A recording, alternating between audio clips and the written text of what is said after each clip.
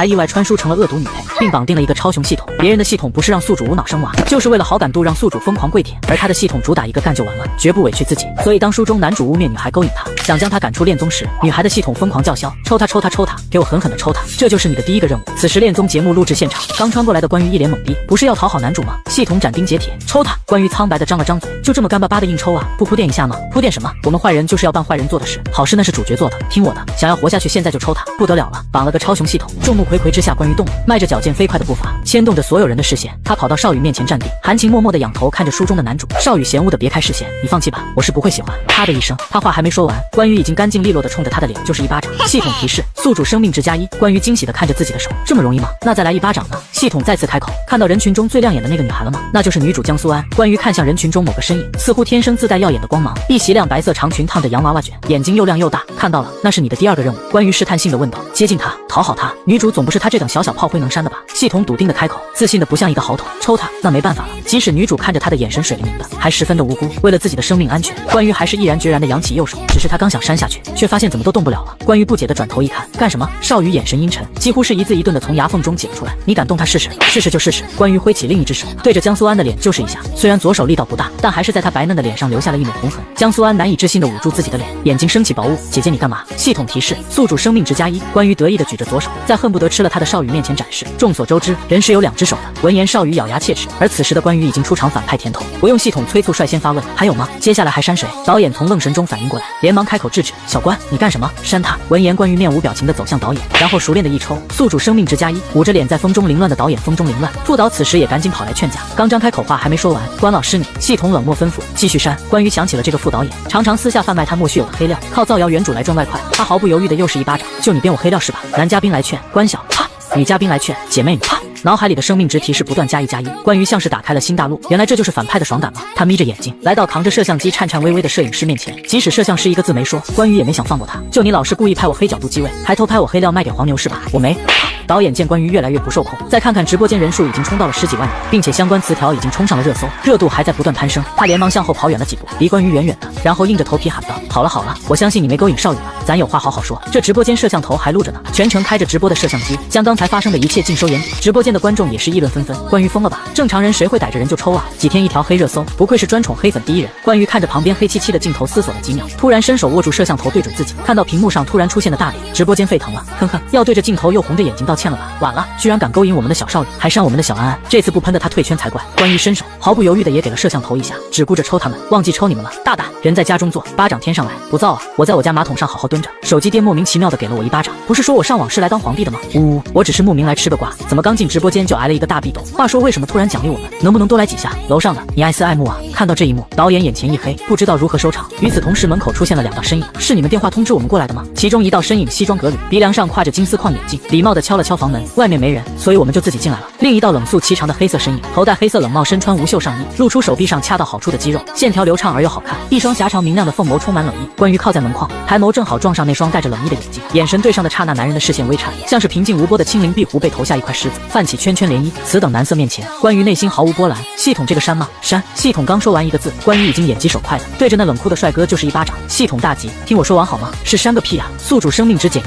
那银发帅哥的脸微微向一边偏去，像是没有反应过来，接着若有所思的伸出手碰了碰嘴角。关羽大惊失色，怎么会这样？系统恨铁不成钢，他是你男人啊！季锦州，本文中最大的反派豹，你扇他不就是在做好人好事吗？见他的眼神落在自己身上，助理笑眯眯的捂住自己的2侧脸颊。夫人，抽了我们老大就不能抽我了？关羽心不在焉的摆手敷衍。顺手的事，助理大惊连忙后退。导演像是碰到了救星，连忙迎了上来，拉着助理和季锦州避开摄像头，准备带去走廊外详谈。季锦州面无表情的盯了关羽好一会，然后冷言冷语的开口：一起出来。导演看着眼前的人气势非凡，一看就不是个平头小户，语气不自觉的客气了不少。您是？助理递上一张名片，我们是季氏集团的，这位是我们的总裁。导演惊奇不已，早就听说季家总裁相貌惊人，没想到真的丝毫不逊色于当红明星，甚至可以艳压所有人。请问季总大驾光临，有什么事吗？闻言助理开口：是夫人的经纪人给我们打了电话，说这里出了点误会，正好我们顺路来接夫人回家。导演，你们这要是有什么事，可以和我以及律师谈。夫人，助理笑着抬手示意，这位就是我们夫人。导演倍感震撼的瞪大眼睛，这助理虽然嘴上说着只是来看看，可话里话外都是要替关羽撑腰，原来这就是电视剧里常演的掉马打脸环节，打脸狗眼看人低的反派，而反派竟是他自己。己。此时关于接过话，导演，我有这样的老公，你觉得我会看上那条烧鱼吗？还主动勾引他，笑话。关于展示宝贝似的拍季锦州的胸膛，看这大高个大胸肌，论姿色，季锦州可比少鱼好看多了。至于好男色的原主为什么不对他下手，原因只有一个，季锦州偏执又可怕，无论是色诱还是威逼都拿他没有办法。久而久之，原主就把心思移到了外面男人们身上。关于有点感叹，原主还真是个博爱又心地善良的女人，想给全天下男人一个家。季锦州冷着脸把他的手从自己胸上拍开，导演一脸幸福的连连点头。狗要是家里有马桶，确实不会出去外面找屎吃。助理忍俊不禁笑出声来。关于瞪大眼睛，谁找屎吃？季锦州皱眉，谁是马桶？小关啊，你是季夫人的事，怎么也不跟我提前说一声？看这误会闹的。导演讪笑两声，看来今天的事确实是我们错怪你了。关于从善如流，没关系，我原谅你了，反正也不全是误会。既然没什么事，我就先走了。季锦州扫了一眼关于，微微点头，然后转身要走。导演连忙喊住他，像是发现了新商机。季总，您还缺夫人？不是，您有想过加入我们节目吗？正好可以和小关多相处相处。导演正苦恼隔壁的恋综有一个有颜有钱有身材的总裁当看点，吸引了大部分观众，导致他们收视率下滑。要是商政界鲜少露脸的季家总裁能参加他们的节目，那收视率肯定差不了。不要！季锦州冷声拒绝，没有一丝停留的转身走去。宿主让他参加。系统仰天大笑，发出了只有动漫里才会出现的反派猖狂笑声。结，作为反派就是要让所有人平等的不痛快。季锦州不想参加，那我们就偏要让他参加。关于愣住，这到底是什么中二又邪恶的系统？他转头看向导演，导演，我要是能让他参加，能给我涨工资吗？导演没犹豫，涨，那我要涨8成，给不了，最多3成、7成，只能4成。关于朝他使眼色，示意季锦州离开的背影说道，人这一走，你可就再也联系不上了。导演咬牙，5成，成交。接着关于不给导演反悔的机会，转身冲着季锦州的背影喊道，我老公要参加。季锦州听到他的声音停住脚步，回头嗤笑一声，你在外头的老公多了去了，你叫哪个老公？当然是老规矩，谁在场就叫谁。关于小跑到他身边压低声音，3年，只要你答应参加，我们的合约从5年缩短到3年，你可以尽情去追求你想追的人。他们是契约婚姻，因为季锦州的奶奶执意要他娶原主，不惜以绝食相逼。季锦州拿老人家没有办法，私下找他签了个5年的协议，而他每个月会拿到一笔不菲的钱，所以原主答应了。此时关于见季锦州神情略有犹豫，他又事添油，等你到5年，你那白月光都到了带球跑那一步了，就算你想洗当爹，还得问天才萌宝的意见，最后当个炮灰的命。看季锦州犹豫，助理突然插话，一脸的情真恳切，季总三思啊，小说或者电视剧里您这样的 flag 10个有8个都是追妻火葬场啊，追妻火葬场就他。季锦州冷笑道，这样的女人我走路上摔倒能砸晕5个，我会追她，做梦。闻言关于瞪大眼睛想瞪死他，助理委婉提醒道，至少没有女人敢上来就抽你一嘴巴子的。其实私心上他是不想让总裁和夫人离婚的，倒不是夫人是多好的人，纯粹就是我不可能会爱上这种女人的 flag 实在太毒了，以后总裁很大概率就会追妻火葬场，而他的工作量会激增，包括但不限于查夫人的行程，查夫人的新住址和手机号，给夫人送花被轰出来，给夫人送吃的被轰出来，给夫人送礼物被轰出来，帮半夜发烧的夫人叫医生，随时准备一份夫人身边出现的小孩 DNA。 想到这里，助理开口劝道，别人吃嘴子的年纪，季总您还在吃大嘴巴子，实在有点丢脸。季锦州略感无语，但他很快恢复淡然，开口说道，只有打输商业上的战才会让我觉得丢脸，吃不吃什么的那是还未开化的动物小的，我并不觉得丢脸。助理笑道，我的意思是我觉得季总您有点让我丢脸了，在他们助理界哪个不是通读各大平台榜单上的总裁小说，这种 flag 怎么能瞎立？季锦州眼神冷厉，好大的狗胆，要不是他是助理榜上好评前5名，他一定把他辞了。不管怎么样，这节目我参加定了，婚我也离定了。季锦州笃定道，目光直直对上满脸期待的导演，下一次节目我会来录制，你和他交接时间。是。助理机不可查的叹了口气，掏出手机和导演交换号码。这些总裁一天天的情爱的，剧场里多搬几趟砖就老实了。导演喜不自胜地通过了他的好友申请，漫不经心的一瞥，发现这位面上正经的好助理顶着一张正经无邪的脸，正在改他老板的备注，把一开始的备注有钱的爸爸爸爸你真好改成了大倔驴，想了想又觉得不好，删了1个字，又补上2个字，大倔小子。改完备注的助理心满意足地收起手机，对上已经惊呆的导演眼睛，助理微微一笑，合作愉快，合作愉快。导演一转头就看到关于偷笑着冲他举起5根手指，明晃晃的暗示5成哦。导演一脸无语，这2口子一个大倔小子，另一个是大馋丫头啊。而今天的恋综节目因为关于这个意外暂停了录制。关于离开用来录制节目的民宿楼，这里是郊外，他百无聊赖地等着公司的车来接他回市里。一辆低调的豪车缓缓停在他面前，驾驶位降下车窗，露出助理那张毫无打工人怨念的笑脸。夫人，我们一起回去吧。关于透过车窗看到了靠窗的那人，双手抱胸闭着眼睛，一副不想搭理他的模样。关于想了想，要等公司的车还得半小时，不如蹭他们的车回去。他拉开车门上了车，毫无心理负担地坐在季锦州旁边。季锦州像是怕被他占便宜似的，往里挪了挪。关于也不在意，反派嘛，心里多少都有点变态。关于脱下美丽刑具的高跟鞋，整个人都舒服了不少。好了，走吧。等等，我们还要等安安小姐一起，这里不好打车。关于刚想答应，突然脑子却灵光一闪，浮现出了一些零星被他遗忘的小说细节。可文字片段稀碎，怎么也连不成片。不对劲，反派男二和女主合体出现，必有大事发生。他绞尽脑汁回想，终于猛地想起来了，江苏安和季锦州在回去路上会发生车祸。原著中2人劫后逃生，车都被夹扁了，而2人竟然只受了点皮外伤，吊桥效应加劫后余生，他们感情还升温了不少。关于懊恼不已，这2个天选气运之子在神仙打架，他一个小小炮灰留着找死了；2个天命之子可能只是受点皮外伤，而他怕不是要跟车一样被夹扁。想到这里，关于急忙开口，那我有急事，先走了。他不由分说就要开门下车，手腕被不知道什么时候睁开眼的季锦州攥住，他懒洋洋的开口，听见安安的名字就要跑。心虚了。关于弯腰穿鞋，头也不抬的反怼。听见安安的名字，我就很不安了。安的主角，不安的是炮灰啊！季锦州看他着急忙慌的动作，像是在害怕什么，有点疑惑，为什么要走？再不走，3人行必有我师。关于越想越不妙，匆匆穿好鞋，拿起包，临下车前，他拍了拍助理的肩膀，看在同是天涯小炮灰的份上，想着带上这个小助理，你跟我走吗？虽然原著没怎么描述作为司机的助理伤情，但一个小助理，那结果还用想吗？季锦州不解的微一挑眉，你还要挖我的助理？助理依旧温和的笑着拒绝，抱歉，助理守则第423条，不可以与总裁夫人产生亲密接触乃至私奔，轻则被辞，重则黑化。谁要和你私奔啊？神经病！关于翻了个白眼，恨铁不成钢，人家2个是神选之子，你跟着上去，万一出了意外，车祸呀、泥石流啊、雪崩啊什么的，你只有垫背的命。夫人，助理有些不可置信，眼里还有点委屈和难过。季总和安安小姐是神的孩子，难道我就是神的妻子吗？说话的功夫，关于已经到车外了。稳是的，你包是阎王精选。这时车载通话铃声响起，助理看了眼来电，把手机交给后座的季锦州。季总，老宅的电话。季锦州接过手机，不知道电话那头说了什么，他挂了电话，俊脸微沉，对着关于开口，上车，今晚一起回家，我自己会回，抓紧时间，不要让我下去抓你。抓紧什么？抓紧去死吗？季锦州疑惑，他像是顿悟了什么，弯起的眼眸点缀着零星笑意。醋了，你很嫉妒安安？还醋了，我还蚝油生抽呢。关于搓了搓手臂起的一层鸡皮疙瘩，说道，我嫉妒他个姜蒜。闻言，季锦州眼里闪过凌厉，是江苏安，不是江河蒜，我管他葱姜蒜了，他是蒜苔都没用。上来，不上。2人的眼神在空中交汇，谁也不让谁。季锦州居然从那双眼睛中看到了对生命的渴望，他败下阵来，你先上来，我不接安安了。关于这才满意，3步并作2步的上车，略带得意的对助理抬下巴，开车吧。一路上，关于心情显然很好，玩着手机哼着小曲。季锦州看不惯他这逍遥样，忍不住开口，你真是个恶毒的女人。关于丝毫没有被骂的不爽，反而飞扬的眉眼中满是兴奋，再多骂几句，你骂得我好爽。季锦州扶着额头一脸无语，而坐在驾驶位的助理一脸问号，这是他能听的话吗？季锦州扶着额头一脸无语，而坐在驾驶位的助理一脸问号，这是他能听的话吗？突然一阵短促的手机铃声响起，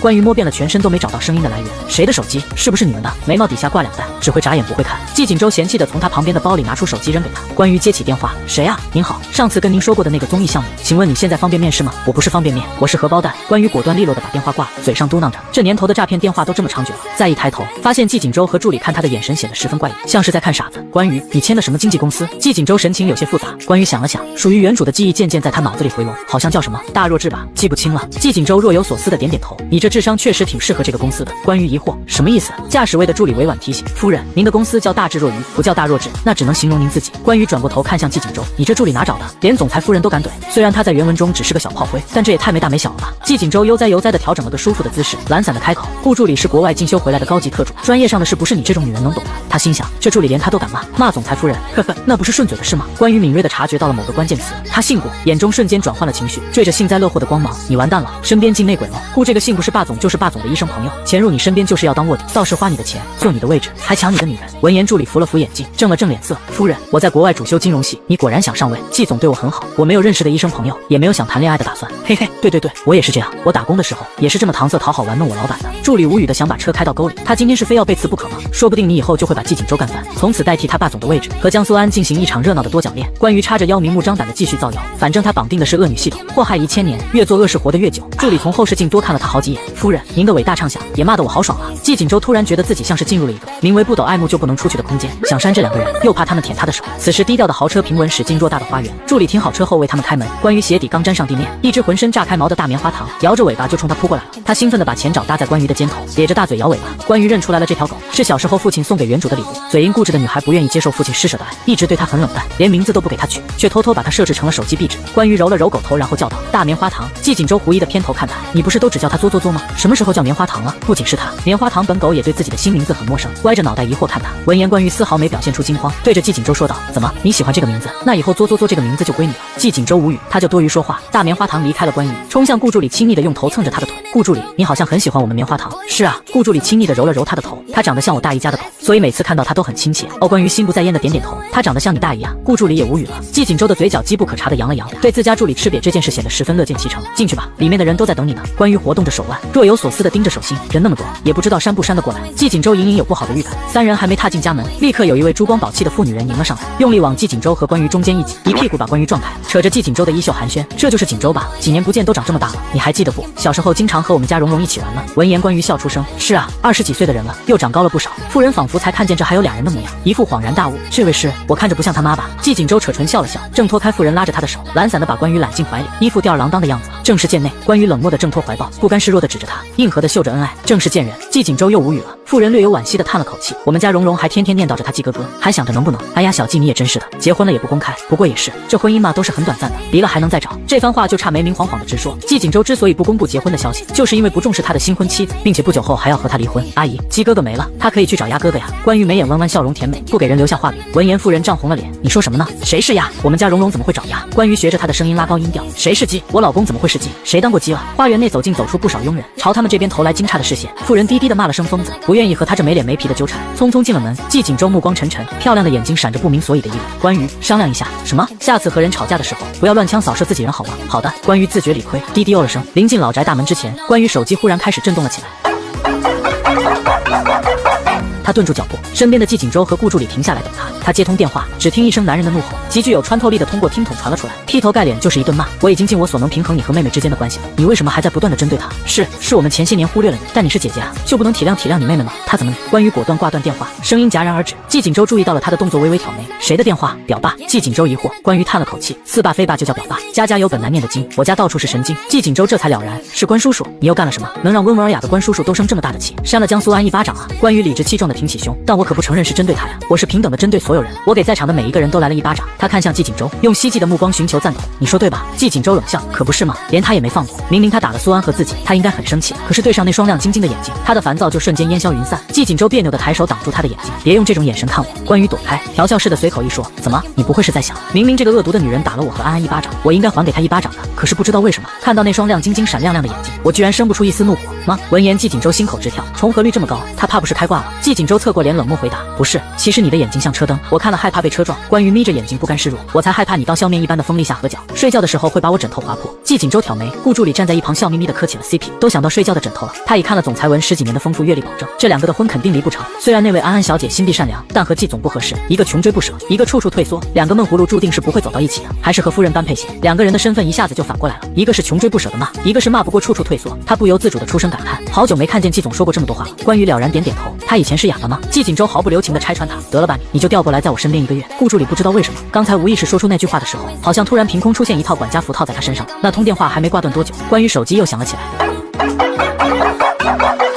这次他把手机听筒拿远了些，才谨慎地接起电话。小鱼，他语速飞快，生怕被关于插上话。听着，你发疯的全过程已经传遍全网了。现在分析你病情的也有，添油加醋的爆料也有，过度解读你以往发飙视频的也有。我们公司的公关部的所有人已经忙疯了，现在怨念能养出厉鬼了。你千万不要回来，会挨揍的。还有，之前签约的不少合作方都对你的病情保持观望态度，要无限期推迟合作，违约金从你的私人账户上扣。我知道你看不上这些小钱，好好看病治疗啊！我在公司等你回来。等到关于从那串机关枪式的异常串话中反应过来，电话已经挂断了。关于悲痛捂住心口，财神爷，心里痛，比刚才被骂还要痛。夫人，事业低谷期并不可怕，曾经有人告诉我，少壮不努力，老大当奴隶。顾助理用自身例子来安慰他，所以我不断打拼奋斗，就是为了改变命运。关于好奇，那现在呢？日子都好起来了。顾助理舒了口气，现在少壮就当上了奴隶。关于深以为然，不错，你靠着知识改变了阶层，不打工之前还是普通的工薪阶层，现在打工了，反倒是回到旧社会奴隶制了。而我们的努力就像小狗屁。两人对视一眼，齐齐叹了口气。季锦州一脸省略号，两个神经病。关于也担心在外面多待一会，还会有更多通电话打进来，设置了消息免打扰就进门了。今天是家宴，不是我弟弟在外面养的女人怀孕了。季锦州漫不经心地说道，现在在家里闹着呢，习惯就好。那我是不是要表演的恶毒一点，表现出我们长兄长嫂的威严？关于理了理自己的衣服，是要恶毒一点。季锦州意味深长地上下打量着他，不过你本色出演就好。关于皱眉，什么意思？这是一处通往两个地方的分岔口出现在眼前，一头通往正厅，一头通往后花园。三人看着分岔路陷入了沉思。关于疑惑，从哪进？季锦州也疑惑，哪进？大哥，这是你家。季锦州恍然大悟，在2选1中选择了左边这条，走着。2分钟后，通过长长的走廊，三人终于来到了后花园。季锦州，关于咬牙切齿，一想到还要穿着恨天高走回那长长的走廊，他就眼前一黑。你人机啊，自己家都不认识，甚至2选1都能选错。季锦州不经意瞥见他边埋怨边揉着脚踝，薄唇微抿，不舒服。你穿着我这双鞋走那么远试试看。关于没好气道。季锦州皱着眉，在关于惊诧的眼神中蹲下身，动作轻柔地把他的鞋脱了下来，那双手也不嫌弃地握住他的脚踝，轻轻地按摩。哪里痛？这里吗？关于心安理得，掌中宝痛，拐骨那也有点痛。你的翅根痛不痛？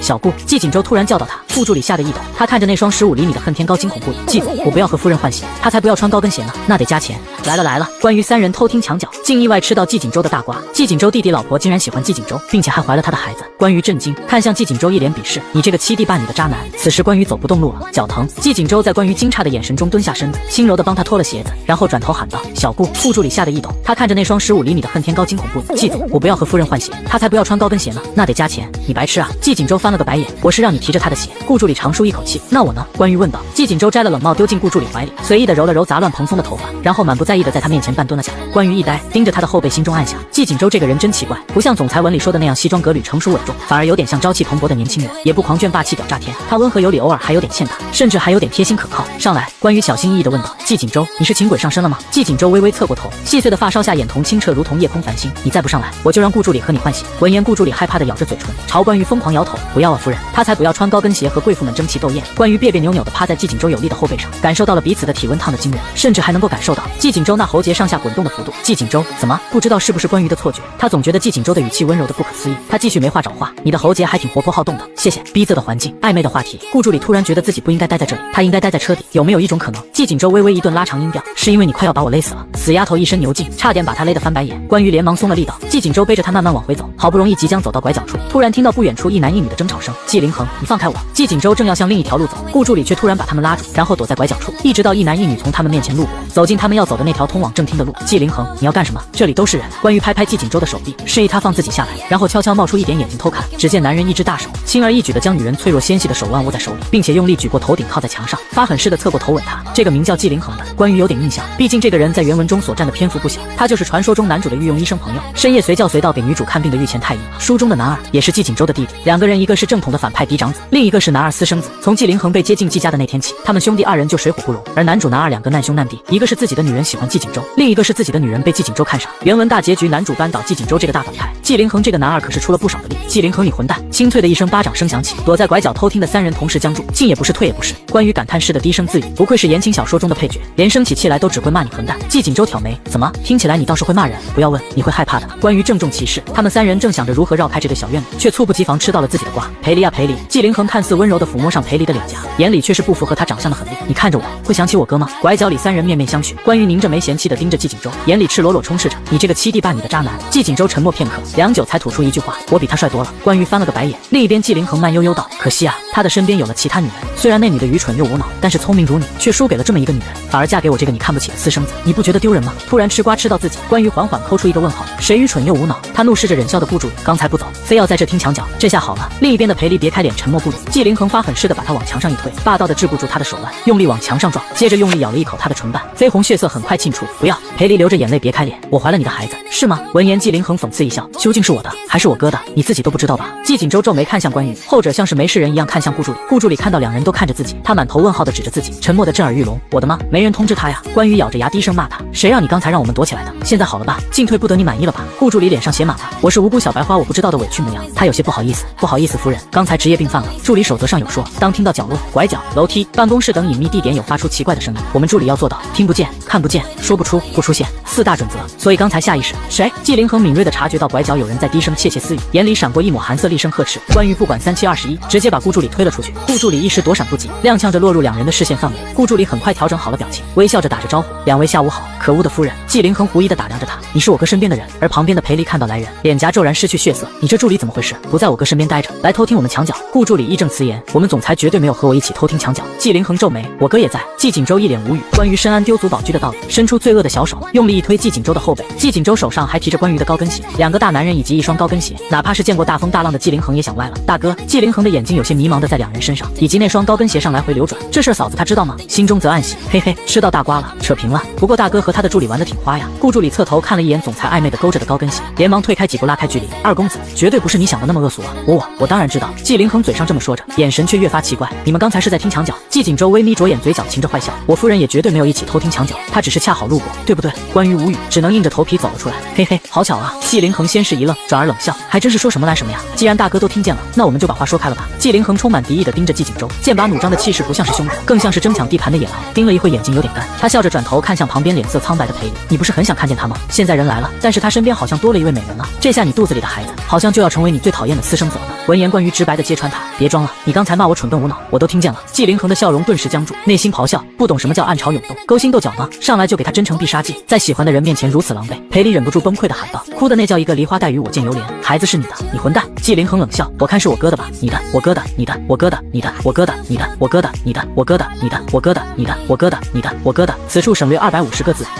我的，是我的孩子，行了吧？关于实在听不下去了，这原著小说想水文也不是这么水的吧？人物对话都能水几百字了。突然被打断的纪凌恒愣住，裴离吸了吸鼻子，鼻尖通红，满眼的茫然。顾助理一脸佩服，夫人真是路见不平提裤相助啊！两个男子汉大屁股的，是谁的孩子就认呗，推三阻四的。关于拿回纪锦州勾着的高跟鞋，边穿边抬眼和裴离说话，大妹子，你要是有困难就和我说，我看看能不能帮到忙。裴离一愣，他有点怀疑自己的耳朵，道忙？他听到的是道忙吗？关于一手拉着纪锦州，一手拉着顾助理，从两人身边擦着走过，走到一半停下脚步，转头对裴离说道，你有大忙我帮不上，有小忙也不一定想帮，但是有事你就说一声啊，反正你也没我的联系方式。裴离一言难尽的点点头，连突然见到纪锦州的伤心委屈情绪都冲淡了不少。谢谢，小事小事，就随口一说的事。关于揪着两人的手臂衣袖，走进通往大厅的路。纪凌恒看着他们三人离去的背影愣神，他刚才好像是说大忙不想帮，小忙懒得帮，对吧？裴离艰难的嗯了声，那他怎么说的那么仗义啊？不知道。长廊上，顾助理再次发出赞叹，夫人真是太女人了，夫人是怎么心安理得的说出如此豪迈的废话的？熟能生巧，自学成才呗。关于谦虚道，三人通过长长的走廊，终于来到了亮堂宽阔的大厅。沙发上和四周零零散散站着举杯笑谈的人，个个谈吐不凡。迎面撞上一位身着月白暗纹旗袍的中年女人，她吊梢眼柳叶眉，模样珠圆玉润。她上下打量了关于一眼，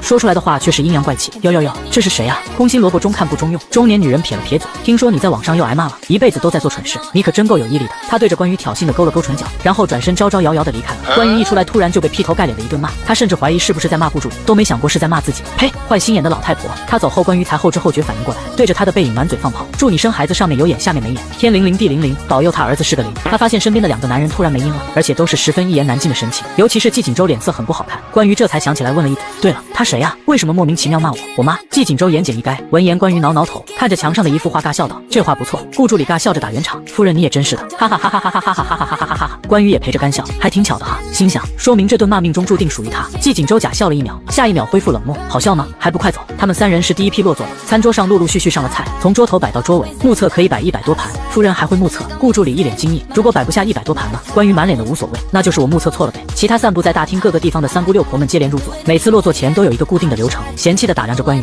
然后阴阳怪气的说一句，这就是老太太非要锦州娶的老婆呀，看起来也不怎么样嘛。奚落的话题不是围绕着他那些花边新闻，就是不满他出去抛头露面，败坏季家的名声。关于已经提前做好了心理准备，因为他知道等下女主江苏安也会来，跟着季家的养子，也就是本书的男主丽婷南赴家宴，这些坏蛋都是替他准备好的小怪，全员恶人。他们存在的目的就是针对女主江苏安，奚落她，嘲讽她，给男女主制造误会和隔阂。至于关于，只是一个开胃小菜，是被连带着一起嘲讽的无辜路人甲。一开始的关于还游刃有余，10几轮下来，关于受不了了，就算再怎么能舌战群儒，也经不起一轮一轮的人身攻击车轮战。他索性抬起双手捂住自己的耳朵，转头嘱咐纪锦州，等一下我看你嘴型，如果是恶评的话，你就不要让我听，然后帮我骂回去，知道了吗？凭什么？凭我是你老婆，那你也不能命令我。凭什么？凭我是总裁。关于冷笑，只有没用的老公才会让自己的老婆挨骂。关于戳着他的心口，你以为他们是在骂我吗？其实他们是踩着我骂你。纪锦州恍然，知道了，打狗还要看主人，对吧？关于一顿满脸纠结，话也不是非得这么说。纪锦州的视线向他左上方偏移了一下，嗓音不咸不淡，又来人了。关于立刻抬起双手准备捂耳朵，记得帮我骂回去。我不想说太多话，那你就反弹。这些亲戚就像是被作者设置好情绪的 NPC， 机械的重复同一个流程，靠近、攀比，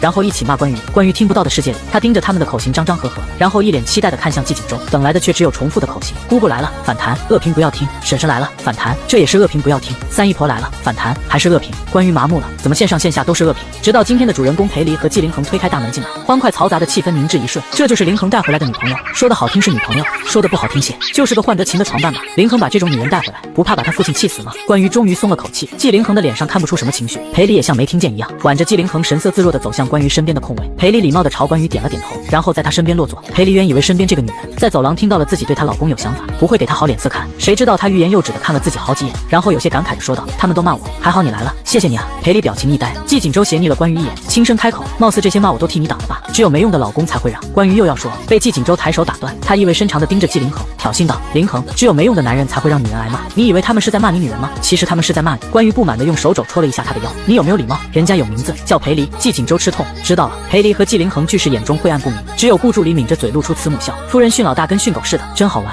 桌上的那些奚落嘲讽突然消失，关于抬起头看，众人正襟危坐，齐齐望向某个方向。关于顺着他们的视线看过去，只见一对白发的老人和一个中年男子。旁边的纪锦州有点不放心，他觉得关于的脑子似乎被门家果，不然怎么连他妈都记不清楚？他不放心的叮嘱道：“那男的是我爸，搀扶着的是我爷爷和奶奶。”不对，关于面色沉重的反驳：“那不只是爷爷奶奶，那还是我的金手指。”季景周一愣，原文中要不是关于的原主早死，不然靠着这2座大山，就算离开了季景周，原主也能过得很好。老太太朝他们的方向笑着招了招手，这个方向的人都以为是自己。受宠若惊回以招手的人，都会被老太太回以一记嫌弃的眼神。只有关于知道他看着的是自己，他自豪地站起身，整理整理衣服，清清嗓子，然后狗腿般的朝着2个老人家小跑了过去。顾助理有点不忍直视：“奶奶！”关于搀着老太太的手臂，亲昵地叫她。老太太脸上的笑容不断加深，看上去很是面善。小媚猪好像瘦了不少啊，只认奶奶不叫爷爷了。旁边的老人佯装生气，关于甜甜的又叫了声爷爷，然后站到2人中间，一手搀着一个，三言两语的就把他们哄得眉开眼笑。他们像是祖孙3个亲亲热热的聊着天，把其他人都晾在了桌上。最后还是季景周的父亲季兴德看不下去了：“爸妈，大家都在等你们呢。”老太太拉着关于的手，和众人打着招呼：“没人敢欺负我的宝贝媚猪吧？”众人连忙尴尬摇头：“怎么会呢？这么漂亮乖巧的小女孩，我们疼都来不及了，怎么会欺负她呢？”老爷子声音沉稳又有威严：“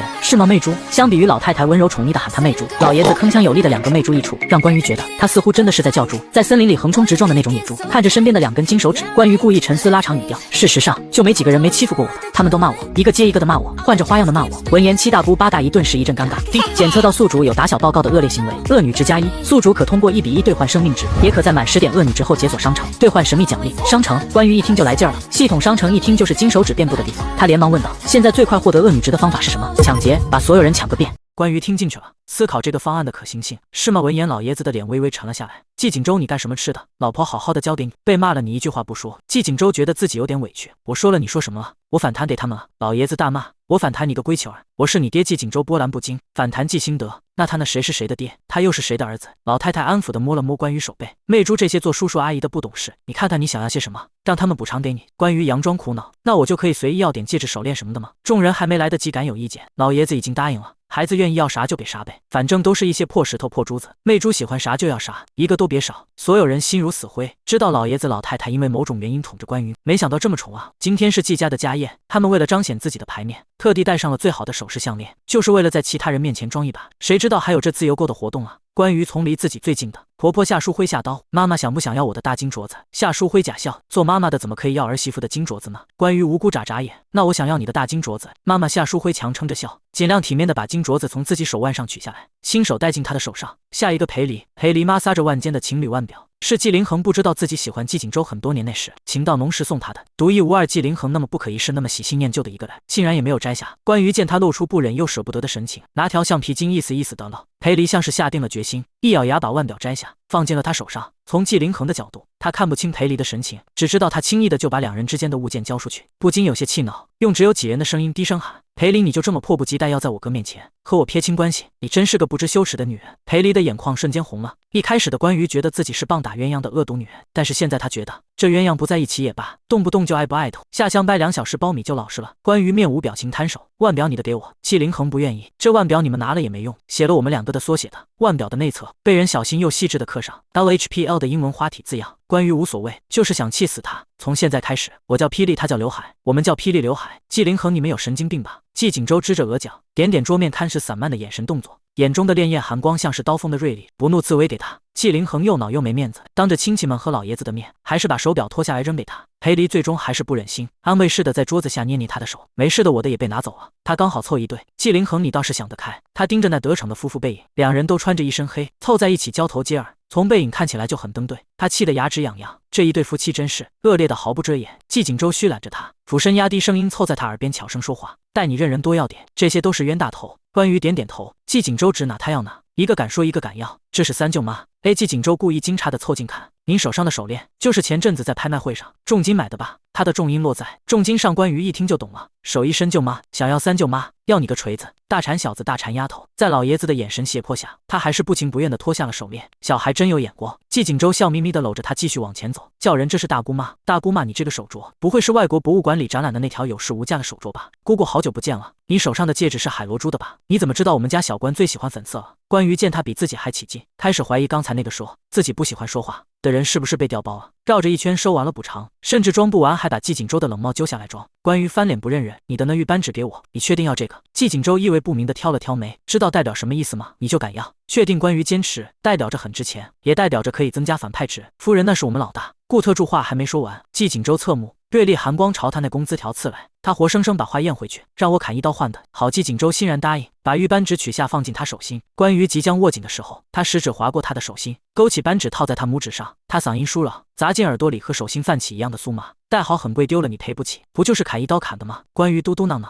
想了想还是没摘下来。收到最后一个，他发现了一只落网之鱼，是个穿着小西装把肚子勒得鼓鼓、粉雕玉琢的小胖子。他警惕地仰头看关于，姐姐我没有金手镯。关于想了想，伸手儿童电话手表我也要。给我小胖子不情不愿地脱下电话手表，放进他手心。姐姐，我电话手表里的小美又是给我发消息了，你得告诉我。其余人目瞪口呆，连小孩子都不放过，简直就是禽兽。系统消息：恭喜宿主解锁，趁人打劫成就，恶女之家6，目前总值7。第10章去一边 GAY。老太太对他笑眯眯的，高兴了吗？高兴了，谢谢爷爷奶奶。关于心满意足地收起战利品，把2个老人扶到主位上，他和纪景舟回到自己的位置上。今天让大家来，是想让大家都认识一下我们家的新成员，老三的新婚妻子。老爷子看向纪凌恒，凌恒还不介绍一下？纪凌恒不紧不慢地站起身，诸位晚上好，这位就是我的妻子裴离，我们已经领证了，不日将会举行婚礼。从今天开始，他会和我一起住在老宅。裴离随着他站起身，落落大方地打招呼。这时大门被2名侍者一左一右打开，沉重有质感的门发出了闷闷的声音，紧跟着皮鞋和高跟鞋踩上地面的清脆声响。众人纷纷抬眼看去，不禁被眼前的俊男美女惊艳。男人西装革履，步伐从容不迫，相貌俊美，身板挺直，气质极佳。挽着他的女人一身干净无瑕的白裙子，紧紧裹着腰身，展露出和他甜美面容不符的姣好曲线，俨然一对璧人。关于好闪纪景舟，什么好闪主角光环？出现了本书的男女主。毕廷南对着众人微微一笑，我们正好在一起，带安安来认认人。夏书辉蹭地站起来，一言不发的愤而离席，被纪兴德一把攥住。客人这么多，你要去哪？养子和私生子一起上门，你到底还要给我多少难堪？夏书辉当着所有人的面，重重甩开纪兴德的手，愤愤上楼。纪兴德当众被扶了面子，有些尴尬，先坐吧。江苏安怯怯地打招呼，纪爷爷好，姚奶奶好。我叫江苏安。众人不愧是作者特地给女主设置的 NPC 小怪，一看到江苏安就像触发了某种机制，也不顾上座老爷子的威严，七嘴八舌议论开。这就是官家最近才接回来，在乡下长大的那个江苏安，那岂不是个野丫头？配得上我们纪家吗？哪能配不上啊？你别忘了厉廷安也不是我们纪家的种，两人也挺登对的。野丫头配养子，八字还没一撇都登门见男方家长了，也不知道家长怎么教的。老太太对江苏安礼貌地笑了笑，态度有些疏离，毕竟是关于的妹妹，还是好声好气的让她坐下，让人添置碗筷。厉廷南路过纪凌恒，拍了拍他的肩膀，两人看起来很是熟人。三人组作为非主演角色，光明正大的在自己的位置上交谈蛐蛐。纪景舟敲敲他面前的桌子，你就不好奇为什么老二姓厉，和我们不一样？不是很好奇。纪景舟非要说，因为他是我爸梦中情人托孤给他的，从青年舔狗长成中年舔狗，无敌了，对他啊，比对我和老三还上心。老大嫡长子，老二养子，老三私生子。你家这家庭情况够复杂，以后躺病床上了都要警惕谁来拔氧气管。关于撑着下巴，我倒是觉得他们各自的感情世界更复杂一些。纪景舟有样学样，和关于保持一致的姿势，笑眯眯道他爱他，他爱他，他不爱他，他不爱他。阿南还有白月光，你猜是谁？关于对原文中除关于以外的角色和情节都有些模糊。他通宵看到后面时天已经快亮了，几乎是靠着执念囫囵吞枣看完。男主的白月光不是女主江苏安，也不会是好兄弟的女人裴丽，难道是司关于倒吸一口凉气？白月光是我。纪景舟和顾特助齐起头来，一个欲言又止，又对他的无视感到十分震惊的眼神。小顾，你说一个人怎么会对自己如此有自信？纪景舟感叹似的摇摇头，想什么呢？人家的白月光出国了，听说被这小子养在国外，还得了很严重的血液病，还是个安安一样很稀有的血型。关于翻了个白眼，还不允许人思考了呀？顾特助恭谨甚微，夫人一思考，上帝都发笑。关于他突然想到了什么，上下狐疑地打量纪景舟，不解发问纪景舟，你是不是有病？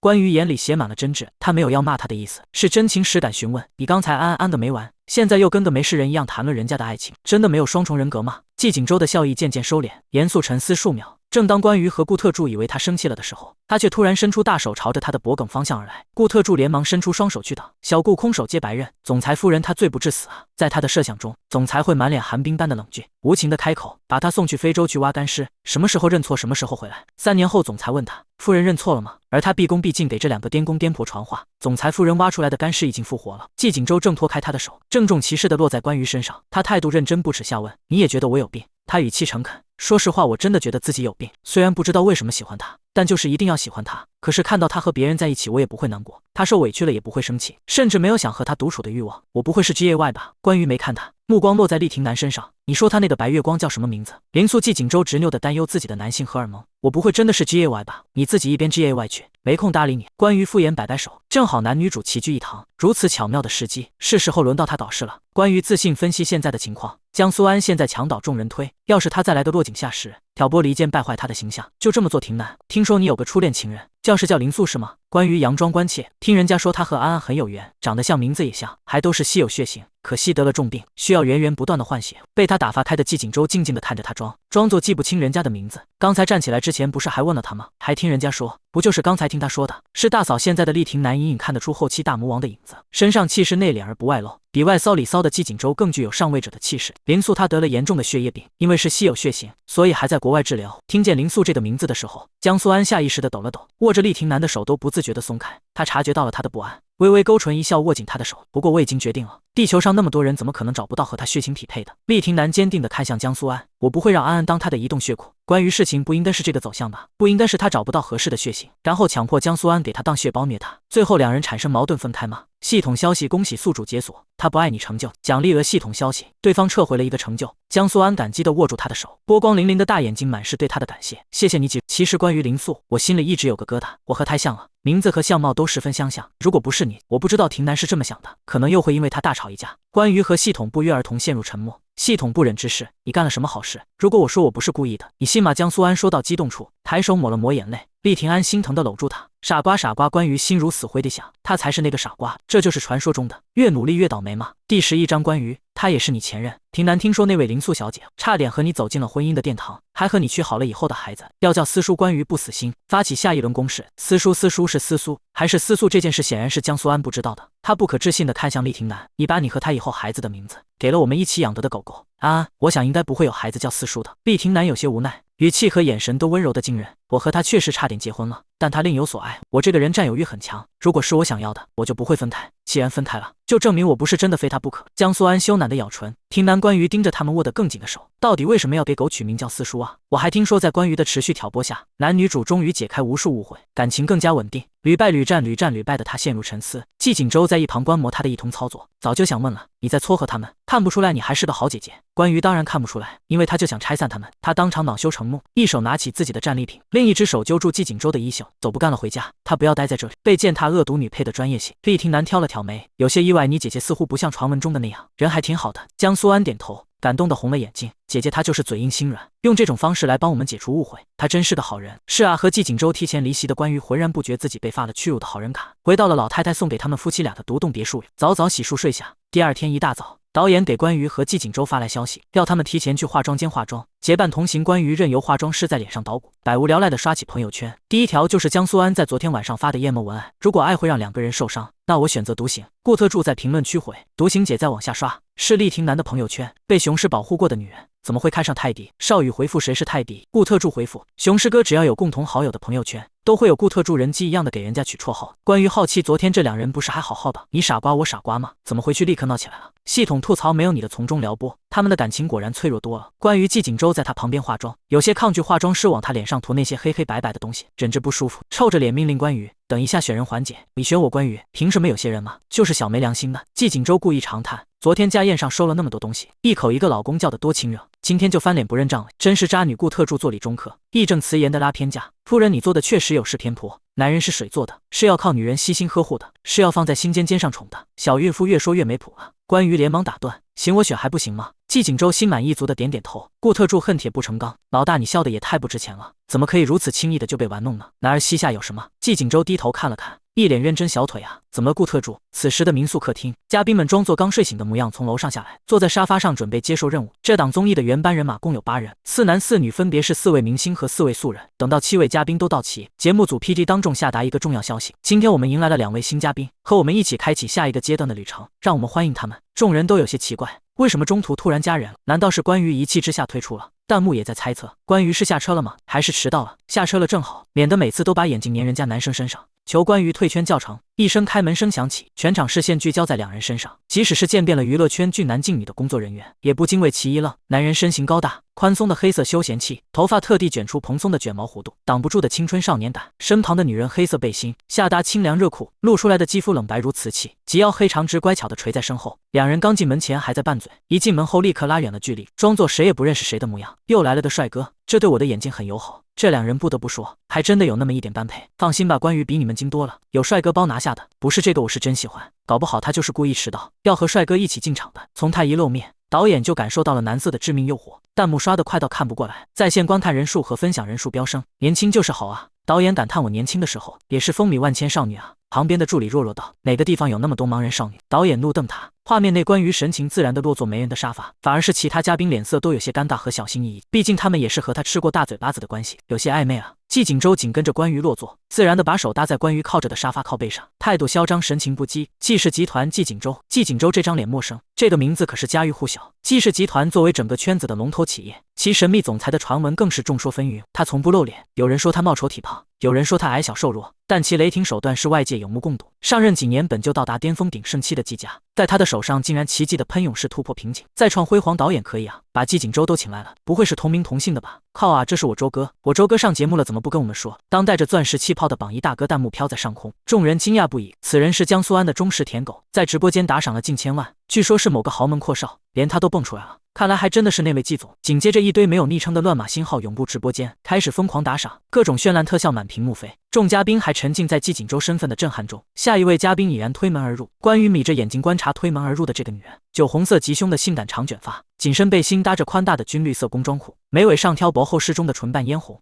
绝对的浓颜冲击。夏青燕设计师，她言简意赅，说完了就径直走到关于对面坐下，好整以暇的暴毙看他，目光灼灼让他无法忽视。关于被他看得不自在，心虚的低头错开他的灼热目光。这人是谁？他的仇家。季景舟看看对面女人的眼神，再看看心虚的关于，尤其收到了前者的不屑白眼，更是不满关于，他也是你前任啊。第12章两个倒霉蛋。他女的关于指了指自己，我也是女的，还是挺明显的吧？季景舟顿悟，你喝中药调理好了，你才需要喝点农药调理一下。关于气恼，随后若有所思的压低声音，我不认识他，不过从他的眼神来看，好像是冲着我来的，还说不是。关于翻了个白眼，不和他说话了。10位嘉宾集结完成，节目组 PD 开始 CU1下一个流程。今天的主要环节是每组的2位从不同地点出发集合，用一定的经费约会。现在每个人的手头上有一个小信封，大家可以写下想约会的人选，依次公布最后选择。关于在季景舟的眼神胁迫下，十分不情愿地写下了他的名字，耳边一绺鬓发垂下，他边写边用只有2个人听得到的声音吐槽：你怎么不和江苏安互选？你不是要追他吗？你懂什么？我有自己的规划。昨天厉霆男率先一步把安安带回家，今天我就上节目示爱。我这个做大哥的怎么回去做人？关于和尚比盖，你也可以不做人了，你别管了，我有自己的打算。季景舟眼神落在他那绺随着身子而动的碍眼碎发，指尖在膝盖上无意识轻点，忍了忍没忍住，打算亲自上手帮他挽。刚抬起手，关于已经手快的把碎发挽到耳后，他的动作顿在半空，下一秒丝滑的摆弄自己的新造型，抓了抓自己的刘海，装作无事发生。干嘛突然耍帅？有病啊！关于对他不看场合，随地大小 BKING 的行为表示不理解。他不经意抬眸，正好对上少宇的眼神，他饱含警告。民警唇线不说话。关于想了想，坚定地抬起手指，送他一个中指。少宇其他人似乎都有了自己的目标，很快刷刷刷写完了。接下来依次打开自己的投票选择，少宇和江苏安互投成功组队，另外2组互选成功。目前就剩季景舟、关于夏青燕以及另一位男嘉宾还没公布。薛巡打开自己的信封，写的是夏青燕，清冷金融系教授 ，X 也信美设计师。谁又磕到了？是我2个素人组队，感觉没什么看点啊，脸都摆这了，还要是什么看点？他俩坐在这唠一天，我都不带跑的。那这么说起来，关于如果和季少组队，那这队的颜值也是顶破天的爆表啊！我周哥1票都没有，不是应该10票吗？节目组怎么回事？是不是给我家哥哥限流了？天杀的，老子要报警抓你们！上面的独为榜一大哥，请冷静。没有10票的原因可能是3个女生心有所属，还有4个是男生，1个是他自己。男生怎么了？水仙又怎么了？那咋了？下一个是季景舟，他打开信封，狂放不羁，大刀阔斧的落下2个字。关于所有人神色讶然惊诧，似乎是没想到他会选择风评最差的关于。换我了。夏青燕神色淡然的打开纸条，字体是与他冷艳长相不符的娟秀温柔。关于后面还带了个爱心。季景舟薛巡，众嘉宾弹幕，关于有些茫然，这也是允许的吗？所有人都沉默了。这是一男一女争一女 ，PD 有些尴尬。那最后决定权就交到关于手上的信封了。如果关于选择了夏青燕的话，那就代表节目开播3期以来即将出现第一对男和女 CP。万众瞩目下，关于打开自己的信封，上头写着季景舟。虽然早就知道了结果，季景舟还是松了口气，幸好他有提前和关于通过气，要不然真和男人约会那还得了。PD 莫名有些惋惜啊。那最后结果出来了，虽然过程有些曲折，但最终的答案是对的。季景舟和关于一组，薛巡和夏青燕一组。季景舟把玩着属于自己的那封信，夹在2指之间，挑衅似的将写着关于名字的那一面露向夏青燕，眼神充满愉悦的揶揄意，始终充满挑衅炫耀意味的紧盯着他，放到唇边亲吻了一下。夏青燕微微一笑，并不在意关于头皮发麻，被他重话的举动羞耻的下意识一巴掌就打在他嘴上。你做什么？季景舟，算了，反正也不是第一次被上了。3人之间的怪异氛围，别说是在场嘉宾和工作人员了，就连弹幕都看得出来。他们似乎不是陌生人之间的关系，这算是修罗场。关于这死丫头，吃这么好2个我都可以啊，是剧本吧？关于演够了没有？演够了换我。接下来是抽取经费环节，抽取的经费包括2人会合前的交通费，以及会合后约会1天的消费，关系着1天的生活质量。这个筐子里有100个球，它们之中最高的金额高达5000块，大部分在500、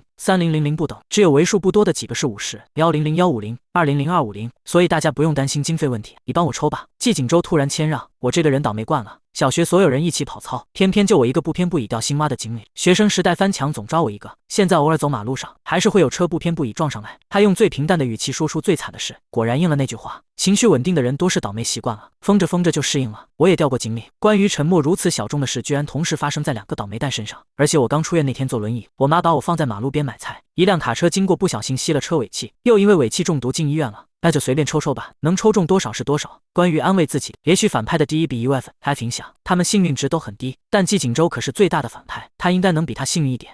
季景舟随手抓了一个球，打开塑料小球，结果在意料之中。250这球什么意思？在这里他甚至被球网爆了，至少不是最少的倒霉蛋就好。季景舟好心态的调理好了，问关于你呢？应该不会有哪个倒霉鬼抽中了50内的球。关于在箱里选了很久，沉默着打开，他精挑细选了一个金额最低的50，这下好了，为数不多的低金额都被他们抽中了。2人对视一眼，彼此眼中有。果然这么倒霉，你也这么倒霉，我就放心啊。300也行吧，挺多的了。季景舟思索，要不我们今天就待室内吧？我真怀疑，按照我们2个的幸运值，会不会一出门就被车撞？关于心灰意冷，人一旦倒霉起来，你以为待在室内不会被车撞吗？反派值高了，幸运值也就降低了，指不定在家里都能被天降正义。季景舟第13章双向奔赴的病情，先把每个人抽到的金额打过去，再由每组进行自主分配，其他4组手拿巨额经费，兴致勃勃规划路程和游玩场所。关于和季景舟揣着仅有3瓜2枣，情绪出奇稳定的对看一眼，他不忍直视，先各自保管各自的吧，我不够了再找你要。他们唯一的好处就是直接发红包，都不怕被限额。分配完经费，节目组的车依次出发，把嘉宾们都带到不同的地点放下。蝉鸣不息，正是暑气炎炎日，烈日高温晒在柏油路上，闪着细碎的光，走在上面脚底都在发烫。关于和季景舟人手一把节目组发的手机，同下车打开视讯通话。这么热的天，关于眼珠子一转，转身拐进了刨冰店。阴凉的空调风迎面扑来，先吃个凉快的吧，上面有价格表。小姐您点些什么？服务生客客气气道。见服务生的态度和专业着装，关于有些后悔进来了，这不得狠狠被宰一笔啊！果不其然，45块的刨冰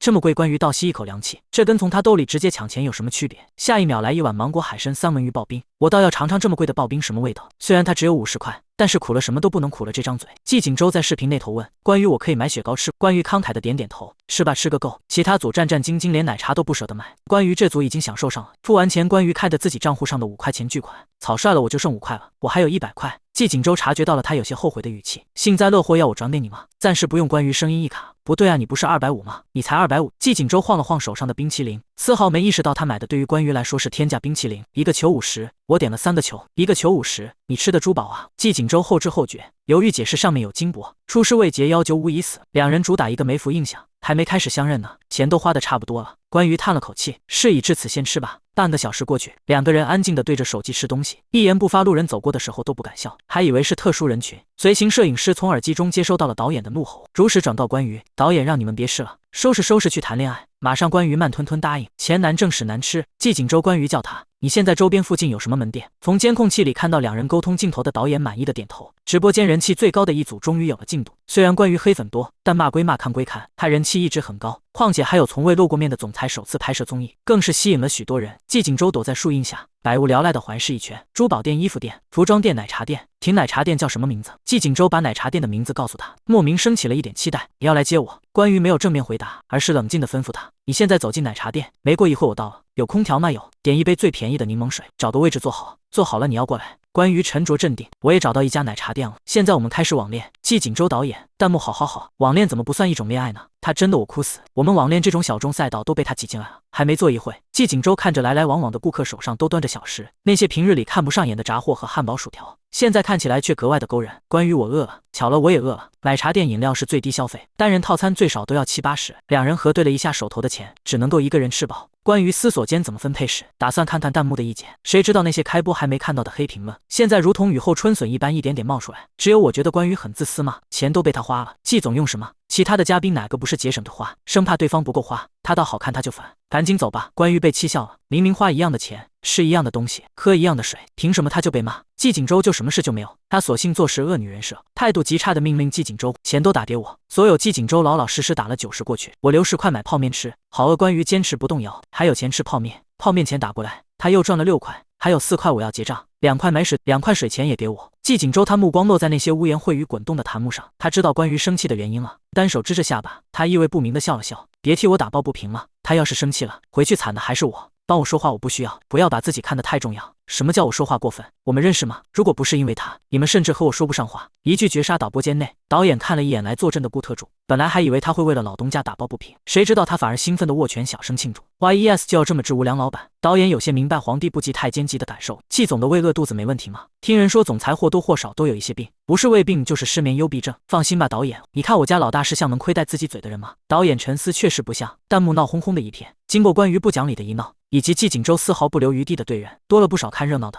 那些挑刺的弹幕反而被刷下去了。这对是针对抗怒情侣，两人生怕对方口头上多占一点便宜。我怎么觉得是关于单方面镇压呀？连喝水的钱都给人撬了。第14章你怎么这么娇气？同一时间的其他组，进度快的已经汇合了，进度慢的也一路有说有笑的开着视频双向奔赴。就像江苏安这组，完美符合了导演最初的设想，两人约在花店相会，花团锦簇间，他是人间清丽色，女孩安静的插花，正在等待某人的到来，似乎还缺了些什么。他苦恼的寻找最后一朵点缀。穿着干净清爽衬衫的年轻男人修长手指夹着花，嗓音带笑，眉眼温柔。你想要找的是这朵花吗？导演对这幅美轮美奂的画面十分满意。审美是主观的，其一不到是很正常的事情，每个人的审美都不一样。他理解那些不懂的人，他祝他们好。没品的家伙。导演自信看向在线的观看人数，大惊失色，我那么大一坨的观众们，人怎么都跑没了？助理满脸无奈，都跑去隔壁看网恋了。什么网恋那么好看？导演嘟嘟囔囔，切换成了关于和季锦州的直播间。奇怪的是，他们两个人甚至都没有出镜，只有2台摄像机简单粗暴地对准了他们的手机屏幕。导演有些不满，这2个摄影师是谁？这么不专业。助理翻了翻之前的弹幕消息，是他们自己要求的。看屏幕这条顶了几千条。导演小女害羞抛尸，改好了吗？在下惶恐去世，非要改这个名字吗？小女害羞抛尸，都说是网恋了，当然得改一个让大家都知道我们是 CP 的网恋。在下惶恐去世，可我总觉得怪怪的。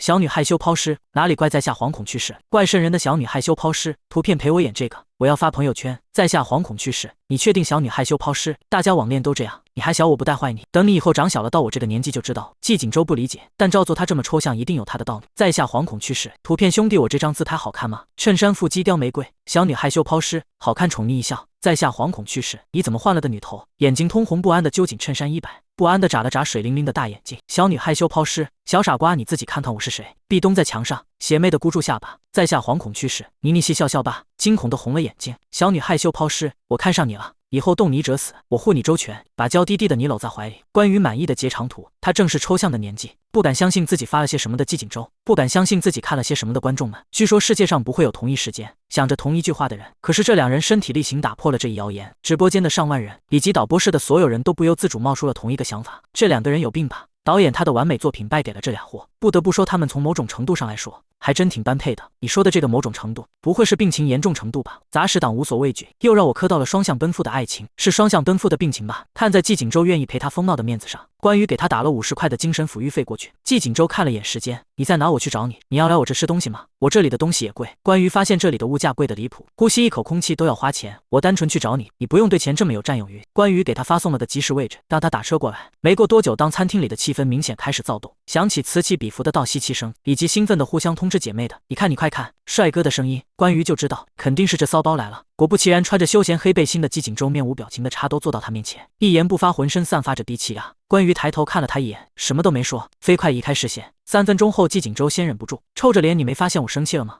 有吗？关于疑惑反问，你不是面瘫吗？季锦州有了，我惹你了没？那你生什么气？他气压极低，声音沉闷饿了。关于说好的单纯来找他那小哥哥，半大小子吃垮老子，1分钱难倒英雄汉。关于扫了一圈频频朝他们这里投注过来的视线，心里冒出了个馊主意，要不你随机找个姐姐妹妹，合影一次1份吃的，我想他们应该会很乐意。他立马回绝，不要关于宽慰，这是权宜之计。季锦州一眼看透本质，这是鸭子卖肾。关于虽说话糙理不糙，但你这也太糙了吧！上链接我要这个，介绍人我要这个，求这个颜值档位的牛郎教程。上次点了几个还要吃我果盘，吃我一片西瓜我都想报警。那就点个最便宜的双人套餐，用你的钱吧。关于抬抬下巴，我的钱有用，季锦州他的钱就是没用的吗？服务员很快送上来了他们点的贵的离谱、少的可怜的套餐。季锦州觉得自己还没开始吃就没了，他安慰自己的胃，算了，等晚餐吧。对了，你不说我都差点忘了。晚上还有一起购买食材回去做饭的任务，怎么办？关于才想起来还有个隐藏任务。看了一眼少的可怜的余额，有些迟疑，泡面可以吗？袋装的你就饿死我吧。关于季锦州有些气恼的别开眼，水不让喝，东西不让吃，回去还只能吃泡面。你别管我了，让我光看着他们的丰盛大餐，让我被饿死。本来好不容易哄好了胃，你这一说他就知道了，现在又饿了。你怎么那么娇气呢？关于嫌弃摇头，行带你赚钱去，人家好好一总裁不愁吃穿，跟你一组了以后连顿饱饭都吃不起。关于妥妥的是家长提防的黄毛啊！别人约会花钱，你们约会赚钱，我们季总娇气一点怎么了？第15章摆摊赚钱。季锦州半信半疑，怎么赚摆摊？关于说的笃定，他刚才一路上都观察过，这个地方是地铁口附近，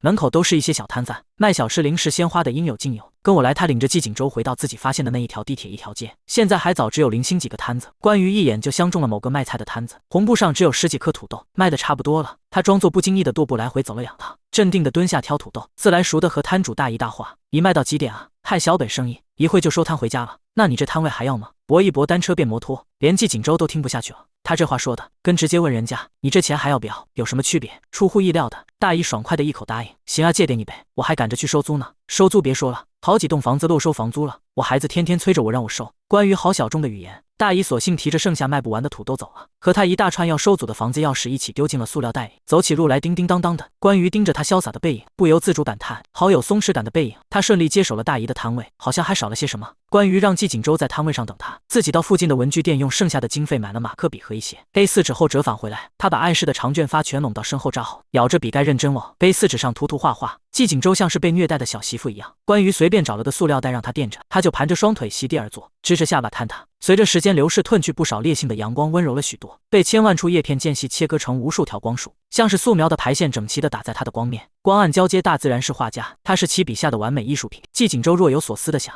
他是不是偷偷整容医美去了？完成了关于合上笔盖，长松一口气，看这下我们就能骗到，赚到钱了。他把几张宣传纸摆好，捡来几颗石头压在角落。季锦州看看别人的精致支架宣传板，再看看自己摊位随意铺在地上的几张纸，眨了眨眼睛，我觉得不像摆摊的，有点像卖身葬父的。关于白了他一眼，没好气到你再多说一句，我就改成卖身葬父。放以前管这叫失足少女，你是尸体等等。季锦州突然瞄到 A4 纸上他们的摆摊项目，忽然就沉默了。真的会有人来吗？测父母性别时2，测自己性别时8，测爷爷奶奶性别时2，猜你姓什么？高难度50，秒出保准不准不要钱。PS 收一个关门弟子，入会费999，还收一个关窗弟子。关于理直气壮，来啊，怎么没人来？你的意思是有人会花钱让人猜自己的性别，甚至是爷爷奶奶爸爸妈妈的性别吗？哪个傻子钱多了用来烧的？他眨了眨眼睛，不会吗？我就经常找人算我的姓氏啊。季锦州半信半疑。过了一会，地上连纸团被风吹过去的运动轨迹都被无聊的他们看得清清楚楚。季锦州支着下巴，这就是你说的，肯定会有很多人来给我们送钱。意外，关于见过路人的视线频频落在自己和季锦州的脸上，不同程度出现了惊艳的神情，突然有了想法。他立刻收起多余的 A4 纸，直截了当的写了4个大字：帅哥算命。这块招牌一放上去，再让季锦州站起来罚站，来的人流明显增多了。季锦州眨眨眼，可是我不会算命。关于给他出馊主意，简单，我教你，他们不说你不说，他们一问你就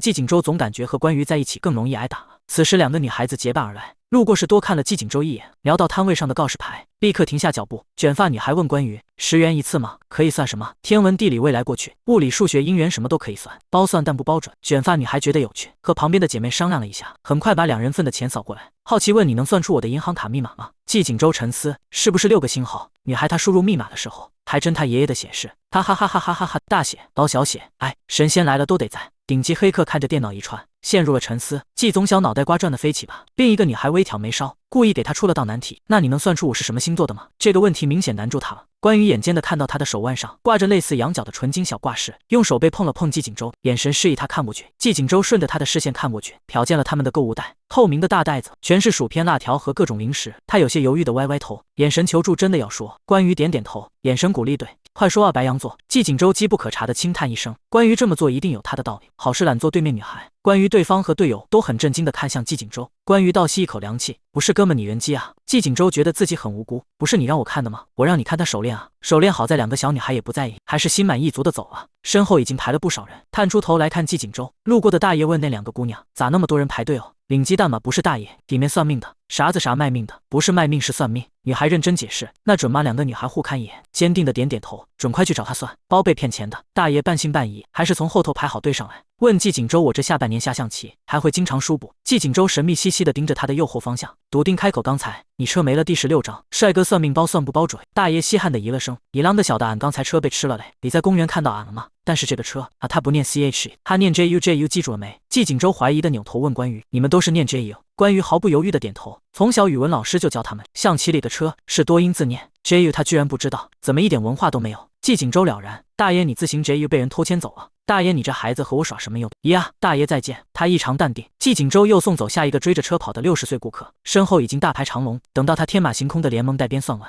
收款码响的没停下来过。如果你以后被人搞破产了的话，关羽若有所思，你可以去站街。季景周他语气危险，站什么？关羽平静。站街，季景周才知道，原来人被气到莫名其妙的时候会笑出来。他也冷静地回问：你想让我接男的还是接女的？有的人看上去一脸平静，其实已经疯了，男的不接女的也不接，就干站着你就能赚很多钱啊！关羽一打响指，就凭这张脸，卖什么都有人买单。季景周顿悟，原来是卖色不卖身，真是的，搞得人心惶惶的。下一次不是黄色事件就不要传播了，大家都挺忙的。不过你说我会被搞破产，可季景周从齿缝中吐出一个字，表达自己的不屑。我妈说我出生的时候就喊着9981顺产出来的，3岁就会打算盘，5岁攻读小学数学，8岁攻读初中数学，10岁攻读高中数学，12岁高等数学，谁有可能会让我破产？关羽扯了扯嘴角，用脚趾头想都知道不可能。你妈还挺宠你的，我被爷爷预测为商业界的一朵奇葩，盛开在东方的数学之花，这代表着什么？代表着你爷爷也挺宠你的。媒体也说我是商界新贵，豪门贵胄，这又代表着什么？这代表你充钱了。季景周哑然，又想到他是自己结婚证上的名字靠得最近的人，还不相信自己，不禁有些气结。那你倒是说说，谁有那个本事扳倒我？厉霆南关羽才不担心会提前泄露剧情，他巴不得季景周和厉霆南早点打起来，最好功劳全归他头上。季景周轻轻喝了一声，怪不得贬低我抬高他，原来是念念不忘，仗着有镜头距离听不到他们对话。关羽暗自压低声音，你别污蔑我呀，我哪里念念不忘？谁不知道你勾搭过亭南未遂？我还有谁没勾搭过？关于破罐子破摔，神色平静，除了那些上不得台面的男人，我哪个成功过？他这么诚实直白，季景周反而不好意思说什么了。那你还挺惨的，知道就好，不要再戳我的伤心事了。对不起，打着季景周这张脸的噱头，两人收获颇丰。仅仅3个小时的功夫，入账已经将近1000块了。关于看余额数的眉开眼笑，抬住季景周，闹着不干了，我不想站街了。关羽好言劝他，姐姐妹妹都站这么长时间等你了，你多站一会怎么了？一双如黑曜石般亮的惊人的眼睛，在碎发的眼袋下直勾勾盯着他，缄默后突然开口，你好像那个开青楼的。关于他先安抚了排队等候的客人们，然后把闹脾气的摇钱树拉到一边单独商量，行，他妥协，你把付了钱的单子算完，之后的就不弄了好不好？我要就这一次吗？你这样我不好交代。关羽用小拇指轻轻勾了勾他的小拇指，小心翼翼看他，软了嗓音，就这一次，可不可以不知道戳中他哪个点？季景周以肉眼可见的速度迅速变红，凶巴巴地甩开他的手，不要把你对男人的那套用到我身上来，没用，你不是男的哦。不是。季景周眼神慌乱地移开，我只是一点都不喜欢你这种类型的，那你可不可以？仅此一次，他匆匆丢下这句话，像后面有人追他似的，慌忙似的跑走了。季总裁出戏在哪里？为什么勾勾手指，你底线都露给他了？美色误人啊，少爷，女人只会影响你赚钱的速度，咬牙切齿于可不可周我愿意，不管了，这对 CP 是屎我都要磕一口。得了吧，关羽就是个女海王，对每个弟弟都这样。不过说真的，这么个大美女对我撒娇，是个女海王，我也愿意给她找好多弟弟。她不是女海王，她只是比较不爱，想给很多男人一个家而已。两人把最后的单子，已经是下午2点多了。他们走在大马路上，天气依旧很热，但好在有风。走在长路上也有些单调，但好在他们彼此有个伴。关羽微眯眼睛，仰脸感受炎热的温度，微风夹杂着热浪，心想傻逼天气，傻逼太阳，傻逼蝉，傻逼风，傻逼节目。他也是个傻逼，大热天的跑出来闲逛。季景周偏头看他满脸享受的模样，连自己都不自觉地勾起唇角，连天气都不觉得那么热了。摄影师连忙推进镜头，把两人的脸放大到占满整个画面，实打实的颜值暴击。别看了季总，口水都要流下来了。不知道啊，他们说是霸总，现在暴改成痴汉了，而有帅哥陪着压马路。看关羽的表情都知道很幸福了。季景周突然觉得，他和关羽一直走下去也还不错，像偶像剧片尾曲《阳光蝉鸣落叶》，还有过路人。浪漫时旁边的关羽突然开口，没家教的太阳，有阳生没养的东西，一点边界感都没有。季景周脑残，一天到晚叫，让我给你逮到了，给你油炸了。季景周一片落叶又好死不死的飘下，粘在关羽脸上的粉底液，给他本就热化脱妆的脸又添了一层黏腻。他不耐烦摘下，在指尖碾碎。还有这个叶子我都不想说，户口本上的亲人都没了吗？四处乱跑，阳光蝉鸣落叶，都被一一辱骂了个遍。此时走来一个过路人，季景周突然有预感，这秃头大叔也是在劫难逃。那过路人与他们擦肩而过，关羽一言不发，让季景周松了口气，直到他往草垛子里吐了口痰。关羽悠悠骂道，没素质的丑男人，第17章我给老大当牛马，他下一个就该骂他了。季景周急中生智想了个话题，我们接下来去干什么？关羽兴致缺缺，像是被晒蔫了的花。随便。季景周回想到昨晚在家里他刷的视频，都是有关于赶海和垂钓的，他似乎对此很感兴趣。要不钓鱼？关羽眼神一亮，像突然活过来了一样，扯着季景周兴奋不已，你要带我去钓鱼吗？瞧你那不值钱的样。季景舟面上满是嫌弃，手却很诚实的打开手机，开始搜索最近的渔场预约。你就宠他爸？不对啊，季总怎么会知道关羽想钓鱼？这两个人真的是第一天认识吗？路过柯一口，他们在手机上联系了租车的厂家，打算亲自驱车去渔场钓鱼。关羽自告奋勇，我来开车，我刚考的驾照。你季景舟有些怀疑，但他一向都是被司机专门接送，很少自己开车，勉为其难点头，那就交给你了。他没坐到后座，而是选择了副驾，老实稳当的扣好了安全带，检查安全气囊，确认无误才敢让关羽开车。关羽元气满满的扣紧安全带，老大准备出发。我什么时候又成你老大了？他弯着唇笑，眉眼弯弯，看的人心情就好。老大让我开宝马，我给老大当牛马。车内开了空调，驱散了在外的燥热，他的心情好像好了不少。季景舟也不禁被他感染了情绪，弯了弯唇角，轻啧一声，据我所知，这似乎是恋爱综艺，不是职场综艺吧？关羽嗔怪地瞪了他一眼，朝他眨眨眼。总裁和特助的办公室恋情 COSPLAY 呀！死鬼季景舟，观众收看直播的顾特助，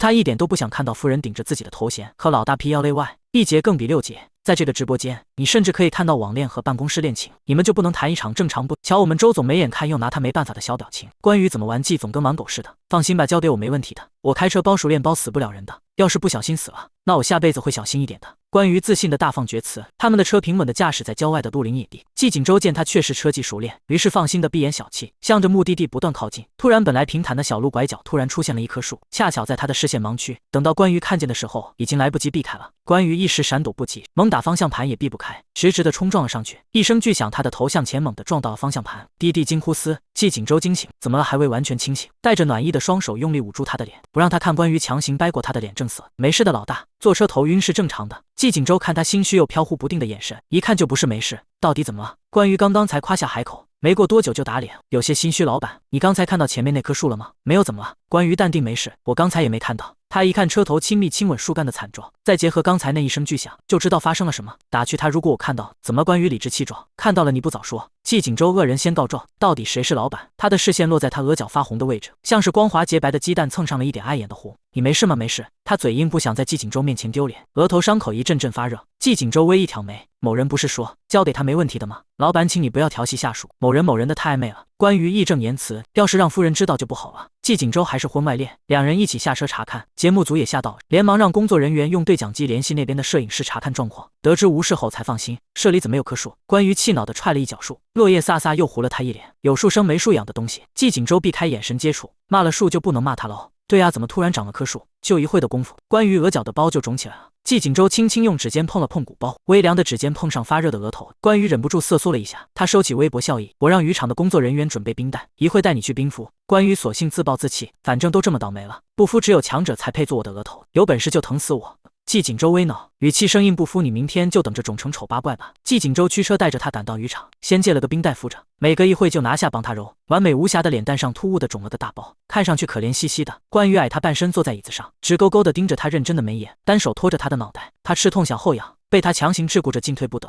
别动，他靠近他轻轻开口，眼神没有分给他一个，全神贯注的致力于揉开他额头的淤青肿块。关羽盯着他想，这反派似乎也没有那么坏，被他炽热的眼神看得脸发烫。季景舟僵硬的找了个话题，关于刚才你拐弯看到那棵树了吗？没看到，怎么了？他要是看到还撞上去，那叫缺心眼，淤青揉不散。季景舟下手重了一些，他疼得嗷了声，下意识把手搭在他的手臂上，你轻点吗？好疼。季景舟动作更僵硬了，甚至开始口不择言，说出口的话像是不经过大脑系统。哦，那看到树逆行了吗？要不要索赔？关于他低着头，两个人的距离靠得很近，近到只要他一眨眼，睫毛就会扫过他的鼻尖。关羽有些尴尬，老大，我们好像有点暧昧了。暧昧什么？他别开脸，让两个人的呼吸不至于打到彼此脸上。夫人她知道了会不高兴。第18章不说话。张刀手季景舟一记眼神警告，关羽立刻噤声，愣着干嘛？截图啊？当赛博寡王，谈电子恋爱。这两人纯的像我爸妈那个年代的，卖给我大卖特卖。该死的情侣，不要生在我手机里啊！啊！没品的丫头，生我手机里，生我手机里！季景舟突然认真的盯着他，俯身凑近，两个人之间的距离越来越短。他忙向后仰，避开了他靠过来的脸，他抬手挡住了自己的脸，瓮声瓮气，我攻你下盘了呀！季景舟拧眉，好强的推背感。关羽扯了扯嘴角，在他眼里就是季景舟被婉拒后挽尊的表现，不相信他的鬼话，你不要和我说是你太奶推你的，不是太奶，但是我背后确实有个小孩推我。季景舟无奈摇头，反手一抓，从背后拎出了个虎头虎脑的小孩，这是个粉雕玉琢的小女孩，脸蛋肥嘟嘟的，眼睛却很机灵，说话的时候滴溜溜的转，像2颗葡萄似的。季景舟轻轻揪她的鼻尖，小胖妞你干什么呢？才不是小胖妞，哼叔叔坏。小女孩把脸别到一边去，嘴撅得可以刮酱油瓶，她双指卡住她高高撅起的嘴，你这小孩怎么生气起来和某人一模一样的，莫名其妙。猛火关羽把人从大魔王手下解救过来，惊喜的捏了捏小女孩脸颊两侧的肉肉，满是稀奇，这没人要的吗？我们可以带回去吗？叫花花怎么样？不要随地大小捡流浪孩呀！季景州这小孩应该有人要的吧？你不是还有思来吗？怎么名字都取上了？思来啊！关羽短暂的想起了家里的那只大狗，旧的宠物就回收到转转呀，有专门的工程师上门回收，现场验狗满意了立刻打款。现在不要的狗我都放到转转上回收了。关羽抱住了就不肯撒手。国家不是计划生育吗？我计划要这一只不行吗？这不是行不行的问题，是行的话要判几年。关羽只好遗憾的松开他，意犹未尽的掐了掐他嫩的出水的脸蛋。你来干什么呀，宝宝？爸爸说你们在处大象。小女孩爹声爹气，让我看看你们亲够了没有。季景州关羽，不要什么都跟小孩乱说啊喂！季景州板着脸，他不笑的时候眉眼凌厉，显得有些凶。听着我们没有在处大象，也没有在亲。我小女孩奶声奶气的回答，也不知道有没有听懂。她一指放在角落的钓具和饵呀，叔叔姐姐那是你们的东西，别忘了哦，我爸爸让你们拿上东西去钓鱼呢。哥哥季景州纠正，凭什么关羽是姐姐？他就是叔叔，他看起来很老吗？叔叔哥哥别忘了哦，乖宝宝要用力推啊，小丫头力气小。让我去，我可以推到两个人鼻梁撞歪。死丫头力气真大。小女孩领着他们去到养殖池，水色连天，很大的一片，隔很远的地方有4、5人左右。渔场给他们配置的柑橘是顶级的，送的饵料是一大块新鲜猪肉。季景州帮他挽着袖口，绕到身后系上围裙，随口一提这个人工养殖池里有螃蟹、帝王蟹、澳龙的。关于纳闷人工养殖池里有这些玩意儿。所谓人工养殖，就是在可控的环境里养殖水生生物。季景州神色平淡，垂眸时长睫在眼下投下一片阴影。关于恭候下文，所以我让老板去菜市场买了新鲜的，扔下去了人工养殖，指人工购买后扔进养殖池。他超爱谁说恋爱脑不能出人头地的，瞧我们季总就知道，我以后肯定也会人头落地的。关于一步步严谨按照教程来，打窝穿饵抛竿，一气呵成，还有模有样的。季景州意外挑眉，之前试过云观看别人钓鱼的话，无数次赛博钓鱼的话，也无数次置于实战。季景州懂了，他实在不对他的钓鱼技术抱有希望，实在钓不上的话，我们把这块猪肉带回去煮备。他说这话无疑点燃了关羽的好胜心。说什么呢？你也该多吃点这水里游的。季景州百无聊赖，腥味太重，我不喜欢，我不管钓上来了你就必须得吃。季景州不情不愿，灵胆一闪，把猪肉用手拖着放水里。该死的，你快点游啊！不要小看我们之间的羁绊啊！关羽用那种你以为自己很幽默吗的眼神，面无表情地看着他作妖。季景州神色如常，收回手，装作什么都没有发生。他默默低下头，试图逃避现实，脸烧了起来。一直到关羽移开视线，他还在懊恼自己刚才耍什么白痴。刚才他到底在干什么？怎么跟他待了没多久，他整个人的智商都不对。不远处起了欢呼庆祝声，两人循声望去，不用靠近都能看到那位大哥手上捧着的大鱼，差不多有一条腿大小。关羽的呼吸急促了起来，此时的嫉妒比呼吸还要容易。如果此时的鱼是言情小说里的女主，那她肯定是强取豪夺的反派。他突然情深意重，感慨万千地对季景州说：“我很能理解你那种不甘心又想强取豪夺的心情，辱骂你、质疑你，又成为你为什么人人都可以得到他，只有他不行。”季景州钓上鱼的大哥背过手，佯装苦恼地摇摇头：“这么大的鱼，怕是好几天吃不完哦。大哥，你这鱼可以啊。”路过围观的人称赞：“这我看有个20-30斤。”那路人走后，那钓鱼老大哥没有立刻把鱼装起来，而是放在地上。但凡有个过路人经过赞叹，那大哥像是触发了互动语音的游戏 NPC， 自动回复：“对我看有个20-30斤。”如果过路人没有搭话，他就自顾自地拧着眉心，盯着地上扑腾的大鱼吸烟。钓鱼老大哥不说话装高手。季景州看了一会，问他为什么不把鱼装起来。关羽悠悠回答：“你以为他没装？其实他装了有一会了。”季景州第19章被鱼嘲讽了。收回视线，关羽沉下心盯着飘标，10几条大鱼张大着鱼嘴，一张一合的靠在岸边求投喂，甚至还有一条大长鲈鱼悠哉悠哉从他的鱼钩旁来回仰泳，欺人太甚。季景州惊奇不已，关羽他们好像在嘲笑你。关羽满头黑线，不用翻译，我有眼睛。这些破鱼也太瞧不起人了吧！集体聚众围观他钓鱼，还嘲讽他杀伤力不大，侮辱性极强。关羽要不要抄我？季景州拿起渔网，我这一网子下去，他们都逃不掉。不要！关羽气恼地捡了块小石头，把鱼群砸开。现在的这些鱼都这么没家教、没礼貌、没边界感了吗？忽然鱼竿轻轻一动，关羽眼疾手快收竿，轻轻松松把钩子收回来，取下挂着鱼嘴的钩子，把鱼放在季景州手上。看别人有的，你也要有。季景州低头仔仔细细地看，还没我腿毛长，至少没有空军。我听说有些贱贱的鱼，消磨时间的方式就是看钓鱼佬钓鱼，这是钓鱼佬的爱。收好关羽，装什么呀？不会钓鱼还逞能？刚才直接让季总一网捞起来不就好了？说抄网的不知道钓鱼佬的乐趣在哪吧？弹幕可别刺激他了。上次刺激他被扇了一巴掌，上次刺激他季总连瓶水都不让喝，再刺激他不怕他真的把季总扔下水打窝呀？以为小鱼苗是开始，没想到是巅峰。两人陷入了等待，无穷无尽的等待，久到周围的钓鱼佬们都开始陆陆续续收拾东西往回走了，他们的鱼兜里还只游着那一条可怜的小鱼苗。关于肉眼可见的郁闷，季景州安慰他：“这可以做3道菜呢，清蒸鱼头、红烧鱼尾，还可以煲汤。”他不安慰还好，一安慰关于心情更差了。这破池子里真的有鱼吗？季景州想也没想回答：“有啊，我特地加钱让老板调了他另一个养殖池的里的大鱼运到这，是平常的3倍，还让他买了不少市场里的。”他突然晋升：“你的意思是，这个池子里的鱼是平常养殖池里的3倍？还有从市场里调来了澳龙龙虾，我还一条都钓不到，是吗？”他悠悠道：“是吗？”不是。季景州摇头：“我还让他们放了帝王蟹。”关于谢谢提醒啊，渔场老板听说有明星来自家渔场录节目，忙完了手里的东西就来围观，看了一眼他们桶里的水，这是吊满了一桶，还是空军季锦州？不是空军。老板笑了笑，我就说嘛，怎么可能空军？这池里鱼这么多，我让我女儿来钓都不可能空军。鱼呢？他左右张望，我看他钓了多少。季锦州蹲下身在桶里寻找那条小鱼苗的踪迹，头都差点没埋桶里，他小心翼翼捞起来。在这呢，老板弯腰凑近看了看，还没我鼻毛长。季锦州从善如流，至少不是空军。收竿准备回家的大爷在他们旁边停下脚步，老板和他打了个招呼，询问今天的收获。今天真是见鬼了，养殖池里还能钓到澳龙！哈哈哈哈！大爷爽朗大笑，显摆似的亮出鱼笼里的收获，平常连个鱼苗都钓不着。关羽强颜欢笑，还挺好的。季锦州他的澳龙送走了大爷，又来了个大胡子叔叔。大胡子叔叔拍了拍老板的肩膀，可以啊，以前还以为你是奸商，池子里没多少好货，没想到今天还能钓到帝王蟹。渔场老板瞄了一眼季锦州，没说话，他哪知道这两个人这么惨。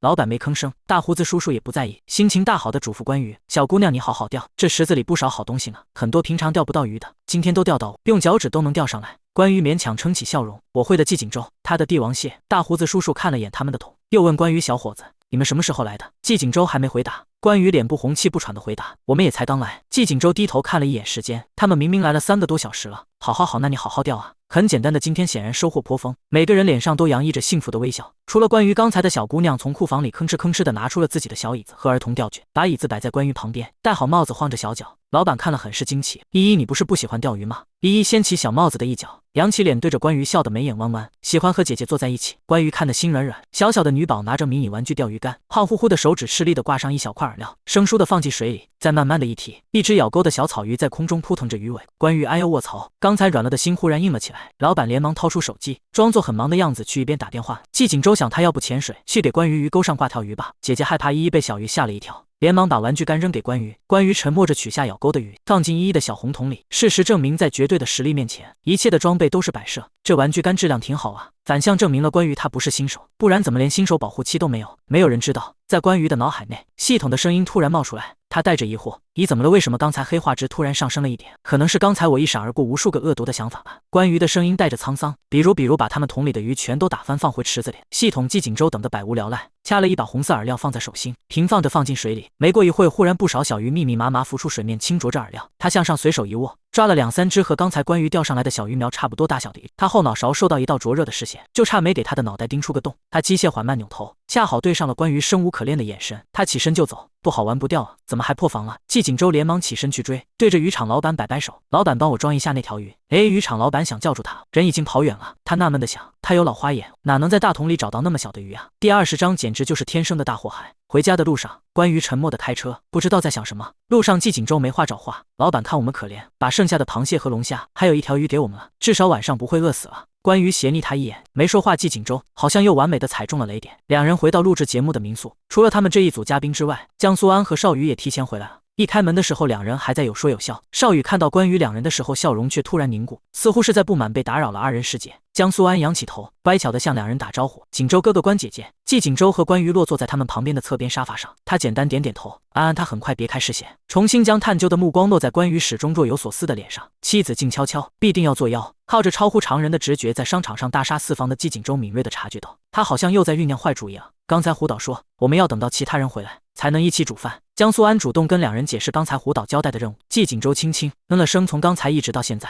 关于才主动开口说话：我想吃西瓜。他没有说话，是和系统在商量是否应该加快任务进程。虽然他暂时没有生命之忧，但是来了2天，他居然才干了几件坏事，他对此感到很不满意。毕竟他的目标是成为取代最大反派季锦州的第一女反派，成为女人中的女人，雌性中的雌性。季锦州指了指自己：我去吧。关于玉尊降贵开口，不像在求人，更像是施舍。季锦州疑惑又重复一遍：我就是你去。作为戏份最重的主角之一，怎么可以不好好利用？季锦州本来也想进厨房找个碗把那条鱼苗得养上，于是点点头答应了。其他人久久不来，关于和邵宇又生怕给对方一个好脸色，沉着脸不说话。江苏安等得无聊了，拖着腮眨眨眼睛，好无聊啊，我们找点什么事情做呢？邵宇看向他，眼神温柔。安安想做什么？我都陪你。江苏安却是关切地看着关羽：姐姐你想干什么吗？关羽笑眯眯支着下巴，无聊的话可以去跳个楼，然后养伤啊。江苏安愣了愣，还没说话，旁边的邵宇先阴阳怪气开口：安安，你问他做什么？关老师这种人无时无刻不在盘算坏主意，哪会无聊？关羽直言不讳：你适合去死一死。邵宇系统消息：宿主解锁刀子嘴刀子心，成就恶女之家2。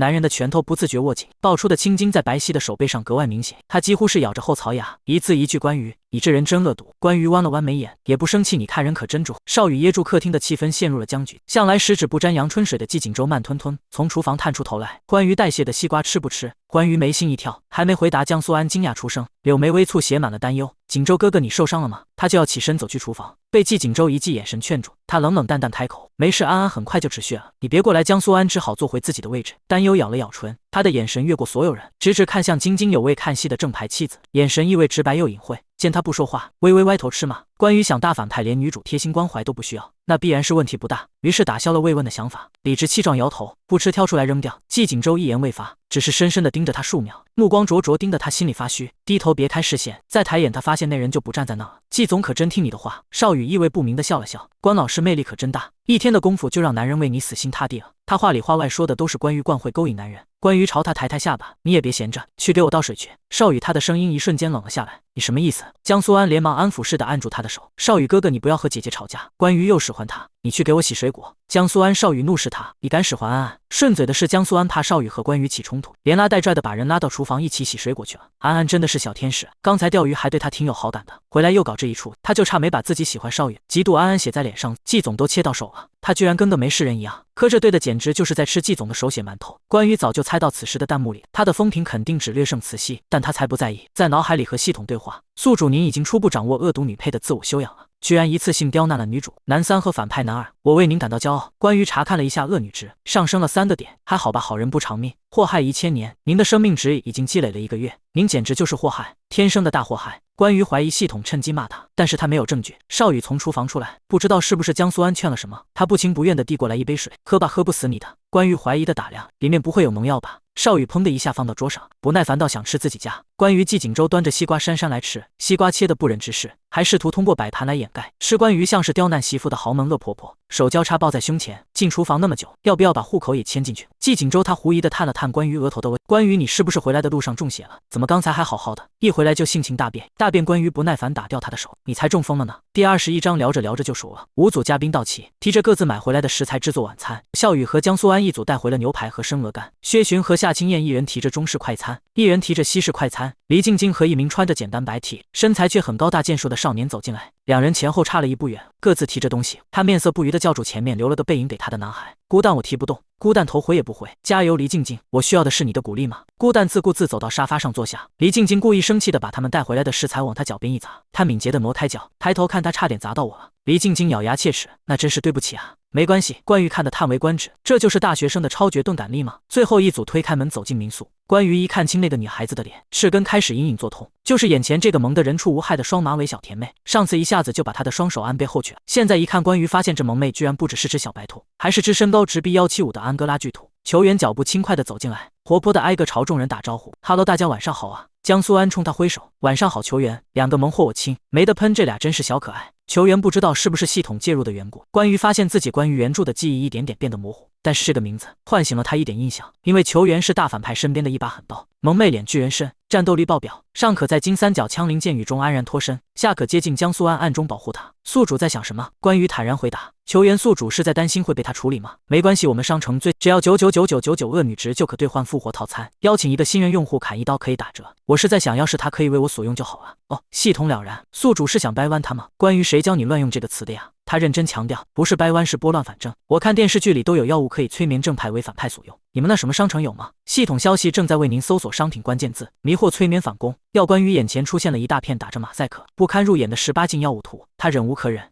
不是这个了，他放弃了求助人机系统的想法。正巧此时节目组 PD 下达新任务，要5组用自己带回来的食材制作晚餐。作为狠毒女人，怎么可能自己下厨？必定是使唤大反派。你做关于抬抬下巴，季景舟身子后靠在沙发靠背上，语气懒散，头顶灯光在他脸上打下轮廓分明的边界线。他语气淡淡：那你呢？关于不动声色，我坐在这里看着你做，明目张胆的偷懒，那咋了？打死我！季景舟他眸色深深的看了关羽一眼，想要说什么，话到嘴边又放弃，只是闷闷的吐出3个字：随便你。他提着一兜子海鲜走了，关羽仰着头等着被他骂，大不了他宁死不屈，气死大反派。谁知道他只看了他一眼，落寞的走啊。没被骂反而很憋屈的关羽一口气哽住，他想喊住他，别这么委屈的扭头就走啊，好歹骂他一顿，他也能好受一点啊。季景舟打开塑料袋，将老板送的帝王蟹和青蟹、鳌虾等都倒进盆中。江苏安和邵羽就在隔壁，好奇地问他：锦州哥哥，你和姐姐去海鲜市场了吗？季锦州盯着水池里还在活蹦乱跳的螃蟹龙虾，心情不爽的摇摇头。没钓的江苏安的眼睛一亮，憧憬不已。你们去海钓？关于在人工养殖吃钓的。邵雨狐疑地端详他盆里的东西，池子里有海鲜。他季锦州迟疑了一瞬，在短短1秒内说服自己，肯定的点头。他天赋异禀，邵雨再怎么天赋异禀，也不能在河里钓出海鲜吧？其他组的嘉宾甜甜蜜蜜互帮互助，就大反派一个人孤零零的在角落。关于最后受不了良心的谴责，主动走到他身边，做到哪里了？他探出头搭话，快好了。季锦州直起身子，冷冷淡淡的看他一眼，别开视线，你不是当土皇帝吗？还来干什么？关于厚着脸皮，我来帮你帮我。季锦州微挑眉梢，莫名流光在眼眸中流转。帮我什么？帮你尝尝味道。关于自觉地拿着筷子鬼鬼祟祟摸过来，季锦州熟练地切着小柠檬，动作流畅漂亮，水珠凝结在纤长指尖上。他神情认真，漂亮的眼睛一眨不眨地专注手上的事，汗珠从额头滑落，顺着锋利的下颌滴落。你还会做菜？关于见他动作熟练，好奇发问之前在国外住的时候学的。他闷着声音，卡通围裙在他身上也不突兀，反而给他冷淡凶残的气质柔和的平易近人起来。这是做的什么？生腌。季锦州把盘子朝他的方向推了推，表情冷淡的在围裙上擦了擦水珠，很新鲜，应该不会拉肚子。尝尝。他抬眸弯身看他品尝，虽然面无表情，但还是眼含点点期待。关于伸出筷子，试探性的朝着生腌蟹探过去，忽然一只有力的钳子夹住他的筷子。关于季锦州，生腌蟹星号，别搞。当关于的眼神和那双尚且清亮的豆豆眼对上的一瞬间，一人一蟹都沉默了。甚至他松开筷子的时候，那钳子还死死夹着木块。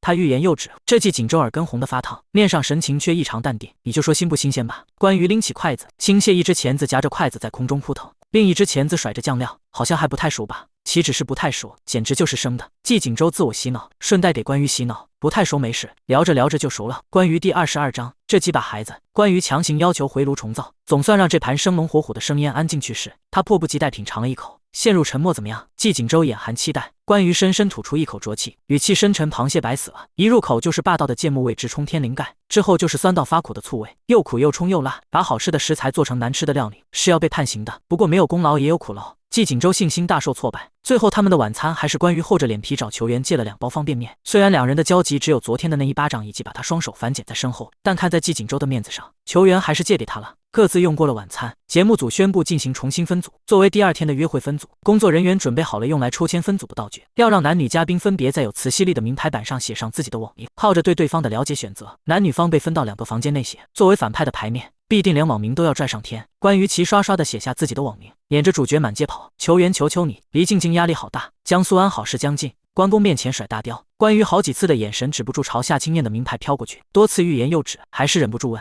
虽说话糙理不糙，你这名字也太糙了。为什么一个长得风情万种、气质却清冷出尘的大美人，会顶着这么个上不得台面的网名啊？夏青燕面无表情，把一侧头发拢至背后，露出长睫漂亮雪白的天鹅颈，以及令人忍不住注视的绝美侧脸。建明好养活，建明也容易被封侯。关于轻叹一口气，这几把孩子，你也不遑多让。他的唇角微勾，这个名字是为了你才取的。关于当然不信，还以为他是在开玩笑。对，我甩完就把他盘腰上，贴着男女方全员网名的板子推出来，交换进来2个房间，只有互选成功的2人才能配对成功，以1轮为单位，未能配对成功的进入下一轮继续抽取。季锦州的目光从板子推进来的第1秒就落在那个极其醒目的网名上。关公除了关羽还有谁？他取的这什么名字？可是他旁边那个好事将近一看就是安安的，那是安安啊，则安安的被拿走了，那就没办法了，只能拿关羽的了。季锦州不情不愿的拿起那块写着关公面前甩大雕的丢脸网名，事实上也没人和他抢。雨生这一边，关于看见板子上的烧酥鱼，像是看到了什么晦气东西，抓起那个板子就往床上抛。我可去你的少羽！江苏安手忙脚乱接住，觉得少羽的牌子孤零零的有些可怜，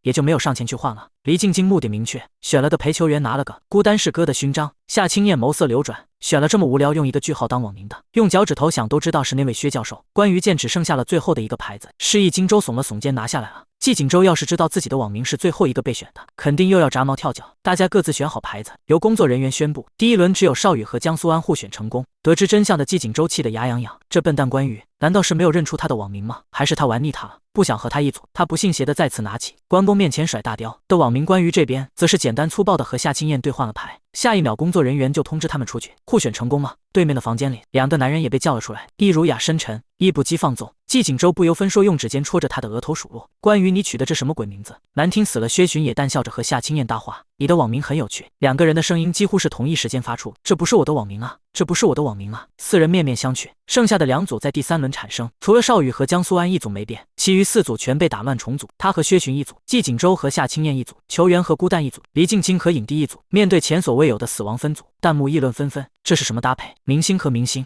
素人和素人，分组怎么越来越奇怪了？说之前从来没有明星 X 明星素人 X 素人的分组啊！我们苏雨果然是命中注定，连续2期都是同一组，不会真的是真情侣吧？期待一波安安和季总的 CP。翌日因为时间还早，节目组预备在吃完午饭后宣布任务，至于上午的时间就留给他们自己交流感情。关于和自己的新搭档坐在一起，季锦州哀怨到几乎化为实质的眼神让他无法忽视，他理直气壮对上他的眼神，看屁啊！季锦州悠悠，我不允许你这么说自己。关于少有的吃瘪，谁问了？到底谁问了？薛巡气质儒雅，高挺鼻梁上箍着的无框眼镜，被那张带着攻击性的看上去不是那么专业的脸增添了一些儒雅风味。他给他泡了杯咖啡，投入2块方糖时，在杯壁上震荡的叮当作响。卡布奇诺男人镜片后的眼眸中闪过笑意。关小姐好像和之前不太一样，关于一副我就知道的了然表情，是不是好的和以前不一样了？这种穿书文的套路，不就是大家都发觉自己改过自新，变得不那么跋扈啊？如果可以，还是变回去吧。薛巡笑到让人看不出他是不是在开玩笑。关于他低头抿了口咖啡，谦虚到以前年少轻狂，现在当然不一样了。季锦州没好气斜睨他，现在不狂了，更狂了。关于轻叹一声，只不过不年少啊。此时脑子里的系统今天第一次给他发布任务，系统任务将女主江苏安推下水。关于拧着眉心，人家女主又没招他没惹他，他为什么要把人家推下去？这样不好吧？人家也挺乖的，他也没惹我。系统及时补充下一句：恶女之家时。关于立刻道：推几下一下就行，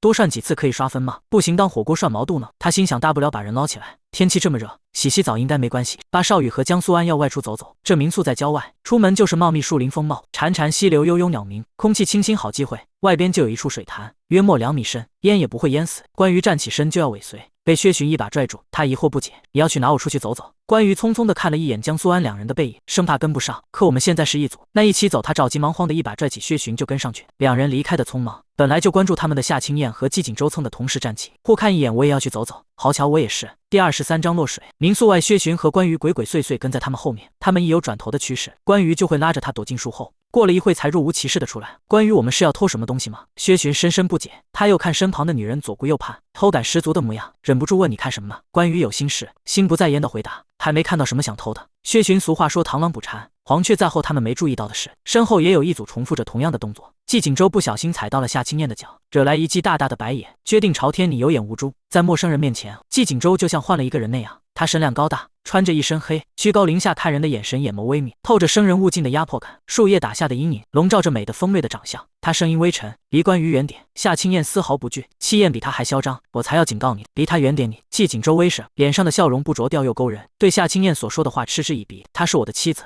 夏青燕从来没见过这么不要脸的猛男，他这次来就是为了关于而来，他喜欢了他整整7年。爱人之间难以度过的7年之痒，对于追星女来说不过是奔赴路上眨眼一瞬间。第一次看见她是在校考测试失利的那个晚上，她颓然地把自己关在房间里，过着醒了吃，吃了玩手机，玩了睡的混沌日子里。综艺上大家都说她刁蛮任性，可她看到了只有她会默默收拾地上的垃圾。大家说她愚蠢废柴，可她看到了就算是自己不会的领域。关于也从来不会推辞，而是直面笑呵呵的面对，就算只是给大家制造笑料。她面对窘态明艳自信的模样生生烙在她的心里。她试着了解她，同时重振旗鼓。面对校考，虽然他黑粉很多，但在数不尽的恶评里，总有他竭力解释的澄清。在关于星光的照射下，他好像也变得闪闪发光，顺利考上了名校，还在网络上大火，直到收到了节目组的邀请。我还说她是我老婆呢。季锦州从未见到如此不要脸的女童，她眸色闪了闪，你是弯的。夏青燕眉目放松，她喜欢男的，不过是关于的话，她可以直女微弯。季锦州嗤笑，我还死人微活呢。夏青燕张口就要反驳，前面却传来了不小的动静。他们顺着声源看过去，2人齐齐一愣，气得咬牙切齿。阳光打在高耸入天的大树上，被树叶间隙切割成无数个光点，落在女人黑而直的长发上，发丝边起了层金色薄光。她身前的男人背影挺拔，比她高了不少，单手攥住她的手腕，关切的俯身，暧昧的像是要亲上去。放开她，季锦州和夏青燕同时开口，他们震惊的互看一眼，下一秒来不及多说，2个人齐齐朝越靠越近的2人冲了过去。夏青燕穿着高跟鞋，跑在凹凸不平的沙路上，不设防的一脚踩进凹陷沙坑里。她不受控制的往前扑去，下意识的推了季锦州一把，季锦州被她狠狠向前推了一下，整个人刹不住车的朝着关于冲过去。关于听见2声平地起惊雷的怒吼，顺着声源看过去，只看见季锦州平时不起波澜的脸上2个名为惊恐的情绪，直直朝他冲过来。他心想恶俗啊，这么狗血的套路，不就是2个人撞在一起旋转对视，背景音乐一起开始下花瓣？不对，他后面就是水潭啊！惊恐的情绪顺利从季锦州的脸上复刻到关于的脸上，他想躲开已经来不及了。季锦州像个钢炮一样朝他扑过来，他单薄的身子承受不住这股冲劲，直接连人带鞋被他推下水。季锦州被他缓冲了一下，反而刹住车了。他站在原地犹有余惊，好险你现在是没事了。薛巡悠悠道，等到关于爬起来可就不一定了。季锦州敏锐地察觉到一道想吃人的视线朝自己射过来，他预感不妙地回看过去，一个头头发湿哒哒垂在脸颊，发梢还在滴水，眼神哀怨头。女鬼撑在岸边试图爬上来，季景舟死定了。他心虚的快步走过去，握住他的手腕要拉他，我拉你起来，等我上来你就死定了。关于信任的把手放在他的掌心，他手微凉放在他掌上显得无比娇小。季景舟不合时宜的愣神了几秒，就是这几秒，关于一用劲爬起，他发呆没握住，呲溜一下滑落。关于再次沉进水里，咕噜咕噜嗨嗨嗨嗨咳，他呛了好几口水，挣扎着从水里撑在岸边，破口大骂季景舟：“你头和屁股装反了吗？”季景舟回过神来，觉得那一种不受自己控制的感觉异常可怕。他也不知道自己为什么会突然失神，总不能像他那特助爱看的言情小说那样，男主动不动就失神愣神怔住，眼睛晦涩难懂。把这次不算，他再次朝他伸出手，我这次一定把你拉起来。要不是自己爬不上去，关于绝对不会再相信季景舟。可是他别无选择，半信半疑的再次递出手，这次一定啊！季景舟拉住他，不料被反拉的力气更大。不知道关于这女人吃什么东西长大的，他一下控制不住，被他一把拉下水。关于面无表情的在水中滴溜起挣扎的大反派，对系统发出了深深的不解。你的意思是，这货就是原著中狂炫酷炸吊炸天的反派，把所有人玩弄于股掌之间？应该没错的。你看着这个差点在2米水潭里把自己淹死的傻子，再看着我的眼睛告诉我，就是他差点把至多近腰的男主玩死。被水灵灵打捞起的柔弱大反派撑在岸边，被打湿的黑色顺毛让他显得异常乖巧，像只乖顺的黑猫。他轻轻呼出一口气，好险差点淹死。关于更是眼前一黑，看不清他们反派的未来。第24章干一行爱一行。锦州哥哥姐姐，你们怎么了？察觉到后边巨大动静的江苏安连忙拉着邵宇跑过来，关切的蹲下慰问。邵宇幸灾乐祸的报必笑，关老师雅兴，你还挺聪明，这么热的天泡澡还是鸳鸯浴，还行挺凉快的。关于瞧准时机，突然抱住邵宇的双腿，使劲向水里的方向一拉。他惊恐堪堪稳住身形，还没松口气，腰间突然被一只有力的手一推，扑通，系统消息，推男二下水，恶女值加3。这下轮到关于幸灾乐祸的嘲笑。不过这邵宇还真是不值钱，推江苏安下水10分，推他才3分。关于你这个人真是神经病。邵宇气急败坏，手一撑，飞快爬上岸，站在岸边拧着衬衫，起来吧！两只手再次伸到关于的面前。不同于季景舟带着薄茧的掌心，这两只手漂亮修长，像是上帝精心雕刻的艺术品，在阳光下白得透亮。左边的手是夏青燕，右边的手是薛寻，两个人互看一眼，却谁都没有收回。关于想了想，谁的手都没选，自己用力一撑，以一种极其狼狈的姿势滚上来。夏青燕无所谓的收回手，语气淡淡：“回去换衣服吧。”他在心里呐喊：“快回去换衣服啊，宝宝！”别感冒了。关于迟疑的点点头，只觉得他的眼神过于炽热。薛寻无奈的正要收回手，季景舟却一把握住，拉我起来，你自己起不来，我不会水，我会淹死的。薛寻无情收回手，我没有和男人牵手的癖好，我也没有啊。季景舟像只真的猫，一碰到水整个人就蔫哒哒的。他强撑着命令他拉我起来，不然天凉了，是时候让你的学校倒闭了。薛寻站起身，居高临下望他，你不是霸道总裁吗？命令水自己动，把你运上来啊！季景舟他只好求助关于，关于你看他啊，你再不来救我，我就要淹死了。关于，你说句话啊！关于被他念的头都要炸了，不耐烦的爬起走过来，一把他从水里扯上来。上了岸的季景舟翻脸不认人，纡尊降贵的轻点下巴，矜持道：“谢，不用谢，这都是我活该的。”三个人都浑身湿透，只好回民宿换身衣服。他们的尸身造型过于醒目，一进去就有嘉宾来询问情况。邵宇滴水不漏的淡笑回复，关于却心不在焉的用余光观察角落里的球员和他们避开了摄像头，正在交谈那女孩的眼神关切，暗中对着季景舟做了个抹脖子的手势。明明是3伏天，关于却感受到了透心凉，这让他更坚定拿下球员的决心。他身边正缺一个战斗力爆表，外表又温和无害，还忠心耿耿的保镖了。好在季景舟没有点头，否则可能当天老鼠药就会出现在关于的晚餐里。他低声不知道吩咐了些什么，球员神色复杂的点头。没过一会，球员送的毛巾就到了关于手里。少姐姐快擦擦头发，一会着凉了。他明珠般的眼睛眨了眨，如此纯粹干净的眼神，谁能看出来他手上沾了不少业障？关于若有所思的擦拭着滴水的发梢，思索怎么才能把这等反差美少女挖过来。现在的大魔王离后期的大魔王就差一步，那就是正式接管天雷，一个牵扯相当大规模产业的黑道组织。现在天雷的掌权者是季景舟的二叔，被季家赶出去的季二爷。球员就是二叔派给季景舟的帮手，要是他能接触到二叔，说不定最后的反派就换人当了。原著中季景舟迟迟不愿意接手天雷，就是觉得他们起家的手段不干净。读取到他想法的系统震惊又佩服，宿主你居然想把反派老公踢掉，自己上位当最终大 Big OSS， 我太佩服你了。关于干一行爱一行，越发觉得反派做事准则太适合他了，受不了一点气，还可以随时发疯。不想当黑道大姐头的反派不是好反派，季景舟不想干，那就我来干。我不得不承认，之前的那些宿主尚且还有良心，只有您我的主人，您简直就是反派中的反派，天选畜生圣体。关于是不是又在夸奖中偷偷骂他了？换好了衣服，时间来到了下午，节目组让每组离开民宿，出去约会等等。关于拦在门口，不让江苏安走。女主走了，反派还怎么搞事情？我想和他眼珠子咕噜噜的转了转，突然一把抱住江苏安的手臂，安安一起出去玩。季景舟觉得把薛寻和关于放在一起，简直就是把饿狼和小绵羊放在一个屋子里，太危险了。关于是那只饿狼，为了保护薛巡的节操，他决定牺牲自己的肉体，不是牺牲自己的时间，来介入他们两个之间。我想和薛巡一起玩。季锦州哥俩好的勾过薛巡的脖子，关于扣着江苏安，季锦州扣着薛巡，这一对前搭档把三组牢牢的链接在一起。江苏安有些受宠若惊，因为这个姐姐以前是最讨厌他的，连个好脸色都吝啬给，怎么这几天对他这么亲昵啊？是不是鬼上身了？这里是和我在一起的那个 TA。少宇忍无可忍，不是男童女童向前冲。邵老师，你思想怎么那么龌龊？关于不可置信的倒打一耙，不要用肮脏的爱情来玷污我们纯洁的友情，也不要小看我们之间的羁绊。那你放开安啊！我不要关于抱得更紧，要放那边的男童先放。季锦州谁是男童？三组被迫捆绑在一起，同进同出，最后决定男嘉宾打球，女嘉宾乘凉。锦州哥哥的腿好长啊，是不是姐姐？江苏安拖着腮看他们打球，眼神和语气里满是艳羡。我要是也能长得那么高就好了。关于看向篮球场内的季锦州，他穿着一身简单的运动套装，腿长而笔直，长手长腿的人做起动作来格外好看。他一记干脆利落的扣篮，向后拢了拢打湿了的碎发，朝着他们这边的方向露齿弯眼笑，神采飞扬。长什么长？长得像个镊子。关于没好气回答，他还在记恨刚才季锦州3度让他呛水。第25章喝起来香香的。宿主有新任务，是否接收？现在接收。丁系统任务，您的口袋里有一包药粉，想办法让女主喝下。任务奖励为5恶女药粉。关于摸了摸自己的口袋，的确小幅度鼓起了一点，一包掌心大小的药粉凭空出现在他口袋里。他鄙夷开口：“你给我的不会是那种龌龊又下三滥的春药吧？违法乱纪的事我可不干。”宿主放心，不是那种不正经的药。那会致命吗？也不会。那系统抢先一步开口：“宿主请放心，这药粉经过星际7亿年相关药物出台法核验，绝对合法正规，不折磨人，不致痛，不致死，不拉肚子，也不会导致不孕，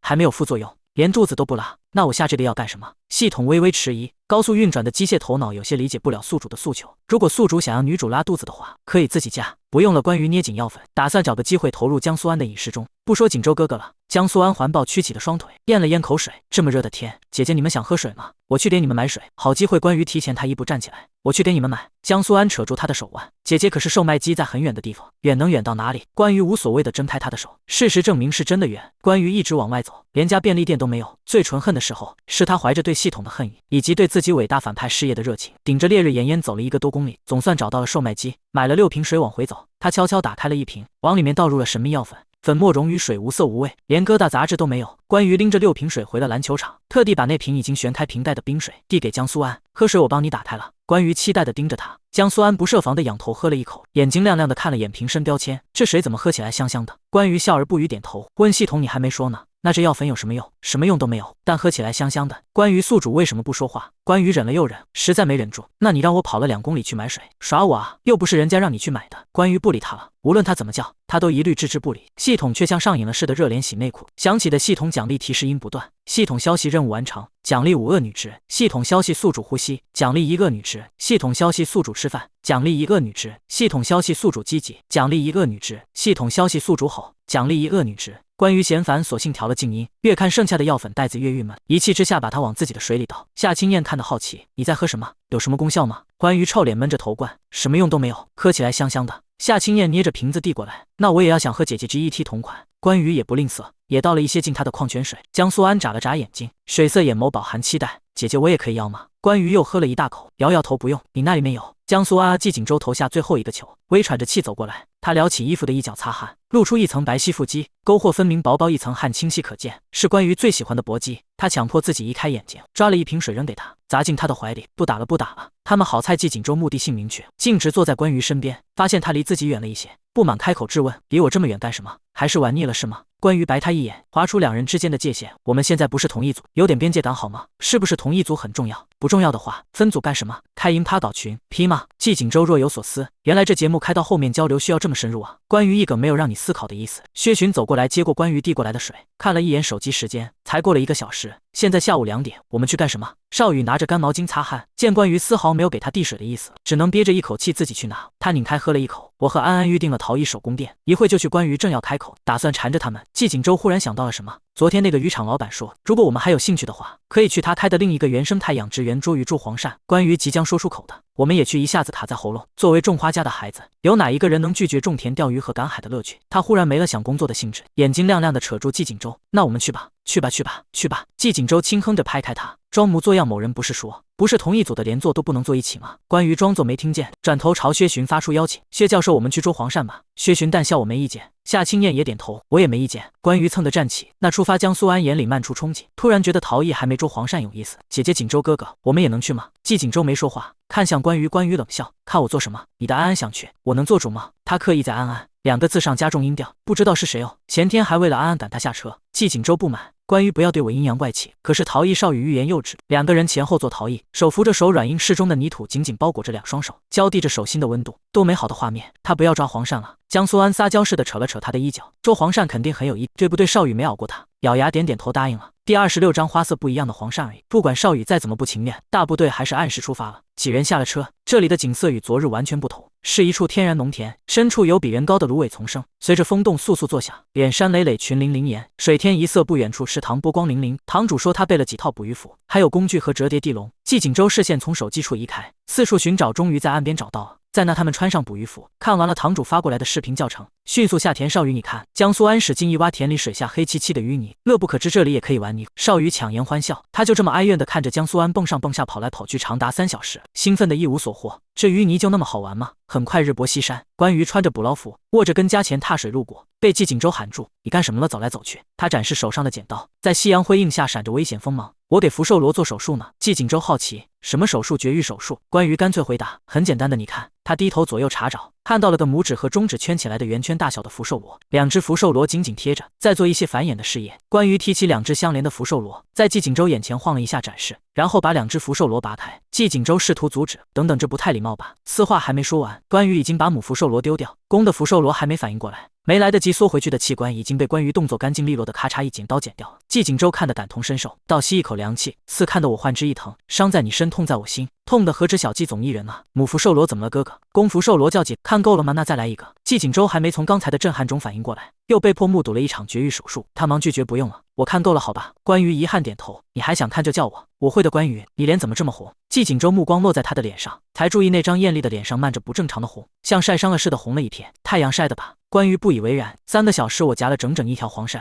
季景周很配合，哇，你钓这么多，我们吃得完吗？你看我的，我这一笼有好多黄鳝。季景周滴溜起来给他看，堂主说他提前放了好多笼，让我们可以自己收，里面各种大小各种花纹的长条生物活跃的在笼子里挣扎跳跃。关于凑近仔细瞧，你确定是黄鳝吗？我怎么觉得花色不太对呢？季景周扯了扯唇，毫不在意，可能是点苍皮吧。他瞧着越来越不对劲，故意开口，你这一笼子是蛇吧？怎么可能？季景周有些急了，这明明就只是花色不一样的黄鳝了。关于被气乐了，对，被咬了身上就起2包，一个身上包，一个坟头包。见他神色如此笃定，季景周也开始怀疑自己了，真的是蛇咬一口包死的。关于接过笼子，打算给这一笼子蛇放生了。他脸色一变，俯下身时一阵头晕目眩，难受的按了按太阳穴，眼前的景色逐渐晕眩模糊。季景周他探出手去摸季景周的所在，这田怎么在旋转？还没摸到季景周的手，他眼前突然一黑，失去意识的向后倒，被一个结实有力的怀抱接住。他听见季景周焦急的叫他，放心的晕过去。季景周扶着他，脸上瞬间失了血色，扶着他的手都在颤抖。关于，你怎么了？不会被蛇咬死了吧？他试探性的探了探他的鼻息，还好还有气。薛巡发现了不对，把所有人都叫过来。什么关于被黄鳝咬死了？不是黄鳝是蛇吧？被蛇吓死了吗？原来这就是传说中的凶手。薛巡若有所思，夏青燕眼神凌厉，他是凶手不是？死过人的房子叫凶宅，死过人的车叫凶车。薛巡眉眼弯弯，还有心思开玩笑？他的手是第一案发现场，当然就叫凶手了。夏青燕江苏安确切的扯了扯他，薛教授你就别开玩笑了。景周哥哥都快吓哭了。季景周凶巴巴反驳，谁哭了？我没哭，他只是怕关于在他手里往生了，对他不吉利而已。如果我没看错的话，关于的手好像还没碰到蛇笼吧？不会是死鸡了吧？又不是委员，死什么鸡啊？死什么鸡啊？年轻就是好，倒头就睡。小姐，节目上不让死人，有关于往生了。少宇诧异出声，死这么快？所有人的目光如箭齐齐射向他。少宇他摸了摸自己的脸，他的喜悦有表现得这么明显吗？少宇自觉失言，忙扯回话题，我的意思是蛇毒蔓延应该没有这么快，赶紧叫救护车，然后确认伤口是不是银环蛇。我已经叫救护车了。夏青燕冷静走回来，仔细看的话，他拿着手机的手细细的打着颤。少宇，你会看银环蛇的伤口吗？江苏安焦急的看他，他被咬哪里了？季景周使劲一咬舌尖，强迫自己冷静下来。手少宇指挥着季景周翻着太他的袖子，我百度识图一下，薛巡蛇咬的伤口也能百度识图。季景周怎么翻都翻不到伤口，陷入沉思。少宇打开手机，严阵以待，期待的看着他。伤口呢？季景周茫然。对啊，伤口呢？你问我？少宇皱眉，如果你需要的话，我可以现咬一个。这就不用了吧？夏青燕冷声呛他，还得多打1针狂犬疫苗。少羽怒目而视，这素人会不会说话？第27章喝个水。你想亲嘴季锦州把关羽抱上岸，几人焦急地等到救护车赶来。没过一会，救护车声响渐近，训练有素的医护人员拿着担架下了救护车，提着急救工具匆匆蹲在他们身边。刚才晕倒的吗？有没有基础病？基础病我不清楚。季锦州拧着眉心，好像被蛇咬了。医护人员的神情顿时严肃起来。被蛇咬了，什么事看见了吗？伤口在哪？少羽看季锦州。伤口呢？季锦州看医护人员。伤口呢？医护人员。对啊，伤口呢？他们不敢多耽搁，把关于皮肤裸露在外的几个重点部位仔仔细细的来回检查，排除每一个可能被咬的位置，连几颗红痣的位置都清清楚楚了，就是没找到伤口。随行的另一位助手看见他脸色红润的不正常，不经意探了探他的额头，额头滚烫的温度让他下意识缩回了手。他这是发烧呀？是伤口炎症引发的发烧吗？不好排查，要等我们回医院做具体检查。病人是着凉了，或是落水了吗？医护人员问季锦州。季锦州后知后觉，啊，好像是有这么一回事。两人齐齐沉默。要是不折腾他的话，关羽早就醒了。不说我都忘了他刚落水了。他和季总这也太倒霉了吧！抓黄鳝抓到蛇，出门无辜被推下水，还发烧晕倒了。这喷不了天生倒霉蛋圣体。关羽重新睁眼的时候，室内静谧一片，昏黄灯光悬在床头，柔柔打在他脸上，是很舒服又适合独处的亮度。他手背上挂着点滴，挣扎着起身去倒水，空气中只能听见滚烫水流声，以及一道不属于他的微弱呼吸声。大魔头他试探性开口，他的声音多了些含糊迷蒙，带起低低的气声。你醒了。关羽打开灯，室内顿时亮堂了不少。这里是他在民宿的房间，他拉开窗帘，发现外面灰蒙蒙的一片，像是6点多的样子。体质真够弱的，落个水就发烧啊！刚才送你去医院检查了，没什么大碍，就是普通发烧。季锦州的脸上略有不自然，毕竟他才是害他落水的罪魁祸首。要不是看在你是因为我落水的份上，我才不管你。关羽自己都有些讶然，前世他可是个小病不犯大病不来的健康体魄，还是硬生生自己作死才猝死的。看起来是他积累的生命值还不够多，所以体质没有正常人来得好，还是得多做坏事才行啊。关羽深叹一口气，古人诚不欺他，讨人不偿命，祸害1000年。他们都下班了。是啊，季锦州疲倦地揉了揉眉心，站起身到关羽面前的桌子上接水。你起来干什么？不多休息一会？他随口一答。喝个水。季锦州却反应十分剧烈的猛然倒退2步，脸上震惊和难为情的神情尽显。他脱口而出：你想亲嘴关羽？耳朵不好你就去医院挂号。他强颜欢笑，咬牙切齿。我说我想喝水。后大魔王自觉理亏，声音也消下去了。人尴尬的时候总会显得很忙。他故作镇定的随后拿起接满的水杯。关羽头又开始晕了，后退坐在床边，看着季锦州的动作，忍不住开口：不要喝，这是昨天的。季锦州没好气开口：人都要挂了还管我喝水？关心自己吧。我是说。关羽深深呼出一口气，不要喝我的水，那是我好不容易放凉的。季锦州他默默把那水杯放回原来的位置，连个水都不给喝。怎么有这么小气的女人？他忍不住看了坐在床边的关羽一眼，还垂眸不知道在想什么，失神地盯着铺在地面上的柔软地毯，暖黄灯光打在他的侧脸，柔和了轮廓。刚才我晕倒，大家都吓坏了吧？关羽抬眸面有担忧。尤其是那些工作人员。季锦州被他猝不及防对上的眼神烫了一下，别开眼绝口不提自己。见关羽没拧的死紧，犹豫了一会改了口：其实你也不用抬。话甚至还没说完，关羽脸上绽开大大的笑容，吓死他们活该，老偷偷骂我。季锦州这女人好有心机，刚才居然摆出一副忧郁的表情来欺骗他，他还真的被他的外表所迷惑了。这水要吊到什么时候？现在能拔了吗？我想回家坐着，等你输好夜，我送你回家。季锦州的声音不容置喙，自顾自地坐在沙发上，把顾特助送来的文件拿起来翻了翻。明明刚才就在打盹睡觉，现在装作很忙的样子，太做作了吧？关于吐槽季锦州已经慢慢习惯了这女人经常给他拆台，连眼睛都没有抬一下。少管我，时间一点一点流逝，静谧的氛围在安静的房间内漫开。桌子上的香薰条随着点滴瓶里的药水慢慢燃尽，两个人各干各的事。微浅的手机声和翻页盖过了呼吸，居然也不会觉得尴尬。关于拔掉了针头，拿棉花按住了出血点。好了，可以走了。行。季锦州抬手看了眼腕表上的时间，终于站起身，打电话让顾特助开车过来，等一下到家楼下了，你自己先上楼，我让人准备了吃的，你不跟我回去吗？我有点事要出去。他言简意赅，灯光下的男人看不清虚实和表情，只能看见他的喉结似乎紧张的向下滚动了一下。我知道了。关于佯装伤心的瞪大眼睛，你要出去找女人是不是？季锦州刚张了张嘴，戏精妻子已经开始自说自话自导自演。你这样对得起我吗？你这么做是会得到我的报复的，离婚财产分割的2倍。我不是去找女人。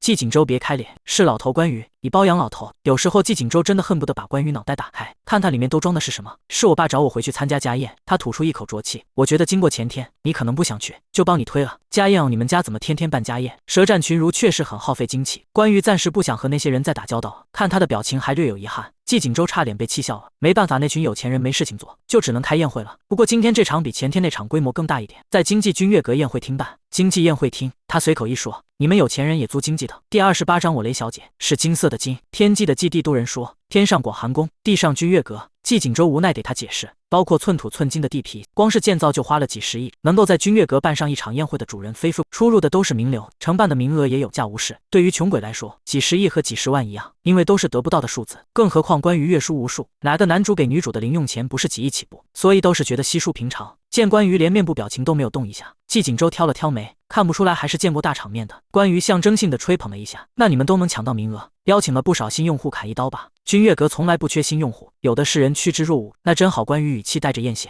那些有钱人肯定都是没下载过的新用户，站门口拦个100个下载，拼多多扫码就能提现了。季景周总感觉他们两个人不在一个频道上。其实你非想要站在门口的话，也不是不可以，但他们不一定会给你扫码。他虽然不理解，还是尽量思考这个的可行性。如果你很想要的话，可以设个扫码才能进的门槛。关羽吓了一跳，实在不敢想象一堆有钱人排站给他扫码砍一刀，砍完金币砍钻石的美好画面，连连摆手拒绝。他忽然想到了什么，你不是说这君悦阁的牌面大得很吗？还能这样？因为君悦阁的幕后老板是季家的二爷，自己人。季景周言简意赅，似乎是不愿意多谈，只是二叔被爷爷赶出去了，数年没有联系过，所以爷爷他们不知道谁是幕后老板，只知道是和父亲关系很好的朋友。关羽一下来了兴致，眼睛蹭的一下发出光芒，你是说那位大名鼎鼎的你爸的弟弟，我们的二叔季天雷，也是那位正在找继承人的本书中最大黑帮组织的老大，他命中注定的义父大人。季景周冷哼一声，我怎么没听过我的名字从你的嘴里那么有感情的叫出来过？你快说是不是季天雷？关羽扯着他的领口晃，是不是吗？你说啊，嗨可是。季景周被他扯得差点翻白眼，才从他的手下抢回自己的依恋。那他去吗？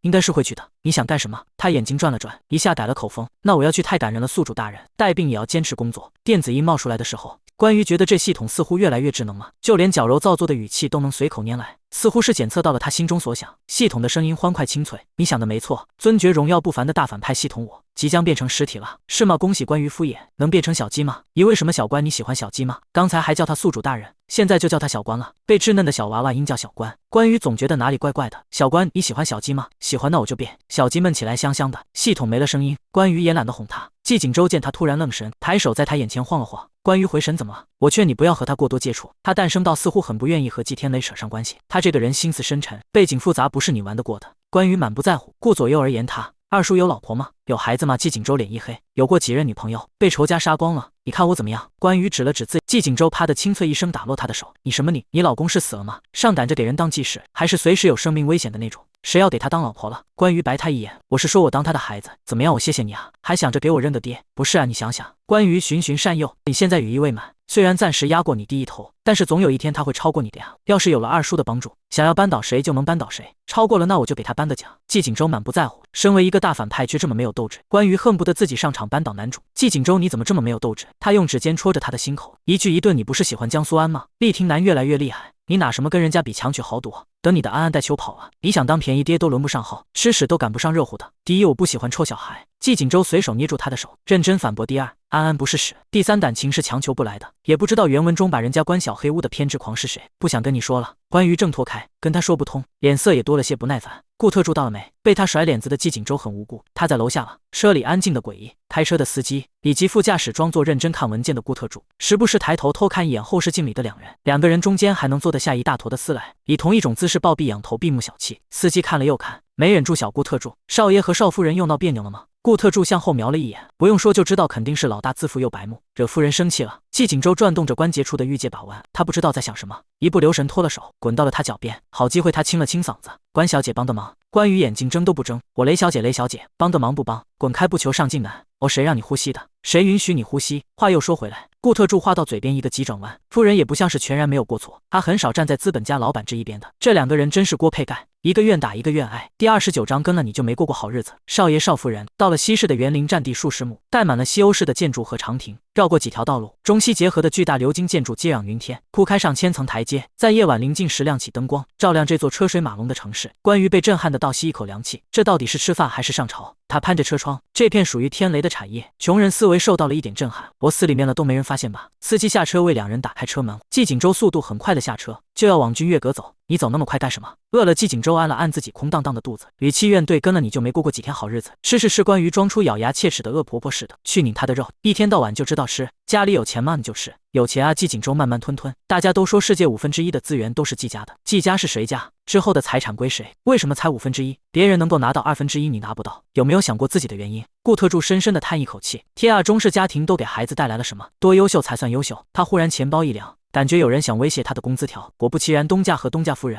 两个剥削他的资本家，用一种难以言喻又嫌弃的目光盯着他，欣赏和凝视的眼神果然是不一样的。顾特助心虚望天，三人走上了几阶台阶，还没爬几层，关于神情凝重的顿住脚步。他仰头看着长长铺开的一大阶楼梯，看得眼晕。这么长的楼梯，我们要走上去吗？我以为你想和我们散步着爬上去。这是散步吗？是马拉松吧？关于震惊，到底是什么给他的错觉？我们爬上去，人家都散场了。或许顾特助侧身给他们让了个位置，我们可以坐电梯呢。刚才他差点心都死了，还好夫人也是个懒鬼。他们一直上了15楼，映入眼帘的就是金碧辉煌的大厅，肉眼所及之处全是琳琅满目的酒墙、自助小食蛋糕以及捧着餐盘的侍者。宴客们西装革履，礼服加身，脸上带着应酬的得体笑容。关于看看自己身上的吊带短裤，再看季锦州的少年感运动套装，觉得自己和他像是误闯入人类社会的野人。你不是说家宴吗？是家宴啊，只是对外的家宴。我们穿成这样，他迟疑枪口对上了顾特助。你这个心机狗，自己穿西装不叫上我们是吧？顾特助郑重地媚了自己板正的西装外套，穿的老头衫，你们又不高兴，指不定还嫌我丢人。季锦州抬手把两人隔开，行了，你们两个凑在一起又开始吵。顾特助，你去找我父亲过来，说我找他季总真是只见新元宵，不见旧人哭啊。顾特助哀怨准备离开，关于毫不示弱。什么不见旧人哭啊？似乎多了不可就把见人哭。顾特助娇嗔，老板你说句话啊。季锦州头疼的不行，挥挥手把他打发走了。喝什么酒？季锦州问。关于新奇的看着金碧辉煌的大厅，心不在焉回答可乐。季锦州，请他抬手让侍者端来一杯可乐，因为很少有人点可乐的原因，所以他眼睁睁看着对方火急火燎扛上来一瓶超大可乐，现场打开后倒进高跟杯里。他见关于一口气顿喝完了一整杯，还接了续杯后，忍不住开口，少喝点对身体不好。那咋了？关于满不在乎，人天天吃米饭也会死，难道米饭有毒吗？大家都是要死的，死了都是要回地府的，提前死只能说是提前回家了。季锦州，你可真是看得开。哈喽嫂子，我是季伯堂。丸子头精致又元气，垂下炸开的几绺碎发精致的烫成小卷，贴合着身体曲线的白色丝绸礼服，在吊灯灯光投射下反出珠宝光泽。高跟杯被来人自来熟的碰上，发出清脆的响。少女的声音欢快活泼，与高跟杯相撞，声音如出一辙的清脆。关羽秉持着长嫂的威严，矜持高冷的颔首。你好，我三叔的二女儿。季锦州介绍。季伯堂奇怪的凑近看他，近的关羽都能看清他的隐形眼镜。他自言自语，怎么不太像啊？什么？我哥明明说你是个嘴毒又歹毒的女人啊！他直言不讳，他身旁的季锦州却突然眼神飘忽不定，略有心虚。什么时候说的？关羽平心静气，如果是之前说的，那还情有可原，只能说他有眼无珠。伯堂，季锦州试图昨天啊！季伯堂直接嘴快的透露出了哥哥，还晃了晃手机。关羽他狠狠剜了一眼罪魁祸首，出乎季锦州意料之外的冷静。他抿了一口酒压惊，他语气平静，你知道吗？你哥肾虚。嗨！季锦州猝不及防被呛了一口。你这人怎么造谣啊？季伯堂像是吃到了大瓜，眉眼狡黠的弯起，凑近关羽问，有多虚？很虚。关羽郑重，特别虚。季锦州嫂子，我没什么朋友，可我同辈又都是哥哥，可那位新嫂子也不是很熟，有些事我可以征求你的意见吗？季伯堂期待的看他。关羽莫名其妙，我们难道就很熟吗？季伯堂也不生气，反而笑得更开。别这样嘛，嫂子，我带你去另一个偏厅认识我的朋友们呀，这里多无聊，正好我们可以聊聊天。季锦州头皮发麻，不敢想象这两个人凑在一起能去他多少事情，下意识阻止。伯堂不要纠缠你嫂子，又没关系。季伯堂挤开季锦州，抱住关羽的手臂，连撒娇带哄，走嘛，嫂子，我们去偏厅。第30章仙人指路恋爱脑，这就是你说的你的朋友们。偏厅简直就是个大型儿童收容所，上至看书的12岁大孩子，下至牙牙学语的小宝宝，甚至还有在地上慢爬的。虽然各有分区，互不打扰，还有不少佣人保姆，但是第一眼还是很有冲击力的。对呀，这些小孩都好玩，打电话骂人他们也听不懂，小儿一喂，几岁的孩子就忙儿一喂，哭的就会被他们的保姆带出去哄，也不用负责。没关系的，我们不理他们就好。季伯堂一屁股坐上华贵沙发，拍了拍身边的位置，快来啊嫂子。等到关羽落座，他噼里啪啦的将自己最近的苦恼道出来。嫂子，我有一个男朋友，他家里没什么钱，但是他很有上进心，我就把他介绍给了我家里人，给他介绍资源。关羽点点头，凤凰男，但是我男朋友还有个青梅竹马的小青梅，他们只是一起长大的发小，没有男女之间的感情。我男朋友也说把他当成兄弟看，但是他们总是不小心喝到对方的饮料，不小心睡一张床上。我男朋友和我约会的时候还总是带上他，上次我跟他说我生气了，他还说我无理取闹，受不了就分手。我们已经好几天没说过话了，你说这种情况，我是不是应该主动去和他道歉，让他们两个断联啊？听完了他的苦恼，关羽沉默许久，才像找回了自己声音似的，你别逼我抽你。季伯堂一张漂亮的脸蛋上写满了不可思议，嫂嫂你怎么可以这么说我？你不是应该要和我一起去甩支票，劝说那个女人离开我男朋友吗？如果你是我妹妹。关羽斟酌思考，季伯堂眼神期待认真的盯着他，等着他的后话。姐姐就把我当成是你妹妹，你会怎么做？关羽开门见山，那我不会征求你的意见，我会直接抽你。季伯堂有些委屈，为什么呀？你就说你是不是白痴？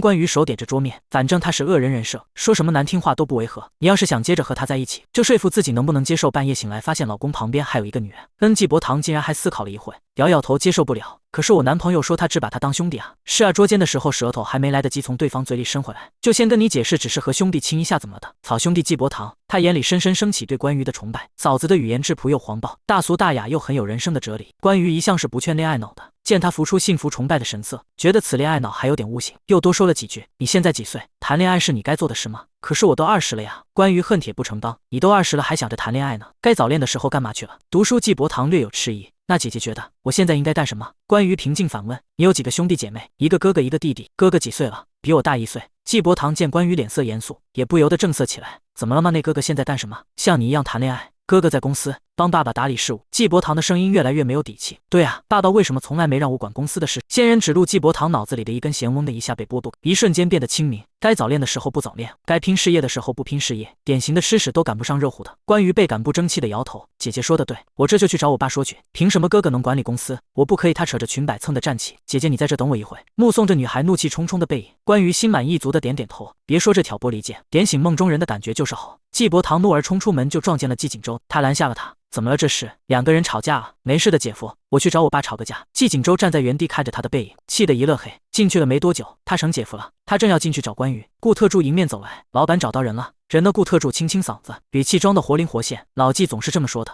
他是老子还是我是老子？让他滚来见我。关羽百无聊赖地等着季伯堂带着好消息回来，隔壁的两个孩子却突然扭打在了一起。两家的保姆连忙把两个孩子拉开。关羽随手拿了个果盘里的苹果，用面巾纸擦了擦就咬了一口，一边主持公道。哎，怎么了？怎么了？他说我打人的那个小孩手抹着泪眼，也不大声哭，就默默淌着泪珠，看得好不可怜。你们叫什么名字？宁渊被打的小孩脸上挂彩，被指甲划出长长一道，沁出了血珠也不哭，只是眨眨眼睛。我叫季不住，刚才那个凶巴巴的姐姐是我的亲姐姐，又是季家的，你叫季不住啊？关于诧异又有些同情，那你以后上学遭老罪了。说说他说你什么了？关于又咬了口苹果，他说我没有妈妈。宁渊瓮声瓮气，语气十分委屈。关于从小就是孩子堆里打着长大的，也不觉得小孩子之间打打闹闹是多严重的事。他吃着苹果，随口问道：“那你有吗？”宁渊眼泪一收，那还真的没有。是吧？宁渊眼珠子滴溜溜地转了一圈，小心翼翼握住关于垂在身侧的手，扬起头来软了声音：“姐姐，你可以当我妈妈。”不行，关于果断回。他对自己年龄的意识还停留在穿越前的大学时期。你几岁？我几岁？妙龄少女怎么可以带娃呢？宁渊不可置信瞪大眼睛：“我家可是豪门，我爸是总裁，你家是侧门，你爸是奴才都没用。”宁渊他眼里闪过一抹特别的光彩，心想这个女人真与众不同，一点都不贪图我家的钱，回绝了宁渊无理的要求。关羽把季不竹的头掰过来探自己，现在轮到你给人家道歉。这小鼻屎点大的家伙还委屈上了，说真话也要被批评的话，那我一辈子都不要诚实了。那你以后不诚实吧？关羽冷漠，现在道歉，小孩怎么可以这么没礼貌呢？季不竹低眉顺眼的垂眸，同他的外表一样，像个很乖的孩子。讨好您教训的错，宝宝不知道自己错了。关羽还以为自己听错了，这熊孩子说的是教训的错是吧？绝对是吧！把苹果核扔进垃圾桶。关羽抽了张面巾纸擦手催促，季不竹快道歉，道完我走了。他人小鬼大，装模作样的清清嗓子，收到宝宝这就不办。关羽季不竹眼珠子狡黠的转了转，凑近关羽身边，姐姐，刚才我那个笨蛋姐姐叫你嫂嫂，你是我哥哥的老婆吗？关羽点头，那你是亭南哥哥的老婆，还是林恒哥哥的老婆呀？或者是晏殊哥哥的老婆？你没有一个叫季锦州的哥哥吗？季不竹小小的脸上瞪大了一双眼睛，大魔王哥哥，那个你也下得去手？大魔王哥哥，是啊，太可怕了。季不竹戏精附体，抱住可怜的自，几个哥哥都不会欺负小孩，就只有大魔王哥哥爱欺负小孩，那你有福了。关羽神情平静，我也很喜欢欺负小孩。季不竹大魔王哥哥娶了个巫婆姐姐。回归正题，关羽严肃地捏了捏他的脸，让他道歉，长嫂如母。妈妈说的话你不听吗？跟宁渊道歉，好吧？妈。季不竹无奈地摊手，摆出一副虽然不情愿，但是我还是宠宠你吧的无奈表情。对不起，宁渊小朋友，哥哥知道错了，不能保证下次不会了。关于这几把孩子，你为什么不做我的妈妈，要做他的妈妈？宁渊有些伤心。关羽不动神色，你们谁的妈我都不做。季不竹歪歪脑袋，为什么呀？妈妈不是说长嫂如母吗？宁渊不甘示弱，生怕少叫一句妈妈，因为我是坏女人，你们谁再敢叫我一次妈妈，我就把伞插进谁的屁股里，然后打开。季不竹充满中二病的叹气，果然是令人痴迷的坏女人呢。关羽不可思议，季不竹，你敢调戏嫂子？调戏嫂子似乎是超出了他的认知范围。季不竹歪了歪脑袋，眼神写满了求知。调戏嫂子，关羽心一松，果然还是有学历能限制他的知识范围。没事，一边玩去吧。偏厅门被两名侍者打开，一道熟悉人影闲散走进来，远远的看见身边跟着的那名西装男带着一股子狗腿气质走近。季不竹，你怎么在这？季锦州意外的一挑眉。哥哥季不竹惊喜抬头，却在季锦州要抱他的前一秒，惊实的推开他的胸膛婉拒。哥哥宝宝觉得抱抱就不用了。季锦州这几把孩子，季锦州无奈收回手，提醒关于这熊孩子人小鬼灵精，满肚子坏水，你自己小心。顾特助忙不迭点头，这批孩子简直不是一般的熊，别的孩子熊也就算了，但只有个幼儿园和小学文凭，还算好骗。这季不竹就不一样了，有名的新生代天才儿童，又聪明又狡猾。关于悠悠已经见识到，说起来原著中的熊孩子下场不能说太好，简直就是惨烈。后期江苏安嫁进季家，季不竹虽然聪明，但到底年纪小，受了有心人挑拨去捉弄江苏安，结果一不留神踏空，一脚跌下了楼，摔坏了脑子。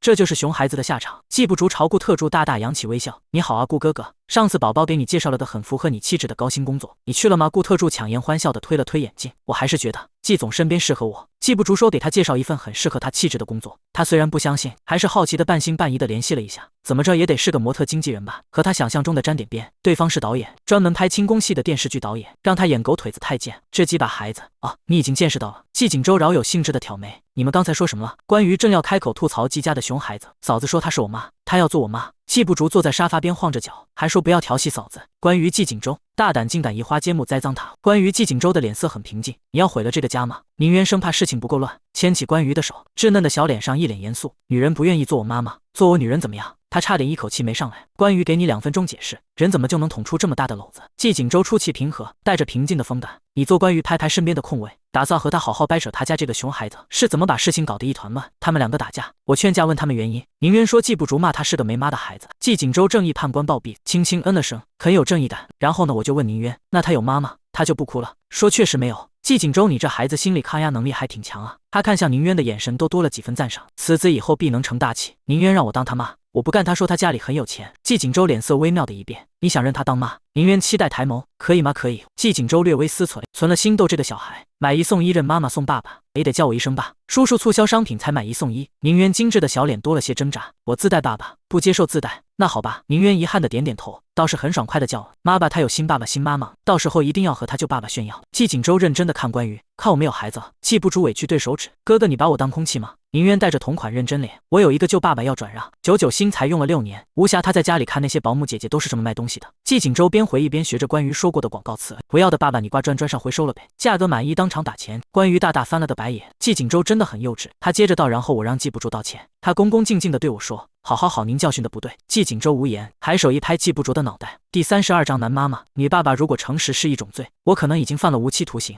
季不竹哀叹。关于和季锦州对上一眼：“你弟弟，你弟弟，你弟弟。”季不竹见他们如此明争暗夺自己，有些不好意思：“其实你们不介意的话，我可以轮流当你们的弟弟。”其实关于拉长音调，季锦州自然接话：“我们很介意。”季不竹呜，你们就继续自欺欺人吧，口是心非的大人。宁渊看见其他家的保姆都抱着自己家的小朋友，也不免想到自己如果有妈妈的话，也可以这么窝在他的怀里看书看电视，不禁有些艳羡。他红着耳朵，脚尖有些扭捏的对在一起：“妈妈，我可以躺在你怀里吗？”任凭谁也无法拒绝这么个小家伙小小的心愿。关于想了想，先问系统：“如果我抱他，加分吗？”系统十分感动，都在这等蒙蜈公示下。小关，你还能想到我们的反派大爷，实在太有职业操守啊！就连他都差点忍不住沦落。加分吗？不加。那扣分吗？关于已经准备抱起他了，双手生疏的卡起他的胳肢窝。扣。关于反应迅速，丝滑的把抱了一半的孩子硬生生换了个轨迹，扔进季锦州怀里。自己惹的自己解决，自己惹的自己。事发突然，季锦州和怀里的小孩面面相觑。乌宁渊意识到了新妈妈抛弃自己的事实，悲愤的埋进季锦州的胸膛里：“我不要他做我的妈妈，我要你做我的妈妈。”季锦州，我男的呀，小弟，我可以躺你怀里吗？小孩的脸死死埋在他的怀里，瓮声瓮气：“可以。”季锦州十分勉强：“那我可以叫你妈妈吗？”不可以。季不竹若有所思：“哥哥，我可以叫你哥哥吗？”季锦州斜眼看他还要搞什么幺蛾子。可以哥哥，那我可以骑你头上吗？不可以。为什么吗？季不竹不满地撅起嘴：“宁渊都可以躺你怀里，为什么我不能骑你头上？”季锦州沉默了，必是以同一种方式重演关于对季伯堂说过的话，如今由季锦州再次和季不竹说：“你别逼我抽你。”顾特助出去打了个电话，回来向季锦州转述：“老大，老季总那边说让我们带您和夫人去那里吃饭。”走。季锦州把小孩放一边，干净利落的起身：“他都去哪？”关于仰头问。吃饭。季锦州言简意赅，几人经由服务生带路，左拐右拐找到了季家人吃饭的偏厅。此时人未到齐，只有零星几人，他们人呢还没赶过来。宁渊的父亲宁远川也在几人之中，他见一男一女携2个孩童进来，且其中一个还十分眼熟。他起身金贵扣住灰色西装领带，合身的西服衬得他带着区别于新贵的沉稳，是比新生代年轻人多了阅历的成熟男人。小渊宁渊的小脸因为激动而显得红扑扑的。爸爸，我给自己认了个新妈妈。噔噔。宁远川抬眼看，男人脸上带着郁结之色，长相漂亮的具有锋芒，眼神却隐含不为人知的温柔望着宁渊。肯力与温和这2种截然不同的气质孕育出了他的气度不凡。不过这他爹是个男的吧？男的。宁远川沉默。你给我找了个男老婆？不只给爸爸找了个男老婆。宁渊乖乖道：“我给我自己也找了个新家庭哦。”宁远川，你给自己找了什么东西？他牵起季锦州的手：“这是我的男妈妈。”他另一只手牵起关于：“这是我的女爸爸。”宁远川脸上疑惑更深，还是礼貌地朝2人点头：“多谢季总和夫人照顾犬子，给你们添麻烦了。”顾特助看热闹不嫌事大，脸上都要笑烂了。得这下成女烈男哦了。季景周三人落座，宁渊和季不竹坐不住，索性让他们到一边玩去了。菜还没上齐，甚至大部分都还没到，顾特助附耳在季景周耳边说了些什么，他就又要离开。关于依稀听见是什么季二爷天雷的字眼，季景周点头颔首，手靠在他的座椅后背，凑近他轻声嘱咐，两个人靠得很近。我有点事，等下客人来了，你帮我招待一下。你要去哪？关羽有不祥的预感，难道今天又要孤军奋战，舌战群儒了吗？抱歉，算我欠你个人情。季景周安抚性的在他手背上点了点，朝顾特助投去了的眼色，他明显有些着急，来不及多说什么，脚步略快的离开了。顶头上司走啊！顾特助也不顾忌太多，一屁股坐在他的位置上。都太监服脱掉了呀！他嘲笑顾特助，朝他竖起大拇指。夫人，你现在都能替老大招呼几家客人了，不愧是大少奶奶，有大房气势。关羽点头称是，不过我的招呼方式比较特别，要是他们再用嘴攻击我，我就要换个器官反击了。什么器官？关羽缓缓亮出了自己的巴掌。我这一巴掌下去，我可能会痛。但是他们的脸会肿。关羽想起季景周离开时那张严肃的侧脸，似乎是前一秒还算好的心情一瞬间跌到谷底，不禁有些好奇，是季二爷找季景周吗？顾特助脸上笑意缓缓收起来，眼神凝重的点点头，是我看季总这次又要被打得一身伤了。关羽喝的一口水差点没咽下去，季二爷会打他呀？季总是二爷带大的，不知道为什么两个人却总像针尖对麦芒的不对付，又拆不开。二爷总想让季总接手天雷，如果他手握天雷和季家产业，那就再没有人能够威胁他。但是季总不愿意，二爷就打他，越打季总就越不愿意，越不愿意二爷就越打他，这简直就是逼良为娼啊！关于愤慨，顾特助赞许的点头，就听见他下一句：这种好事请务必缠着我啊！可恶，顾特助！而他手机里突兀的弹出一条短信，对方是陌生人隔空传送，内容言简意赅：小顾，我是金叔，今天磊哥铁了心的要锦州继承天雷，还带了几把家伙，你联系一下私人医生，等一下要是起冲突了，也不用送去医院被盘问。顾特助手一抖，差点把手机扔了。关于一字不差的看完，小心翼问：动枪啊？闷到我们要进去拯救一下季景周吗？我们会被一人来上一枪吧？顾特助倒吸一口凉气，日入3万8，拿命往里搭，这样我工资高点，我进去冲锋陷阵，你工资稍微低点，你在外面看门 OK 吗？关羽有自己的打算，搏一搏单车变摩托，说不定就和季天磊结交了呢。顾特助一口答应，反正他的人设就是谄媚怕死的小太监。你知道路吗？带我去第33章，初见季天磊。临近会议室之前，关羽深深呼出一口气，告诉俺娘我不是孬种。顾特助深表感动地望着他的背影。会议室趴和之前关羽的一巴掌不同，这巴掌很绝阴力，丝毫没有收力，就这么干脆地扇在他的脸上。季景周硬生生挨了他一巴掌，脸被打偏到一边，嘴角沁出血珠。他眼神晦暗地摸了摸嘴角，没说话。现在你说不干就不干，不会太迟了吗？锦州季天雷语调分明带笑，却让人不寒而栗，宛如深陷寒窟被毒蛇盯上。男人约莫40几岁，浑身被暴力的杀戮之气浸满，一丝不苟的发型掺杂着几绺白发，更添威严，模样却很俊美，眼角留下了岁月打磨过的篝火。我不可能接手天雷的，一旦接手天雷，就代表着天雷之前积累的仇家和恩怨会随着权力的交接一并移转到他的手上，对季家对他在乎的人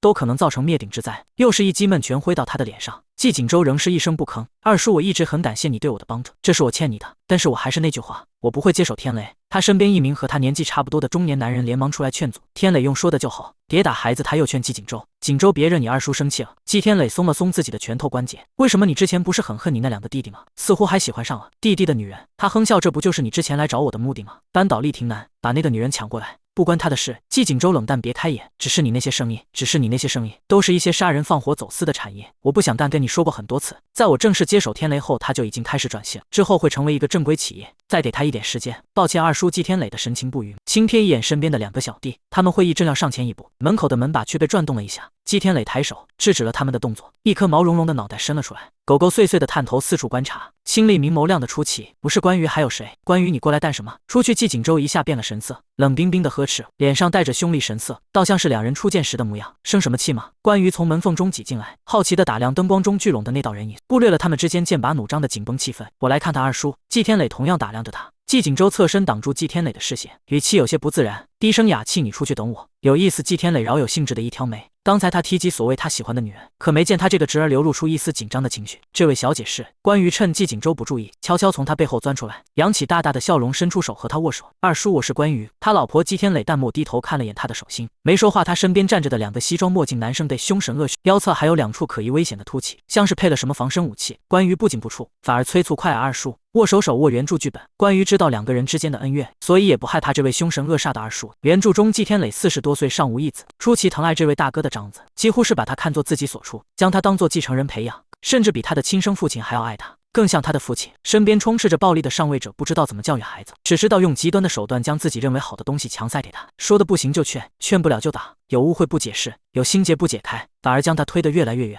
因为天雷的发家手段不干净，季景周不愿意接，他就想方设法的让天雷转型，一方面要面对从未接触过的领域考验，另一方面还要安抚手底下上万名以此维持生计的兄弟们。可季锦州丝毫不知道，只知道利益至上无恶不作的二叔，像是一头丧失了人形和理智的恶狼，将目光投向了更大块的肉。就连原著最后季天磊的死，都是在为了季锦州的孤注一掷铺路。二叔不喜欢握手，关于见他不动，若有所思呢？击掌季天磊，还是握手吧。他淡淡到现在的孩子打招呼方式，还真是奇怪。季天磊神情复杂的握上他的手，关于笑眯眯的用力晃了2下。二叔好，季锦州扯了扯他，这女人到底知不知道眼前的男人有多危险？到底哪来的胆子敢和黑道大佬这么没大没小？关于回头瞥见季锦州脸上的伤，嘴角血迹还没擦干净，他倒吸一口凉气，忍不住抬手戳了戳，很痛啊！他蹙眉，二叔打人不打脸，打脸伤自尊，这就是你的不对了。关于义正辞严批评。关于季锦州忍不住打断他，虽然他是在为自己出头，但是他到底知不知道面前的男人有多危险，多喜怒无常啊！抱歉二叔，他被我宠坏了，要打就打我吧。关于冷哼，可不是就该打你，二叔管教你肯定有理由的，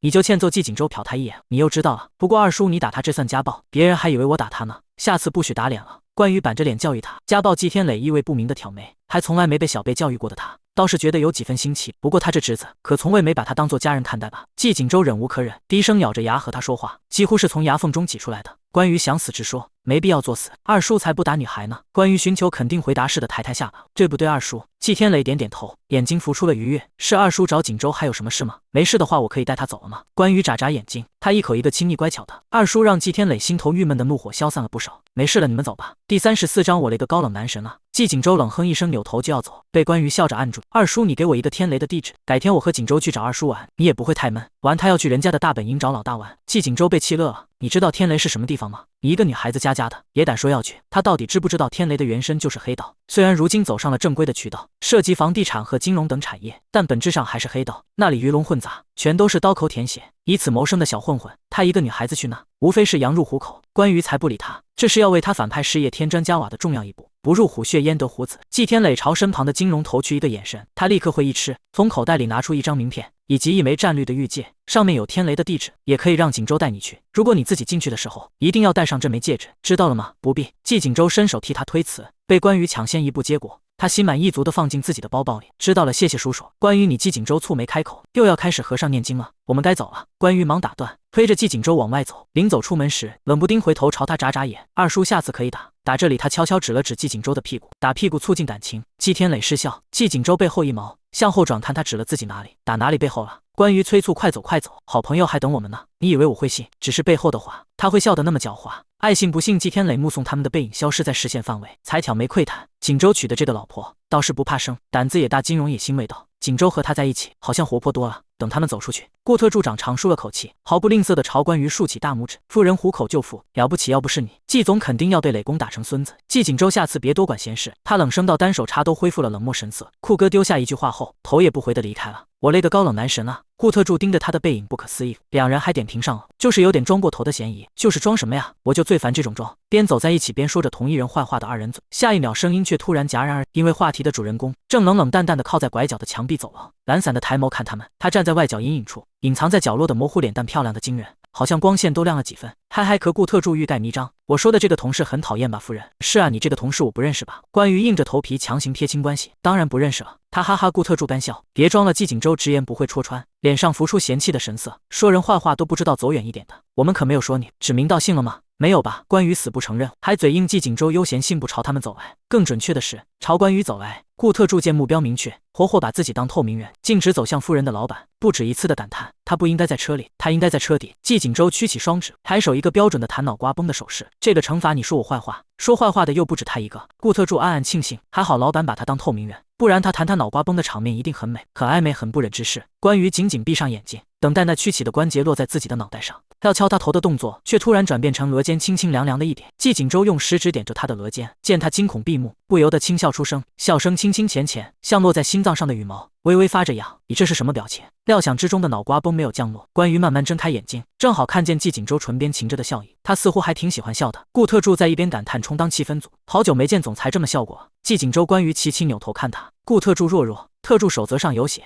这句话是重中之重。季锦州不再理他，转而对关羽摊抬手，给我什么名片和玉戒？给我。季锦州面无表情，显然是不容置喙。从刚才开始，关羽就对季二叔表现出的兴趣盎然，比见到他的时候还激动。不难猜测，他不日就会去天雷找季天磊，不要，这是二叔给我的。关羽自然不答应，你想要你自己去啊。季锦州见硬的不行，开始走柔情路线，虽然语气没有温柔多少，那里很危险，你一个去我会担心。他冷言冷语的哄人方式，并没有让关于察觉到自己正在背后。他挑衅的扬起下巴，我一个人去你不放心，那你陪我去啊，那里真的很危险。他无奈，天雷究竟有谁啊？你非去不可。关于顾左右而言他。季景周，你真的没有继承天雷的打算吗？没有这个问题，季景周倒是回答得飞快果决。就算二叔后继无人，他不会后继无人的。季景周若有所思地回想，那几个堂口的堂主，不是优秀的年轻人，就是和他一起出生入死的兄弟，每一个人都比我适合管理天雷。名片和戒指你不给我就算了。他也觉得关于从来都不是会听他话的人，但是你要答应我，不可以自己一个人去。季景周看向顾特助，顾特助倒吸一口凉气，要我们两个一起去送死啊！季景周怒极反笑，是通知你联系我。顾特助知道了，关于点头，我也知道了，回去吃饭了。季景周抬下巴，示意他们跟上，还有他语气和脚步一同微妙的凝滞一瞬。谢谢他，冒着生命危险来会议室找他。第35章吃鱼干吗？他们回来的时候，偏厅内陆陆续续到齐了人。听服务生说他们突然离席，回来的时候季景周脸上就挂了彩。众人的目光经由在两人身上来回打转，难道是这位季少奶奶刚才突然看季大少不爽，就出去打了一顿？听见围绕着他家暴话题展开的窃窃私语，关羽脸一黑，到底是谁会突然看自己老公不爽，然后拉出去揍一顿啊？也太突然了吧！他又不是有躁郁症。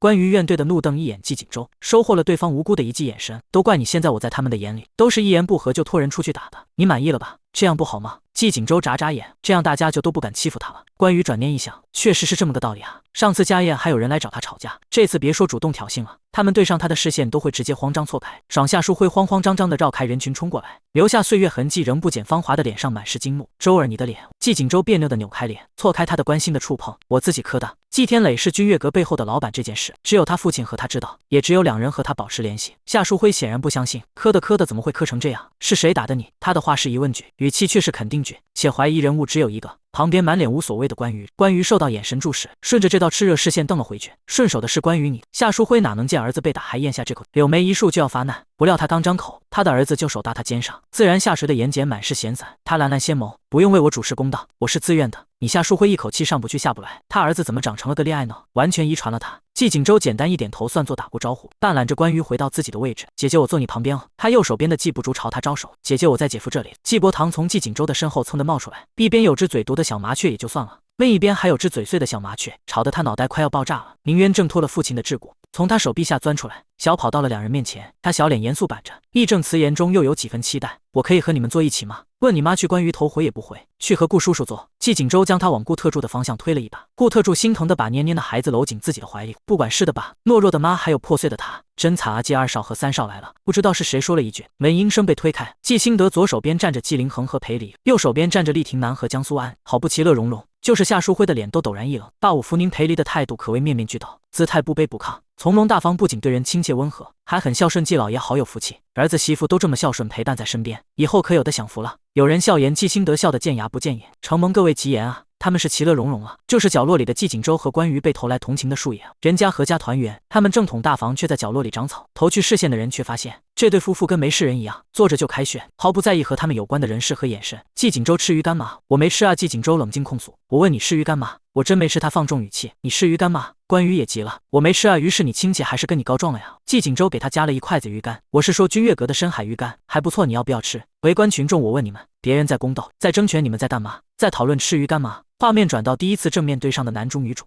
以及男配女配这里，关羽当然不会错过这罕见的诸神争霸的场面，饶有兴致的拿来谈瓜子。一对夫妻，一对情侣，男方还都是好朋友，本应该是其乐融融的场面才是。可是裴离一见厉廷南两人，嘴角噙着的笑意化作温柔刀，莫名的有火药味。二哥苏安天厅里都是和季家关系亲近的人，没想到你们也在这里。话里话外都一直杨子和季家关系不亲近。裴离季凌恒愤怒的一拽裴离的手腕，丝毫没有控制力度。等他察觉到再松开时，刺眼的青紫掐痕落入关羽两人眼中。三表哥怎么对女孩子一点都不呵护？季伯堂不满嘟嘴反问，真是一点都不绅士。为什么人人都不知道自己是有两只手的呢？关羽怒气不争叹气，姐姐这跟两只手有什么关系？三表哥手劲一看就中，三表嫂两只也挣脱不开啊。实践出真知，关羽把自己左手放在桌子上，让他拉着自己，借只手两个人之中隔了个季景周，实践起来不方便。于是季伯堂拜托季景周，姐夫帮帮忙。季景周不情不愿地握住关羽的手腕，看好了很无聊的实践。季伯堂还是满怀期待地盯着看。偷袭关羽突然出另一只手，不轻不重地用指腹在季景周脸上上刮了一下，力道不大但很清脆。就这样扇他啊！季景周悠悠转过头，怨怼地盯着他，看到哥哥又被扇了一巴掌，你就满意了？季伯堂不好意思吐了吐舌，裴离失痛地捂住手腕，下一秒就将表情掩饰得很好，挤出一道难看的笑容。是我说错话了，我们能来，二哥他们也能来。季凌恒意味不明地看着他，反而笑出来。裴离你很好，别人看不出来，他这个枕边人还看不出来吗？裴离分明就是在替季锦州出气，他讨厌厉廷南这个养子，也讨厌他这个私生子。裴离揉着自己的手腕，尽量不让自己露出失态的情绪。与他而言，对季锦州有威胁的人就是他讨厌的人，所以裴离不得不承认，他对厉廷南夫妻俩有敌意。第36章乱成一锅粥。趁热喝了江苏安性子温吞，但并不代表他就是个好欺负的人。他再怎么不聪明，也听出了裴离在拿厉廷南养子的身份开刀，不由得气恼。廷南也是季家的一份子，怎么就不可以来了？检测到系统任务，女配女主发生争吵，身为反派就要扰乱场面，浑水摸鱼将两人矛盾激化。任务奖励10恶女值。关于抓了把瓜子，悠闲愉悦开口，声音正好落入他们耳朵里。打包和外卖似乎也没有区别吧？季伯堂好奇，姐姐为什么是打包和外卖？关于抬眸时眉眼上挑，说话声音明明是柔柔的，却挑衅意味十足。艳丽的脸蛋在这一瞬间才将原有的攻击性展露出来。浑然天成的狐妹子坏女人，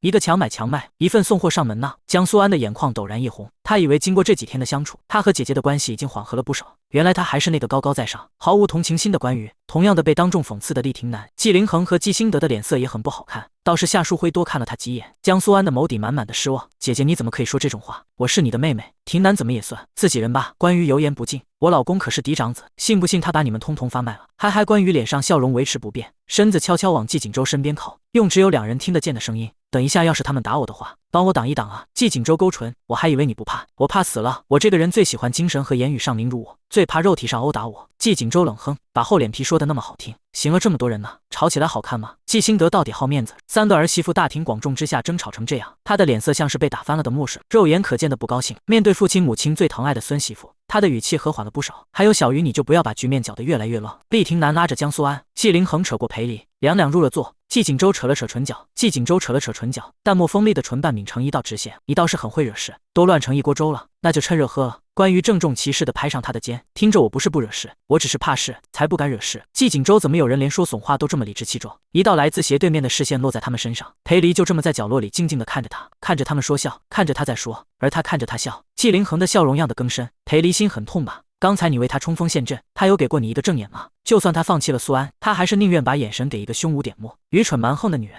而不是你，是不是很难过？裴离紧紧攥拳，指甲深陷掌心，抠出了血痕都毫无知觉。关于连续打了2个喷嚏，他揉了揉发红的鼻尖，直觉告诉他有人在骂他。在场最有嫌疑的就是渐渐的季凌恒。关于当场制裁，有话就问季凌恒，是不是你又骂我？季凌恒系统消息，宿主完美完成任务，10恶女值已到账，陆续上起了菜。关于凭借着仅有的最后一点人性，照顾够不着菜的小朋友，鱼吃吗？不要。季不竹拉长音调，菜呢？季不竹又摇头，肉又猛摇头。关于失了耐心，斜睨他一眼，丝毫没有哄孩子的自快吃，再不吃从屁股给你塞进去。季不竹的小脸皱巴巴的拧作一团，嫂嫂，你说话比我们小孩还粗鲁，快给我吃！关于用公筷不断给他夹菜，用吃的堵住他的嘴。季不竹没胆在关于面前挑食，因为他怕嫂嫂来真的，直接往他屁股里塞。别人可能只是开玩笑，嫂嫂是真做得出来这种事。他一边嫌弃的拒绝，一边捏着鼻子屏气吃下。这时他身边落下一道风尘仆仆的高大人影，将他整个小身子笼罩在他的阴影里，没有压迫感，而是安全感。三叔季锦州礼貌朝来人打了个招呼，关于跟着叫人。不得不说，季家一家子的基因是真的出众。季家3兄弟虽然都已入中年，但依旧能从容貌中窥探到年轻时的风采。3兄弟中，季天磊的模样和气度都是最为上乘，丝毫不亚于现在的小年轻，甚至凭借着成熟魅力更胜一筹。季兴旺乐呵呵的点头，他是兄弟3个中最和蔼近人的一个，老大严肃，老二冷漠，就他一个常带着笑。奇怪，小竹不是最怕你了吗？怎么还和你们夫妻俩感情这么好？季兴旺一脸惊奇，爸爸，我们是好朋友啊。季不竹的腰板挺得直直的，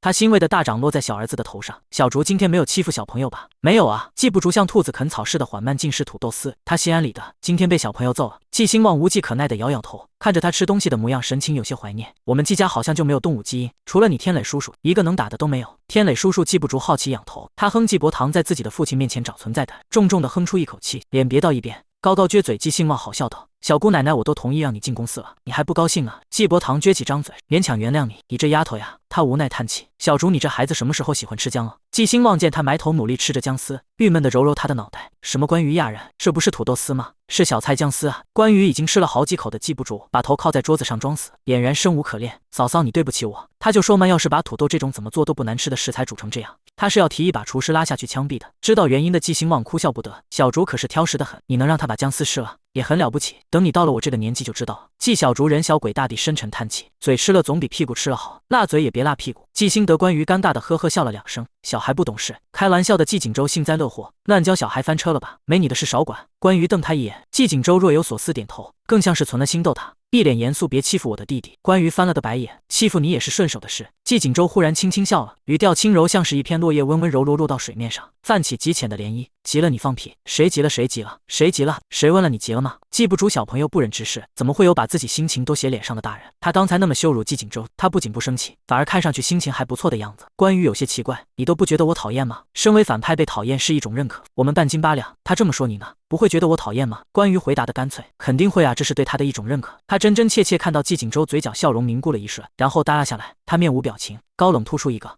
接下来的话题，无论关于主动说什么，他都只回答一个季景舟不理他。关于百无聊赖，正好他想起了那个还没来得及查看的系统商城，他自己做的任务加上系统7色8色的奖励，正好好是200点。系统小关有事吗？打开系统商城，我看系统消息，正在为您激活商城，何时资质完成？登录完成，加载内容完成，已为您打开系统商城。小买怡情，大买伤身，强买灰飞烟灭。亲，是否授权摇一摇为您跳转到任意功能栏？这玩意儿也有摇一摇跳转 TP。关于果断选择不授权，虚拟电子屏幕一瞬间扩大数倍，几乎成一个环绕着他的虚拟大屏。随着他的心意翻动，有一块榜不断刷新着任务，给超过3人以上的水杯里倒泻药，争夺家产，讽刺女主，设计女主让他代替女主除掉女主眼线，这是任务榜。除此之外，还有商品销量榜和商城分类，以及呈灰色不可点击状态的未开通领域。商城里的商品有多个分类，上到大型机器，下到粉末药丸，各种品类的产量都有。关于点进商品销量第一的详情页面，是个价格不菲的粉末，名称渣男粉，深邃骨详情介绍。你还在为了家里流窜的渣男担心吗？渣男要渣男听了都害怕。越渣死的越快，失了慢慢死，失了死全家，全家死翘翘。快点加购，早买早死，早买早超生。价格298一包，1998一个疗程，吃满12个疗程必死。好贵。关于牙一酸，拼搏几天他连包药粉都买不起。珍爱生命，远离渣男。还有买家秀评论区，皇后养成系统，一代皇帝一代刀，就剩本宫一个不死鸟。哈哈哈哈！爽。关于突然发现这商品买家秀的评论不仅回复，还能加好友，这不就代表着他能和许多和他一样的宿主聊天？联系往下翻这条买家秀的评论，有个叫渣男首任系统的评论，老师可以扩个列吗？皇后拒绝的果断，不了吧，我的每任都是渣男，你杀不过来。打倒封建主义系统，老师可以给个年代地址吗？皇后瞥见他的名字警觉，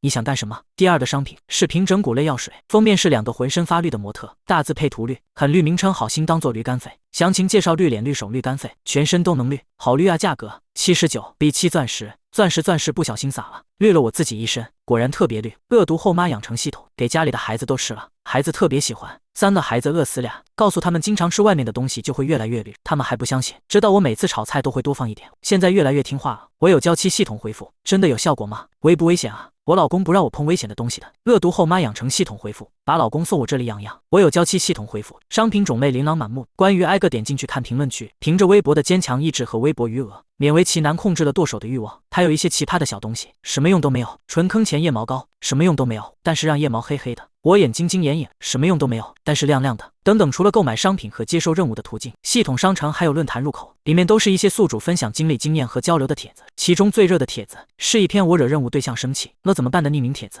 关于不由自主点进去，楼主的任务是攻略高冷校草，攻略了3个多月，一点好感度都没涨，再加上楼主是个很有爱心的小女孩，忍不住把多余的爱心分给了学霸帅哥一点。和他偷偷牵手的时候被校草看见了，校草好像生气了，怎么办？阿姨，首任渣男系统，换一个人攻略啊，任务对象不多的是。楼主回复系统不让换，一换就暴毙。2当匿名用户，既然生气了，那就买点礼物道歉啊。3高我有万人迷系统，校草绝对是喜欢上了楼主而不自知。楼主回复真的吗？星星眼。3高我有万人迷系统，不信你去告白试试。楼主过了一段时间回复，谢谢啊，原本只是生气，现在直接把我删了。匿名用户345，你倒是看看人家的昵称啊，你的红鼻子掉了，我帮你捡起来了。关于真是一场酣畅淋漓的闹剧啊，不过其中一条顶贴倒是有一点道理，他应该给大魔王送礼物。第37章什么动静？关于千挑万选，终于选出了一个物美价廉、刚上新的好宝贝。它外表简朴，只有细细的一条塑戒，没什么质感，颜色看上去不像是银，更像是塑料和铁铝。重点是很便宜，只要20点就能及时检测对方波动的情绪值，包括但不限于生气、愤怒、高兴，还有2代新功能。黑化值。它的商品详情介绍时，你还在为了读不透对象的心而烦恼吗？实在不明白对方为什么无缘无故情绪突变了吗？我们新款的戒指精选高端材料，通过心流血管的电子化应用科技，精心推出了这款素戒，从不再猜不透对方在想什么。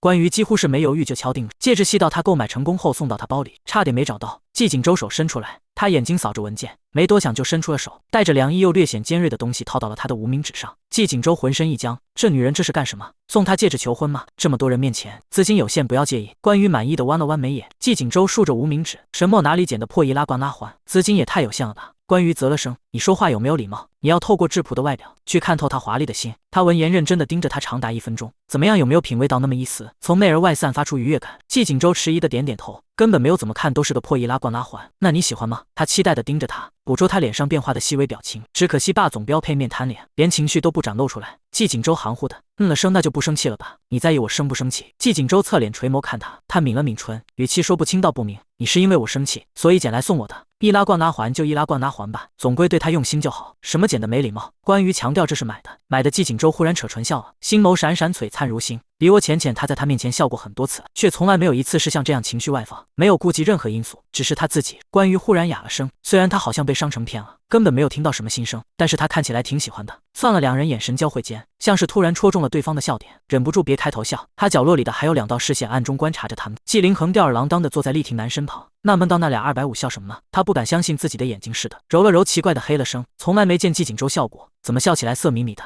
厉廷南自顾自的剥虾，将刚剥好的晶莹剔透的甜虾单独放在碗里，成熟自重的提醒季凌恒，怎么说他也是我们的大哥，说话客气点，平时见到也不要针锋相对的。廷南你不知道，他娶的那个老婆厉害得很。季凌恒故意夸大其词，裴离和安安联手肯定都拿他没办法。厉廷南意外的挑眉，他和这位名义上的大嫂接触不多，上一次见面，他看上去不像有心机的人，甚至还帮他撮合自己和安安，他城府很深。不是？季凌恒神情凝重的摇摇头，他武力值很高，原来不是精神攻击，是肉体打击啊。最近他们参加的那档综艺就是靠一个片段火了，你看过没有？就是他把在场所有人都删了个遍，关于怒扇所有人的视频火了，有人骂他为难明星和打工人，也有人确确实实爬出了关于受针对的点。毁誉交加虽然被骂得不轻，但也确实火了。破圈效应让更多人都看到了这档综艺，一时间迅速登顶综艺热播榜，这让导演笑得见牙不见眼，连夜让手下的工作人员加班，好好策划下一次的直播。季凌恒吊儿郎当笑着往自己口中抛了一粒花生，连季锦州都被上了，上完那天就一起去参加家宴。你说这季锦州是不是天生受虐狂？见厉廷南兴致缺缺，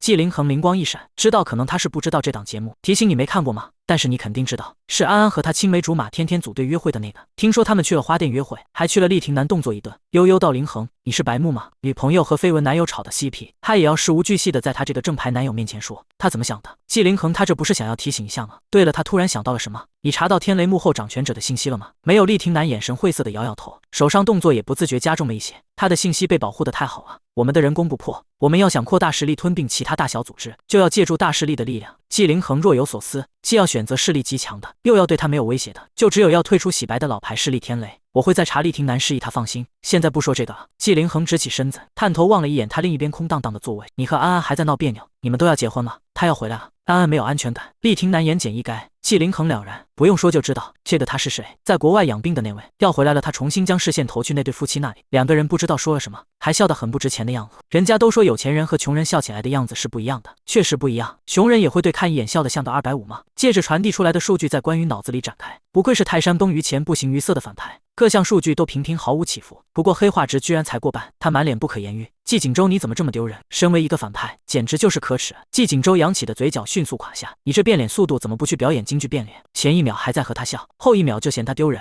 怎么他笑起来很影响市容市貌吗？第38章那我也播给你吃。这年头的反派都不干正事了，那他就关于的眼珠子脚下转了转，就他来当最后的大反派吧。我会好好继承反派的金钱、财产、野心产业、小弟和公司。关于虔诚许愿，小声自言自语，但是跌到谷底的幸运值和被逮入狱的结局就不要了。自己瞎嘀咕什么呢？季锦州关于突然神情庄重的开口，连季锦州的脸色都郑重了几分。你不要的钱可以给我吗？不要的钱。季锦州差点以为自己听错了。不要的钱，你上次不是坑了他们不少？以前呢，我的钱有用。季锦州，你的钱有用不能花，我的钱没用就都得给你呗。季锦州叹了口气，下次我要是再认真听你的话，我就是狗。关于灵魂反问，原来你不是啊。曹季锦州怒极反笑，关于突然冲着门口的方向抬眼看去，江苏安眼眶红红的从关于面前经过，他有些失神的捏紧了珍珠手提包，连眼神都没有分给其他人，怔怔朝厉廷南走去。关于目光一路从门口追随到他落座，那么这俩小院里又吵架了，这次又是因为什么事？季锦州用手剥着一颗颗干净的瓜子，随口回答，听说厉廷南以前喜欢的女孩子要回来了，两个人闹矛盾了，他不是不回来了吗？季锦州看他一眼，你怎么知道？不知道啊，我自己想的。关于坦然，你可真会想。不过白月光回来前夕，不都是他们最蜜里调油、感情最为浓烈的时期的吗？为什么又吵架了？所谓白月光在他最爱他的那一年回来了。定律，男女主感情发展至最高峰，一举一动都牵扯着对方的心，没有这段日子的甜蜜，就没有后面分开时的痛彻心扉。男主看着空荡荡的房间，追忆着他和女主在这间屋子里嬉戏打闹，每一个家具部件都是两个人亲自挑选的，痛太痛了不知道，可能是关于恨其不争的叹气。爱情长跑这件事太不具有确定性了，跟他几年长跑，结果发现终点有人在等他了，或几年白瞎了，只能拱手让人。输在终点不如输在起跑线，还省了一顿跑。听起来你很有经验。季景舟哼笑，也对，人家的爱情长跑是2人赛，你的爱情长跑是5人3组。你问我的经验啊，关于斜逆他，你测800米的时候没被全班女生一个个反超过吧？体测800米最痛的事就是一开始卯足了劲跑，以为能和后面的拉开差距，跑到第2圈火力不足，只能眼睁睁看着一个个超过他，还不如在起跑线直接躺平慢慢跑呢。事已至此，2个人吵都吵了，那他在火上浇个油，应该不过分吧？过分的话，那他更要做了。按照原著故事线，白月光回来后第一件事就是冒领女主的功劳。江苏安照顾了发烧的厉霆南一整夜未曾合眼，第2天一早临时有事出去了，就被人捡了漏，太过分了。这次他决定不能惯着这个白月光。系统意外小关，你意外的很有正义感啊。关于正气凛然，作为反派有所为有所不为不会影响你的任务吗？不会的，关羽肯定，因为我要自己来。你的意思是你要自己动手教训白月光？系统声音带着浓浓的惊喜和崇拜，这样既教训了他，还能获得恶女值，好聪明，没那么麻烦。我的意思是冒领功劳这件事，我来这么过分的事，怎么可以让那白月光自己做啊？我还要让人埋伏在男主公司楼下别墅门口，一见到给男主泼水，让他多次发烧，然后让女主和白月光轮流照顾他，我再屡次冒领功劳啊！我再让人去给他算命，说他下一次再被泼水的时候会遇到身上带红的漂亮女人，那就是他命中的贵人，让女人扇他一巴掌，再给他1000万。女主和白月光都不喜欢穿红色，那天我就穿着红裙子路过啊，给人一巴掌还要拿人1000万。反派系统经历了多任宿主，有勾引男主的，有刺杀男主的，有爱慕男主的，有背刺男主的，就是没见到通过迫害男主来反复刷值，还是反复迫害。原来这就是他说的反派有所为有所不为。那头江苏安红着泪眼坐在厉霆南身旁，厉霆南冷脸无声把剥好的虾推到他面前，细致优雅的用纸巾擦着指尖，他默默淌着眼泪，晶莹泪珠从泛着粉的香腮滑落。每吃一个厉霆南剥好的虾，一滴泪珠就滴落在桌面上，吃完了就离开他吧，他对自己说。2个人往那一冷战，跟偶像剧似的。关羽看得入神，随手拿了一个季景舟剥好的瓜子仁，他边吃还边嫌弃，责别人剥虾你剥瓜子仁，有没有一点眼力见？到时候大板牙都磕得豁口就老实了，哪有大总裁顶着一口豁牙的？我是厉霆南那个自私的家伙垄断了虾，桌上能剥的就只有帝王蟹了。季景舟半天才憋出一句话，而且他剥瓜子仁不是用牙磕，是用手剥牙，不会起豁口。没事，我不爱吃虾。关于心不在焉安慰，季景舟明明就很在意。厉霆南突然背后一毛，熟悉的凉感几乎让他瞬间察觉了恶意视线的来源。他抬眸看去，正好对上季景舟怨怼的双眼，那眼神哀怨中带着一丝嗔怪，还有点委屈。季景舟对他委屈，厉霆南顿时起了恶寒，被自己的想法恶心到的。季景舟盯他恶狠狠地盯了厉霆南数眼，又低头看手机，噼里啪啦地打了几个字，又抬下巴示意他看。厉霆南不解地垂眸打开手机查看，季景舟的消息轰炸接连不断弹了出来。你为什么要把虾全吃了？为什么要把虾剥光光？为什么你有什么企图？你为什么要干这种不利于团结的事情？厉霆南他有病吧？他仔细斟酌回复，因为安安喜欢吃虾。对面的消息很快弹出来，那我就不喜欢吃吗？厉霆南再三犹豫，那我也剥给你吃。这次换季景舟，2个大男人看着聊天记录，忽然被对方和自己都狠狠恶心了一把。他们动作统一，拉黑删除，眼不见为净。第39章单多多新用户。关于嘀咕咕，坐这么远听不见说什么呀？碗拿好，他想了想，选了一个最简单粗暴的方式，一把关于滴溜起来，自己手上拿一个碗，也让关于另一只手拿上自己的碗，手肘上还箍着关于的珍珠小包，往厉霆南方向走。季不主眼巴巴的见美丽嫂嫂走了，连忙双手捧起自己的碗，迈着小短腿跟随。季景舟把关于放厉霆南隔壁位置放好，自己坐在他旁边，季不主也爬上他们旁边的位置，这样够近了吧？怎么会有他这么体贴的老公？继续吃吧。他朝呆滞捧着碗，一脸震惊的关于轻声道。厉霆南冷声低斥，季景舟你做什么？这座位都写着你厉霆南的名字不成？他冷哼，你能坐，我们就不能坐，随便你。厉霆南黑脸别开眼，他瞟了关于一眼，对着厉霆南正颜厉色，我是来警告你的，安安是我妹妹，我绝对不会容许你欺负她。厉霆南微眯着眼睛，与他的眼神在空气中交汇，他只能从那双懒散的眸中看到忍俊不禁可感慨的情绪，丝毫没有与他争夺江苏安的野心。事实上，季景舟也确实沉浸在自己的喜悦之中，不愧是他居然能在短短几秒钟想出这么机智的找补。厉霆南奇怪的移开眼神，季景舟今天是中邪了吗？他继续给江苏安剥虾，眼见着要见底了，以为是江苏安喜欢吃，又让人上了一盘，加快了剥的速度。江苏安味同嚼蜡的塞厉霆南剥的虾，打算吃完了就离开，吃了半天满满当当的盘子只受了皮外伤，他加快了塞的速度。厉霆南就像跟他杠上了似的，也加快了剥壳的速度。他听见厉霆南吩咐再来一盘虾的时候，内心深处还是不受控制的被触动了一下，他不禁开始问自己想和他分开吗？江苏安盯着满满一盘都是剥好的虾的盘子，又给自己换了个目标，如果上菜之前盘子还没见底的话，那他就原谅厉霆南，我来帮你试。关于自告奋勇，江苏安眼底挂着要悬不悬的眼泪，还不知道发生了什么事，茫然的抬头看他啊，不用客气，我们是姐妹吗？关于不客气的夹起一筷子虾，当着2人的面在装着白开水的碗里涮了涮，这是避嫌，我也有点嫌弃别人剥的虾。厉霆南嫌弃别吃，季景舟也不甘示弱，夹了一大块，也涮了涮水，我也避嫌。季景舟笑道，不介意把厉霆南冷冷的剜他一眼，没说话，2个厚脸皮的，难怪这种人往往生活得更滋润。厉霆南剥得再快，也比不上3个卯足了劲吃的人。盘子很快见底，好险他差点就原谅厉廷南了。江苏安胡乱地抹了一把眼泪，拿起包包就要走，手腕却被突然攥住。厉廷南慢条斯理地拿起手帕擦了擦指尖，让人收拾他面前的残局。普通的动作都能被他做得赏心悦目，他头都没有动一下，只是微微垂眸，声音平淡而有压迫感：“坐下一会，我送你回去。”当着这么多人的面，江苏安不愿在他们面前起争执闹笑话，低声怒喝：“我才不要！凭什么我什么都要听你的？凭什么你总是一副吃定我的样子？就连你喜欢的人要回国了也是。”厉廷南眉眼未动，似乎略有挣扎，还是只冷冷吐出几个字：“坐下，不然奶奶那边我无法保证你能看见他。”江苏安的眼神染上不可置信：“你拿奶奶威胁我？”厉廷南，你混蛋！关于默默擦了把溅到自己的脸上的唾沫星子，这下够近距离观影了，还很有体验感，口水都喷到脸上了。当他想起了学生时代坐在第一排的那些年，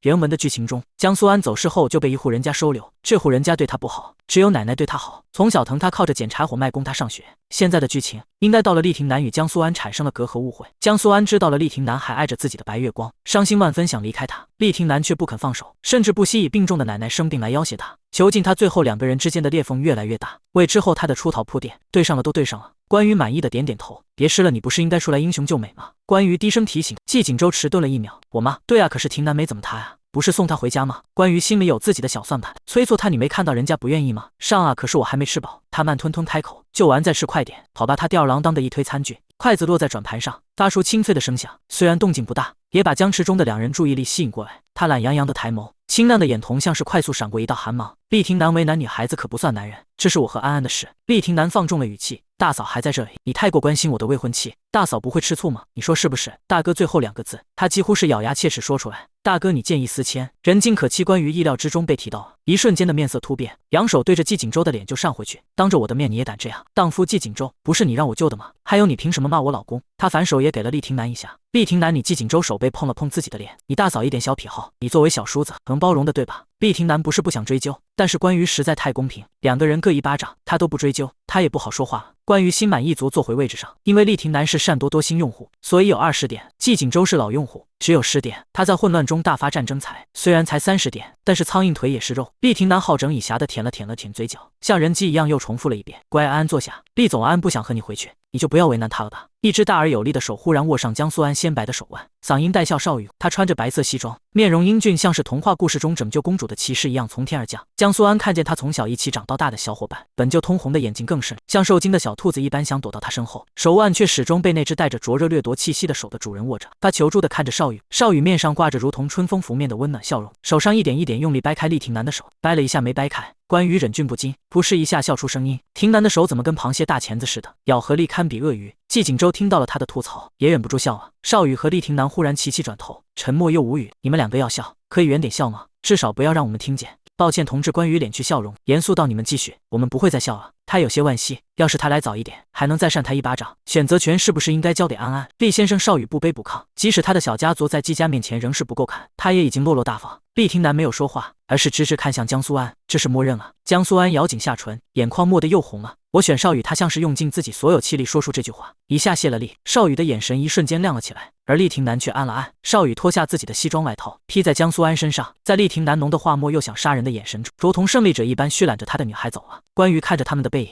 鄙夷：“这才是英雄救美，你就只会打嘴炮。”季锦州可是平时他救人都是直动嘴啊。厉廷南不听他有什么办法？第40章，廷南哥哥需要办一办。主人公走了，这场戏只剩下了男主演和围观群众。舞台的最后一幕，男主神情没有变化，继续面无表情吃着牛排，切成小块，分手快乐，祝你快乐，你可以找到更好的。厉廷南哪来的 BGM？ 谁的手机铃声？是不是你的？季锦州，晚上 emo 时间到了，你才 emo？ 不好意思，是小宝的了。记不住，不好意思的亮出自己的电话手表，往左划掉，挂断了电话。廷南哥哥被女朋友甩了吗？天真无邪的童音好奇问道，声音响亮，足以让厉廷南看过来。关羽忍笑：“是啊，廷南哥哥为什么被甩了？因为季锦州忍笑，看热闹不嫌事大，他脚太多，2艘船往两边跑。原来是这样啊。”季不竹若有所思的点点头，难怪廷南哥哥身上都有小狗味哦。这3人光明正大的蛐他，厉廷南怎么也无法忽视，拿着刀叉的动作都心不在焉。什么是小狗味？季锦州问老师说，是单身狗。厉廷南，谁家幼儿园教这个呀？别说话了，你快吃饭。关羽给季不竹不断夹菜，生怕他嘴得了空闲就来烦他，一刻都没有停下。无季不竹费力的咀嚼，还有些感动。嫂嫂对我真好，好吗？好，你就多吃点。半个小时后，吵吵闹闹的餐桌上也离开了不少人。嫂嫂，我不想在这里吃饭了。季不竹突然气鼓鼓的叉腰，我们回去刚才的地方吃饭好不好？关于飞快掠他一眼，敷衍的抬手指了个方向，捧着碗去那里吃饭啊。乖记的和静止的叔叔阿姨说用餐愉快。季不竹顺着他指的方向看过去，厕所漂亮，嫂嫂让他端着饭碗去厕所门口吃饭，还让他和进去上厕所的叔叔阿姨说用餐愉快。好恶毒的漂亮女人，难道他这个弟弟是一次性的吗？相比之下，大魔王哥哥都显得平易近人了许多。他漫不经心看他一眼，为什么不想在这吃饭？季不竹烦恼的在桌上撑着下巴，因为坐在这里，我筷子老是掉，都凑不成对。可能是因为有婷南哥哥在吧？躺着中枪的厉婷南，还有你看这个虾子。季不竹胖乎乎的小短手指指着餐盘里孤零零的虾，宝宝吃对虾都要吃成对的。他们刚才上菜的时候明明是一对一对的，转了一圈就都不成对了。宝宝不是单身的虾，可能也是因为有婷南哥哥的原因吧。厉婷南别人吃的也能怪到他头上。还有宝宝的鞋子，季不竹亮出自己的脚丫，另一只没了鞋的胖脚在空中扑腾，有些烦恼，不知道被哪个叔叔阿姨踢走了，也不成对啊。厉婷南、关于和季锦州的眼神逐渐起疑心，这玩意儿不会真传染吧？小宝不要胡说。厉婷南明显底气不足，宝宝哪有胡说呀？哼，季不竹的嘴高高撅起，关于忍不住捏成鸭子嘴，啊，嫂嫂坏。他把自己从嫂嫂的蹂躏里解救出来，重重哼出一口气，明明就是婷南哥哥身上狗味太重，什么都要拌。我坐那边的时候才没有这么多凉拌菜呢，你看这几道菜，凉拌黄瓜、猪耳拌猪皮，贡菜拌牛肚，这不都在说婷南哥哥需要干嘛？关于和季锦州恍然大悟，顾特助笑眯眯冒出来，连这方面都需要个小朋友提醒。季总和夫人真是太给我长脸了。关于被吓了一跳，听出了他的话里有话，你又是从哪里冒出来的？我在这吃好久了，夫人没有发现吗？顾特助故作哀怨的轻叹一眼，果然我们小路人就是没存在胆呢。厉婷南一口牛排不上不下，吃也不是放也不是，莫名其妙的，他觉得自己现在独自吃着牛排的背影和穷穷竭力的老人也没有区别了，莫名心酸很多。小宝厉婷南微笑着放下刀叉，优雅的擦了擦唇边，哥哥没有被甩，只是我们彼此都需要空间冷静一下，你们大人不要老是给还没上小学的宝宝灌注这种概念了。季不竹捂住耳朵，装听不懂。婷南哥哥被甩就被甩吗？干什么不承认？厉婷南头疼的按了按太阳穴，选择尿遁离开现场。他抬起红酒抿了一口，朝季锦州和季凌恒微微点头示意，你们慢慢吃，我公司还有事，先走了。季不竹看着落荒而逃的厉婷南背影感叹，属于男人的情商，连婷南哥哥这么优秀的男人都渡不过，不知道是不是自己眼花。关于似乎看见厉婷南踉跄了一把，你这小孩说话欠嗖嗖的。关于感叹季不竹狡黠的眨了眨浑圆的大眼睛，长嫂如长母，嫂嫂教得好。关于见关于吃瘪，季锦州给他保留了一丝颜面，别过头才偷笑，不去打个招呼。季凌恒失笑，眼眸中带着一丝看不清道不明的情绪，眼睛都快粘他身上去了。没必要。裴离摇摇头，抬眸时正好看见他的笑容，在暗处偷偷观察了10余载，他似乎从来没见过他这副表情。在人声鼎沸的餐桌上，他们3人似乎有着自己的小天地，在周身形成了谁都不能靠近的屏障。他的新婚妻子肆无忌惮地欺负他的小堂弟，把小孩的脸揉成圆的尖的扁的，而季锦州单手靠在他的椅背上，灯光投射在他的睫毛，在眼底打下一片鸦青色，看着他们打闹时也不自觉地露出大大的笑容，距离是他毫无察觉的亲密。走吧。裴离随着季凌恒站起身，两人俱是举着酒杯示意，我们也去外面了。裴离与季锦州擦肩而过的一瞬间，似乎微妙地顿了一下，还是无法控制自己的眼神不在他心爱的男人脸上流连，他不敢停留，只是微妙地顿了一瞬，很快恢复如初。身旁的季凌恒仿若意识到了，脸上笑容不变，放在他腰侧的手却略微收紧，步伐也大了。第41章磨刀霍霍向爹娘。不要再捏了。季不竹把自己脸上的肉柔从女魔头的毒爪下抢救回来，自己揉了揉贝尔 UA 得发红的脸蛋。关于还要上手，被季锦州2只手掌并起，啪的卡住他手去往的方向一转，肆无忌惮的狠拧一把大反派的脸颊。你干什么？季锦州慌张失态的捂住自己的脸，像是被流氓摸了一把的黄花大龟男，不知道的还以为他拧的是哪个部位，摸一摸怎么了？爱季不竹心疼的摸摸哥哥的头，我们兄弟俩同病相怜，都被那个女魔头给辱了清白，夺走了身子，不如我们结拜为姐妹，我定要叫她血债血偿。季锦州，季不竹，我让你爸少给你看一点电视啊！季不竹大惊失色，哥哥你怎么知道我偷偷看电视？出了偏厅没了那股发腻的饭菜味道，随之而来的淡淡的薄荷香。偏厅门口的服务生往他们身上喷了眼带气味的香水，空气都清新了不少，人脑子也清醒了不少。关于人群中，一西装革履的中年男人怒气冲冲朝他挤走过来，他年长季天雷几岁，却多了满头白发。这谁啊？关于茫然，这谁啊？季锦州也纳闷，他好像在叫你的名字，我看着怎么像是要冲过来打我呢？关于对危机的预感总是很准，那中年男人甚至还没到他面前，就蓄力狠狠朝他脸上甩过来一巴掌，这一巴掌带起的掌风足以见识力道之重，宽大而后又布满老茧的掌心朝他妹，似乎被按下了慢放。关于甚至看到了他手掌还是断掌，要是落在他脸上，轻则红肿，重则半残。幸好他早有预期，一手肘推开季锦州，迅速往他手臂下的空位一钻，避开了那一巴掌。他蓄足了力却落了空，一下没稳住身形，向前踉跄了几步。这老头谁啊？关于问系统，你爹系统突然爆了个粗口。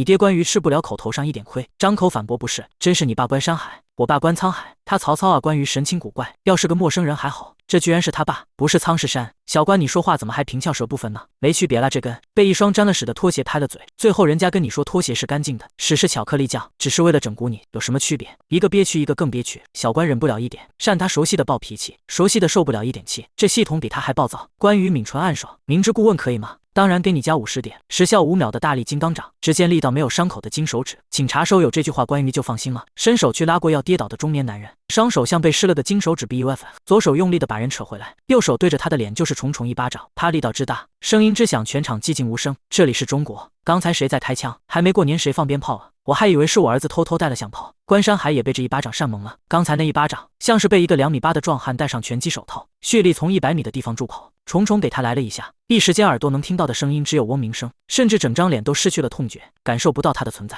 他颤颤巍巍地摸了把自己的脸，踉跄了几步，被追上来的妻子扶住。山海没事吧？山海，我是不是聋了？我的牙齿是不是掉光了？我怎么没有知觉了？他惊恐不已，活到这把年岁了，最害怕的就是身体上的疾病。妻子于秦林扶住他，没关系，我帮你看看。他忙检查他的伤口，却古怪的没有说话。关山海见他不言，心里越虚，很严重吗？你说话啊，你这脸一点事都没有啊，甚至连个巴掌印都没留下。系统得意地问，怎么样，爽不爽？关于收拾爽。季锦州沉默，想开口说些什么，又沉默，刚起唇，又沉默。顾特助赞叹不已，我勒个金刚女芭比啊，不愧是与关二爷同名的女人，武力值竟然也不甚逊色。鲁肃唤他去单刀赴会。季锦州看来那天那一巴掌，关羽还是看在夫妻情分上留手了，他对他还挺好的。季不竹不仅没有被吓到，反而满是兴奋，小脸红扑扑的，力度刚刚好，懵逼不伤脑。这还不伤脑啊，小少爷！顾特助语气夸张地说，听声音都快把脑干打成脑花了。可是那个老头爷爷的脸上根本就什么都没有啊，怎么可能？关山还缓过劲了，不可置信地拿出手机看，确实连一点红痕都没有。但是那惨绝人寰的一巴掌，逼得确是有实感的。于秦林瞪大眼睛，浑身发抖，显然被气得不轻。关羽，你居然敢打你爸！爸爸咋了？爷爷奶奶、外公外婆，来一个我扇一个。他嘀嘀咕咕，恭喜宿主解锁，恭喜宿主解锁，多么痛的领悟！任务奖励50点。关羽不在意，不代表其他人不在意，他们原先还在看热闹，听见这两人的关系，脸色忽然变得微妙起来。看着两人的架势，还以为是什么狭路相逢的仇人，结果告诉他们这两个打对方巴掌，恨不得100米冲刺助跑加撑杆跳助力的两个人，居然是父女。他好像就是关羽，他风评本来就不是很好，怎么还大庭广众之下扇父亲巴掌啊？不过有一说一，确实是他父亲先动手的。我看到了，隔老远就开始助跑了。季家一个大家族，季老更是一辈子高风亮节的人物，居然能容许这样一个孙媳妇，再怎么样也不能长过老爹。磨刀霍像爹娘吧？那位牵着小孩的就是季总季锦州吧？季家新生代目前最能扛起重任的一个，怎么就娶了这么个不仅胸无点墨，又粗鲁，还对他事业没有加成的花瓶？可惜了，季总的表情为什么看起来那么欣慰？第42章我们狼狈为奸，流言碎语不可避免地流到了他的耳朵里。关羽依旧淡定，装作没听见。你这逆女关山海在这群豪门贵胄之中，被自己的亲生女儿甩了一巴掌，他觉得丢了面子，气得脸红脖子粗。夫人是不是事发突然？你没有认出朝你冲过来的是关先生啊？顾特助朝他使了个眼色，不愧是金牌特助，脑子就是转得飞快，面不改色的就给他想了个公关理由。没有啊，我看清楚是他才打的，不然打错人了怎么办？关羽眼神无辜，说出来的话很嚣张。顾特助你还挺善良。关羽你给老子听着，我是你爸关山海怒斥。关山海你也给我听清楚，老子是你女儿。他虽然辈分矮了一头，但是气势丝毫不输。其他人津津有味的围观，有热闹谁不爱看？人群被打开一道开口，毕廷南和纪凌恒并肩而行，气场强大，令看者不自觉地给他们让出一条道。怎么又是你们？纪凌恒神情古怪，人怎么能捅出这么多篓子？哈喽，凌恒就一会不见嫂子怎么长得不太一样了？百忙之中，关羽笑眯眯招手打招呼。纪凌恒眼瞎啊，这男的他兄弟，这厉廷南凌恒啊。关山海连忙走到纪凌恒旁边，有让他主持公道的趋势。关羽嫁进季家和你就是一家人了，你管管你们家的人，发生什么事了？厉廷南蹙眉问，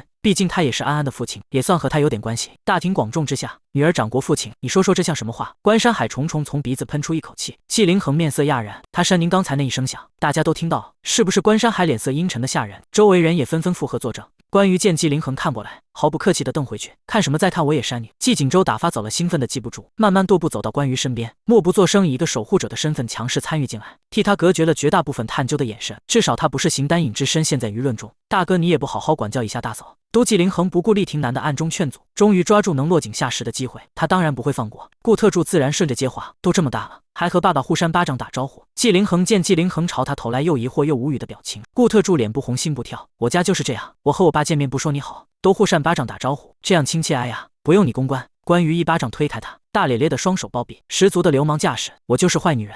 怎么了？关羽大大方方承认。那又怎么了？你们除了能对我进行道德上的谴责，还能对我怎么样吗？我混网络这么多年了，户口本上是死全家的，尿是哑光的，前后肢是坏的，演技是没有的，素质也是没有的，那怎么了？你们还能对我造成什么伤害吗？他一脸无所谓，其实心里都要乐开花了。就在刚才，系统告诉他，只要收集别人对他的一句恶语相向，他就能长一点恶女之。他再也不是之前那个畏惧恶评的小孩。纪凌恒存了心的看好戏，大哥嫂子居然是这样的人，以后大家出去会怎么看你？这不是也间接怀疑你的人品吗？我的人品还需要质疑？纪锦州不知道想到了什么，微微一笑。纪凌恒一顿，不应该吗？做生意杀伐果断，做事果决，不给人留活路，人称商界土匪王的不就是他吗？纪锦州神情淡淡，语气却是无法反驳的认真，像是真的疑惑。我看上去像什么好东西吗？到底是什么给你们的错觉？关于将吊儿郎当哭在他的肩上，可他如出一辙的不屑教诲。他调笑的拍了拍他的胸膛，放心，我们狼狈为奸，你包是坏东西的。顾特助看着他们勾肩搭背的背影，像是在拍暗黑系杂志。我勒个恶人夫妇啊！纪锦州把他趁机吃豆腐的手拍开，微仰下巴狭长，眼中闪过寒芒，对纪凌恒淡声道：“你在对没道德的人讲道德，在对没有忠孝节义的人讲忠孝。”纪凌恒嘿，还真不能道德绑架你了。我们果然是同路人，你懂我。关于像被顺毛顺的舒服的小猫，满意的微眯着眼睛，突然想起来，不过我们谁没道德，谁又是没忠孝节义？纪锦州看着他挑眉，你觉得呢？关山海看不惯关于一副事不关己又满不在乎的态度。我为什么要来？你知不知道安安哭着走了，肯定是因为你又欺负他了。你总是看不惯他，这次你又对他做了什么？关羽懒得辩解，放心，总比对你温柔点。顾特助低头抿唇偷笑，可不是嘛，毕竟也不是谁都能享受夫人那么彻底的巴掌。你这是什么态度？你到底对安安做了什么？于秦陵愤愤难平，出口就是指责，欺负安安打你爸爸，我还不如不把你生出来。是江苏安感冒了，我偷偷给他扇风；胀气了，我偷偷给他饭里放压缩饼干；长胖了，我往空气里撒酵母；怀孕了也是我干的。他神情恹恹，属于这具身体的情绪还是不可避免的影响了他。他刚才听见于秦陵的恶语相向，鼻头一酸，几乎落下泪来，但是掉眼泪太没气势了，他硬生生憋了回去。好烦，不想理他们，身体已经够差了，精神上还要被折磨。纪锦州眉眼微动，垂眸落下来的目光像是镀了层柔光，他的声音低低的，累了。关于意外的看向他，脸上还有来不及转变的愠怒表情。你怎么知道？你去那个小厅，我朋友在里面啊，这里我来解决。纪锦州没回答，朝他指明了个方向，从背后轻轻推了一下他的腰，小顾带他去。顾特助从善如流，好嘞，卧槽，纪总简直太帅了。今天要是准时下班的话，他就不骂他了，加班的话还是要骂。第43章和黑粉线下碰上了，快去吧，你的朋友能是什么好人吗？关羽很怀疑。纪锦州面不改色，近朱者是我的朋友都是正正经经有钱人家的小孩，每一个都风趣优雅，谈笑风生，你肯定能和他们好好相处。顾特助确定吗？留着他一个人舌战群儒。顾特助领着他来到了另一处偏厅，隔着门就听见里面满是震耳欲聋的音乐声和嬉闹声，他有些退却了。算了，我还是回去找大魔王吧。顾特助问大魔王。纪锦州啊，顾特助一乐，这个称呼还挺契合纪总的。关羽转身就要回走，顾特助像是懂了什么，站在他身后开口：“夫人，你不会是社恐了吧？还是放心不下纪总？”这两个回答哪个他都不想承认，嘴硬着没回头。才没有，他才不会承认。他从小看见这些社会歌社会景，门被打开一道缝，喧哗的音乐声从那道缝隙里宣泄而出，一个男人走了出来。敞开的白衬衫露出蜜色肌肤的大块大块的肌肉，掩藏在衣服下的肌肉绷着，映出轮廓，身上染上了里面的烟酒味。他松开手腕的衬衫扣子，一抬眸看见了顾特助，有些意外。小顾，锦州的顾特助闻声回头，莫总，这位是你女朋友？男人凤眸半怒，显然兴致缺缺，目光在他脸上短暂停留了1秒。吵架了，对待美人可不能用太粗鲁的态度啊！我可不敢啊！顾特助大惊失色，这放古代可是要犯淫乱后宫的死罪。不对，他又不是太监，差点被记不住那熊孩子带跑了。不敢吵架，莫萧庭眼睛带着明显的醉意，满不在意的笑了笑。他老婆啊，这倒是和锦州那家伙不一样，结婚几个月了，连人都不肯让我们看他长什么样。不过也对他喜欢江苏安，要不是季爷爷逼他，他也不会娶。顾特助朝他疯狂使眼色，酒精上头的莫萧庭也没有发觉异常。顾特助不安地看了一眼关羽，莫萧庭顺着他的视线看过来，目光落在亭亭袅袅的女人身影上。他按了按自己的太阳穴，我是不是说太多了？我也不知为什么，好像有点醉了。顾特助目不斜视解释，莫总，这位就是季总的妻子。季总哪个季总？莫萧庭还没反应过来，季锦州他爸换老婆了。关羽冷不丁笑了笑，顾特助压下想翻白眼的冲动，是季锦州的妻子。关于季锦州，莫萧庭的脑子一瞬间清醒了几分。季锦州娶了个关羽，关于顾特助。顾特助忽然不知道说什么好，硬着头皮对关羽道：“夫人，我还是送你回季总身边吧。”好，他们转身就要走，莫萧庭忽然反应过来，连忙迈开长腿，大跨步过来，轻而易举地挡住了他们的去路。别走啊！莫萧庭眼神清明，这位就是弟妹，叫什么来着？关羽啊，单刀赴会那位是婕妤的妤。顾特助连忙解释，季总临时有点事走不开，让我把夫人带过来跟你们一起。那多好啊，走什么走？关羽强颜欢笑，还是不用了。别不用了呀，你可是我们今天的贵客。莫萧庭不容置喙，推着关羽往里头走。你来真是来对了，我们可爱护新人了，尤其是锦州的老婆。关于被推着往里走，丝毫没有挣扎反抗的余地，就被莫萧婷乱拖带拽的推进偏厅里了。这里的偏厅和夜场包间没什么大致上的区别，灯光一瞬间暗沉下来，换成了暧昧的蓝紫变幻光，滋生喂养着情愫和旖旎气氛。看台上有小支乐队慷慨激昂的敲着打击乐，底下的富家子弟男男女女勾肩搭背互相灌酒，觥筹交错惨不忍睹。顾特助犹记得刚才季总还信誓旦旦的保证自己的朋友都是健谈风趣的正经人。莫萧婷推着个女人进来，引得人打趣：萧婷不是说要出去透气醒酒吗？这么还搂了个美人进来。呸狗嘴里吐不出象牙来，我这是搂吗？我这是推。莫萧婷毫不客气地啐他一口，别胡说，这是弟妹，哥哥我是弟弟啊。那人立刻道。莫萧婷扫开沙发上的瓜子壳，给关于腾出来了个位置坐，对着那少年的脑袋就是一个暴力。这是你锦州哥的老婆？怎么可能？那少年长着一张幼齿的娃娃脸，写满了不信。我周哥怎么可能会带他老婆来这儿？他喜欢的可是我们家安。莫萧婷暗地狠狠给了他脚一下，少年吃痛疼的倒吸一口凉气，连忙倒转话锋：安全帽，恩周哥喜欢我新买的安全帽。关于对季锦州喜欢的是谁并不在意，反而这里的空气不流通，又是伸手不见五指，暗地里被扇了一巴掌都抓不到人。他微微蹙眉。季锦州不是说他的朋友都是正经人吗？拿了钱就要替人办事。金牌特助顾特助硬着头皮，很正经啊，大家都在正经的败家，还不正经吗？关于反而被他的强行辩解逗笑。那少年仔细打量着他的脸，因为灯光暗，他并看不真切，自顾自嘟嘟囔囔：我怎么好像在哪见过你？关于笑了笑：你忘记我了？小时候你在你家玩，我在我家玩。少年对了，他终于想起来，你怎么长得像关于呢？江玉和你可以啊，我都没认出关于来，你居然认识？莫萧婷豪爽地捶了他肩前一拳，我肯定认识关于啊。江玉和得意轻哼，他在节目里老是欺负安安姐，我死也不会忘记那张脸的，我可是他铁胆黑粉，直播间冲锋陷阵第一个就是我，而且他还玩不起，找人来封直播间里的号。上次节目居然还强行和我周哥组 CP， 害得我们周哥不能和安安姐在一个队伍，我太生气了。不过姐姐你放心，我不会因为你和他长得像就迁怒给你的。莫萧婷的酒又突然醒了，笑容一并僵在脸上。第44章娶了个妖妃啊！莫萧婷沉默着放下酒杯，深深地叹了口气，以他爷爷的，真有眼力见啊。江玉和不知道为什么莫萧婷突然夸他，还以为他说他会看人，呆了1秒后反应过来，不好意思的挠挠脑袋，也没有啦，只要用心就会看透一个人的本质。婷哥这个美女姐姐真的是周哥的老婆吗？他好奇，怎么说都不信。这两人怎么看怎么不搭，两个人都是浓墨重彩的极具冲击力的浓颜。俗话说两A相遇，必有一个为爱做够。他只能想到这两个人站在一起想杀了对方的画面感。锦州还不放心我们，让小顾把人领过来呢。顾特助笑着对江玉和投过来的怀疑目光一个肯定的眼神，这就是我们夫人。千真万确，江玉和见他的眼神不是作假，还是相信了。不过在他心里，还是觉得安安姐和锦州哥最为相配。锦州哥喜欢安安那么多年了，怎么可能说放下就放下？那嫂姐姐她别别扭扭开口：你叫什么名字？我叫你名字吧。关于语气平静，眉眼带笑。关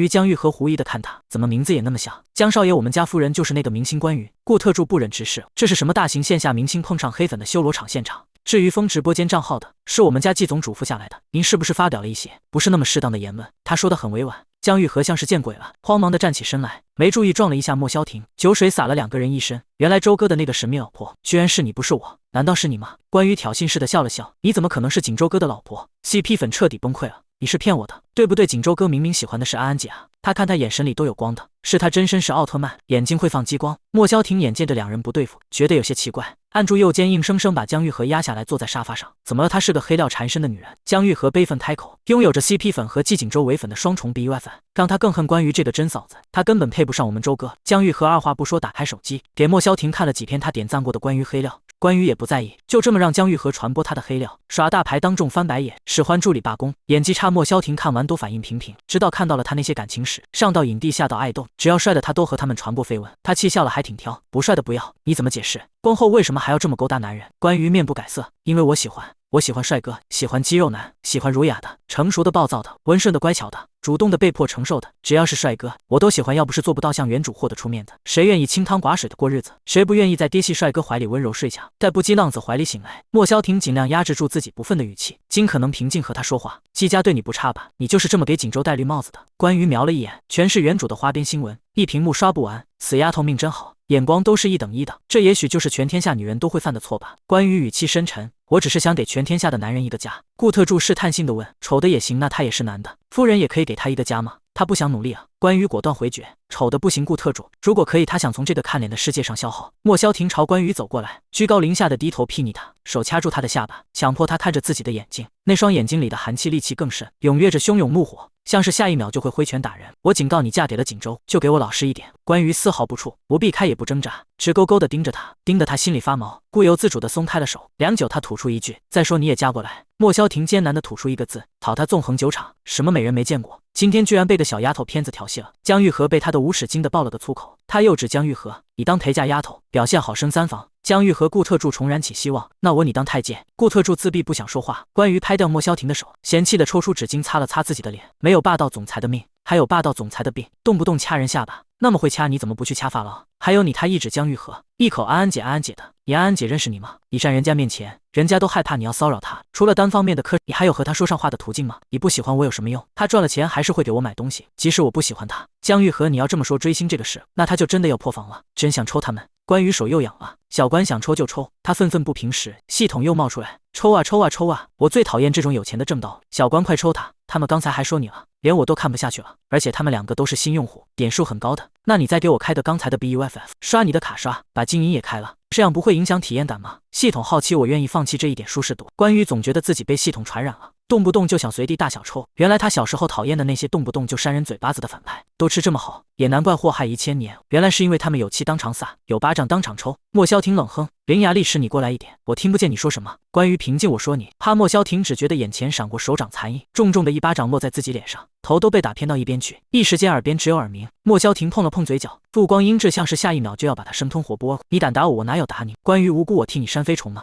都没碰到你，爽你当我是傻子吗？他呼吸重了些，平息自己的怒火，我真的没有。关于看向顾特助，不行，你问季景周的狗腿子。狗腿子他面无表情，一般情况下除了事实如此，我是不会站在夫人这边的。但是莫总，我真的没听到有巴掌声，从他的角度看，只能看到关于的手在他面前晃了一下，连声音都没听到。莫萧婷就把脸自己偏一边去了，更像是碰瓷。你的意思是我自导自演？关于叹了口气，莫总你就不要无理取闹。莫萧婷跟吃了口苍蝇似的，一口气不上不下，他还不是那么信任顾特助。玉和，你说从江玉和的角度，确实连手的动作都看不到，他还沉浸在刚才破防的情绪，茫然抬头，怎么了莫哥？莫萧婷，你莫哥都被扇了一巴掌了，我来给你演示一遍。关于自告奋勇，刚才有只飞虫在上面飞，然后我就好心想给他轰走，像这样啪又是无声的一巴掌。江玉和诡异的安静几秒，暴跳如雷，你胆打我？我没有啊。关于问莫萧婷，你听到声音了吗？邪了门了，他不说话。他又问顾特助，你听到声音了吗？没有。顾特助果断回答，不要拉他做示范，当他说太阳其实是月亮，都可以看吧。巴掌声这么大，要是大家都听到了，肯定看过来，也会在脸上找到痕迹吧。关于摊了摊手，你们兄弟俩想讹人直说啊，打人真爽。莫萧婷和江玉和狐疑对看一眼，怎么会这么邪门？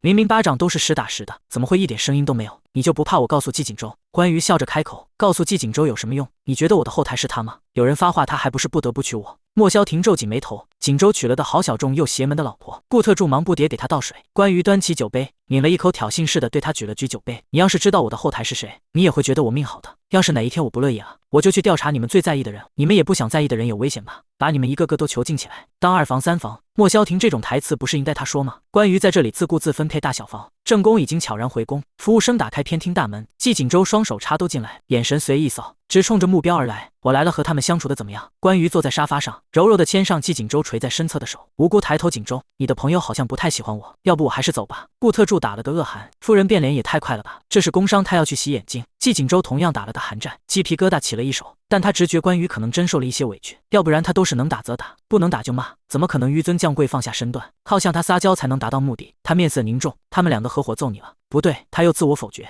，2个人也不至于啊，所有人合起伙来打你了。江玉和莫萧婷，去你的！关于松开他的手笑骂，其实也没打我。莫萧婷和江玉和同时眉眼一松，就是刁难了我好几下而已。莫萧婷语气沉重又恨其不争，景周你这是娶了的妖妃啊，他们不就放了几句狠话吗？怎么到他嘴里就是刁难了他好几下，还被一人抽了一巴掌？妖妃季景周偏头看了一眼关羽，对上后者无辜瞪大的眼睛，扭头回去笑道，婷哥他一向都有话直说的。莫萧婷第一次体会到言情文里被恶毒女配陷害的小白花女主的心境。关羽在季景周看不见的地方，他抛了个挑衅的妖妃眼神，挑衅男配恶女之加一，他差点被这道眼神气得心梗。景周你千万不能轻信这女人啊！莫萧婷苦口婆心，像是劝谏被妖妃蛊惑的昏庸皇帝的奶娘，她心思可重得很。婷哥，我觉得你们对关羽有偏见。季景周淡淡开口，关羽朝他抬了抬下巴，他会一勾过水果盘。关羽悠哉悠哉，边吃西瓜边看他们兄弟戏强，你还伺候他？莫萧婷不可置信，景周你整个人都变了，你怎么会变成这样啊？我没有。季景周懒懒散散地向后靠，身子深陷进柔软华贵的沙发，昏暗的灯光落到他的脸上，柔化了他凌厉的轮廓。没有变，也没有喜欢上他，这是我报复他逼我娶他的手段而已。大弟子，你就这么在正主面前说出来了？莫萧婷脑袋缓缓打上一个问号。你报复给他喂西瓜的意义在？我撑死他！季景周唇边笑意渐起，我还要增高他的血糖，老了不给他吃降压药。莫萧婷，你笑个鸡毛啊！还想到了以后，你想的倒是挺美啊。婷哥，你别管了，我有自己的计划。莫萧婷心想，你计划把自己送到他床上，然后夜夜笙歌毁了2个人是吧？第45章他是有苦衷的。关于抬眸目光流转，可能是习俗不一样，我们这边不流行掐着下巴和人打招呼，不知道木哥为什么？季景舟震惊地望向他，莫萧婷，你摸他脸。莫萧婷连连慌乱摆手，我没有啊，我没有，我只是掐他脸，不对，我摸也不对，我拧草了，怎么就解释不清了呢？说起来都跟调情似的。关于目露无辜，景舟我没有做对不起你的事。季景舟斜睨他一眼，又不自然地给他勾过来一盘水果，没你的事吃你的吧。我靠，莫萧婷彻底被这对狗男女折服了。景舟，你的这个腰肺可没你想象的是个清纯小白花呀。他刚才让我和玉禾给他做小，你们季景舟的打量目光上下扫过，最后落在他露出的蜜色胸大肌上。关于会喜欢你们这样的吗？还有莫哥这里不少女孩子，你平时衣服还是多穿点吧。莫萧婷眼前一黑，爷爷的这货还整上雄劲了。他啐了他一声，老子从小就这么穿，出生还不穿呢，你管我穿衣自由懂不懂？好吧，我只是提醒。季景舟撇撇嘴，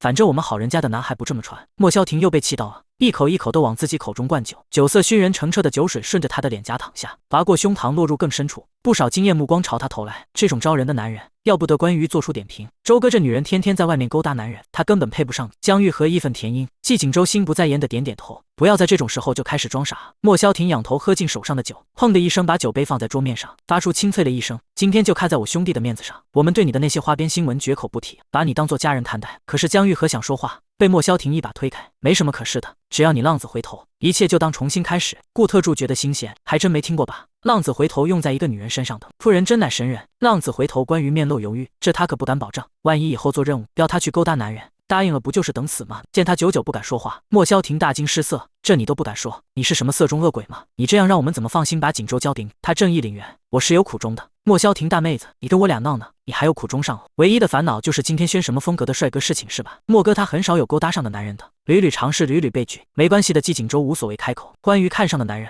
要么就喜欢性格好的，要么就喜欢聪明的，要么就喜欢坚韧不屈的。好巧不巧，这些都和他风马云不相及。莫萧婷这是重点吗？感觉对面是一颗完整的恋爱脑在说话，他不得不动真格的翻出江玉和搜刮的那些花边新闻，一则则亮在他面前。你说他和这个影帝摸摸小手，是有苦衷的；你说他不小心跌落在这个小鲜肉的怀里，是有苦衷的；你说他和这个男爱豆贴身辣舞，是有苦衷的；你说他和这个男网红共进晚餐，是有苦衷的。虽然福不是他想的，骂是他挨的，但是就连关羽都越听越心虚。可是季景舟面不改色，死恋爱脑，看见你给我等着，我摇人来骂你。莫萧婷骂骂咧咧，摸索着自己的手机，开始打电话摇人。季景舟若有所思，你摇人是吧？那他也要验叔哥，你在哪儿呢？莫萧婷对着电话那头道，同时向季景舟抛来一个怕了吧的眼神。不料后者低头安静的在手机上打字，一言不发。你也在君悦阁？那太好了，你赶紧过来吧，管不了你这个堂弟啊。什么那就不管了。他被一个妖妃迷了眼啊，整个人被他吃得死死的。季景舟一言不发的打字。关于好奇问，你干什么呢？摇人他言简意赅，摇个能管住他的。他女朋友关于猜测，他虽然女伴很多，但他单身好小众的男女关系。关于感叹莫萧婷已经放下手机，得意的不行。你说巧不巧？晏叔哥就在这里，是挺巧的。季景舟点头认可。花花阿姨也在这里。莫萧婷警觉，草。季景舟，你把我妈喊来干什么？关于把人妈摇来可还行？莫萧婷大步一迈，快走几步，迅速冲到门口，啪的一声打开亮得刺目的白色吊顶灯，充满正气的白光洒满偏厅角落，冲溃了所有暧昧之色。所有人难受的闭目，激昂乐队突兀停止。谁开灯了呀？没听说过老鼠只能生活在暗无天日的地下室吗？快把灯关上！莫萧婷这急忙慌的拍掌示意，我妈要来了。谁妈？灯光炫目，有人没看清说话者的脸，正要开口讥笑，等待眼睛逐渐适应了灯光，他定睛看去，吓得去了三魂七魄。莫少你妈！一瞬间包厢里的人都忙了起来，空酒瓶子收集起来拉去厕所，还没开封的酒瓶子藏在窗帘后，收拾桌上的垃圾、果皮和瓜子壳，纷纷开始整顿自己的穿着仪表，扣子扣得严严实实，顺便把脸上的口红印擦了。开窗通风散散酒气，换首歌。主唱有些茫然，莫少我们换什么歌？就追命赤子心吧。莫萧婷紧紧蹙眉，又想抽烟了。江玉和忍不住提醒，歌是追梦赤子心，追梦就追梦吧，我妈来追我的命，她心不在焉。主唱要这么正能量吗？关于看着他们这一系列训练有素的丝滑操作，显然不是第一次干了，这来的是妈妈还是教导主任啊？第46章锦州还会吃你的醋，不只是主任，起码是主人级别的。季锦州神情凝重。关于等到下一个人开门进来，刚才纸醉金迷的场景已经焕然一新，室内点起了清醒的木质熏香，酒瓶被搬空，取而代之的散发着热气氤氲的茶水，男女之间礼貌的保持得体的氛围，空气里充满着优雅的气氛。最近怎么样？还可以，最近在我父亲的公司帮忙。你呢？我在我母亲的公司帮忙。是吗？那真的是太巧了。哈哈哈哈！关于不忍直视，推开门走进来的是一位烫着洋气褐色卷发的中年妇女，鼻梁上架着暗红色的眼镜，眼神格外清明明亮，闪烁着属于老师这种智慧压迫性职业的光芒。不知道为什么，关羽也不由得坐直了身子。你怕了？季锦州嘲笑。谁怕了？我就是坐累了。他嘴硬开口。花占荣一走进来，整个偏厅鸦雀无声。刚才还在花天酒地的公子小姐呢，现在像只受了惊的鹌鹑，只往其他人身后躲，生怕被他眼神捕捉到。花妈花老师好。花占荣目光落在江玉和凌乱的衣领上，亲自上前帮他整理，淡淡开口：小何，说了多少次，出门在外仪容仪表要注意。江玉和苦着张脸，知道了花妈。其他人看了，纷纷自查仪容仪表。关羽不由得好奇，为什么他们看上去这么怕那个阿姨？她看起来还挺慈眉善目的。季锦州附耳解释，萧婷的妈妈是语文老师，这里几乎所有人被她教过，不就是老师吗？有这么可怕？花妈的身份不像一般老师，所以我们这些人不能拿身份压她。她甚至对我们比一般同学还要严厉，如果谁不听话，就会被她一通电话打到家里，让家长签免责同意书。季锦州强调全权军事化管理，回忆起往事，他感叹似的摇摇头。风雨彩虹铿锵玫瑰，关羽了然，这就跟前世爷爷把他送托管班一样可怕。莫萧婷远远地瞪了季锦州一眼，连忙走到他妈身边，笑道：妈，你怎么来了？我来看看。锦州说你在这里搞不正经的东西，他很害怕，让我来救他。花占荣环视室内一眼，无疑地嗅了嗅莫萧婷身上的味道。小婷，你没有喝酒吧？怎么可能的嘛？莫萧婷正色，你知道我的，我一向讨厌那种酒醉金迷的地方。扑哧，关羽很不给面子的笑出声。莫萧婷、花占荣循着声音看过去，一并看到坐在一起的两人。他觉得那女孩看着面生，那个丫头之前好像没见过。锦州带来的，他说的含糊不清，打从心底不是那么愿意承认。是安安的姐姐，那孩子呀。花占荣两人比起关羽，厉霆南带着江苏安出席了不少宴会酒席。花占荣对那个温柔文静的姑娘有印象。花占荣哭着小包，踩着高跟鞋，要朝关羽的方向走去。莫萧婷连忙拦住：妈，你干什么？没事的话，我先送您出去吧。人家第一次来，不去打个招呼多没礼貌。花占荣抚开她的手，莫萧婷见拦不住，只好跟上去，准备随机应变打圆场。不是他有偏见，就这一会的相处，他算是看出来了。那女人说话不给人留面子，一向是有什么说什么。要是再碰上他妈这种事多又急性子的，两个人不吵起来才怪。花占荣带着微笑慢慢走来，关羽表情逐渐严肃，像是放学路上迎面碰上了班主任。如临大敌怎么称呼？他贴近他坐下，亲昵地把手附在他的手背上，轻拍了拍，力道不重，更像是安抚。关羽并不讨厌这种与年长的女性的肢体接触，在他们身上总能感受到独属于女性的良善与母性。在他的成长经历中，往往缺少这种带着母性光辉的年长女性参与。妈，别摸人家的手。莫萧婷怕关羽一个不舒服给他甩出去，两个人吵起来，你管那么多干什么？又不是摸你女朋友的。花占荣白他一眼，你什么时候也能给我带个女朋友回来，我就不会摸别的小女孩的手了。这又扯到他身上了。莫萧婷扯扯嘴角，妈，你别开玩笑，锦州会吃醋的。季锦州无声指了指自己，他们。花占荣奇怪地看他，你们都这么大了，你交个女朋友，锦州还会吃醋吗？季锦州，你听听这是什么话？什么话不是吃我的醋？花占荣轻飘飘一句话，轻而易举把莫萧婷这个猛男壮汉急得面红耳赤。人家关羽是锦州的老婆，老婆关小姐啊。花占荣眼睛一亮，你是我们阿周的女朋友，阿姨叫我阿姨就好。关羽弯弯眉眼，哀乖。花占荣又温柔拍了拍他的手背，这几个小子呀，我是看着长大的，又皮又混蛋，我还嫌弃没有女孩给我玩呢，你来了就好了，还是我们阿周有本事。两个人言笑晏晏，相处得异常融洽。关羽左一句甜言蜜语，右一句糖衣炮弹，把花占荣这个挑剔的语文老师哄得笑得见牙不见眼。莫萧婷和江玉和奇怪的对视一眼，交换了彼此眼中的不可置信。不对吧？这么乖巧听话，好像不符合他的人设吧？关羽不是应该脾气硬得像茅坑里的石头，怎么这么会哄长辈欢心？果然会装。莫萧婷自言自语的声音落入到交谈甚欢的两人耳中。莫萧婷说什么呢？花占荣紧皱眉头，都光明正大骂起老娘来了。系统关羽在心里紧急呼叫，把所有恶女只给我点满演技 B 外反。真的吗？当然不可。莫萧婷一把心里不舒服，好就喜欢小关你这挨自闭报价。莫萧婷百口莫辩，妈，我没有没事的阿姨，莫总不是在骂。关羽失落垂眸，强颜欢笑，眼神里透着7分苦笑，2分凄惨和1分期待。他只是在骂我而已，我不知道为什么莫总和江总不喜欢我。莫萧婷，我勒个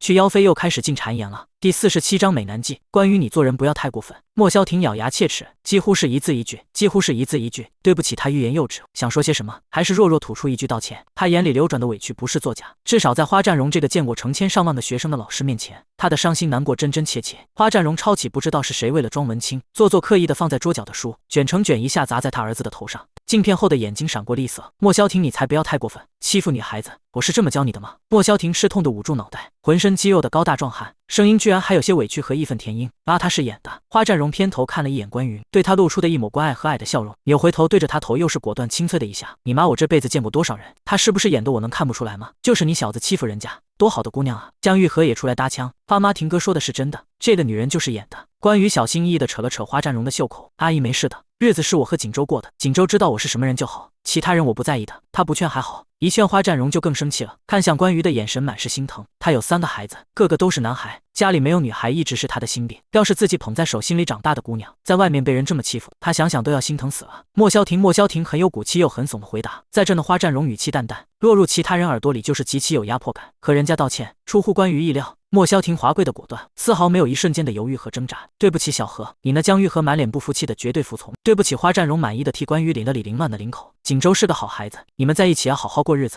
不用理一些无关紧要的跳梁小丑，他们影响不了你们两个人的日子，知道了吗？雷厉风行又柔情似水，就像关羽想象中的中年女性。知道了一些无关紧要的跳梁小丑，妈妈是我啊。我们家的联系方式，他们3个要是欺负你，你发消息告诉我。花占荣拿出手机和关羽交换了个联系方式，还要说些什么？偏厅门被敲了敲，众人循声看去，门口斜倚着一位穿着得体合身的白色西装男人，面庞展瘦俊美，不像是莫萧庭这等硬汉的厚肌，从抬起的手臂弧度看，更像是负着搏击，随着动作微微绷着衣服。此男为极品。关羽点头赞同。季锦州冷笑一声，极品他是真极品。花阿姨，我母亲好像在外面找你。那男人笑道，是吗？花占荣站起身，临走时嘱咐关羽，有什么事就告诉花妈。好，他弯了一眼依旧不服气的两人，别欺负人家。说完哭着抱抱起身准备离开，一如来时风风火火。他是谁？关羽忍不住问。一只鼹鼠，你没觉得他长得贼眉鼠眼的？季锦州用挑剔的眼光上下打量他，没有吧，长得很帅啊。关羽如实回答。为什么叫人家鼹鼠？季锦州不满，你眼瘸了吧？什么眼光？送走花占荣，偏厅门重新关上，像是一道音乐开关，室内的气氛再次一变，哄闹喧嚣，灯光变换，气氛暧昧，一下子又回到了之前。晏殊哥，还好你来了。莫萧庭松了口气，放松的把身子往沙发靠背上一靠，单手解开扣得规规矩矩的衣领，露出了大片的蜜色胸肌。季晏殊眼含春色，唇边缀着温柔笑意。他坐下来倒酒，伸出的白皙修长的手指亮得晃眼，尤其是他单手端着轻晃酒杯，酒水微微溢出来，滴在他的手上，更勾人了。你们女人看不出来，我是男人我还不了解吗？他就是个绿茶。季锦州凑近关羽耳边说人坏话。没有吧，我觉得你们男人就是太敏感了，不像我们女人之间相处都是大大咧咧的没心机。关羽想也不想，并对帅哥给他倒酒的行为礼貌笑着点头示意。锦州这位是？季晏殊讶然，装作不知情的样子。别装了，你季锦州不给面子的戳穿，你在家宴上明明就看见过他，别整的要跟别人老婆初次见面浪漫邂逅似的。关羽用手肘碰了碰他制止，主动伸手。关羽，季晏殊他的手握上，绅士的只握了一半手掌，他的视线顺着他的手一点一点的向上寸移，直到对上那双清亮透彻的黑茶色眼瞳，停下两眼相触。被眼前一幕，蓝狐狸暗中偷偷抛媚眼的场面震撼的关羽在风中凌乱，连手都忘了松开。还是季锦州碰了碰他手，要不要帮两位焊起来？两只交叠的手好像这才反应过来，立刻松开。季锦州假笑，不知道以为你们拍电视剧呢。虽然在家宴上见过几面，但这还是我第一次和弟妹见面。季晏殊男狐狸似的漂亮勾人眼睛，就这么直勾勾看着他，刻意在喊弟妹，时语气暧昧。关羽在心中大喊：卧槽，哪里来的男妖精？我敬你一杯吧。季晏殊对着他举起酒杯，轻抿了一口，他也端起酒杯。季晏殊忽然被江玉和一撞，酒水正好那么刚好的洒在他手上。抱歉，他满目歉意，从桌上抽出几张湿巾，一手握住他的手腕要帮他。此时的正牌老公眼睁睁地看着他们拉扯，觉得自己像是这剧里眼瞎熟睡的老公。顾特助傻眼，季总，你夫人好像要有新男朋友了，可你不要这样，我自己来就好。关羽在美色和良心之中反复挣扎，抽回了自己的手，自己用干净湿巾擦拭黏腻的酒水。他还是选择了自己的事业，他现在还不能和大魔王闹掰。再说了，哪有这么无缘无故第一次示好的男人？不是为了谋财，就是为了害命。为了前者也和害命没有区别。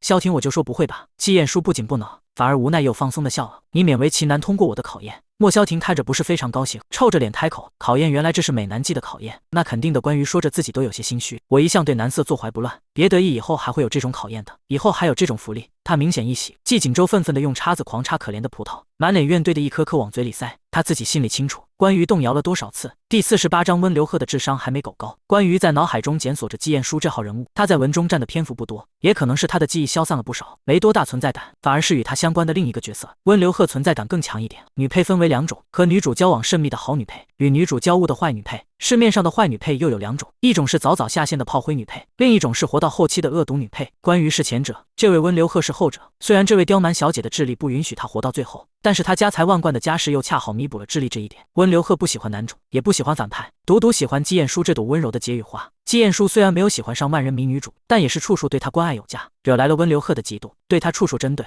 他越是针对江苏安，季晏殊就越是讨厌他。一直到结局，温流鹤还是没有得到私人的芳心，草草嫁了个富家公子搭伙过日子。关羽有些奇怪的想，不是说温流鹤是季晏殊的小跟屁虫吗？怎么这时候不见人？像是响应他的疑惑，高鞋跟踩在地面的声音渐渐清晰，由远及近，季晏殊脸色闻之一变，脸上几乎挂不住笑。他立刻看向罪魁祸首莫萧庭，你把他找来的。后者无辜地晃了晃手机，小贺问我就告诉他你在这儿。你季晏殊气结。关羽抬头看去，黑长直几乎及臀，如同黑色丝绸，又滑又亮，不见一丝毛躁，皮肤白皙，将鼻梁上的那点红痣衬得格外明显。穿着蓬松的黑色高定小礼服，遮不住细长白嫩的腿，像只高傲的小黑天鹅。她微一挑眉，穿得跟个黑森林小蛋糕似的，倒是和她想象中的温流鹤形象不一样。季彦书，我找了你很久。他垂眸开口，语气带着浓浓的不满。季彦书只抬了抬下巴，示意他坐在关羽旁边的空位置上。做温流鹤听出来了，他就是在敷衍自己，恼怒的跺跺脚，还是不情不愿的落坐关羽旁边。屁股还没坐热，他就时不时的感受到一道灼热的视线落在自己身上，没有恶意，只有浓烈的好奇。他勇敢回瞪回去：“你看什么？”关羽移开视线，随手抓了把小零食打开，语气平淡：“柜子里有一次性拖鞋，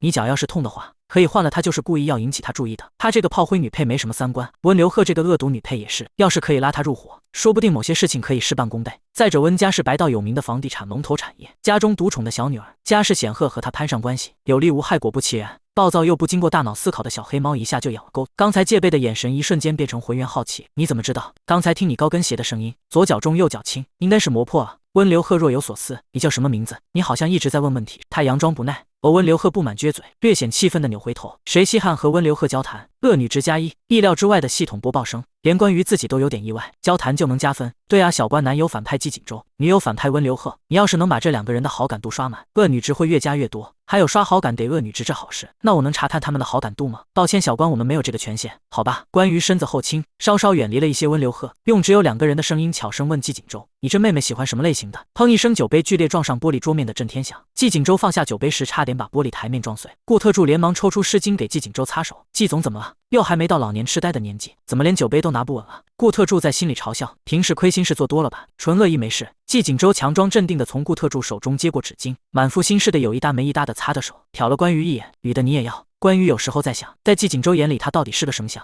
只要长得好的，男女老少他都要吗？在你眼里我就是这种好色的人？是啊，季锦州回答的坦然，只要长得好，男女老少你都要。关于我家公司有个项目和温家有点关系，我想着拉拢一下他，你会帮关家拉拢生意？季锦州很怀疑，我让他把生意搅黄啊？关于认真让原主不好过，关家也别想好过。季锦州松了口气，他一脸古怪，关于要拉拢温流鹤，还不如拉拢他呢，他智力还没他家思来强，还没条狗高。没过一会，侍者就送来了一双干净的拖鞋。温流鹤神情复杂地看向关羽，后者连眼神都没给他一个。见证关羽钓妹子比呼吸还要简单的季锦州，我都有点磕你俩了。几个人此时的气氛有些古怪，姜玉和不善地盯着关羽，季锦州不满地盯着关羽，温流鹤好奇地盯着关羽，而关羽在嗑瓜子。莫萧庭轻咳一声，朝季彦书抛去几个饱含深意的眼神，语气暗示他：彦书哥，你不是有话要和锦州说吗？季彦书这才后知后觉想起他叫自己来的目的，装作无意地放下酒杯。对了，锦州。季锦州看向他，无声等着他的下文。有人告诉我，你谈个恋爱，谈出了个恋爱脑。他温柔地循循善诱，哥哥知道你20几年来第一次谈恋爱，但是要养成正确的交往观念，要尊重对方，也不可以一味地纵容对方，要掌握好度。莫萧庭说的吧？季锦州淡定戳破，我在识破告密者中获得了0秒的好成绩，你也来试试吧。莫萧庭大惊失色，你怎么知道？我用脚趾头想都知道，你脚趾头怎么知道的？温流鹤细眉微挑，锦州哥哥你是恋爱脑啊？季锦州闷头灌了口酒，不是别瞎说，可是萧庭哥哥明明就说你是啊。他朝他努努嘴，季彦书也这么说。季彦书说什么你都信，他说狗屎能当中药，你信不信？关羽无声叹了口气，这反派的人设怎么从出场后一路崩塌？之前当反派好歹占个斯文败类，现在张口就是狗屎，人设只剩败类了。温流鹤纳闷地看他，我信他也不能去吃狗屎啊。第49章歪屁股是什么意思？小贺你好歹也是看着我长大的，还不知道我是什么人吗？季锦州正色，相比年长他们几岁的季彦书，温流鹤和季锦州三兄弟，莫萧庭和姜玉和才算得上从小一起玩到大的，相处时间也更多，也是因此看在儿时好友的面子上，虽蠢但努力做坏事的温流鹤在季锦州的力保下，也算落了个好结局。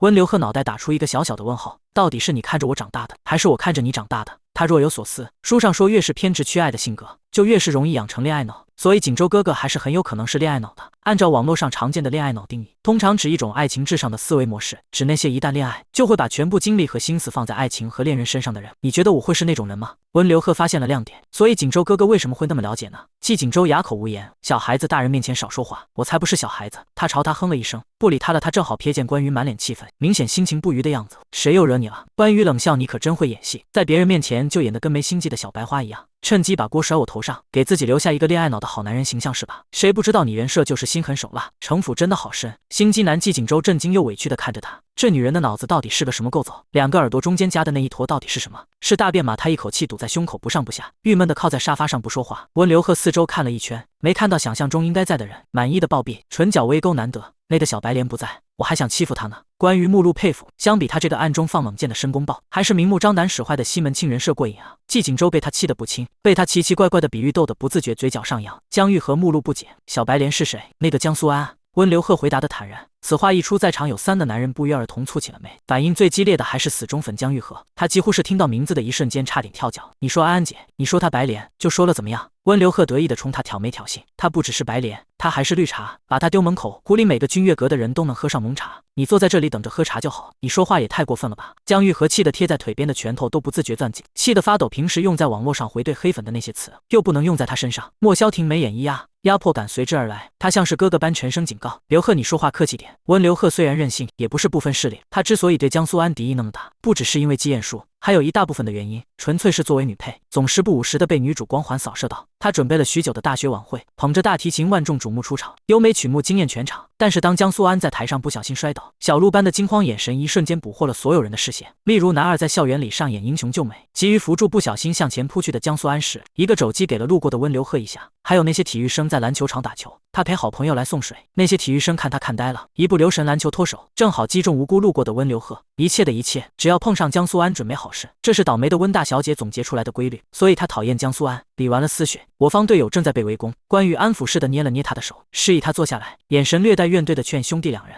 刘鹤还是个小孩子，你们和他计较什么？他就是说话直了一点，也没有坏心眼，你们就为了一个女人这么对和你们从小一起长大的妹妹？莫萧婷哪能听不出来他话里话外慢慢的挑拨离间。目录警告我们管教妹妹，你插什么话？关羽雅言不好意思的看了一眼温流鹤，一句话一个眼神，让一个女孩彻底为他疯狂。温流鹤拍桌而起，所幸声音被嘈杂的音乐声覆盖，只有他们几人听得。你们一个两个都精虫上脑了是不是？为了一个江苏安，他到底有什么好的？你们骂我也就算了，居然连帮我说话的人你们也要骂。他委屈的红了眼睛，连一个外人都看得出来我没有坏心思，只有你们把我当成一个城府深沉，一天到晚只想害人的坏女人。莫萧婷一愣，随之被气得一笑，到底是谁胳膊肘往外拐？你说我们这4个看着你长大的哥哥，精虫上脑。季景周默默吃瓜，淡淡开口，不是4个，只有你们3个。关羽连忙抱住他，在他怀里像只暴躁小兽的温流鹤龇牙咧嘴，你们都歪屁股，就是偏心莫哥。算了，莫萧婷冷着脸被江玉和劝住，坐下来点了支烟，猩红火光明明灭灭，吞云吐雾氤氲了他不愉的脸色。他打开手机，搜索歪屁股是什么意思。温流鹤在关羽怀里渐渐冷静下来，脸埋在他的颈窝，温热的眼泪无声的流个不停。季景周越看目光越是复杂，总感觉关羽在下蛊呢。这种戏份多来几场，温流鹤怕是要彻底认为，如果他和全世界对立，他这边只有关羽会陪着他，还不对他死心塌地。原来收买人要靠这种戏码。季景周犹豫地看向顾特助，心想要不要以他为第一个实验对象，到时候收买关羽的时候说不定可以派上用场。收买关羽虽然没用，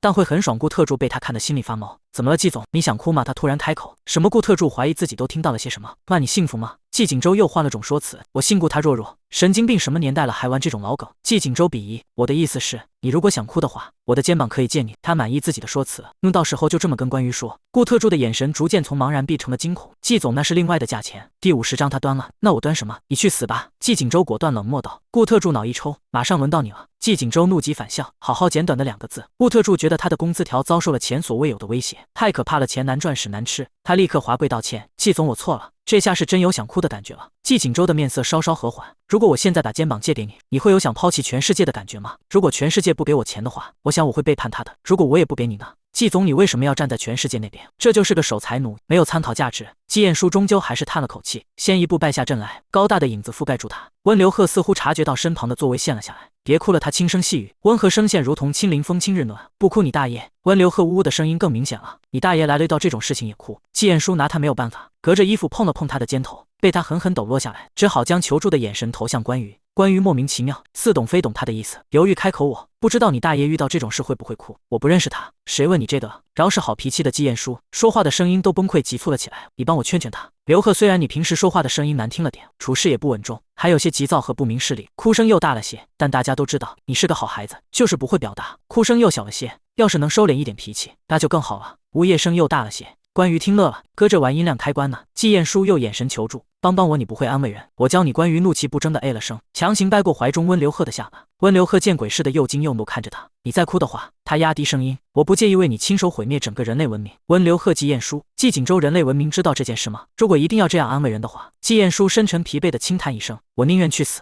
温流鹤一言难尽的点点头表示赞同，如果要被这么安慰的话，我也宁愿去死。关羽无辜的瞪圆了眼睛，我好心示范，你们好心当做驴肝肺。温流鹤从关羽怀里起来，吸了吸鼻子，勉强冷静下来。小姑娘梦声梦气，谢谢你。关于淡定的抹了一把脖梗上沾着的她的眼泪鼻涕，抹到了她的手背上。没事。这温流鹤低头看着自己的手背傻眼，顺手的是温流鹤默默抽了张纸擦了擦手背，想了想又想帮关于擦，被关于攥住手腕制止。他沉声换一张。温流鹤慢吞吞的抽了一张新的，给关于擦脖子。不生气了。季彦书挑眉。不生气了。温流鹤脸色平静，毕竟不可以跟5个定颜长脸上的真脸瞎计较。5个关于下意识扫了一圈，忍不住嘴角微抽。他也好想这样刻薄的活一次。季锦州纠正：4个顾特助沉重，3个组织不会忘记这沉重的一天的。季彦书怀疑自己的耳朵出了差错，也没有怀疑如此粗鄙的字眼是从那张大家闺秀的嘴里说出来的。你说什么？关于好心替他转述，他说你们5个的眼睛是皮眼子。季锦州持之以恒纠正：4个顾特助继续沉重，3个今天绝对工伤。他在这些大人物面前插不上话，挨骂倒是贴心的有他的份。居然说他的眼睛是皮眼子，甚至2次。季彦书沉默，无言以对。莫萧庭将烟头熄灭在烟灰缸里，抬眸看他和谁学的脏话。跟你大爷学的。温流鹤梗着脖子。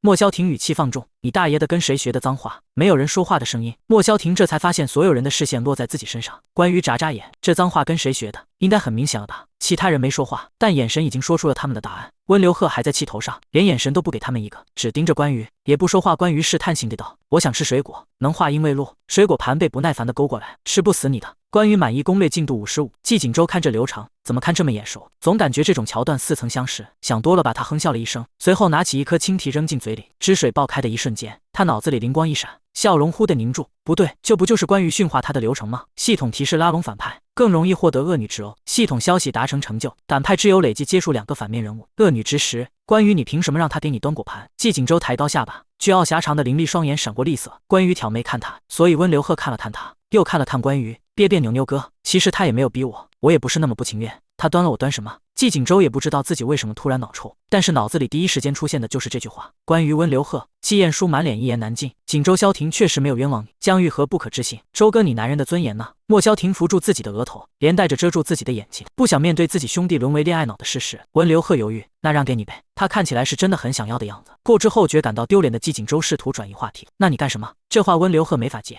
他就不能什么都不干吗？顾特助双手一拍，兴致冲冲给他们出主意，贴身太监有了，那温小姐就当贴身丫鬟喽。话音刚落，一道想杀人的视线恨不得盯穿他。还是熟悉的钱包痛，声音阴沉沉的。顾特助谁是贴身太监？顾特助常年伴君如伴虎，即使老虎已经变成了小老鼠，但他已经练出了随机应变的绝招。他神色肃穆，这个职位非我莫属，谁都不要和我抢。第51章恶女联盟。周哥，你怎么可以喜欢上敌人？江玉和目光带着谴责，他可是欺负安安的罪魁祸首。我没有。季锦州冷脸矢口否认。周哥，你就是太单纯了，不懂才会被他骗。关于冷笑，好一朵无辜青春的大白脸，25岁的懵懂大男孩啊，不说话不用动就把恋爱脑爱老婆的好名声拿了，还能扮猪吃虎，做男人真容易。季锦州习以为常，安安姐是我见过最善良的女孩，你们俩是怎么忍心欺负她的？江玉和痛心疾首，目光灼灼盯着关于和温流鹤。关于顺手的事，温流鹤认真想了想，顺嘴的是江玉和气得半死。作为死忠脑残粉，从江苏安出道就开始沦为死忠粉的他，绝对不允许有人当着他的面辱骂他推，即使是嫂子和妹妹。你知道他们有多努力吗？年少时走丢摸爬滚打，没有变成市井市侩的模样，而是成为了一朵坚韧的小草。好不容易被家里找回来了，被恶毒姐姐因为嫉妒非打即骂，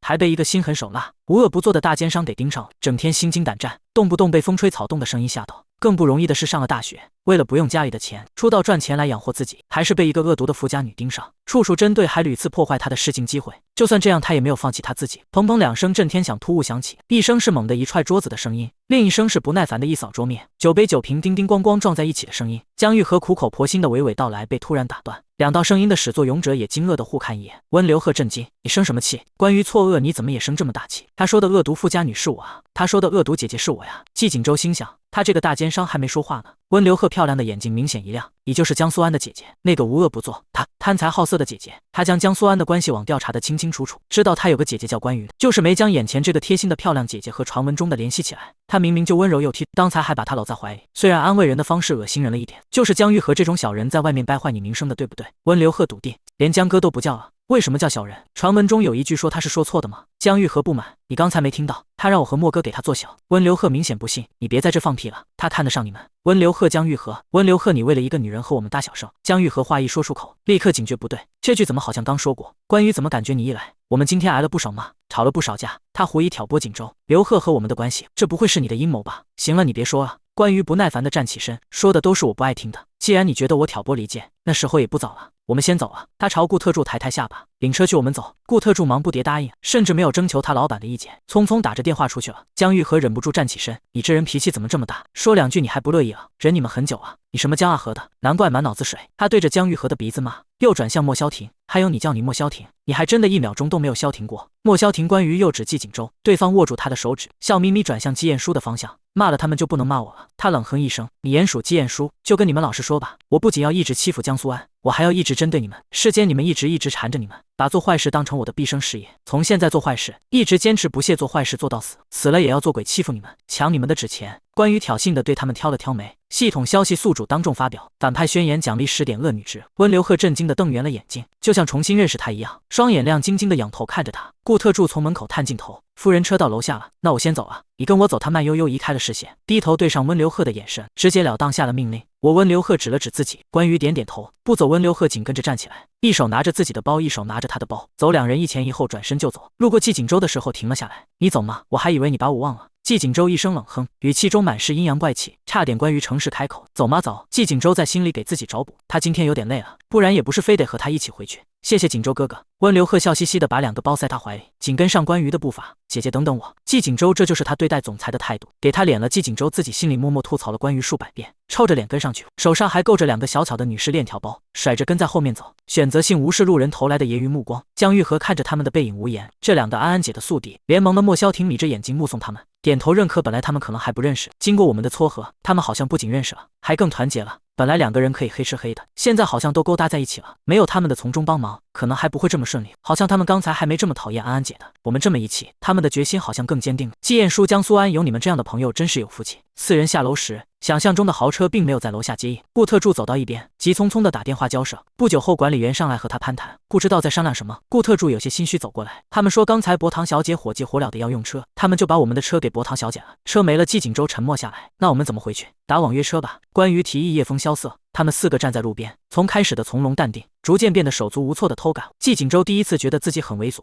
这里只有登记过的车辆才能进入，网约车进不来，那怎么办？要不顾特助小心翼翼，我去给你们扫辆共享单车。关于人怎么能捅出这么大的篓子？网约车都进不来，共享单车就可以了。可能是君悦阁的老板响应国家积极在各地投放共享单车的政策吧。顾特助硬着头皮道，那你确定他穿这样骑共享单车不会被说是死装姐吗？他指着温流鹤的小黑礼服不可置信开口，他们一个大小姐，一个总裁，一个总裁夫人，一个特助，就这么1人1辆共享单车骑回去，像话吗？死装姐什么意思啊？温流鹤的眼里露出几分迷茫。关于轻叹一声，嘟嘟囔囔，怎么变有钱人了？都逃不过骑共享单车的命运？难道他就是天生踩脚踏车的命吗？从这里到妓院大概10公里，你让我们骑单车回去？我是总裁季锦州眉头皱得死紧，哪有同行骑自行车通勤的？关于没注意听岔了，惊声开口，去哪？妓院，季家大院，简称妓院。温流鹤没听懂他们在纠结什么，用我家的车不行吗？季锦州和关于对看一眼，脑子呢？你脑子呢？2个人互相面对了一阵，才让温流鹤打电话让他们家的司机过来，车没一会就到位了。季锦州打开车门，礼貌地让2个女士先进去，让顾特助坐在前面。夜幕降临，窗外高楼大厦灯火通明，透过暗色车窗不断向后迅速疾闪而过。关于盯着车窗，身旁那道灼热视线实在无法忽视。干嘛？他斜睨温流鹤，我想知道你刚才为什么突然变了一个人一样，变得好坏。他的眼睛亮得出奇，不是阴阳怪气，是真的想知道。我也想求你说话刻薄较长，很刻薄吗？温流鹤抿着唇笑，就脑子在想什么难听的话，嘴也不受控制地说出来了呀。他们身边的季锦州默默看了他们一眼，又默默转回去。2个交流这种话题的坏女人好可怕，我真的想知道你是怎么让人家一眼就看出来不是个好货色的。我看你也是诚心想学，那我就教你。关于想了想，坏女人也不是那么好做的，做我们这一行，1不能爱上客人，2不能把素质看得太重，第3点也是最重要的一点。温流鹤认真点头，虚心请教，第3点是什么？第3点不能把目标看得太小。关于一脸认真，你不能只把江苏安看成目标，我们做反派的也要有大志向。一个江苏安目标太小了，你要把眼光辐射到整体，怎么个辐射法？温流鹤茫然摇头，我不懂。季锦州，不要乱教这种东西啊，也不要听得这么认真啊。你可以骂江苏安，那是不是就能骂所有人呢？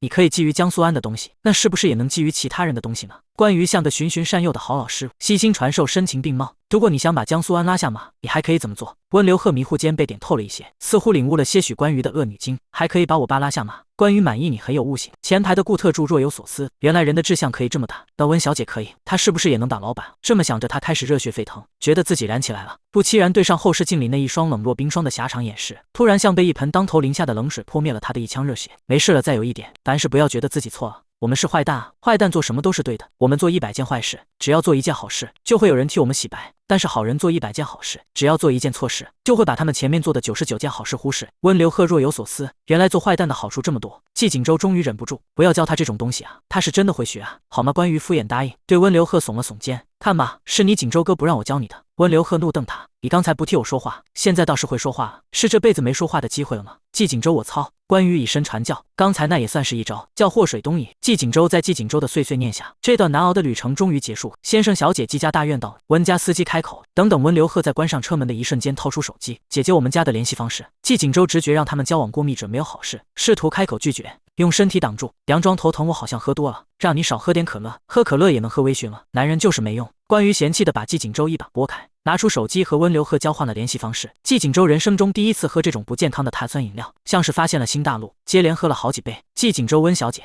需要我陪同送您回家吗？顾特助笑着问。我家司机会送我。温流鹤点点头，你不用送我，那你能把我送回家吗？他厚着脸皮开口。温流鹤第53章，嫂子看起来不像本地人。走进季家大院，进了别墅，关羽第一件事就是洗澡卸妆，和季景舟像是合租室友一样，目不斜视，兵分两路。舒舒服洗完澡躺在床上，关羽啃着手指思考，目光落在手机屏幕上，快速翻动网文页数，研究如何反派，如何让随时随地搞事情的思维渗透到生活的方方面面。他还是太善良了，刚才那么好的时机，居然没立刻想到是做坏事的好时候。刚才就应该半路上轰他们3个下来走路，亮着车灯在后面撵他们走，谁走最慢就撞死谁。他还是缺少一双发现恶的眼睛。关羽随便找了一本古早言情小说，快速翻动，跳过男女主的互动，直接跳掉男二为爱黑化的情节。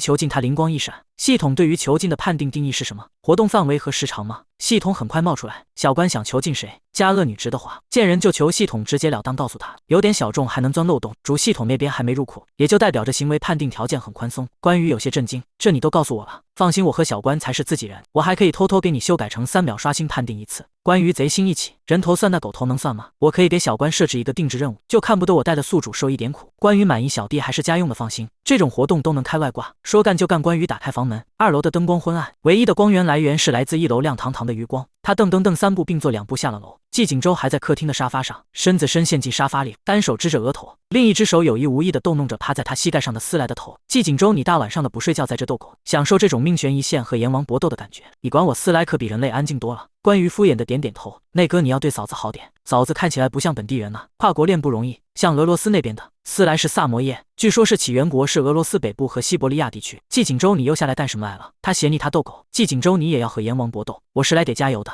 你一定要被阎王打败啊！关羽蹲下身子，招斯莱踹了2声。季景舟本就只是他无聊时候的消遣，听见主人来了，立刻抛下他，哒哒哒的冲向关羽。季景舟面无表情，踩我脚了，好狗。关羽拍了拍地板，示意思来坐下来，揉了揉他的脑袋，左顾右看，地毯上散落着他的玩具，其中有一个小小的玩具收纳桶。他把桶里的玩具倒出来，把桶扣在思来头上，期待的开口询问，这样可以吗？桶只比思来的脑袋大一点，看上去略显局促。系统一言难尽，虽说我们是自己人，但是小关你好歹尊重一点规则，不行吗？关羽迅速把桶拿起来，又揉了揉思来蓬松的大脑袋，嘀嘀咕咕，可以的话，我还打算扣季景舟头上呢。3秒判定一次，他家思来憋坏了怎么办？思来见他神情失落，咧开嘴冲他笑，逗他开心，嘀嘀咕咕骂谁呢？季景舟似有所感的抬头，隔着光源不远不近的看着坐在地毯上的一人一狗，说是逗狗，我怎么觉得是狗把你逗乐啊？思来真的把主人养得很好。关羽装作没听见，踹没动静，他又招呼踹，还是没动静，他持之以恒，踹。思来焦急地站起来，摇着尾巴兴奋绕着他转，像是在提醒他，他听到了。关羽忍不住开口，喊你呢，在场的只有2个人类，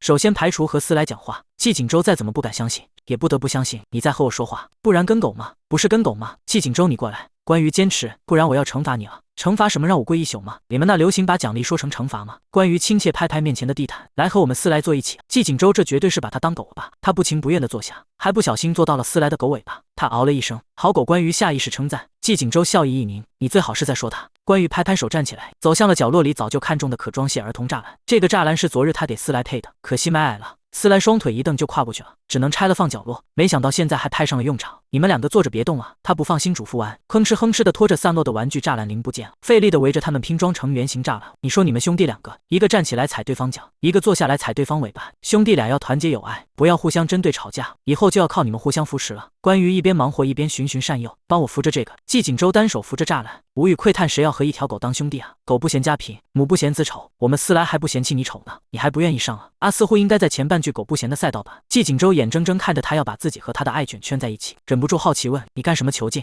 关羽冷静干活。季景周撑着下巴看着他忙活了老半句：“你拿狗炸案囚禁人啊，会不会有点太看不起他？你不懂。”关羽头抬也没抬，完工后坐到沙发上，默数3秒，3、2、1。系统消息：宿主解锁成就，一人一狗一天下，奖励10恶女之。关羽一乐，这名字谁取的？搞得像季景周要和我家狗私奔。系统语气难掩自豪，当然是我为小关量身定制的关卡。又是3秒奖励提示再次响起，点见计划可行。关羽满意的嘱咐季景周：“你和思来有事没事就在这圈里坐着，就别坐你那沙发了。明天我让人把你那沙发端我房里。”系统消息：宿主获得成就，趁人之危获得3恶女之。季景周和思来就像坐在游戏里的复活泉重生点一样，只要在这个领域之内，就能给他刷分。季景周莫名其妙，关于我现在的地位，连椅子都坐不得了，人家被贬入冷宫，好歹可以坐冷板凳，他就只能和条狗坐地上。时间不早了，关羽打了的哈欠，还贴心的帮他把电脑拿过来。你以后就在这里坐着，这对我很重要，非必要不起来，知道了吗？季景周，很重要，你怎么不自己坐在这？第54章一堆丑衣服。关羽交代了好自己的恶女之保底任务，心满意足上楼睡觉了。他不知道季景周和思来给他刷了多久的恶女值，只知道他是伴着系统消息的不断进账声睡着的。翌日滑轨窗帘缓缓打开，清透晰亮的清晨阳光抢先热气先一步闯进来，洋洋洒洒落在床上人的脸颊上，唯美的场面，美好的亲傻逼天气。傻逼拉窗帘，傻逼全世界。被刺眼的阳光唤醒，关于没有偶像剧女主从8米大床上起来的舒适感，眼睛还没睁开就开始痛骂全世界。陈小关早上好，系统早早的和他打招呼，眼睛一睁就有2个消息等着你接收，一个好消息，一个坏消息，你先听哪一个？好消息吧。关于秉持着先甜就会甜的原则，打算靠这个好消息清除起床气，迎接一天的好心情。好消息是昨天截止到23:59，你账户上的恶女值高达4000点。关于满意，这都是他努力搞事情应得的。这4000点恶女值够他很久不死了。他嘴角忍不住上扬，整个人神采飞扬的爬起来站床上。今天一天我会给全世界好脸色看。那坏消息呢？坏消息是因为数据增长异常，主系统检测到数值异常波动，暂时无法开通相关功能，包括奖励。简单来说，就是封号了。关于轻轻跪下，心灰意冷，我真是给全世界太多好脸色看了。一想到自己的小命还绑定着这个系统，他忍不住紧张起来。封号了会怎么样？不会让我在这个世界上消耗吧？我已经偷偷把异常时间间隔改回了正常的1小时，也把相关的数值偷偷改回来了。现在只是被打进小黑屋，我会提出核查，通过的话账户的余额不变哦。关于觉得稳稳的很可靠，很放心。系统，你是我跟过最好的一届系统了，没让我受过一点气。谁愿意看他们爱来爱去？我们当反派的就是要猛创所有人。系统也不吝啬自己的夸奖，小关，你也是我见过最上道的一届宿主。别人都想着试图边做坏事边洗白，只有你有事业心，坏的一如既往。一个坏的表里如一的宿主，一个眼里容不得沙子的系统，双向奔赴。小关，今天有什么搞事行程？系统问。关于神秘兮兮的从口袋里拿出一张名片以及一枚戒指。我们去找接二爷，混入天雷，到时候什么男主，什么男二，什么男配，什么反派都给我老老实实当我的打工仔，一个都不许谈情说爱。他行动力一向可以，立刻下床，脚踩上柔软的地毯，直奔洗浴间洗漱，马不停蹄地擦着脸出来，打开衣橱挑选衣服，肉眼可见衣橱里都是浅色系的清亮色调。原主似乎喜欢清纯少女风格的连衣裙，他皱了皱鼻尖，有些苦恼。听说天雷里面都是道上混的，是不是得穿点有气场的？小关，商城可以买衣服。系统提醒，可是我不是被封号了吗？花呗月付分期付款，借呗信用卡都可以。系统平静回答，还支持转账回收提现，这也能超前消费。我们商城系统是很与时俱进的。关羽想了想，反正还得上，实在不行把送的季景周那个戒指偷回来放转转上回收了，好帮我调开选衣服的界面。什么选不选衣服？那多老土，不知道他操作了什么。关羽脑子里的虚拟屏幕上弹出了商城，不用自己控制，飞快的各种商品飞速而过，像是根据某种关键词的自动筛选衣服。很快一个精挑细选的套装呈现在他面前，已为您检索到以下关键词：霸气御姐社会人，符合的套装2套，一套贝雷帽，银色大耳坠，豹纹外套和皮裤长靴组合。关于啧舌，这给我干千禧年来了，不好看吗？小关，大夏天的你让我穿豹纹外套和皮裤，放个气屁股都要鼓个大包。那下一套，这套更是重量级，东北花袄洛丽塔，花花绿绿的头巾加上姹紫嫣红的过膝长袜，真正意义上的汉阳折中大衣花，这套符合吗？系统期待。关于倒吸一口凉气，不能说他不霸气，也不好说他不御姐，也不能说不社会，像3种关键词杂交，混了东北社会的霸气寓意。下一套，一条紧身打底针织连衣裙，外搭气质小皮草，这套也太热了点吧？不会热的系统笃定，你把皮草脱啊。针织连衣裙不穿皮草也很热吧？不会的系统依旧肯定。一看背面，全息模特转过身，后半身就只靠着岌岌可危的3条绳子绑着，后背露肤度高达99%，确实很凉快。连同脸面一并抛开，心里还凉凉的。请问他艰难开口，我的屁股应该放在哪里？派出所的冷板凳上吗？哪都放得下你屁股的，胀得下屁股，那放得下我的尊严吗？换一套超级大海胆，全身上下紧紧裹着连体皮衣，身后背着张牙舞爪的细长气球，不细看分不清哪里是手，要我趁他们认不出哪只是我的手，然后偷偷抽他们吗？下一套黄袍加身，皇帝附身，我是去算计的。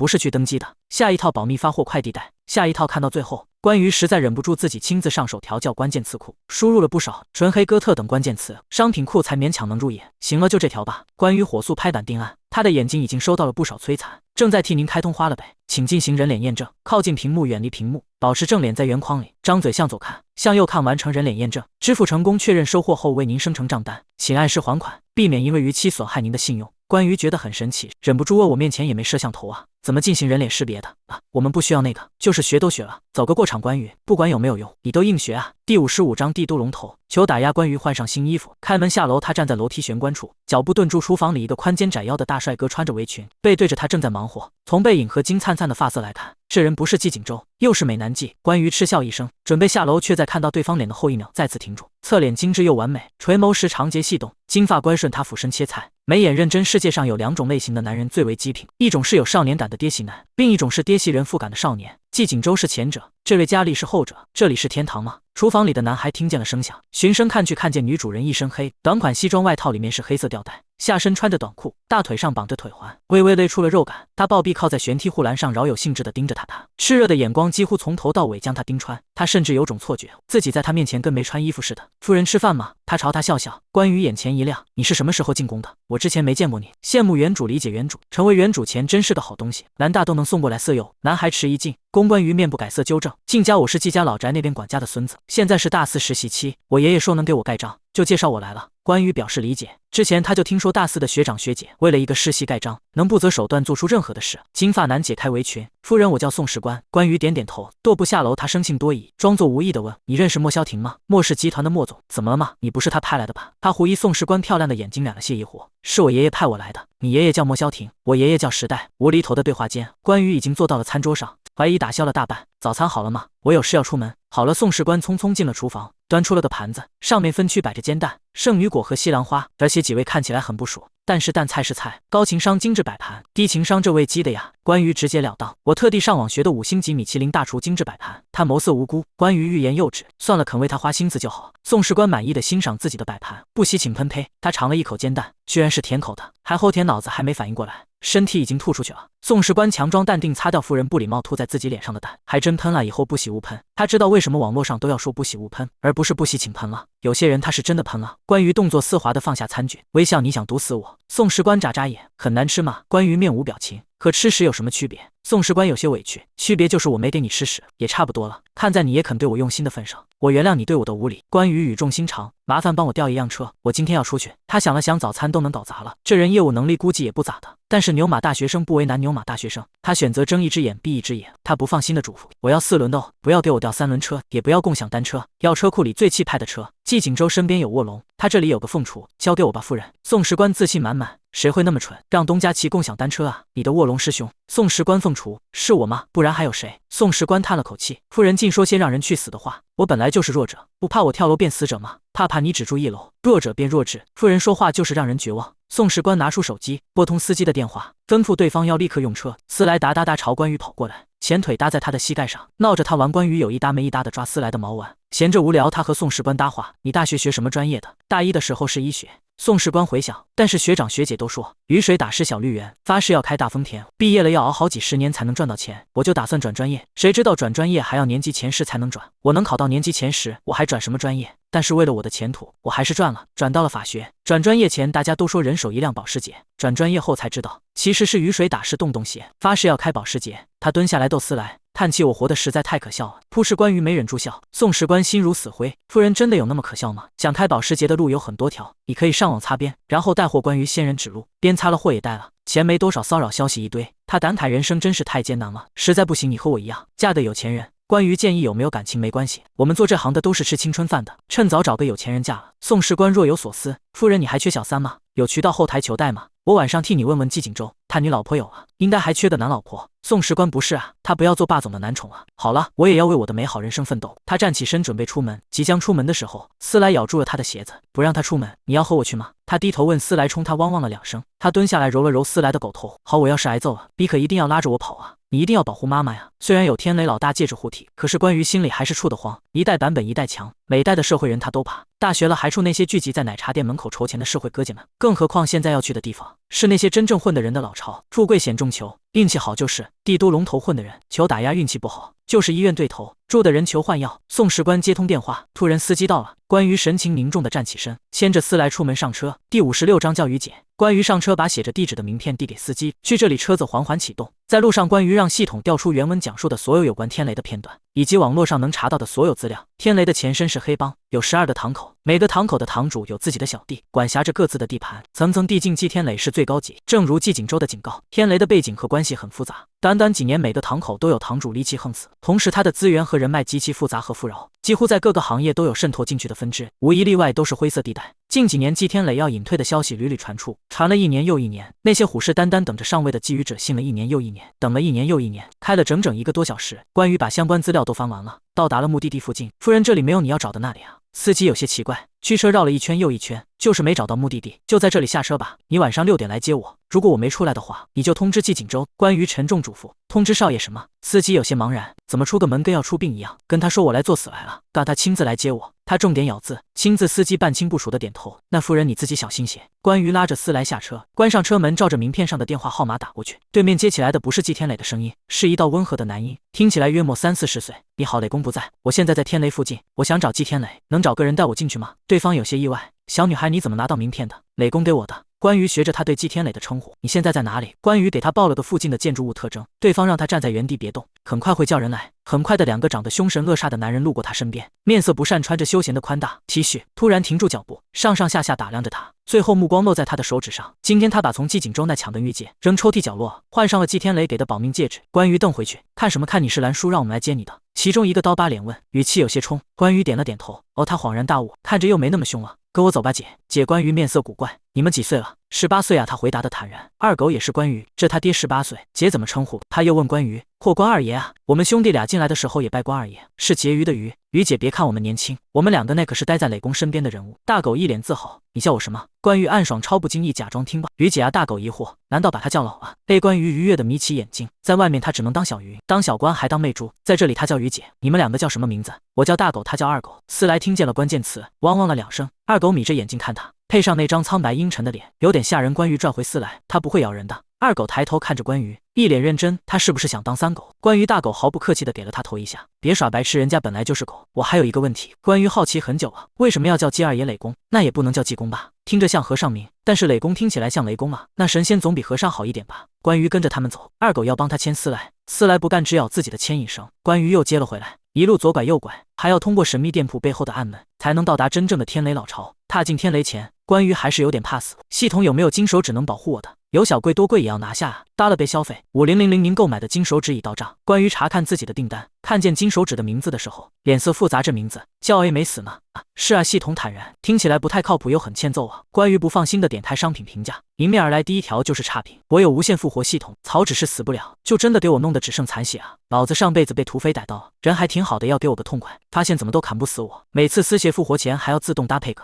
哎还没死呢的欠揍死语音，我自己听着都生气了。砍了一晚上失效了才给我砍死，这辈子特地又买了一个专门来给差评的，大家都避雷。宠妃系统好用，狗皇帝没要的死我。你怎么知道我有报复系统？不知道啊，钱没地方花买着玩的，有人花5000买着玩，有人花被余额组合付款。关于深呼吸了一口气，好歹有个保障，他暂时死不了，于是底气充足的跟着大狗二狗进去。大狗和二狗对视一眼，交换了的眼神，不愧是于姐，掉进黑帮都这么有底气，像回家了一样。天雷内部没他想象的可怕，来来往往的人虽然都没面渗到哪去，但是也没他想象中的非人类，个个穿着4不像的西装外套，里面不是大 T 恤就是大背心，下半身是短裤，像是不得不应付上面交代下来要穿西装的半吊子，倒是他穿的最浮夸。你们几个都过来。大狗没吹牛，他在天雷还真有一定的地位，如果被他指到的人都顺从的靠过来。这是我们于姐，叫于姐，于姐好，叫于姐，于姐好。齐声震天响，给足了派头。关于嘴角差点没咧到后脑勺去。好好，这些都是18岁，但是没我们厉害。大狗把他们召集起来的目的就是纯炫耀。关于点头感叹，都是未成年人保护法，保护不到的好年纪啊。众人挠头不敢吱声。大狗爽朗笑道，那可不是，所以我们比以前还要小心了。第57章，他好自私啊。二狗哥这谁呀？有人好奇的悄声问。二狗指了指关于的戒指，小声道关系户。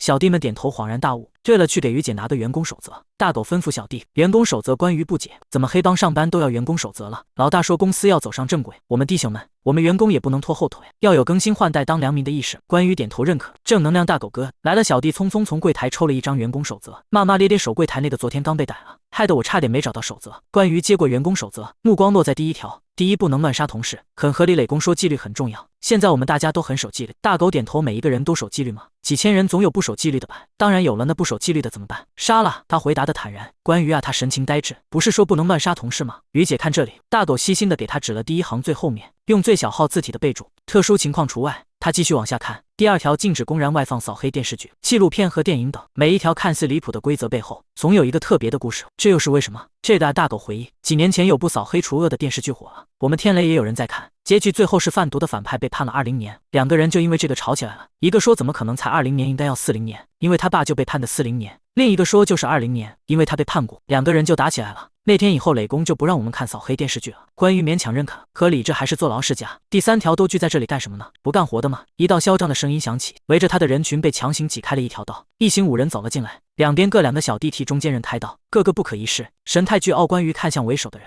目光落在他脸上一道从眉尾开到下巴的刀疤。灰太狼？什么灰太狼？没礼貌！我们老大是3堂主，人称刀眉王。小弟自豪开口，倒霉王是刀眉王。小弟纠正，你没看到我们老大这被刀砍了的断眉吗？这不是刀疤，是他和100多人血拼留下来的勋章，被100多人砍，确实是倒霉王。关于想哪里来的小娘们？那灰太狼直勾勾地盯着关于的脸看，眉眼锋利，黑发红唇，是个美人王刀眉。放尊重一点。大狗不悦开口，关于十分不给面子的嘲笑开口，叫王刀眉就叫王刀眉吗？什么刀眉王？王刀眉骂骂咧咧，凶神恶煞地指了指自己的断眉，老子就叫刀眉王，你有意见？他突然眯着眼打量他，冷不丁开口，小娘们长得还挺好看，你长得好丑，像裤头王刀眉。怎么会有人活得这么刻薄？怎么女人也往里跑啊？把我们天雷当什么？王刀眉为了挽尊换了的话题找茬，皱眉不满开口，大狗你的女人。大狗慌张看了关羽一眼，连忙摆手，王刀眉你说什么呢？这是我们磊公的贵客，你得叫于姐。于姐这么个小女孩，大狗你也是越活越回去了。他目光不善的上下打量关羽，冷笑，小女孩就回去好好打扫卫生，跑来这种地方干什么？丑货不许说话。关羽斜睨他，老子长得很丑吗？他笑得不太自然，明显有点破防了，很丑像裤头。关羽又重复，王刀眉王刀眉，不许对于姐不礼貌。磊公把自己的戒指给他了，就代表这是我们天雷的贵客，哪里偷的吧？王刀眉撇了撇嘴，他身边的小弟凑近他，老大不会是磊公找来踢了你的新堂主吧？我们已经3个月没完成业绩基本项了。王刀眉怒瞪他，要你说啊小关，善他系统最看不得自己的宿主受苦。义愤填膺开口，在别人的地盘不太好吧？关羽委婉劝解，这就有点太嚣张了吧？这些都是新用户，第一次善积分多。关羽眼睛瞬间清明，来了系统像得昏君进谗言的奸臣，循循善诱，你还有保命金手指，你怕什么？再说了，你可是立志要做这片片区老大的女人，他们就是你未来的小弟，哪有老大怕小弟的道理？你说的对。听完了谗言，关羽莫名其妙有了种睥睨天下的错觉，他抬高下巴，微眯着眼睛打量，就你叫王刀眉啊？王刀眉冷笑一声，刻意凑近他的面前，目露挑衅，年纪轻轻忘形就打。刚才跟你说的，你这就忘了？老子叫刀眉。他的脸就凑在他的面前。话音未落，关羽看准时机，果断出手。他小弟们纷纷倒退一步，惊恐的对视一眼。卧槽，好快的掌！还好打的不是他们。响亮的一巴掌，宽敞的大厅静得连呼吸声都听得清。围观群众愣住，反应过来后迅速低头的低头，抬头的抬头，扣手指的扣手指。他们什么都没看到，绝对没看到梅哥被狠狠的扇了一巴掌，也没看到是他非要把脸凑上去让人扇的。左手还是用不惯啊。关羽有些懊恼，早知道再买个 BUFF， 对自己的左手提出严重批评。看看人家右手，能干就干，不能干给你砍了。一个臭婆娘！王刀眉眼看着就要恼羞成怒。关羽抬手严肃打断，骂我之前等你妈啊！那我替我妈谢谢你。他扫了眼王刀眉的小弟，有4个跟在他身后的小弟，谁也没想到关羽还没死心，一时放松了警惕。谁知道就在这几秒钟的功夫，关羽飞快的、公平公正的、结结实实的给了4个小弟1人1巴掌。其中一个小弟柔弱的捂住了自己脸上的巴掌印，不可置信的抬头看了他一眼。这新来的堂主气性这么大。他寻求认同似的扭头一看同伴，发现他的脸上干干净净，一点巴掌印都没有。你橡皮人了，恢复这么快？不是啊，打到我就结束了。同伴也莫名其妙，小弟心里不平衡，直接举报他。姐他咋给漏了呢？同伴4个人4巴掌啊！关羽确定自己扇了4巴掌，他数着那大狗，一指中间脸色阴沉的王刀眉。于姐她好自私啊，一个人独吞2巴掌。王刀眉，我还得和你们说对不起呗。关羽都被他的倒霉逗乐了，怎么又打到你了？倒霉王，你改个名字吧，算我求你了。老子叫刀眉王，不叫倒霉王，也不叫王倒霉。第58章记上心结，气上隔阂，你太侮辱人了。他目光沉痛，悲愤怒斥，那我跟你说对不起喽。关羽从善如流，你们男的怎么都这么小心眼，和我们女人一样大大咧咧，隔天就忘不好吗？你被指着鼻子骂丑，然后又被扇了1巴掌，最后还被叫倒霉王试试，我就无所谓啊。丑的人被骂丑才会生气，倒霉的人被叫倒霉王才会破防。他笑眯眯，不过要是真被扇了，他是真会破防。王刀眉听着更让人想去死啊！他指着他的鼻子放狠话，明天你还在这吧？别走，老子明天就带人来锤你。为什么今天不教训呢？是不想吗？关羽故作无辜，明天我还来，你一定不要放过我呀！明天他就不来了。他们吵得不可开交，引来了不少路过驻足。你是一位儒雅的中年男人，看他眼熟，疑惑走过来，目光露出了然。你是那天锦州的老婆？不只是那天，今天也是我。关羽笑眯眯，锦州那孩子娶的老婆还真是活泼。就是你要来找磊公的。关羽点头，大狗和二狗带我进来了，但是这只灰太狼不让我走，还骂我还要打我。兰叔，你别听他胡说，我没有王刀没几了，你怎么还血口喷人呢？坏女人！大狗，厕所是不是很久没人打扫了？兰叔温和的柔声询问。是啊，打扫的阿强被抓了之后，就没人打扫过了。关羽震惊，阿强也被抓了。大狗见他反应强烈，于姐，你认识阿强？完全不认识。关羽摇头，不过这是我听你们说过第2个被抓的同事了。大狗，既然厕所很久没人打扫了，那就刀梅去吧。兰叔依旧是笑着吩咐。王刀梅茫然指自我妈。大狗嘲笑，不是你妈是你，没扫把和拖把。他不情不愿，试图以此逃脱，想要几把我让人出去给你买。二狗慢吞吞又贴心开口，没我喜欢用的洁厕灵，我都只用那个牌子的，看过了附近都没有卖。他不死心，关羽热心肠拿出手机，叫什么牌子？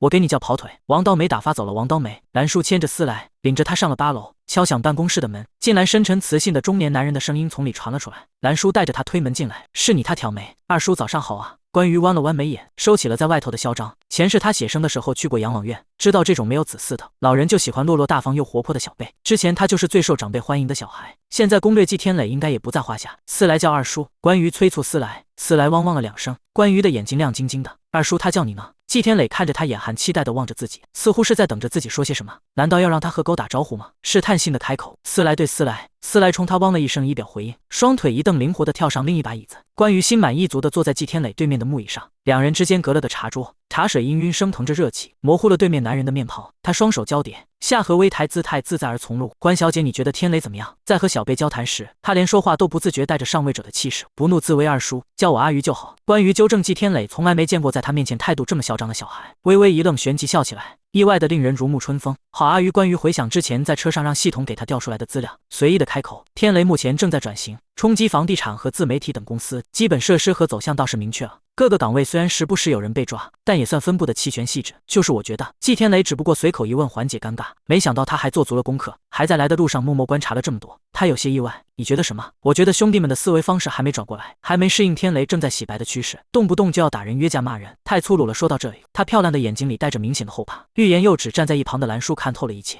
笑而不语。这是给人穿小鞋呢？季天雷果然问。怎么说呢？灰太狼老欺负我。关羽委委屈屈开口，悄悄观察季天磊的脸色。灰太狼是刀梅。兰叔笑着解释，刚才我让大狗二狗去接他，路上碰到了刀梅，两个人起了一点冲突。季天磊眉头微蹙，刀梅他最近心思不放在正事上，不知道私底下在捣什么鬼。关羽点头，就是最近业绩也没有达标，远远差了基本线一大截。合作的收债公司也反映，该收的债务都没收回。关羽接话，这就有点说不过去了。食到早退，干的活不多，领的钱倒是不少。关羽不让他的每一句话掉地上，这不是明摆着吃白饭的吗？不狠狠罚一下，服不了众啊。季天磊饶有兴致的挑眉看他，那你想怎么狠狠惩罚他？先扣他1个月工资，之后门口站岗说欢迎光临，没有一个员工迟到的就扣他1天工资。他那个堂口要是1个月达不到业绩，就降低他手下的人的底薪和扣绩效。季天磊抬眼看向兰叔，嘴角罕见的噙着笑意，按他说的办。对了，锦州怎么没和你一起来？季天磊突然想到了季锦州，不是说要和他一起吗？锦州他不是很想来。关于目露为难，虽然季锦州说的是他不想让关于自己来，要断章取义，选字不要断章取义，他还是介意天雷的背景。季天磊的脸色明显沉了下来，他说天雷的背景很复杂，让我不要接触，可是我觉得二叔和我一样都有家回不得，一个人怪孤单的。关于看似不经意的给季锦州上眼药，讨好季天磊的眼中难掩怒火，看向关于的时候还是强压了下来，尽量柔和声音，虽然依旧很可怕。吃早饭了吗？没吃呢，新管家给我煮了一盘屎吃，那和我一起吃点吧。好，关于满意的不行，他就是要把季天磊和季锦州刚解开的心结重新系上，刚消除的隔阂重新砌上。要是他们2个和好啊，商量好了谁接手天磊，那他岂不是连趁虚而入的机会都没有了？第59章性情大变。谁是大变？你们先等我一会，我换件衣服和你们去食堂。季天磊眼神赶客，示意兰叔牵着阿鱼和思来出去。关于牵着谁？兰叔和关于在门口等他，他百无聊赖的靠在墙边等。老大也去员工食堂吃啊，大哥也是普通人啊。兰叔笑着道，弯下腰来揉了揉思来的狗头，也会受伤，也会累和饿，也会受伤，受伤了也会坐轮椅。关于举一反三，兰叔含笑点头。坐轮椅的时候把他抱柜子上，他自己也下不来。兰叔揉着思来的手一顿，但我们一般不做这么缺德的事。关于忽然想到了什么，兰叔季锦州和二叔关系不好，除了天雷的继承权，应该还有其他原因吧？他们叔侄2个的事，我就不是很清楚了。我只知道锦州妈妈应该是其中一个原因，似乎是自从私生子上门那年，她似乎精神出了一点问题，大病了一场之后，她虽然脑子清醒了，但整个人性情大变，她也即将会是一个原因。关于神游天外地想，就让他代替季锦州来孝顺季天磊，当二叔的贴心小棉袄，之后拿下天雷，收购季家，收购关家，收购男主公司，让这什么狗屁小说世界都姓关，什么玛丽苏的书名也得给他改成关神传奇，哈哈哈！你笑什么？兰叔听到了他毫不收敛，堪称反派的笑声，不由得疑惑抬头。锦州妈妈精神不好，为什么笑得那么开心？我在想，关于收敛笑意，故作严肃的点点头。其实刚才兰叔后边说什么，他完全没听见，只模糊不清的听到了零碎字眼。他皱紧眉头，看似苦恼，抬头问：“谁是大便兰叔？”没事，锦州他妈精神再怎么不好，好像都还有人在下面垫底。门从里推开，季天雷换了一身深蓝色西服，里面穿着件高领黑色内搭，熨烫的锋利平整。他扣上袖子的扣子，走吧。关于真诚发问：“二叔吃食堂还换西装啊？那我再去换一件。”季天磊信以为真：“不用了，不用了。”关于连忙摇头，拉着丝来就走：“快走吧，二叔。”季天磊看了一眼兰叔，两个人一同失笑，不紧不慢跟上去。阿鱼，你走的是厕所。关于嘴硬我知道。思兰说想来这里吃，我劝劝他三人一狗从电梯下至地下一层，目光所及之处是宽敞大气的高级沙发和桌子，两两卡座相邻，大型吊灯散着暖黄的光。吃什么我给你点。季天磊看向关于，轻声询问：“和二叔一样就好。好要吃大份吗？”关于惊恐抬头，来这里也要吃大份啊？季天磊静默了一瞬，要小份中份还是大份？关于松了口气，小份就好。季天磊和兰叔要走向窗口，关于正好跟上去，被季天磊阻止：“我们两个去吧，你小孩去找个地方坐。”关于点头答应。餐厅的角落里，他看见了一个熟人，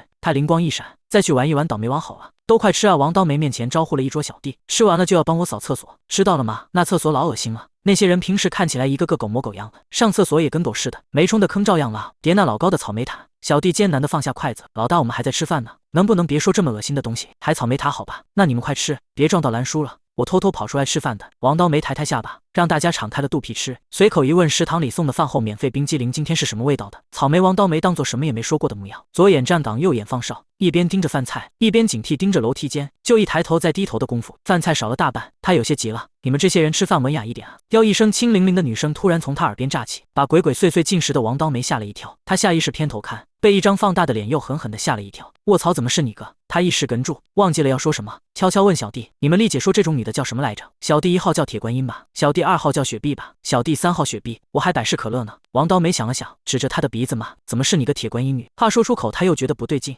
怎么听着像夸他呢？你要说的是绿茶吧？连关于听了都摇摇头。真诚建议，我觉得高原地区会比较适合你生存，毕竟大家都会觉得你脑子不好，是缺氧缺的。对绿茶女王刀梅愤愤：“你自己知道就好，就会装可怜，有本事和梅哥我单挑啊！”我没本事。关于当着他的面落坐他们旁边的桌子，王刀梅吃了一声，抓紧倒了几口饭，眼神鬼鬼祟祟看着楼梯口，生怕兰叔从那里出来，招呼小弟都快吃啊，一会还要扫厕所呢。不过先不许消化，增大老子工作量，要吃的还是大份呢。关于撑着下巴看他火急火燎吃饭，王刀梅现在对这一类词汇很敏感，费力咽下一口后，不满地敲了敲盘子：“你才吃大份，你说谁吃的是大份呢？”关于忍不住笑：“笑毛啊！”关于收住笑意，斜眼看他桌子上的伙食，还喝可乐，谁知道你买可乐的钱是哪里来的？王刀梅破罐子破摔：“老子白天上班，晚上站街，怎么样？就你这也卖得出去啊？”他眼眸含着深意，带着嘲笑意味似的上下打量他，嗤笑了一声：“真的饿了我日。”王刀梅想干脆和这女的拼了小人活在世上就求一个尊严，但是饭还没吃完呢，你给我等着，你等我把饭吃完了的。他边塞饭边放狠话：“老子刀梅王是吃素的。”带着笑意的声音从他们的头顶落下：“你想让谁等着？”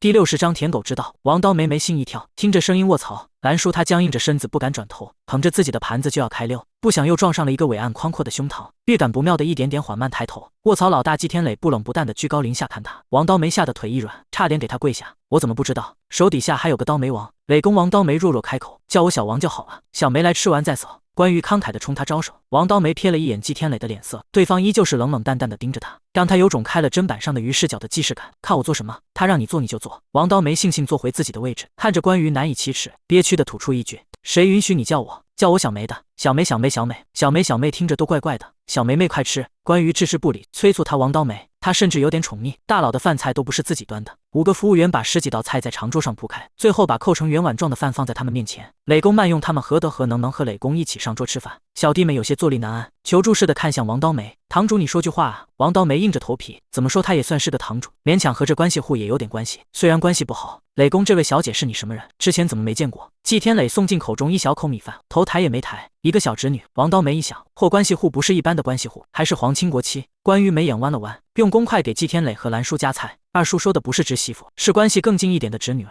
季天磊垂眸望着关于给他夹的菜，低低道：“锦州那孩子以前也会给我夹菜。”兰叔叹了口气，也是我们都多久没一起吃饭了。关于佯装可惜，我问过锦州要不要和二叔一起吃饭，他说他不习惯和外人吃饭。二叔怎么会是坏人呢？你们之间是不是有什么误会？那就不说他了，我们好好吃饭。季天磊态度又冷硬了起来，笨拙的用公筷试着给他夹了菜。谢谢二叔。关于感动的抬眸，眼睑泛红，从来没有长辈像您一样给我夹过菜。旁边吃饭的一桌小弟捧着碗看他飙戏，嚼嚼嚼。季天磊有些讶然：“你父亲母亲呢？我妹妹小时候走丢了，爸妈奔波着找妹妹，长大后好不容易才找回来了。”他们更多的把关注和目光放在妹妹身上，我都理解的。他吸了吸鼻子，不知道是不是和季天磊同样的遭遇让他想起了往事。他沉默下来，看向关于的目光少了许多戒备。兰叔叹气，多好的孩子。吃到一半，兰叔他们接了个电话，不知道对面说了些什么。兰叔的脸色微变，富尔和季天磊说了2句，两人抱歉的向关于告别，让他自己好好吃饭，自己有些事要去处理。两个人风风火火走了，从背影看就是2个走路带风、意气风发的成功人士。关于感叹，再过几年，兰叔和二叔都到了能躺下讹人的年纪了，还这么有活力。王刀梅秉持着关系户我惹不起还躲不起吗的原则，闷着头吃饭，也不看他吃到最后小弟们都吃饱去干活了，他还硬着头皮吃。这死味你快点饱啊！堂主，那我们也去干活了。最后2个小弟站起来，行，你们不要走啊！关于被这一声，堂主唤醒了来这里的初衷。他再怎么挑衅王刀梅，都无法改变他是管理12堂其中1堂堂主的事实。虽然听起来是最废，还面临裁员的一堂，不如拉拢他。小梅，你知道磊公这么喜欢我吗？他循循善诱，还能怎么的？命好被他扫了他一眼，语气酸溜溜的。我和磊公没有血缘关系。他这话一出，王刀梅立刻来了兴致，熬在大人物身边，你总要嘴甜一点，勤快一点，聪明一点，不要用嘴说，要用行动让他们看到你的真心。久而久之，你的努力就会得到成效。王刀梅想了想，看着关于的目光都不对劲了，很直白的开口，你给人当舔狗啊？则关于轻则一声，你说话怎么这么难听？什么叫舔狗？这叫攻略者，攻略那些没人要的钱。大人物获取情绪价值，我们获取利益，这不好吗？可是当舔狗没有尊严啊！王刀梅鄙夷，放古代这叫太监。关于正要反驳，大狗恰巧从电梯间出来，于姐老大让你等一下把伴手礼拿了，思来也有都不白来啊。什么伴手礼？你的好像是支票吧？思来的是纯金项圈。知道了，关于摆摆手，送走大狗王刀梅。他若有所思，当舔狗这么好赚。电梯门再次打开，二狗甩着车钥匙下来，指尖上那串粉色的车钥匙上镶满了钻，在灯光下熠熠生辉。老大说前段时间车库送来了辆镶钻的粉色跑车，没人开，让我等下送你回家，看你喜不喜欢，喜欢的话送你。二狗嘟嘟囔囔，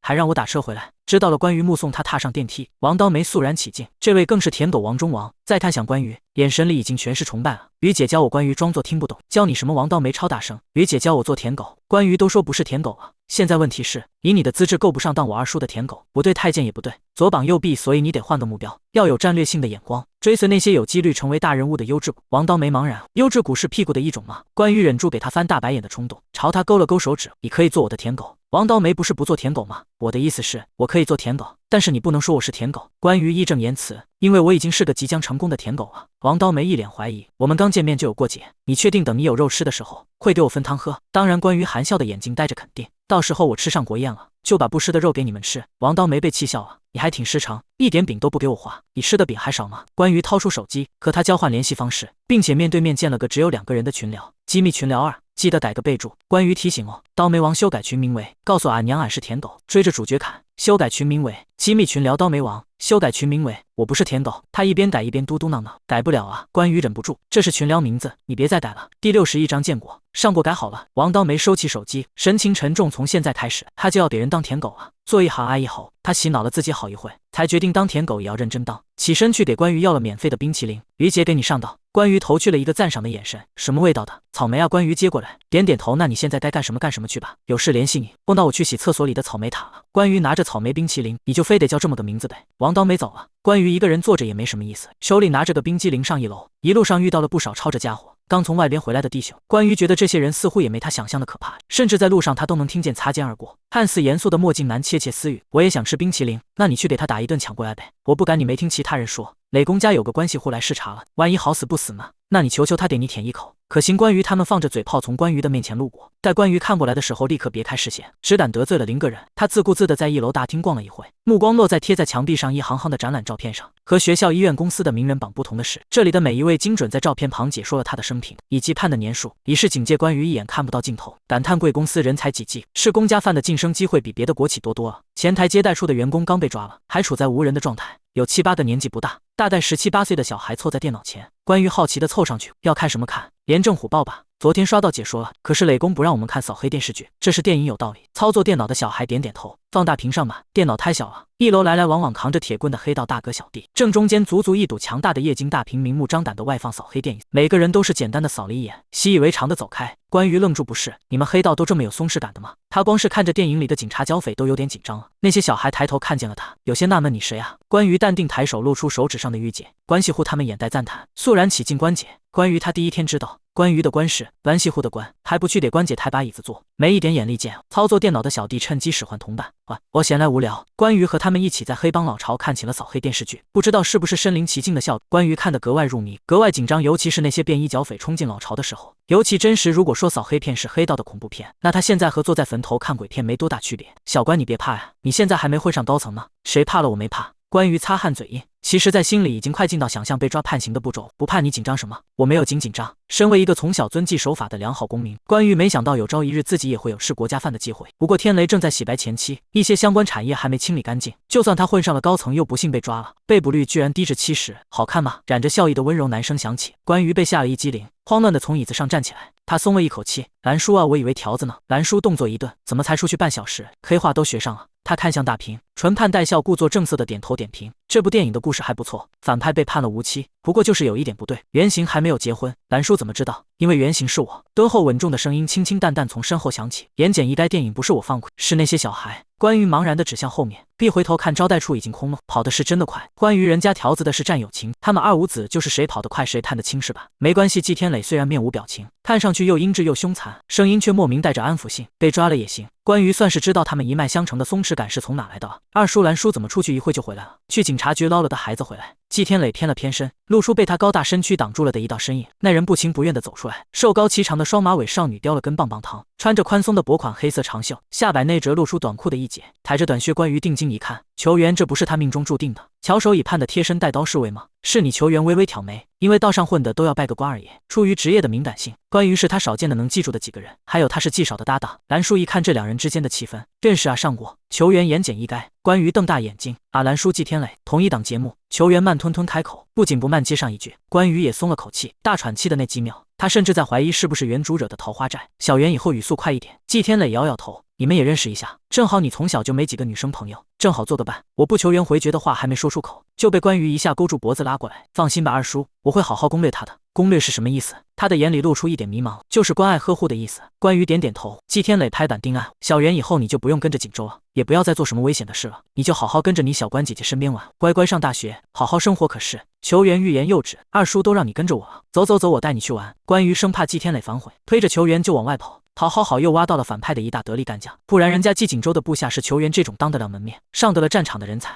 他的部下全是王刀梅这种长得很猥琐、行为更是猥琐的人，那能看吗？小鱼，兰叔喊住他，思来不要了吗？对了，思来。关于又跑回去强行拉上粘在兰叔身上不肯走的思来，一手拉人一手拉狗，飞快钻进了季天磊给他准备的粉色跑车。第62章到底在燃什么？上了车，关于在机密群里发了的信息，身为反派不能放过一点可以搞破坏的机会，从此他的时间只有搞事情。可正在搞事情的路上，追着主角砍。5分钟，我要厉霆男现在的位置在哪里，和谁在一起？我不是舔狗，你跟谁要你直接问他得了呗。追着主角砍，追着主角砍，我让你用电脑查，我不是舔狗，和电脑哪个软件可以查？微信吗？我没有他的联系方式。关于头疼的摁灭手机，这天兵还没他家思来有用。球员从窗外移回视线，目光落在他脸上，他冷淡开口，有什么事找厉霆男？关于又补充一句，不打电话直接问他本人的那种。他一言不发，只微微颔首，拿出背包里的电脑，噼里啪啦打起了字，真是令人很有安全感啊。关于感叹坐在驾驶位上的二狗从后视镜里看他，手握方向盘的人，不是才是最让人有安全感的吗？你这么说也没错。查到了，球员的声音有些低沉，和甜美的外表不太符合。碧水公园和江苏安，二狗去碧水公园。关于立刻吩咐转向，去干什么？球员茫然，有什么坏事就干什么。厉霆男觉得今天和江苏安的约会特别倒霉，近几天的冷战让两人心里都不太好受。他多次去找江苏安，才让他勉为其难愿意和他来公园散心。一开始还好好的，直到他心里有种怪异的感觉，总觉得有人在暗处盯着他，开始一切都不对了。他和江苏安在湖上泛舟，碧水蓝天，天鹅游湖，郎情惬意，绿柳拂湖。对视时情到深处，正要低头吻上他的时候，船身被重重一撞，他差点把江苏安推湖里。戴着斗笠的男人不好意思地向他们道歉，抱歉啊，不太熟练。他僵硬着一张脸，没事。燕子低低掠过湖面，江苏安俯身去喂天鹅，厉霆男细心地拉着他，船身晃了晃，江苏安险些跌倒，被他一把搂在怀里。他怯抬眼，不由自主地闭上眼睛，睫毛如蝶一般轻颤。厉霆男低头就要吻住他，船身又被隔壁的小黄鸭船撞上，两个人的牙齿重重磕在一起，他的唇瓣出了血。厉霆男刚才道歉的男人又是一脸不好意思，对不起啊，不过我现在抓到一点手感了。他扯了扯嘴角，抬手擦去唇瓣的血，有进步就好。先生，你不会不高兴吧？不会，那只小黄鸭船里还躲着两人。关于藏在屋棚里暗中观察，球员有些疑惑，一跑来这里就是要撞他们吗？对啊，为什么？怎么会有人这么无聊直接砍了不好吗？我们坏蛋做事是没有逻辑的。关于自豪开口，从船头进来的二狗摘下斗笠，我觉得那男的想揍我，我看着都想揍你了。关于感慨，二狗睨他一眼，吕姐不是你让我撞的吗？是啊，我出的主意，可我想揍你有什么冲突吗？好逻辑，快快快！又要亲了。关于眼尖的观察到了对面人的一举一动，催促二狗回到他的工作岗位。二狗奋力的往前滑，怎么一会没注意？好那么远了。关于很有自知之明，为了躲我们啊，当小黄鸭船特地从湖的一边追到另一边，不远万里的撞上他们的船后，厉霆南所在的船上的船夫忍不住了，都跑这么远了，又跟上来了。厉霆南和江苏安被这一顿破坏，已经兴致全无了。算了，让他练吧。不行，船夫也一股犟劲上来了，向上一捋衣袖，先生你等着，我今天非要让你把这嘴。其实不用，船身突然飞快向前冲，厉霆南一手扶着江苏安，一手扶着船，试图劝船夫：师傅没有必要，浩是在开车吗？二狗瞪大了眼睛，他们怎么突然加速了？关羽眯着眼睛看着船越走越远，那车不是那船是要冲上岸吗？他要考研啊，看不起谁的小黄鸭呢？二狗也莫名来了冲劲，向着他们的船奋力划过去，太帅了！二狗关羽欢呼求援，到底在燃什么？10分钟后，厉霆南和江苏安双腿虚浮的从船下来，互相搀扶，两个人脸色都不太好。坐的是船吗？我怎么好像晕车了？江苏安还有些迷糊，整个人晕乎乎的。厉霆南扶着他，我扶你去石椅上坐。两个人并肩而坐。江苏安抬头看天，万里无云，他抬手圈住太阳，感受着西风拂过面庞，悠闲的微眯着眼。厉霆南低头看他，眼里都是他的身影。霆南，我们好像很久没这么好好坐在一起了。厉霆南把手附在他的手背上，我们不要再吵架了，好不好？他们身后的柳树鬼鬼祟祟冒出了3个人头。于姐他们结合生出的孩子是会导致世界毁灭吗？二狗实在想不到还有什么理由可以让他这么执着的要拆散他们了。不会，但是等他生出了孩子，世界会是他们的。关于想起了原著的大结局，就是江苏安幸福生子，厉霆南扳倒了天雷和纪景舟，真正的没有对手，还扳倒天雷，他最多让厉霆南扳倒纪景舟。二狗想了想，那你抢先一步生孩子，抢先他们取名叫世界，你不就得到世界了吗？关于翻了个白眼，推了推他，你快点撒饲料。二狗一边默念造孽啊，一边往手心上倒了一手掌玉米粒，先吸引鸽子群，等到鸽子朝他们这边飞过来的时候，用力往天上一撒，一时间场面极为混乱。鸽子声、江苏安的惊呼声、厉霆南的呵斥声，还有路过小孩的鼓掌叫好声。真正让厉霆南崩溃的是落在他袖子上的一滴白色不明液体。都滚啊！有鸟生没鸟养的家伙们。第63章叽里咕噜说啥呢？想亲恭喜宿主解锁，祝天下有情人在劫难逃，奖励20点恶女值。江苏安慌张地从包里抽出张面巾纸，仔细擦了擦他昂贵西服的那一点白。鸽子群退散，只留下风中凌乱的两人。他看着厉霆南难看的脸色，弯了弯眉眼。厉霆南见他笑了，勉强的挤出笑容。如果世界是一个群聊，他想立刻退群。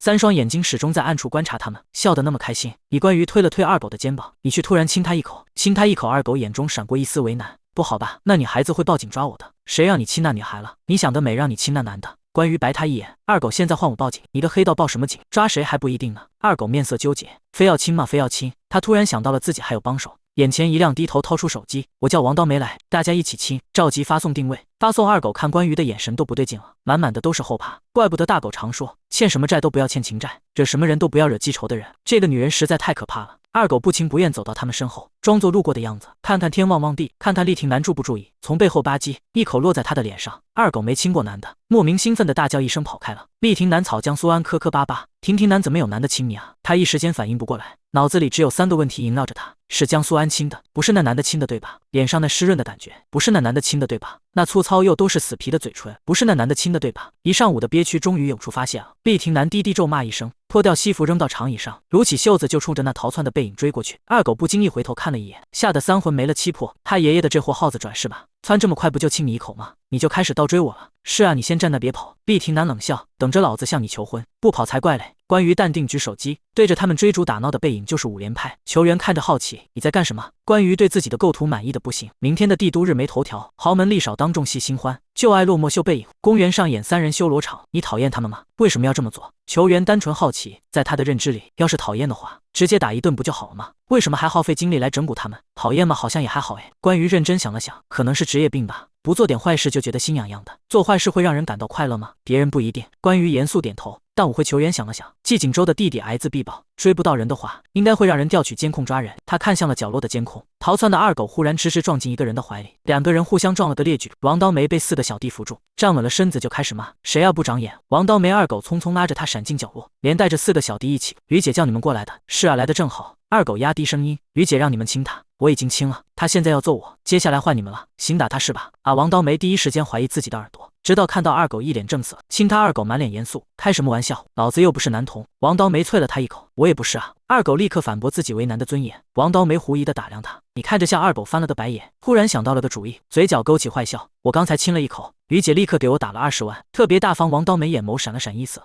半信半疑。真的？他看着不像那么大方的人，真的谁亲谁知道？二狗怕他不信，立刻拿出手机给关于发了个短信。王刀梅说事成之后能给他20步，那边回复的很快，可以我还给他 DOUBLD。二狗把聊天记录放在王刀梅面前，看到了没？于姐就是大气，还给你 DOUBLD。王刀梅茫然，大伯也给我。其中一个还算聪明的小弟连忙把他拉过来，细细分析：老大，我们平常和大狗二狗关系不好，他们还经常偷踹你屁股，你还相信他会那么好心介绍你这种好事吗？而且你刚才看他的表情，他向右上方看了一眼，摸了摸鼻头，这是在撒谎的下意识反应。王刀梅越想越心动，叽里咕噜说啥呢？不知道想亲，他只听到了他的初吻能卖20万，还有一个大伯。小弟们看着屁颠跑去路边等的老大，不由得感叹：出走半生，老大归来仍是傻黑甜。请问有没有看到一个穿白色衣服的男人跑过去？厉霆男忍着怒火，那男人嘴唇的触感还残留在他的脸上，实在是太恶心了。是不是一个长得很猥琐的男的？还贼眉鼠眼的。伪装成路人的王刀梅故作认真的描述。厉霆男点点头，你见过他吗？好像从那个地方跑了。王刀梅心不在焉地指了个方向，为他即将献出的初吻。青春没有售价，他的初吻卖出高价，哪里？厉霆男下意识顺着他指的方向看过去。王刀梅看准时机，垫脚凑近他的脸，吧唧一口，厉霆男再次石化当场。王刀梅英明一声，羞耻的捂脸跑了。他的初吻，厉霆男站在原地喘着粗气，平复呼吸。他再怎么见过大风大浪，也还是消化不了，接连被2个魁梧的胸毛大汉强吻了脸，气得一阵血气翻涌，直冲头顶。他狠狠地在水龙头边一遍遍搓洗着脸，一直搓到发红，水滴顺着碎发滴落，垂着的发梢掩盖不了他英质的眉眼。他拿出手机，拨打了特助的电话。第64章特助们的名苑下午茶。李特助正在和朋友进行下午茶时间，他对朋友指了指电话示意，接起电话：厉总。厉霆男阴沉沉的声音从电话那头传过来，让人封锁整个碧水公园，现在立刻我不允许任何一只苍蝇飞出去。好的，厉总。还有，帮我查一个。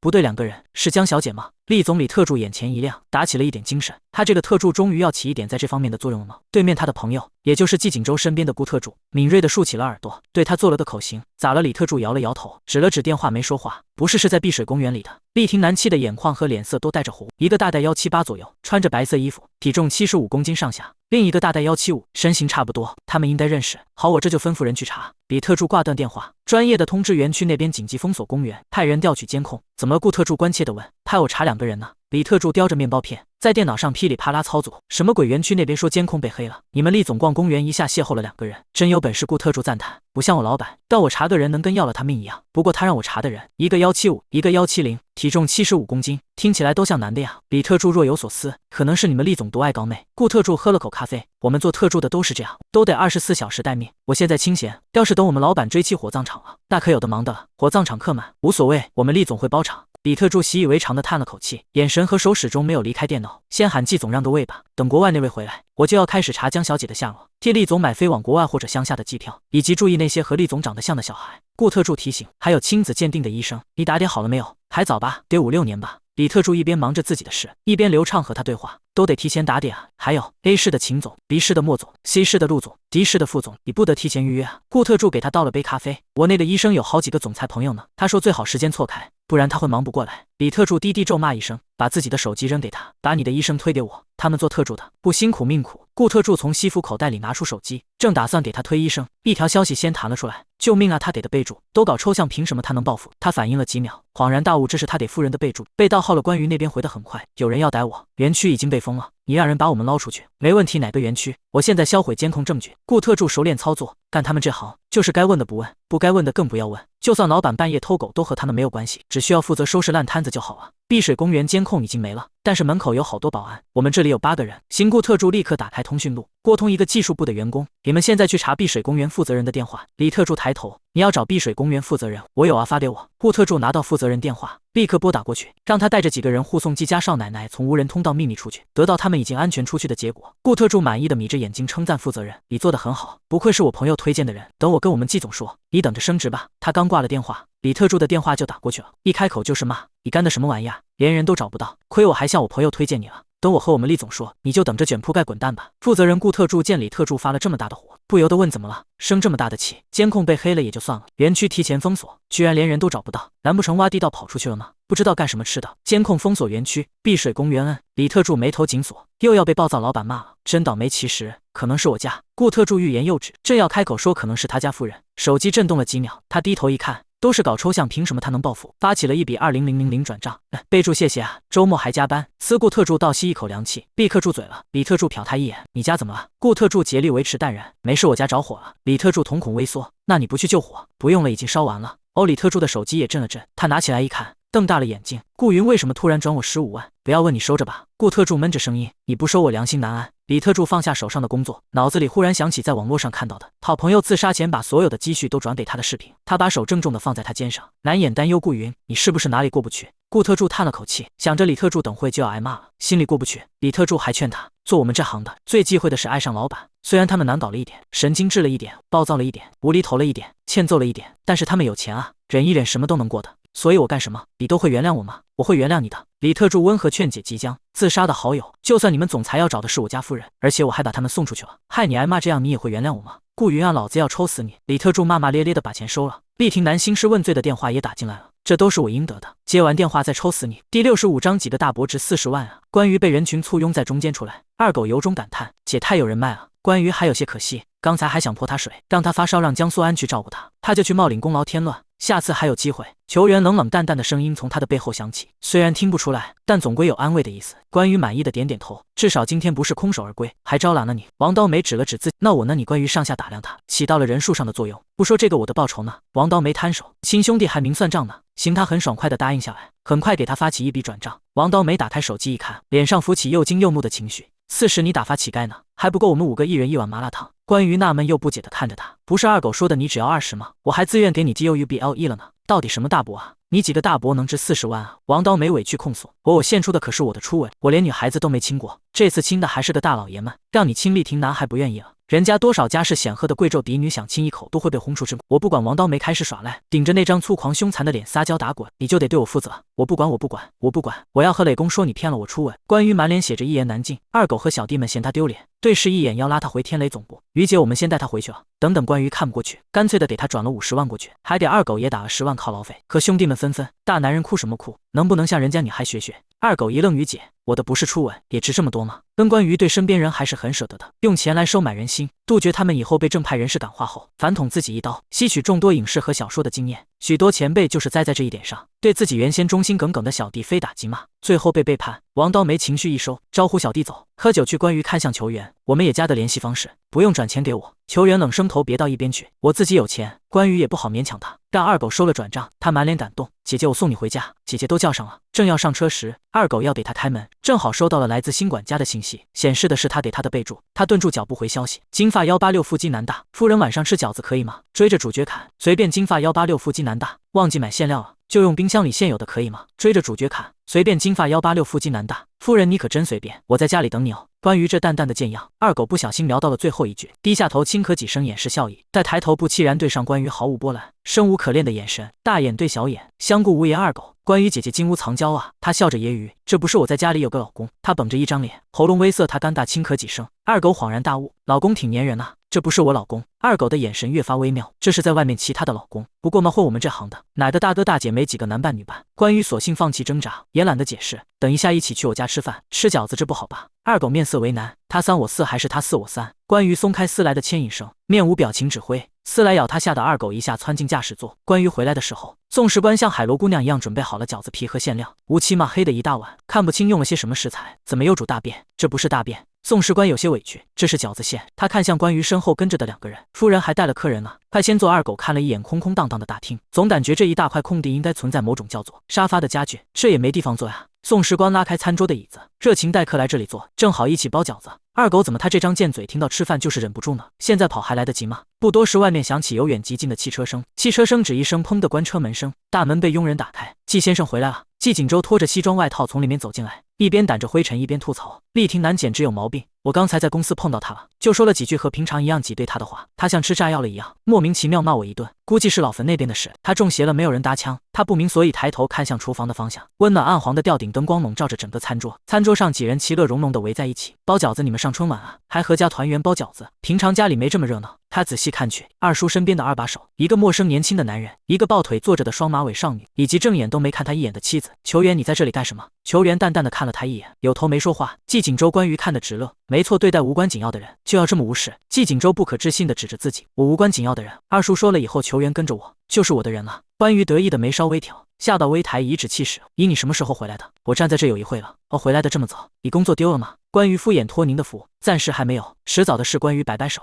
这女人从来不盼他一点好。他脱了外套，闲庭信步走过来，漫不经心地放在关于椅子靠背上，目光落在铺满了面粉和食物残渣的餐桌上，语气微顿。这是我们的晚餐，包饺子呢。宋士官好像这才想起来，匆匆跑进厨房，从蒸笼里夹出一盘热气腾腾的水饺。季锦州看了一眼，卖相简直惨不忍睹。你谁呀？季锦州充满敌意的目光落在宋士官的脸上，在我家干什么？比他年轻没他高，没他成熟，没他英俊。关于眼瞎新来的管家，关于随口回答他，注意力落在惨不忍睹又七零八落的饺子盘里。这盘饺子散发着邪恶气息。第66章绑架新任务。季先生，宋士官在围裙上擦了擦手，伸出手要和他握手。我是新来的管家，请多多指教。季锦州敷衍地和他掌心轻拍了一下，轻哼一声，意味不明的声音从关于的头顶传下来，指向对象很明显。乐坏了吧？说什么呢？我又不是你这种老猪哥。关于一听就知道他在说自己。老猪哥。季锦州有些不解，什么是老猪哥？老诸葛说你聪明的意思。关于敷衍，季锦州面无表情。你猜我信不信？周哥完全没看到我的存在吗？二狗不可置信，抬手在他面前晃了晃。你怎么会在我们于姐家里？你是小三还是小四还是小五？你们于姐。季锦州才想问，是二叔让你来找我的。关于用2只筷子捅破其中一个饺子的饺子皮，神秘黑色液体淌了出来。他嫌弃地擦了擦筷子。二叔才不想理你，球员和二狗都是我的贵客，你去天雷了。季锦州就知道这女人就是哪里危险去哪里，让她不许去，她越要去，唯恐天下不乱。都说了那里鱼龙混杂的，怎么样？哪里受伤了？二狗看他紧紧皱起的眉头，不由得开口解释：周哥放心，确实有人受伤了，不过是王刀梅的心理和生理都受到了摧残。关于示意季锦州坐下，把饺子往他面前推了推，一脸期待，快尝尝，我们撕的包了很久呢。季锦州表情一言难尽，还没夹起来，被蒸得软烂的饺子皮就破了，淌出了黑汤。这是泔水，肯定是可以吃的，你先吃。顶着3双期待的眼神，季锦州憋着气把饺子塞进嘴里，差点吐出来，毫无肉味和嚼劲，固体物像是蒸煮热的水果碎尸，一咬下去就爆出酸酸的果汁。关于好奇地看着他的表情变化，怎么样？有没有要死掉的感觉？他坚定下了结论，这次从疑问句改成了肯定句。这是泔水。关于随手给他倒了杯清水，狐疑地端详这盘化学武器。宋士官，你说的冰箱里现有的食材，不会真的是泔水吧？不是啊，都是好东西，西瓜啊、榴莲啊、草莓啊、苹果啊，然后和葱蒜一起榨成汁，再加点老抽化开。他细细道来，每说一种，季锦州脸上就越难看。关于嫌弃地把饺子推远了一点，显然没人愿意吃。你包了多少？宋士官简单算了算，还有6盘吧，分成3份，1份送去给厉廷南，1份送去给莫萧庭，1份送去给江玉和，每个人都有份。关于乐得不行，眼里闪着狡猾的亮光。宋士官一愣，那我们吃什么？点外卖夫人真是让人伤心。他轻叹一声，那个我去送吃的吧。二狗轻咳着站起来，正好我也该回去了。顺路的是他朝季锦州点点头。周哥于姐，那我先走了，不和我们一起吃吗？不了，他连连摇头，跟着他们怕是再待3个小时都吃不上饭。遗憾送走二狗。宋士官不舍得送他到门口，虽然我们见面没多久就要分开了，但是在我心里我们已经是好朋友了。二狗心里暖洋洋的，我知道的我都懂。宋士官叹了口气，临别前送给好友手里塞了4个袋子，帮我丢个垃圾吧。二狗大门关上，关羽给自己点了份麻辣烫，把手机扔给他们，让他们随便点。等待外卖送过来这段时间里，关羽百无聊赖的撑着下巴看球员打着电脑敲代码。球员侧目看了他一眼，想着磊叔交代他要和他交朋友，于是少见的主动开口：你感兴趣？关羽打了个哈欠，其实完全看不懂。系统消息随机掉落，大额任务绑架是否接受？此任务较为阴暗，难度系数较大，有坐牢风险。未满18周岁以上宿主请勿接生。关于坐直身体，果断选择接收。绑架任意绑架男女主或者和他们有关的人物，奖励300点恶女值。绑架关于若有所思，打开手机检索。绑架需要准备什么东西？他点开第一则回答：一准备一部手机，可以联络受害者家属。满足条件2，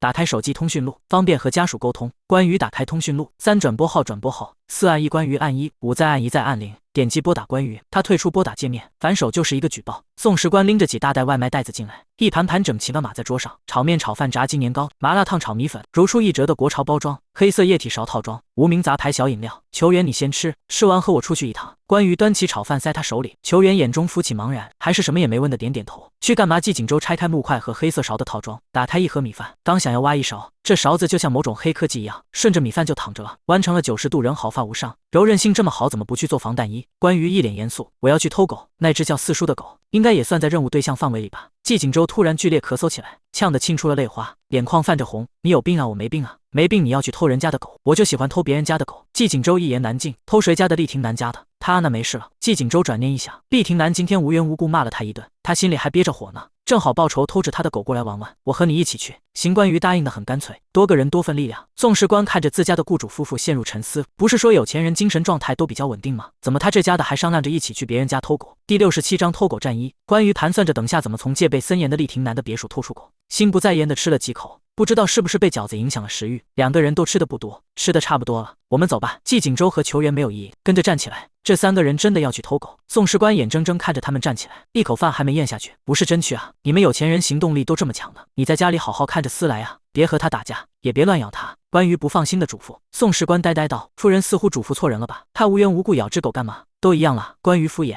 小指勾起新车钥匙，在绚丽灯光下闪着纸醉金迷的奇幻粉光，要和其他2人一起往外走。夫人等等，电视里偷人不是都要穿上战衣的吗？宋士官灵光一闪，偷人。关于脑袋冒出问号，偷人不是应该什么都不穿吗？偷狗就一定要穿衣服了？宋士官脑子里一瞬间闪过无数正动作利落飒爽的电影画面，他们偷东西的都穿特工服啊，人家是偷富可敌国的大宝贝，我们是去偷狗。关于纳闷，而且我们也没有什么特工服。宋士官突然想起自己行李箱里还有神器，连忙放下炒饭盒，忙抽了张纸巾擦嘴，让他们等等。我有，夫人们等我去拿。他匆匆走进1楼属于自己的房间，季景舟看着他的背影沉思，夫人们也包括他吗？时间比较匆忙，凑合着穿吧。宋士官满脸严肃，一手端起炒饭，一手把几盒包装完整的盒子拍进季景舟的怀里。季景舟垂眸注视着封面，一脸古怪。秋衣总比球衣好吧？宋士官决，有总比没有好。夫人们快换上。季景舟查看盒子上的尺码，看向宋士官的眼神更奇怪了。为什么你的房间里有女士秋衣？女士的吗？宋士官接过来看了一眼，有些懊恼，我妈又给我随便乱塞了。季总穿有其他有颜色的吧？码数会大一点。2盒散码的黑色秋衣被他扔给关于和球员，自己面无表情的挑选。紫色的紫薯精，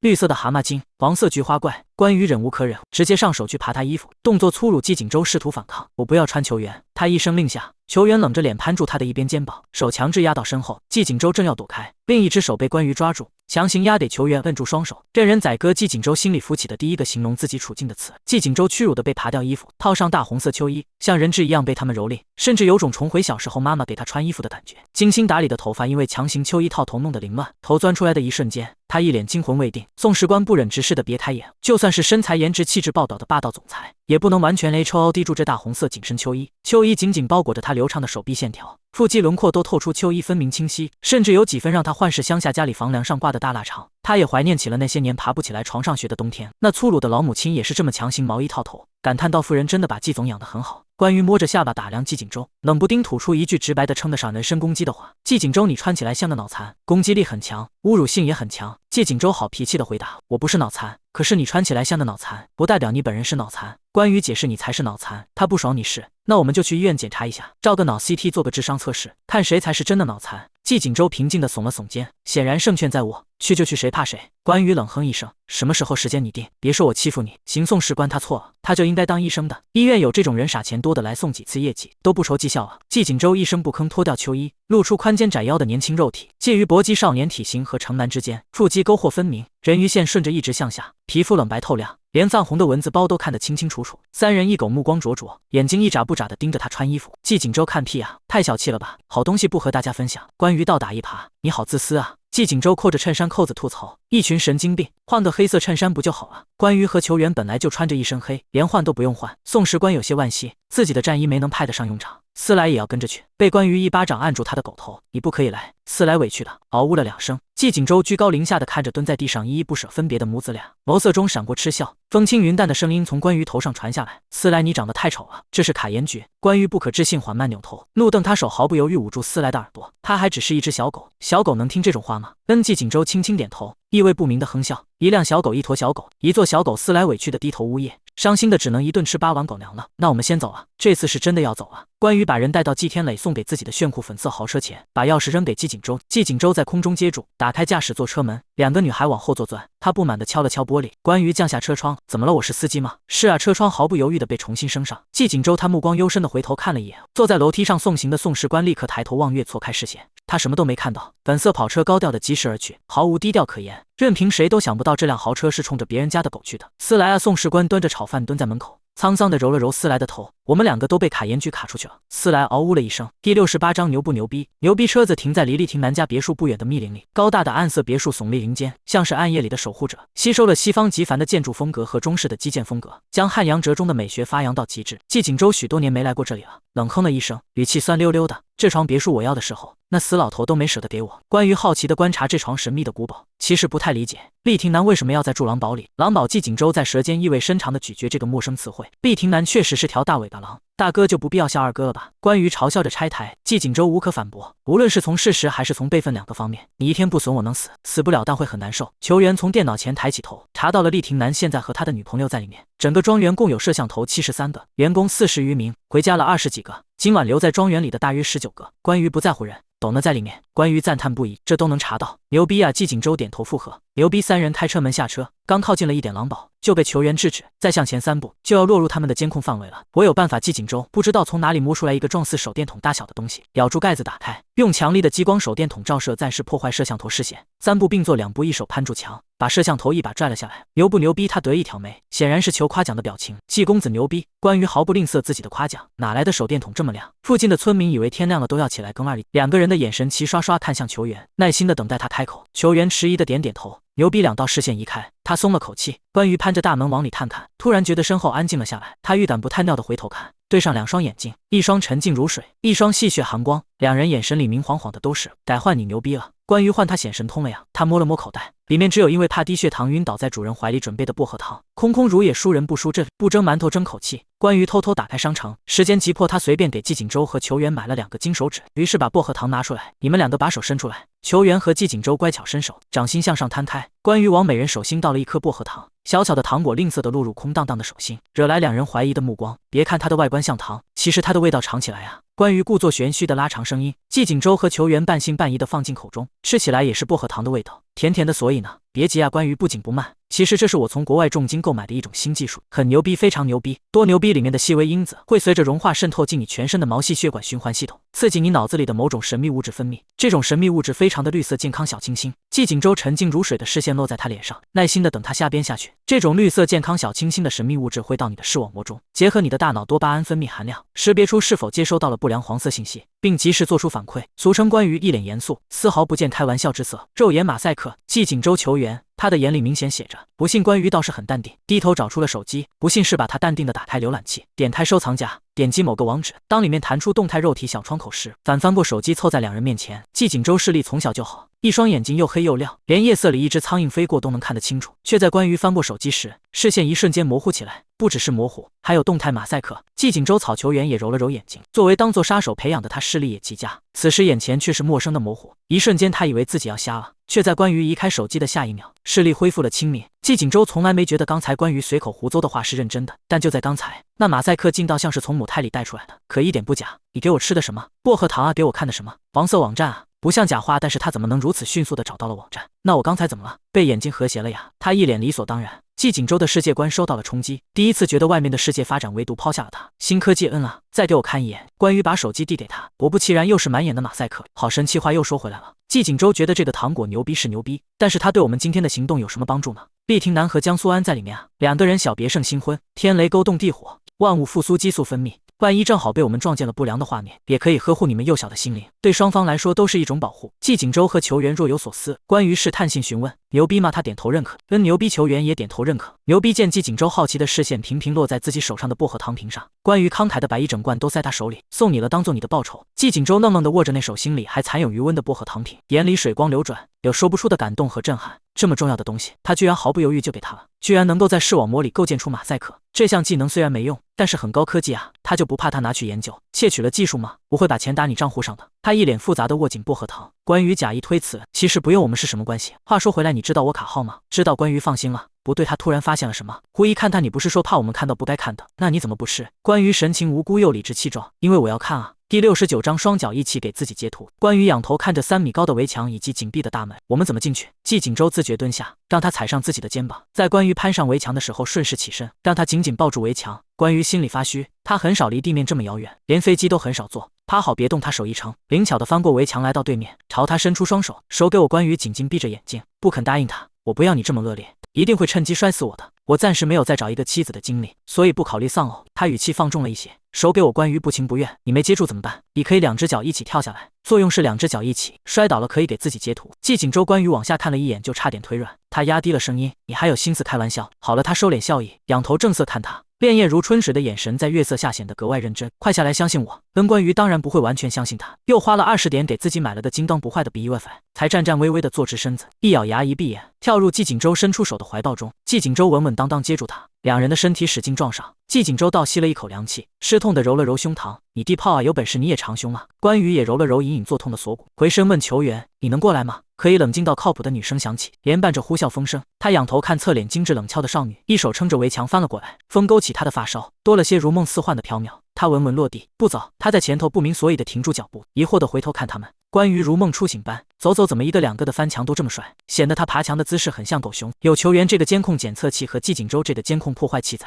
三人过五关斩六将，验过不留痕。耿快手里各提了一大把被拆下来的监控器，这些怎么办？球员看向关羽，放转折上回收了吧。关羽认真上门回收，很快的。既然他还要，那就先放在角落里，回家了再拿走。关羽打开手机看了眼时间，时间来到了9点。他用气声悄悄开口：“我们进去吧。”三个人鬼鬼祟祟来到大门口，从门缝里透出一道光线。关羽试探性的拧了拧门把手，居然没上锁。还没等他打开，听见从门口传来的一群人交谈着走来的由远及近，越来越近。三人连忙闪到一边。厉先生今晚准备了惊喜，你们回房间之后就不要出来了，听到什么声音都不要出来。都知道了吗？知道了。一群人提着大包小包进了门，依旧是虚掩着大门。关羽严肃点头，他也知道了，耐心等到彻底没了声响，关羽三人才出来，蹑手蹑脚打开了大门。季锦州和关羽同时要抬步进去，彼此撞了个满怀。女士先进，他不满，示意他自觉让路。凭什么？季锦州冷嗤一声，眼神意味深长扫他一眼，凭你胸比我大。关羽既愁又幼稚的男人。狼堡内和季家大院的布局差不多，一楼大多数上锁的房间是员工房，厕所、厨房、杂物间需要他们一一排查。三人对看一眼，决定分头行动。10分钟后，一楼除了锁着的那些有人住的房间，都查过了没有？球员对两人使了个眼色，上2楼，他们应该在2楼。小心点。关羽无声冲着他们比划，示意他们紧跟着他，自己打头阵。2楼和1楼互通的走廊有一处私密的空间，用来摆放拖鞋。三人就躲在这里，头悄悄地往外探看。客厅的灯光昏暗，吊灯散发着昏黄暧昧的灯光，以两人为中心散着光，如同暧昧的情绪化为实质，将他们笼罩在只有两人的世界里。男人的视线深情又坚定地锁在对面的女孩身上，惹得她红润的脸蛋上多了几分羞赧。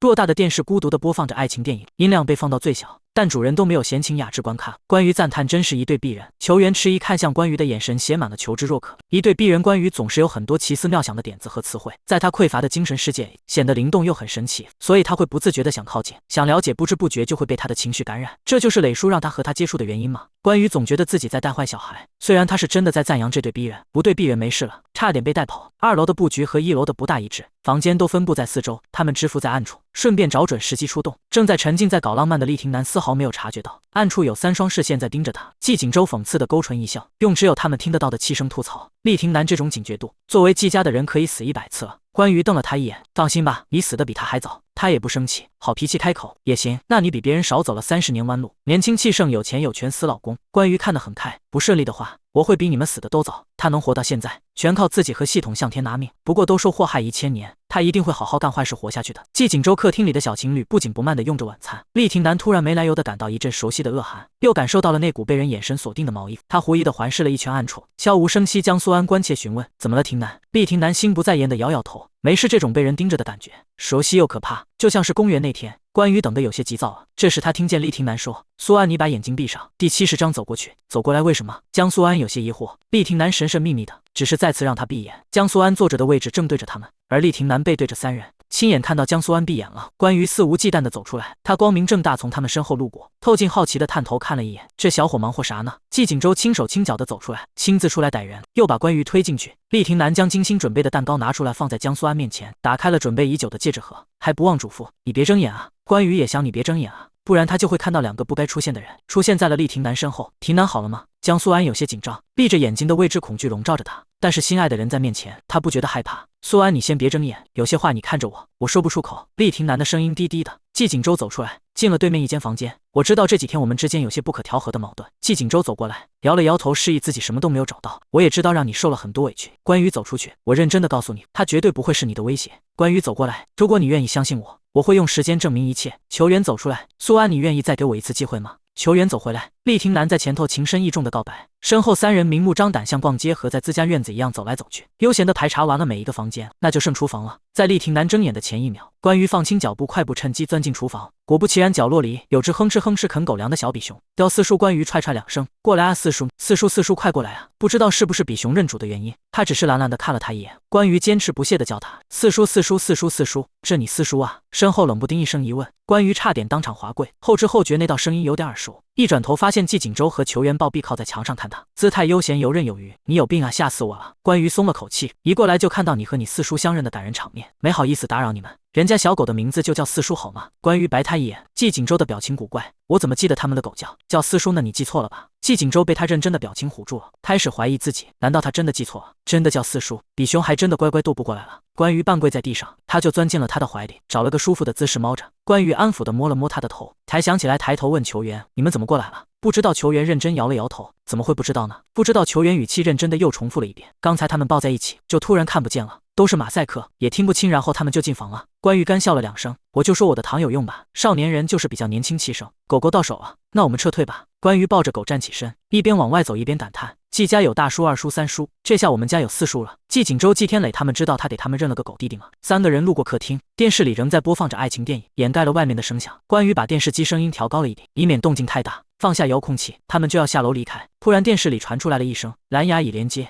3人齐齐顿住脚步，电视暂时黑屏了1秒，再次亮起，屏幕上显示着2具交缠的肉色人体，还时不时发出或低吟或高亢的声音。关于球员季锦州闭了闭眼，你放的我有病啊，我放这个。关于压低声音难掩崩溃，应该是谁蓝牙连到电视了？似乎是蓝牙连到2楼客厅的那人毫无自觉，还嫌声音小，坚持不懈地提高音量，尖叫声越来越高亢。卧室里传来一声厉喝，谁？关于手忙脚乱的要跑。季锦州突然揉了揉眼睛，语气严肃，我看不清了。球员捂着耳朵，我听不见了。关于糟糕，给这2个人的眼睛和耳朵都开了儿童模式。卧室里一阵悉悉索索，像是他们一边下了床一边穿上衣服。电视音量已经被调到了最大，这2个人像是失去了耳力和听了一半，一并失去了所有力气和手段。关于没办法，在厉廷南拧开了门的前一秒，放下比熊，拉着球员和季锦州躲进了桌下。厉廷南披着衣服走出来，看着混乱的电视屏幕陷入了沉思。在场的只有一只在客厅溜达的狗，他抱起比熊抬到半空，寒眸微眯，因为被打断了好事而有些不悦。四叔你干的！四叔楼下响起了连续几声开门关门声。厉廷南放下四叔，下了楼梯，却不期然地看到一个个好奇围观、伸长了脖子偷听的老少员工们。他们实在很好奇，为什么他们可以搞出那么大的动静。人群突然如同鹌鹑般散开，我衣服还没洗，突然想拖地板了，则这玻璃有点脏啊。楼上的呻吟声还在持续。厉廷南看见了他们揶揄的眼神，突然没由来的感受到了一阵无力感，像是和尚被泼了一身脏水。他紧了紧嗓子，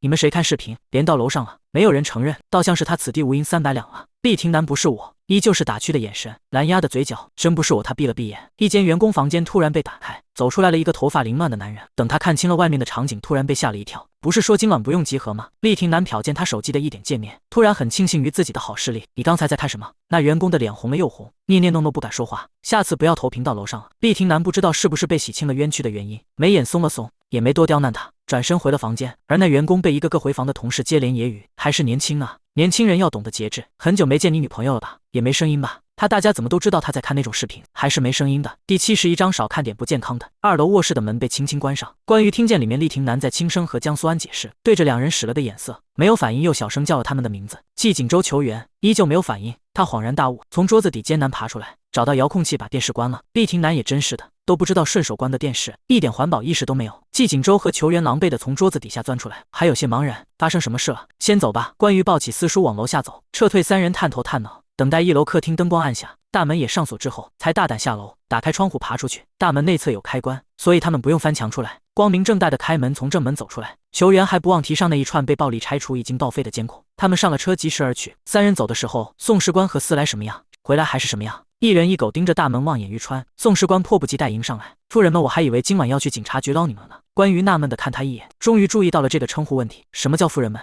季锦州表情稍稍和缓，关于果然还是在意，人家18岁的女孩子，你叫人家夫人，好吧。宋士官很快改口，夫人和小姐们。季锦州他是夫人还是小姐？宋士官的视线落在他怀里的小狗，眼前一亮，伸手把狗接过来，稳稳拖着。这就是你们要偷的小狗吗？它叫什么名字？关于神情自然，四叔。宋士官表情怪异，这狗名字还挺会占人便宜的。进去再说。关于懒洋洋的往院内走，他们自觉跟在身后。他打了大哈欠，浑身提不起力气似的瘫在沙发上。吩咐过你的球员房间准备好了吗？球员要住在这里，不只是季锦州，连球员自己都有些意外。当然了，二叔都说了，球员之后跟着我，当然要和我住了。关羽手支着额头，一脸理所当然。球员毕竟身份特殊，你们最好还是保持一点距离。季景周好心提醒，球员虽然年纪小，但仇家颇多，你也这么觉得是吧？关羽若有所思，两间房的距离还是太远了。宋士官，你把我隔壁那间屋子收拾出来。季景周他说的是保持一点距离，不是只剩一点点距离。在关羽的强烈要求下，球员还是住下来了。隔天，厉廷南比季景周料想的还要快找上门。收到厉廷南消息的时候，季景周坐在记事公司顶层，从落地窗前自上而下俯瞰他脚底下的土地，身子懒散的向后靠在靠背上，双手交叠，若有所思，说不出的成熟稳重。顾特助端上一杯他吩咐的热腾腾的咖啡，放在他手边。季总，您要的手磨咖啡，老子起大早给你这个祖宗亲手磨的。季景周轻轻的了一声，眉头紧蹙，似乎被公事烦扰。他在心里想，厉廷南那蠢货肯定想不到是谁偷的狗，白痴区老板的时间到了。顾特助从后面偷拍了一张他的背影，选择好有礼貌，点击发送配字，我们家老鸡又开始了。对面的人出乎意料的空闲，消息几乎称得上是秒回。视频，顾特助点开视频仔细一看，一向稳重的厉总明显焦躁不安的在办公桌前来回踱步，时不时跟什么人通着电话。李特助又发来一条信息，我们家老厉也是。顾特助关心，厉总怎么了？李特助他家狗被偷了。顾特助忍俊不禁差点笑出声，哪家的倒霉偷子还偷人家的狗啊，也太缺德了。李特助那边暂时没回消息。顾特助收起手机，见季总打了个哈欠，眼底青黛在冷白肤色的衬托下显得格外明显。他关切询问，季总怎么了？他摆摆手示意自己没事，有点困，昨天没有安排应酬。是季总没有休息好吗？没事。季景周揉了揉眉心，昨天和关羽闹到半夜还没睡，话还没说完，又打了个哈欠。顾特助眼神暧昧，闪着想八卦的金光。孤男寡女闹到半夜，上班还打哈欠，季总真不拿他当外人。偷狗去了。他擦了擦打哈欠沁出来的眼泪，不紧不慢说道，顾特助，季总，你是开玩笑的吧？顾特助小心翼翼询问，您什么时候有这种爱好？昨天培养的兴趣爱好。一想起昨天把厉廷南的狗偷回来了，季景周心情大好。鬼使神差间，他突然想起关羽送给他的高科技薄荷糖，他把薄荷糖从口袋里拿出来，伸手。顾特助狐疑的伸出手心，季景周往他手里倒了颗薄荷糖，金贵的抬了抬下巴，吃这什么？顾特助总觉得季景周不会无缘无故请他吃糖，没胆吃。这年头老板不仅要他拿命干活，还要他的命啊，让你吃你就吃，总归不是春药，春什么鬼啊？顾特助一言难尽，还是迫于老板总裁的淫威，壮士赴死般吃下那颗糖。怎么样，吃完了吗？季景周漫不经心地问，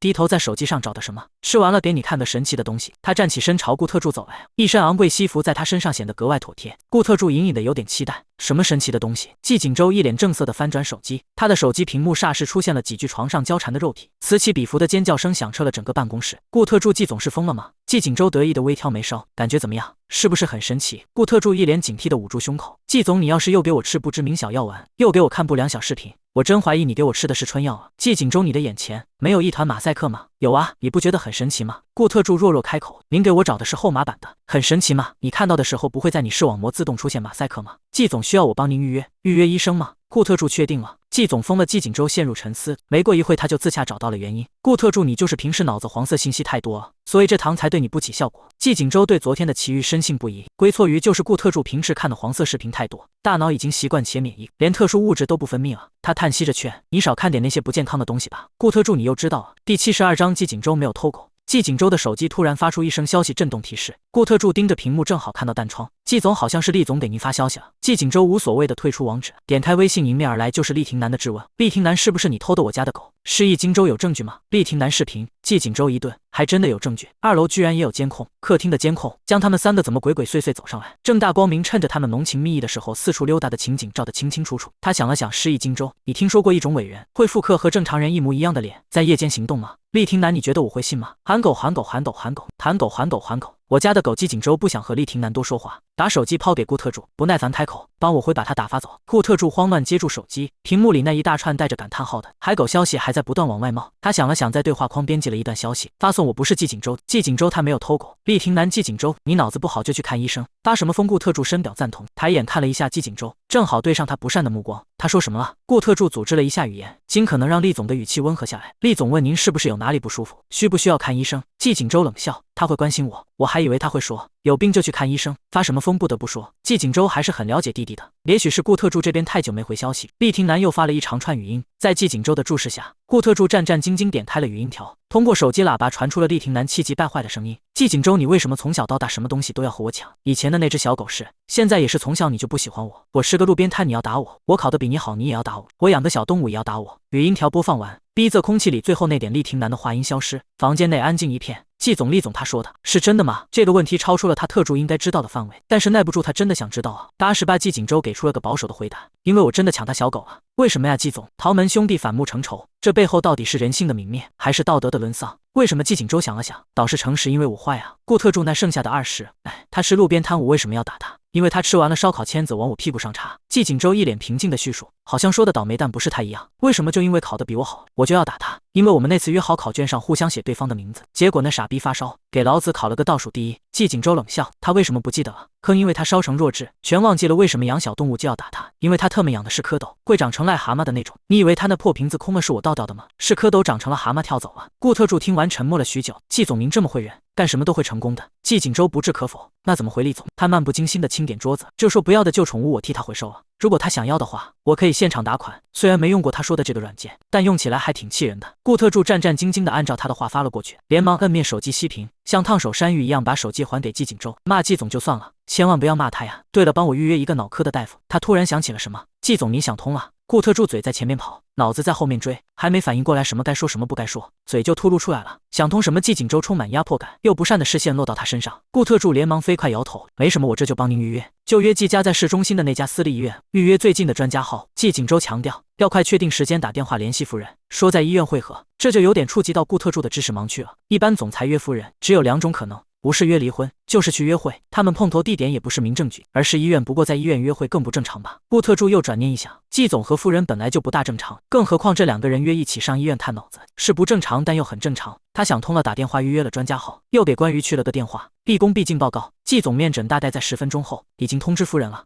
季锦州站起身，掸了掸干净西装上不存在的灰尘，故作矜持让他等会，我们现在出发。10分钟后，2人如约在医院会合。季锦州目光落在他身上，他穿得很休闲简单，宽大的短袖和短裤，鼻梁上架着墨镜，口罩遮得严严实实。季锦州有些不满，我们又不是在偷情。关于从口罩下传出的声音瓮声瓮气，要是让人知道我们是出来测脑子的，还不如被发现偷情呢。也对他的视线从他身上移开，落在紧紧跟随的身后2人身上。他们怎么也跟过来了？不在家里看狗，狗狗也来了呀。关于认真回答，司机陪着车里吹空调呢。宋时官压低声音，先生，是我自己想跟过来的。其实我对最后的结果也很好奇，你还好奇上了？季锦州冷笑。顾特助看了眼时间，季总夫人时间到了，我带你们去面诊室。他领着他们来到面诊室门口，因为要保护病人隐私，其他陪同的人被请进贵宾休息室休息。夫妻俩脚步一致地走进私人面诊室，看见桌前穿着白大褂，头抬也不抬，低头写字，但是身形却很熟悉的男人。齐气一顿对看一眼，后退几步退出诊室，正要悄无声息关上门，那男人突然抬头，眼眸含着笑意，来都来了，怎么还走啊？大哥大嫂，为什么偏偏是季凌恒？第73章怎么可能是脑残？我突然觉得和这里八字不合，你觉得呢？季锦州垂眸瞟了关羽一眼，大哥大嫂谁啊？关羽藏在墨镜下的眉头皱了皱，佯装不解离，你又是谁啊？我们认识吗？季凌恒眉梢一挑，指尖在挂号单上若有似无轻点，他戏谑地拿起挂号单，季锦州关羽是吗？他语调微微上扬，带着些疑问，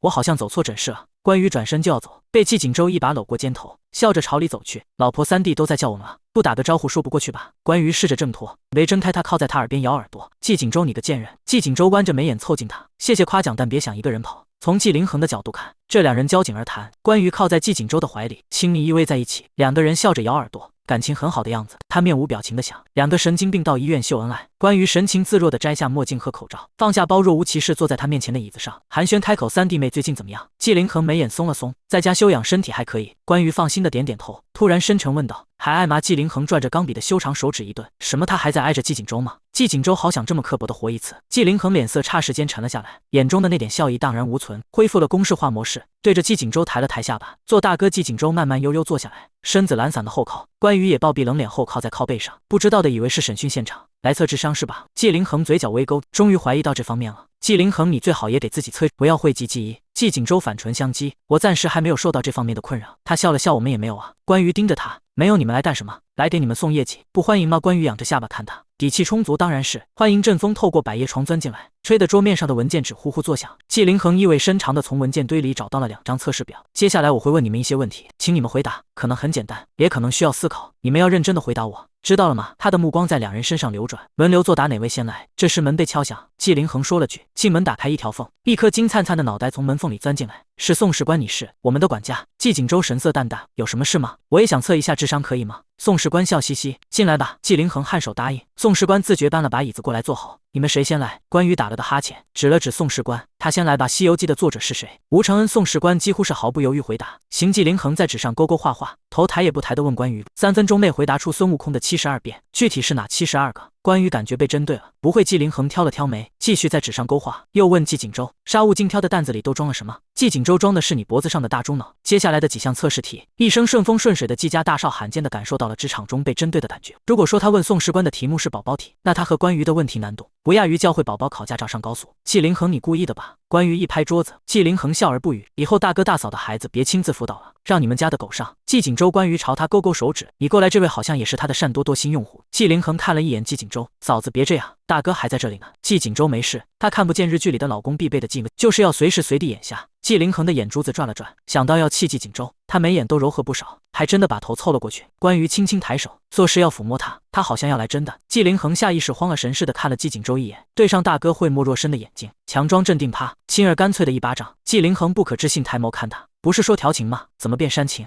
啊？扇巴掌的扇。季凌恒咬牙切齿，你信不信我报警抓你？报吧。关羽毫不在意的耸了耸肩，反正智商报告不是出来了吗？我就说我自己智障伤人。季景周心想，真拼啊。季凌恒不知道想到了什么，忽然冷静了下来。算了，5分钟后，季凌恒把2个人的诊断书分别送到3个人手里，脸上笑眯眯的，说不出的好心情。出去的时候记得带上门。关羽接过诊断书，看着最后的医师评估结果，瞳孔微震，不可置信，抬眸感叹：季凌恒，你真是个庸医。季景周也看了一眼，张口就骂季凌恒，你这个贱人。季凌恒也不生气，反而依旧带着笑，哎呀哎呀，有病吃药就好了，怎么还人身攻击呢？对了，走的时候一定把门带上。一出面诊室，关羽面无表情地撕掉诊断书。季凌恒这小心眼肯定带着私人恩怨，他怎么可能是脑残？季景周也心气不平地把诊断书揉成一团。季凌恒是吧？下次去偷他家的狗，他怎么可能是脑残？宋士官把诊断书晾在他们面前，笑得没心没肺。没想到我还挺聪明的。关羽一般，季景周也就那样。顾特助吃饱喝足带着球员出来时，看到的正好是2个人正在撕诊断书的画面。季总夫人报告出来了吗？他关切问道。季景周冷眼睨他，你怎么预约的？知道你预约的医生是谁吗？顾特助有些茫然，不是国外的特聘专家吗？是。季凌恒毫无专业素养，全是私人恩怨。季景周一想到季凌恒那贱人刚才的丑恶嘴脸，就想直接带着人回季家祠堂请家法。3少爷啊，顾特助了然。所以诊断结果是什么？宋士官也好奇不已。对啊，季总和夫人谁赢了？季景周和关羽对视一眼，默契的不出声。他轻咳2声，掩盖不自然的神情，认清你自己的身份，这是你一个特助能知道的事吗？下次换一家医院，换一个医生，彻底销毁证据，再也没人知道他的诊断书上写的什么。关羽松了口气，口袋里的手机持续震动，他拿出来看了一眼，温刘贺3个字在屏幕中央灵动跳动，如同那个叽叽喳喳的孩子一样。他接了电话，小女孩兴奋的声音从电话那头传过来，姐姐林素回来了，要去看她吗？陌生的名字，智商的打击，让关羽没有第一时间搜索出相关人物。哪位？就是亭南哥哥在国外养的那个白月光啊。他回来了。关羽有些意外，这么快？我现在在高尔夫球场，现在只有我和江苏安在这，莫哥他们一会就来，听说亭南哥等一下会把他白月光也带过来，怎么样？你要不要过来？关羽有些心动，还是正色训诫，不要整天被这种小事迷花了眼。教你的那些大事学会了吗？学了学了，我现在找到人就骂。他的声音带着些撒娇，姐姐快过来。这时候林素好像待下飞机了。关羽挂了电话，朝季景周和顾特助点了点头，那我先走了。季景周看了顾特助一眼，顾特助立刻会意，夫人着急去哪里吗？我们可以送你们一程，我打算去做个普拉提紧致一下线条，然后再做一些无氧运动塑个形。你们也知道，我是个专业的演员，身材管理就是我生命的一部分。关羽煞有其事，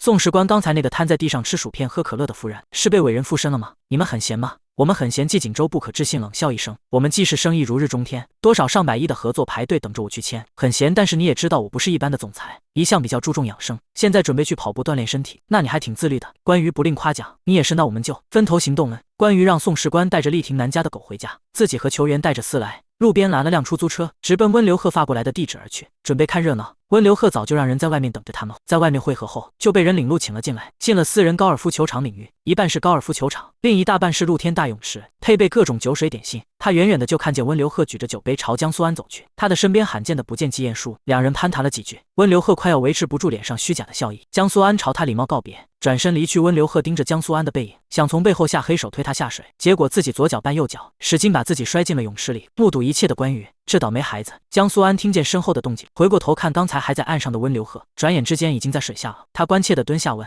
温小姐，你怎么了？”温流鹤强颜欢笑：“我突然想游泳了。”江苏安犹豫地看着他手中酒水全倒了的高跟杯：“那你为什么要拿着酒杯下水？”温流鹤僵硬着俏脸，用高跟杯舀起满满一杯子水：“因为我喜欢这么玩水。”好吧，江苏安不太理解，于是离开了。已经走到岸边的关羽无奈地蹲下，居高临下看他：“我全看到了。”姐姐看见关羽，温流鹤的脸皱成了包子。我就说我一碰到江苏安就倒霉吧。温流鹤越想越不平。凭什么江苏安就像老天爷的孩子，他就像老天爷的妻子？他明明就是个很单纯、鹌鹑想做坏事的孩子呀！他愤怒的一拍水面，娇媚的脸蛋上藏不住的怒火。可恶，刚才差一点就成功了，貌似差很多吧？关羽直言不讳，我今天一定要从他身上讨回来。温流鹤气焰嚣张，明亮眼眸中满是势在必得。讨回来之前，你还是先从水里爬起来吧。关羽从躺椅上扯了条浴巾，温流鹤自己爬上岸后，不客气地扔他头上。温流鹤擦着湿漉漉的头发，一群商贾贵胄公子哥簇拥着走过来。关羽定睛一看，中心的是莫萧庭和江玉和，以及那个信誓旦旦要去跑步锻炼的季总裁。两人的视线隔着人群遥遥相望。关羽、季锦州、小贺怎么浑身都湿透了？莫萧庭蹙眉走过来，天气太热，我太燥，跳水冲冲凉。温流鹤敷衍，关羽一脸被我逮到了吧的小人得志模样。某人不是说自己是不一般的总裁，要去跑步锻炼吗？季锦州不甘示弱，我也记得某人说自己是专业演员，要去做普拉提身材管理，你记得吗？顾特助。顾特助同时接收到2道危险视线，擦了把冷汗，干笑有吗？做特助这行遇到最多的就是颠公颠婆，他都习惯了，不辛苦命苦。莫萧庭朝关羽尴尬点点头，以示打招呼。那天被扇巴掌的诡异事件还在脑子里久久挥之不去。他碰了碰身边别扭的少年江玉和，不情不愿打招呼：“关羽你好。”季锦州声音不冷不淡：“关羽也是你叫的，有没有礼貌？”江玉和的脸色变了又变，最后勉为其难：“关嫂就是不叫嫂子。”关羽在拍《水浒传》还是武侠片吗？他郑重回招呼：“你好，合同。”江玉和：“谁是合同？你才是合同。”季锦州忍俊不禁，明亮眼眸带着些零星笑意：“关嫂合同，你们2个都太有礼貌了，太飒了，简直就是天生的大飒比。”关羽冷笑：“季总文采斐然，让我想到了一幅美景，是时的东西，比洋的晚意。”围观群众见局势不对，纷纷散开，各自去玩。江玉和莫萧庭面色一言难尽，不解地问顾特助：“他们平时都这么相处吗？骂得这么脏？”顾特助习以为常：“一般不这样。”莫萧庭松了口气，又听见顾特助慢悠悠开口：“季总一般说不过夫人，是被骂得狗血淋头的那个。”莫萧庭第75章：我的偷狗贼大哥。季锦州从身后突然传来一声厉喝，6人不明所以，齐刷刷回头看。厉廷南脸上带着薄怒，明显看得出来带着愠色，走路带风直冲着季锦州而来。他身后跟着一位身材窈窕瘦高，瘦得像层薄薄纸片的女人，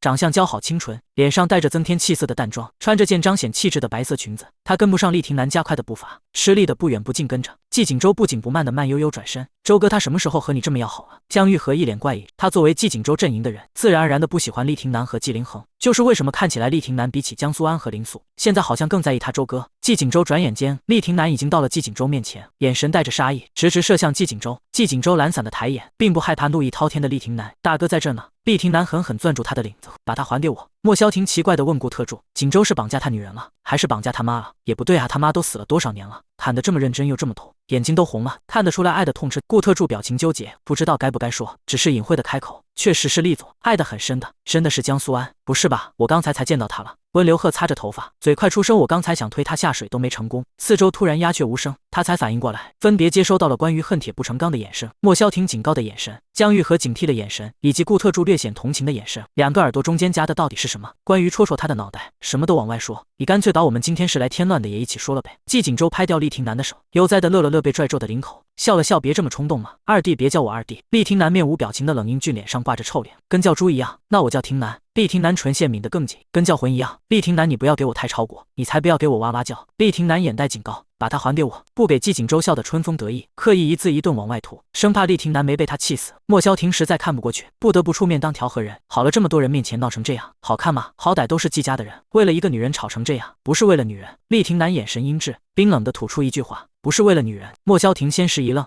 不知道想到了什么，眼神一瞬间变得奇怪，渐渐漫上犹疑、惊奇的目光。他试探性开口：“那是为了男人。”厉廷南和季锦州齐刷刷扭头看着他：“也不是男人，那是为了什么？”厉廷南沉痛：“一条狗。”莫萧庭：“狗对我家的狗。”厉廷南一指季锦州控诉：“他偷了我家的狗。”莫萧庭脑子里浮现出的第一道想法就是：厉廷南是疯了吗？季锦州又不是车碾到头，怎么可能无聊成这样去偷他的狗？他身子后仰，悄悄靠近季锦州：“你小心一点。”厉廷南好像脑子有问题。季锦州点头认可。厉廷南才是那个诊断书上应该出现疑似智力障碍的脑残，他8成被江苏安甩了，脑子出了问题。你怎么可能有空去偷他家的狗？莫萧庭点了点自己的脑袋，季锦州点头。我怎么可能有空去偷他家的狗？莫萧庭颔首称是，照我看我们还是离他远，我明明是百忙之中抽空去偷的。莫萧庭过了好一会，他才像是找到了自己的声音似的，艰难开口：季锦州，你去偷人家的狗？对啊。季锦州神情自然，第一晚去就被我偷到了，很厉害吧？厉害个锤子！莫萧庭试图说服自己，季锦州上班压力太大了，季锦州需要放松，季锦州是他兄弟，厉庭南太讨厌了，不行，说服自己不了一点。季锦州，你有病吧？他脱口而出：“你把人家的狗还给人家！”厉庭南狠狠瞪他，嘴里絮絮叨叨：“还狗，还狗，还狗，还我的狗，我的狗，狗狗狗狗狗！”季锦州，你都把人家逼疯了，快还给人家！莫萧庭觉得季锦州越活越回去了，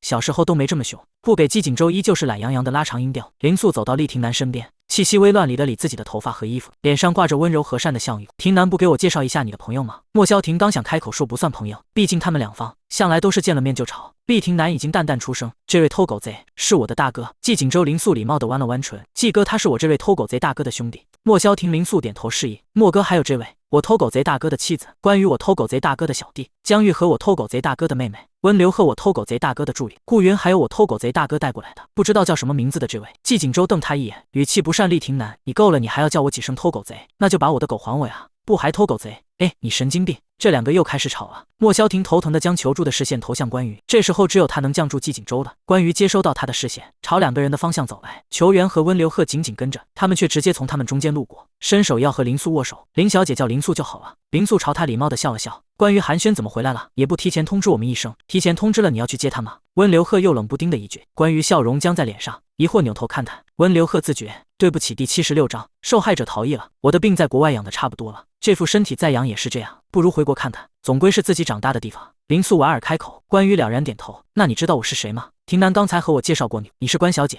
我还是我妹妹的姐。林小姐，你想知道我妹妹是谁吗？关羽笑得不怀好意。温流鹤机灵的眼珠子转了转，觉得有点奇怪，他姐姐这是要比后台，为什么要拉江苏安？他不是更有面子吗？古友，你知道我爸是谁吗？亲友关羽，你知道我妹是谁吗？温流鹤自觉自己比起江苏安更能当姐姐的靠山，于是自信开口：我也是我爸爸的女儿。林小姐，你想知道我爸爸是谁吗？关于他深呼吸一口气，球员在这里，把他带去躺椅那里，拿2条毛巾，一条给他擦头发，还有一条呢，塞他嘴里。关于无情。温流鹤一脸无辜的被球员拽走。姐姐为什么要赶我走啊？林素看着温流鹤被拉走的身影，眨了眨眼。关小姐，我不懂你的意思。关于勾着发梢在指尖绕着弯，我的妹妹是江苏安，你应该调查过吧？林素笑容不变。关小姐是替妹妹来警告我的，听说你和江小姐的关系并不好，你听谁说的？消息还挺准确的。林素，关于叫出系统给我搬任务，系统刚才不知道干什么去了，还不在状态里，我回溯一下，看看要给你搬什么任务。不用，我都想好了，劳反天罡啊。过了一会，关于就收到了系统任务消息提示。系统消息任务2选1，让女主和白月光同时落水，任务奖励500点，是否接收？接收。系统有些犹豫，小关500点太多了吧？就这个任务难度，你觉得不值500点吗？关于语气微微放重，值得。系统屈辱的顿了顿，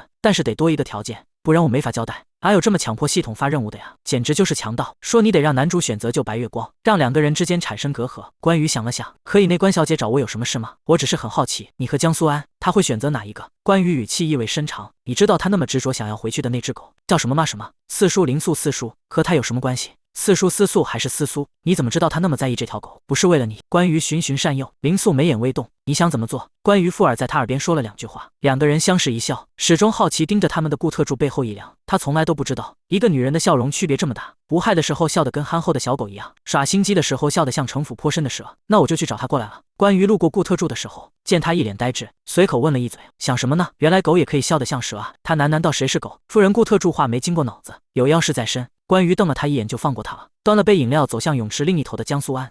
江苏安正低头逗弄着一只小蜗牛，闻言站起来，眼里多了几分欣喜。姐姐你也在这里？关羽感叹，不愧是女主这么天真有童心，有玩蜗牛的功夫不如玩会手机。苏安和我们去那里玩吧。玩什么？江苏安眼里多了几分茫然，不好意思的低头抿了抿嘴笑，我还要等庭南，就不和你们去玩了。关羽眼珠子狡猾的转了转，在心里酝酿着一个坏主意，怎么可以同时把他们2个同时弄下水，又让厉庭南选择救林素了，得好好想个办法。有了。关羽灵光一闪，盯着江苏安一脸认真，和我们游泳比赛吧，我记得你游泳游得不错的。江苏安迟疑，游泳比赛在这里？是啊，和另一个美女。关羽佯装叹息，姐姐就老实和你说了吧，那个女孩子是继锦州那个花心大萝卜招惹回来的风流债，她向我宣战，谁输了就离开锦州，还找了温流鹤当队友，我没办法，只好找你了。你知道的，我是1秒都不能离开锦州的钱啊，一离开他的钱我就活不下去了。他眼眶微红，声泪俱下，没想到锦州哥哥是这种人。江苏安一咬牙点头，那好吧，在那边我带你去。关羽擦掉挤出来的眼泪，胆探把演技点满，简直就是有先见之明。你等一下，千万要记住，发生了什么事都不要回头看，就一直往前游，碰到裁判就行了，知道了吗？知道了。关于回到温流鹤两人身边，凑到温流鹤耳边对他小声说他的计划。温流鹤眼前一亮，姐姐你真是个坏女人，还好我也不是什么好东西。别说了，快起来。四个女孩分别站远了一些，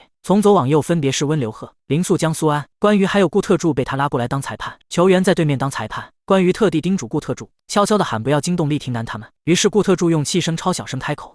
江苏安有些奇怪，姐姐为什么她要喊得那么小声？关于心不在焉，可能是要突然开始，就算是比赛，也要这么突然吗？一顾特助一声令下，林素跳入泳池，在水里扑腾挣扎，水花飞溅。廷南，救我！廷南！江苏安以一个完美的姿势跳进泳池里，奋力开始向前游。正如关羽所说的，无论后面发生什么，都不要回头看。在岸上虚晃一枪的关羽和温流鹤还在屈腿晃手，中间突然空了，猝不及防对视上了，没忍住笑了。顾特助，江小姐太惨了！关羽趁乱大喊，江苏安和林小姐落水了，他们都掉水里了。厉廷南转头一看，就是林素和江苏安落水的画面。他几乎是毫不犹豫脱掉西装外套，迅速冲向泳池，毫不犹豫地跳入水中。苏安就在他的手要拉住江苏安的一瞬间，见他突然发力，身体像灵巧的鱼一样向前快速游走，水的阻力几乎挡不住他。厉廷南扑了个空，宝宝你的身体好像被鱼附身了。江玉和眼睁睁看着这一幕，彻底傻眼，受害者逃逸了。好小众的画面，林素还在尽心竭力表演着溺水，厉廷南没有办法，只能先去救他。对岸球员蹲下身，一脸严肃地恭喜江苏安，恭喜你赢了。江苏安松了口气，赢了就好。第77章，不要小看他和九族的羁绊啊！系统消息，恭喜宿主完成任务，2选1中达成，让男主做出就你配的选择。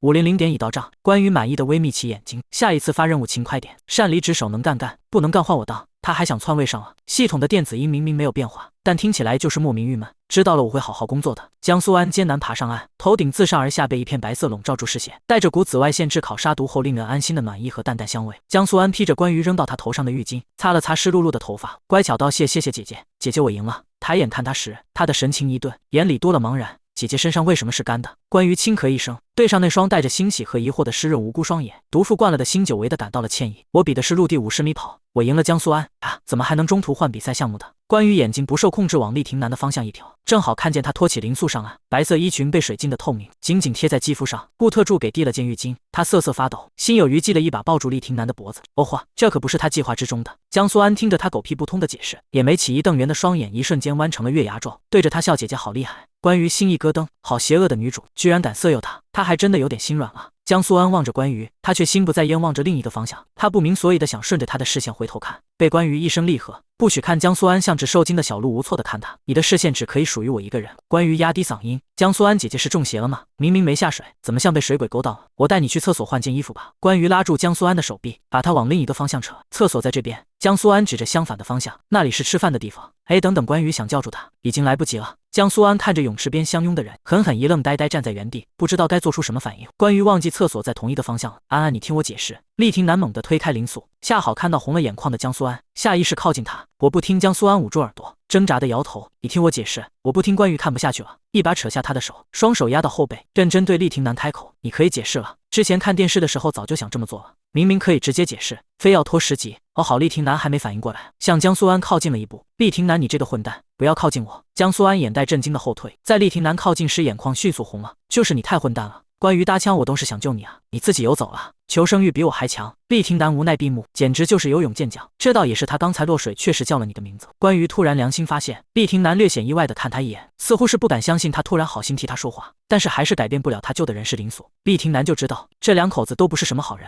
安安冷静点，可是你根本就没有溺水啊！厉廷南试图让他冷静下来，没溺水就说你暴躁，溺水了还不说你活该呀！关于又冷不丁地插了句话。厉廷南双眼死寂地看他，你到底站哪边？关于觉得自己的站位已经能说明一切了。中间啊，季锦州一行人慢悠悠走过来，薄萧庭扫了一眼，三角恋都浑身湿漉漉的。他看热闹不嫌事大，溜鸳鸯戏水。季锦州意味深长，3个人应该叫孟母三迁。江玉和暴毙在前胸，明明就是厉廷南3心2意。温流鹤也可以叫。3足鼎立，你们几个别在这闹事。关于对每个人都没好脸色，你们再在这里打扰他们纠缠，我就再抽你们。姐姐，就算我长这样，你也舍得抽我吗？温流鹤无辜地瞪圆眼睛，水灵又漆黑的眼珠如同在泉水中温养的黑宝石，又大又亮。关于气色微微缓和，那你留在这吧。季锦州长我这样了，别逼我抽你。他气得冷哼一声，对着身后跟着的莫萧庭和江玉和骂骂咧咧，走了都说了别过来别过来，非得走过被骂一句就开心了。3人遗憾离场，临走时一人顺了杯酒，走去门口隔应季凌恒去。季凌恒这小子越长越贱了，刚才居然公报私仇，在我测智商的诊断书写疑似智力障碍。锦州，你去医院测智商。目送他们离开，关于政策好了，你们可以继续吵了。不管怎么样，我觉得我做的没错。那你的意思是我无理取闹？关于点评，我觉得他就是这么认为的。但是事情总有轻重缓急嘛，毕竟是一条人命。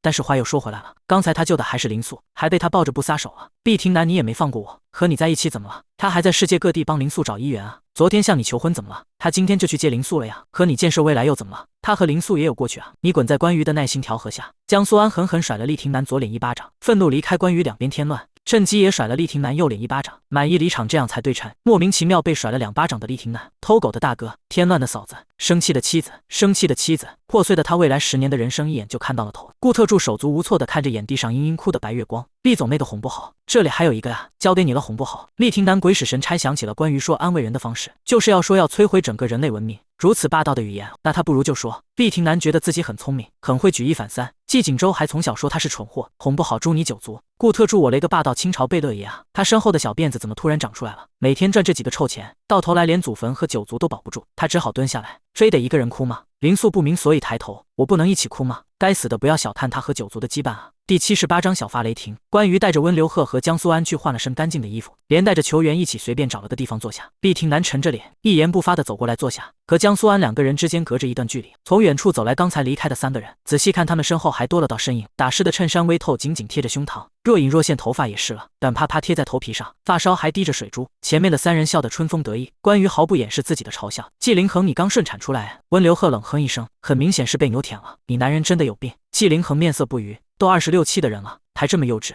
温特的每个人蹲在门口拿水浇我。关于下意识回嘴，你男人，你老公季锦州，有想过我的感受吗？没礼貌的人类怎么能说是特地教你呢？明明就我们特地去门口迎接你。莫萧庭笑道，好歹也是从小打到大的，从小打到大。季凌恒从鼻孔哼出一口气，好像是我单方面被你们殴打长大吧。他刚被接回季家的时候还很小，比季锦州和厉廷南还小个2岁。季锦州连带着莫萧庭处处看他不爽，仗着比他大比他高，经常简单粗暴地使用武力镇压他。最过分的一次，季锦州和莫萧庭趁着他爸出门，其他大人不在，悄悄把他抱起来放冰箱上，下不来还烫屁股，殴打也是打。莫萧庭笑道。季凌恒翻了个白眼，见人也是人，你怎么不当贱人？莫萧庭样态笑容，衬衫慷慨的只扣了2颗扣子，露出大块的蜜色肌肤，笑得风流。我可以是啊。有时候季凌恒真的觉得精神病院里的那些病人看起来更加正常，罕见的阖家团圆。关于啧摇头感叹，你们3个季家的人真是孽缘，你喜欢他老婆，他喜欢别人老婆，他老婆又喜欢他，难不成你们是曹操宗亲，血脉相传的好人妻？温流鹤笑道，我看是金蝉世家，季家3兄弟从未站在过同一阵营。此时倒是齐齐沉默了。这2个人凑在一起，嘴怎么能刻薄成这样？江玉和看见人群中坐着失魂落魄的江苏安，眼睛明显一亮，悄悄地摸到江苏安旁边，保持着不远不近的距离坐着。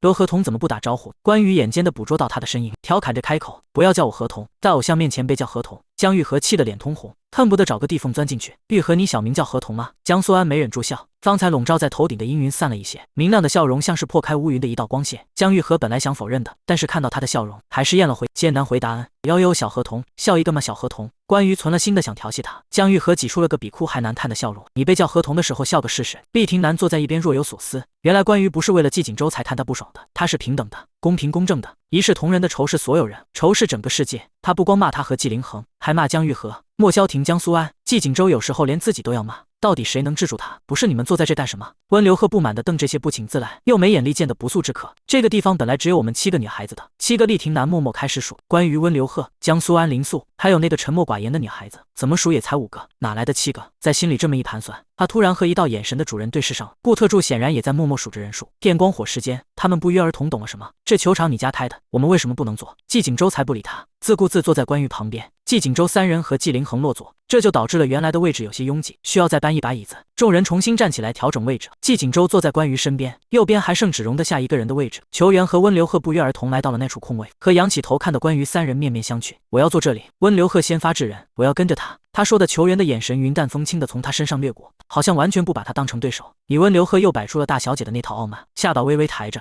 上下打量他。你是哪家的人？家产多少？爸爸叫什么名字？有我家有钱吗？只有毫无内涵、毫无底气的人才会只想着靠爸靠家里。温流鹤被他气得差点晕过去。那就让姐姐决定要让谁坐他旁边。接收到2道审视的强势视线，关于果断转头，你滚一边去。季锦州指了指自己，就你季锦州气笑啊，一边说着一边往外挪了的空位出来。你就欺负我吧，总有一天我会收拾你的，你给我等着，不会放过你的。顾特助季总今天又在小发雷霆，勃然小怒了。然而这个问题不会被两个女孩子这么轻松的翻篇。一人坐在一边，穷追不舍追问：姐姐，你说你比较喜欢谁？温流鹤和球员齐齐看向关羽，一人眸色淡淡，另一人眼神紧逼。球员就像我的胸，无论发生什么都会挡在我面前。关羽语重心长，你就像我的屁股，一直躲在我后面。你们两个都是我无法割舍的。温流鹤有些委屈的撅嘴，凭什么我只能当个屁股？球员还行，还能当个胸。季锦州插了一嘴，那我呢？关羽斜眼看他一眼，你像我的脚底板。季锦州深呼吸一口气，崩溃闭目，他也是贱。明明知道自己什么地位，还非要自取其辱。厉廷南目睹季锦州吃瘪，莞尔一笑，又被当事人看到，他斜眼看他，笑什么指甲带？他要报警把他们都抓起来。第79章，她就是坏坏的小女孩。尴尬，好尴尬！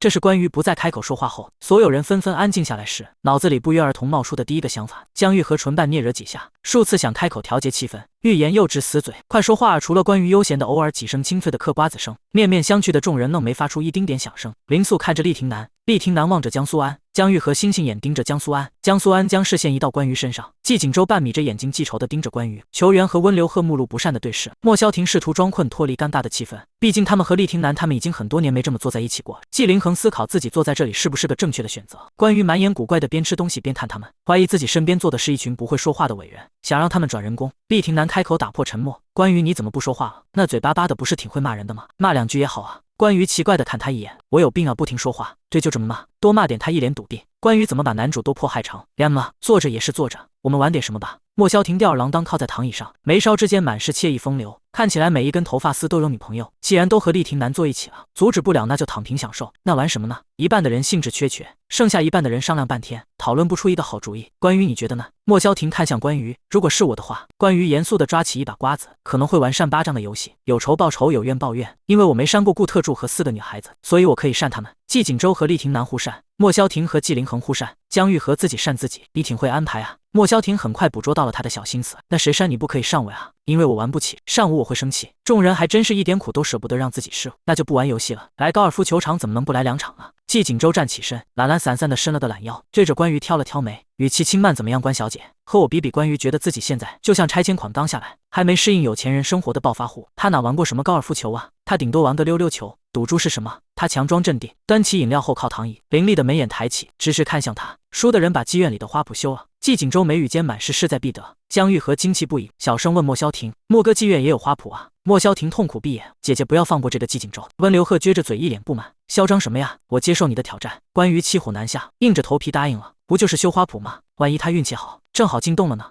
其实人生也有不少个万一，就像他上辈子经常说，万一就死了呢？结果他就真的死了。世界上还是可以发生很多奇迹的。季锦州轻笑，如离珠落入盘中。好姐姐太有气魄。温流鹤给他喝彩。你知道锦州哥哥的外号是什么吗？什么？温流鹤一脸严肃。高俅王。关羽嘲笑，什么弱智名字？奸臣还称上王了，真分不清谁是大小王了。高尔夫球简称高俅吗？温流鹤耸耸肩，眼神亮晶晶的。不过我相信姐姐能打败他的，对不对？吧。关羽底气不足。比赛开始前，他们去更衣室换了身专业装备。关羽简单的白色短袖、黑色短裙，马尾高高扎起，即使素面朝天，也是人群中最醒目的。季锦州早就换好了衣服，动作标准持杆，对准洞口挥杆，利落干净，一胆进洞，活动一下身体，是个杆。季锦州抬手示意。关羽面色沉稳，上前一步，看起来不像初学者，志在必得的表情让围观的人不由得开始期待他的表现，就连季锦州都提起了几分注意力，眼睛一眨不眨。关羽持杆准备，瞄准洞口，用力挥杆，白球毫发无伤，纹丝不动，就是周围的地皮被铲掉了一大块。关羽不知道是谁发出了一声嘲笑，我以为离地呢。据我所知，耕地不用高尔夫球杆吧？这喷不了，老天爷赏地耕，还玩吗？还玩去把我奶奶家的玉米地一起耕了。关羽步伐沉重的收杆，往回走，他不会忘了这一天的。这么多人一起嘲笑他，好多人呢，我都没看到你。多少杆？温流鹤迎上来，一脸期待。关羽语气沉重，梁母温流鹤，姐姐你温流鹤欲言又止，你是不是肢体上有什么障碍啊？一天之内接连遭到智力障碍和体力障碍的关羽，满脸灰败，差点到心破碎。他预结时系统突然冒出来，其实有项技能条就是高尔夫的技能，不过因为高尔夫比较高端，所以比演技还要贵。你上次叠满演技花了3000点，这次要5000点。关羽若有所思，他怎么没想到呢？不过我知道你不是那种胡乱利用金手指欺负人的人。系统宽慰他，至少我们输得堂堂正正。不是啊，我就是这种人。关羽眨了眨眼，还抱怨起他来了。有这好技能，不早点和我说，害我被他们嘲笑。她本来就是那种喜欢走捷径、不择手段、怕吃苦又想收获的小女孩啊！要不是上辈子没钱，只能做个老实的大学生，不然她指不定要给同学们表演个什么叫仗势欺人什么叫小人得志什么叫，恨不得把鼻孔仰到天上去。好吧，那你要点满多少格？一半够不够爆杀季景舟？系统想了想，作为这本书的跟随系统，它的数据库里拥有每个角色的数据信息，不够80呢，大概率是平局，除非季景舟被绊倒失误。系统语气凝重，他可是文中被称为高俅王的男人。关于沉默还真的叫这个弱智名字，那给我点满。关于咬牙，他不能放过这个季景舟。第80章当众羞辱他，需要我让你吗？季景舟笑眯眯撑着球杆看他，绿草如茵上，他身后站着为他喝彩的人群。加码吗？关于突然道，我加一块纯金手表。季景舟不解地眯了眯眼睛，你确定怕了？关于弯了弯眉眼，故作正色，那就给我5000万，再给我一床别墅，今天就不在这么多人面前虐你了。他唇间突然漫出轻笑，那我也加码。3辆车，顾特助主动站上前来，严肃总结赌注。那现在就是赢的人可以获得一块纯金手表，3辆车5000万，还有妓院输的人修建妓院的花圃。季景舟不可置信，缓缓转头看他，季家大院本来就是我的。顾特助脖梗一缩，往关于的方向走了几步，小声道：就近原则吗？也不能这么近吧。关于抬手阻止季景舟和顾特助，好了，你们男人就是小肚鸡肠，小小的别墅就齐了，我再加码上次爷爷奶奶送我的那些翡翠手镯、皇室项链、玉扳指、耳坠，谁玩不起了？既然要玩，那就玩点大的。季景舟胡乱抓了抓头发，季家新项目旅游山庄的归属权100%控股，以及季氏5的股份。顾特助惊得倒吸一口凉气，不是突然玩这么大，靠季氏股份，早知道我也参加这活动了。就算是还没接触家业的公子哥，也知道这个赌注的含金量。得了吧，人家这活动只有妻子能参加，什么季少结婚了？这个活动什么时候结束的？怎么没人通知我？通知你也没用啊！妻子至少得是个女的吧？谁说没用？我愿意卖屁股。你想过人家季少的感受吗？多少人虎视眈眈旅游山庄这块大肥肉，就这么随意当赌注了？关于不知道这个数字背后的意义，是可以供他一辈子吃喝玩乐，也只是伤了余额的一点皮毛。没多想就答应了。旅游山庄可以让王刀梅他们免费团建，又省下一笔旅游经费。嘿嘿，季景舟挑眉看他，一场完整的比赛太长了，不如一局定胜负。现在的关于强的可怕，学会了都学会了，脑子被强制加在了所有有关高尔夫球的姿势、要点起源规则、黑话等等，怎么个定法？一人5杆，谁进洞的次数多，就算谁获胜。可以关于点头答应。季景舟先上场，他的眼神落在远处的洞上，分开双腿，微屈膝盖，腰部前倾，标准了球杆面与目标线。挥杆一声，球杆与球撞击的闷响，白球急速向目标洞口而去，漂亮的落入洞中，轻松而完美的一球，动作漂亮利落的引起阵阵惊呼。一杆进洞就意味着要发红包，场上响起了兴奋又此起彼伏的起哄声。大家都不缺这笔钱，纯靠原始对钱的欲望。季景舟高举起右手，场内瞬间跟着他的动作安静下来。他眼眸清冽，灿若星辰，全场人中好像只看到了他。手缓缓下落，食指指腹抵住他的额头，极轻一下的脑瓜崩落在他额头上。关于瞪大眼睛，靠季景舟这个贱人，居然敢当众羞辱他，认输吗？关于冷笑，就赢了一球就开始装了，太早了吧？季景舟纳闷的看他，怎么看起来好像又生气了？他呼吸都惹到他了，看我干什么？我脸上有球啊，回去打自己的。关于催促他不要这么凶好不好？季景舟嘟囔着抱怨一声，还真的乖乖滚回自己的位置。顾特助替他担心，毕竟夫人对他出手那么慷慨，弄得他对他的钱也莫名有了占有欲。夫人等一下跟季总撒个娇得了，他不会真要你东西的，他就是嘴贱。关羽已经燃起了战意，等着吧，看我怎么爆炒他。顾特助瞳孔地震啊，在这里吗？这么多人太热闹了吧？说错了爆杀他。接下来的4球不出意外的稳稳入洞。关于上场时，大家的心里已经对胜负有了判断，毕竟刚才他那惊世骇俗的一球有目共睹。这场比赛就是季少夫妻之间的小情趣而已。出乎意料的，关于就位时没调整多久就果断挥杆，动作干脆飒爽，挨球如同被设定好的程序一样按着他想要的轨迹走，完美进洞。他面无表情走到季景舟面前，学着他刚才的动作。季景舟的笑容还没展开，他重重的给了他一下脑瓜崩，毫不收敛力道，就像是2个人之间有深仇大恨一样，恨不得把他往死里弹。季景舟倒吸一口凉气，额头很快泛红。季景舟吃痛捂住额头，谁让你刚才羞辱我？他冷笑着丢下这句话，留下一头雾水的季景舟。他羞辱他了吗？没人通知他呀。毫无悬念的4球入洞，2个人打成平手。进入赛点加入了1杆加时赛，2个人可以自己选择站着的起点，离球洞最远的一个获胜。没进洞视作出局。走，关于拉着季景舟的手腕，把他往离洞口远的地方拉。别说我欺负你，我们就从这开始打。季景舟眯着眼睛，甚至已经看不清球洞的位置了。他抿了抿唇，怎么不打车回家？从妓院开始打，你不行吗？关于得意挑衅，因为距离过远，系统采取最淳朴的开外挂方式，在他的视野内生成了一道虚拟蓝线，沿着这条线挥杆就是洞口。怕他球杆没挨到球，还开了追随模式。季景舟呼出一口气，我试试吧。温流鹤好不容易挤进了最里面，兴奋着发出尖叫。关于姐姐，你一定要盯死这个季景舟啊！莫萧婷皱着眉头盯他，刘鹤小孩子家的怎么说这么粗俗的话？顶死什么的，太黄太暴力了。温流鹤，我让关羽姐姐用眼神盯死他，把他钉在耻辱柱上。怎么了吗？他的眼神带着纯净的茫然，似乎是真的好奇。莫萧庭没事，这样显得他很龌龊啊。第81章带球跑。季锦州挥干出的白球在无数双眼睛中滚动着向前，轨迹平直不断靠近洞口，也没有偏航的预兆，越来越靠近，越来越靠近。就在白球即将落入洞口的时候，球停止不动了，挨在洞口线上。围观群众看得心惊胆战，一口气下不来，不约而同地发出惋惜声。就差一点点，换你了。季锦州深邃深沉的视线落在关羽身上，失败与否都在这一球了。砰！全场提着心注视下，球飞速向前滚动，砰的一声顺利落入洞口。他赢了完美的一球。关羽叹息着摇了摇头，佯装惋惜的垫脚拍了拍他的肩膀：“你要好好再练练了，实在想进步的话，我可以教你。”季锦州他忽然想明白了，扯唇漾开笑意：“关羽刚才演我呢，刚才装的跟新手一样，怪不得那么有底气，原来在这等着他呢。”关羽在他眼前打了个响指，骤然绽开一道笑容，眸中水色倒映着他的影子，与清风绿荫平分秋色。对了，我就是这么心思深沉，看似废柴，其实只是扮猪吃虎的邪恶小女孩。扮猪吃虎，季锦州迟疑，真的只是假扮，不是真的猪。关羽不悦什么意思啊？你这个人。温流鹤跑过来迎接他，给了他的大大的拥抱，用力嗅了嗅他身上衣服的味道，香香的姐姐好棒。莫萧庭握拳轻轻捶了季锦州的肩头一下，笑骂：“你可真给我们男人丢脸。莫哥丢脸这种事情习惯了就好。”他倒是毫不在意自己在这么多人面前丢了面子。季凌恒暴毙轻笑一声：“我还以为大哥一辈子注定打光棍，没想到也有耍小手段的时候，靠让赢的方式还哄女人欢心。”季锦州诚实：“可是我没放水啊。”是，你不是放水，你是放海。季锦州扯了扯关羽：“你快和他说，我没有放水，也没有放海，更没有开闸泄洪，只是单纯的菜。输了没什么好丢脸的，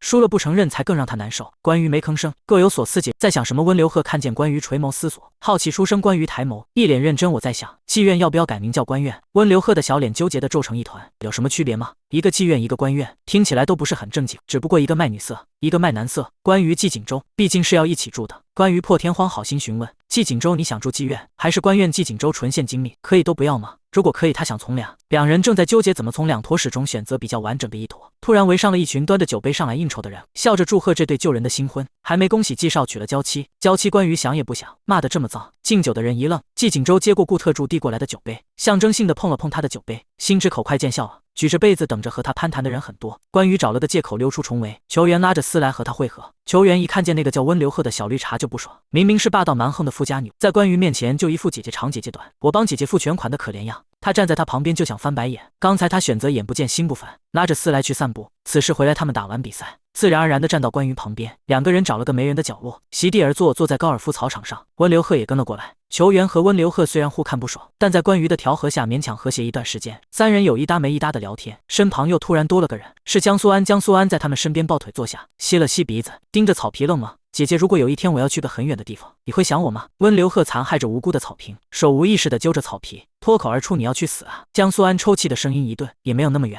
关羽在脑海内奇怪地回溯了一遍剧情线，照理来说，江苏安还没这么快离开厉廷南啊。他细细回想，至少得在一个相貌猥琐的彪形大汉绑匪绑架了江苏安和林素之后，逼厉廷南做出选择。当时林素心脏病发，厉廷南情急之下只好选择救林素。江苏安彻底心灰意冷，带着球离开。关羽倒吸一口凉气，猥琐绑匪竟是我自己，难道是刚才他设下的局，无意之中加快了原有的剧情？那他可真厉害，以炮灰之力推动了主线剧情。关羽满意的想，江苏安答应我，如果你5年后带着孩子回来，一定要让你的儿子帮我把卡关的游戏剧情打通好吗？一定要让他帮我黑进游戏公司，暗箱操作帮我抽到想要的卡好吗？关羽情真意切。据他所知，江苏安以后的儿子是个顶级黑客，什么防火墙，什么数码编程都难不到他。要是能帮他打游戏和手机贴膜就好了。为什么是5年？又为什么是儿子？江苏安的脸红红的，带着温热的烫意，整个人像刚煮熟的虾似的，声音细弱文明：“什么孩子呀，我还年轻呢。总之你要和球好好的。”关羽沉重道：“你什么时候走？现在就准备走了，否则被廷南发现了，他不会让我离开的。”江苏安低低道：“那你快走吧。”关羽从草地上站起来：“我去上个厕所。”江苏安点了点头，不舍得看着他。姐姐再见。关羽上完厕所回来，看到球员和温流鹤在草场上急得团团转，还以为是两个人又吵架了，笑着甩了甩手上的水珠：“两个姑奶奶又怎么了？”温流鹤满脸焦急：“姐姐那只傻狗不见了，好像是江苏安带走的。”关羽的笑容凝住，靠，原来江苏安现在带球跑，带的是他家丝来，他居然敢带着他的球跑。关羽冷笑：“敢带着我的重跑？那女人怎么敢的呀？”因为他没有特助，所以打电话给顾特助，3分钟之内我要江苏安的位置和消息。如果他要出国，把他航班封了。顾特助他不敢相信自己听到了什么，我算老几啊？我敢封国家的航班，这是你的事。他挂了电话，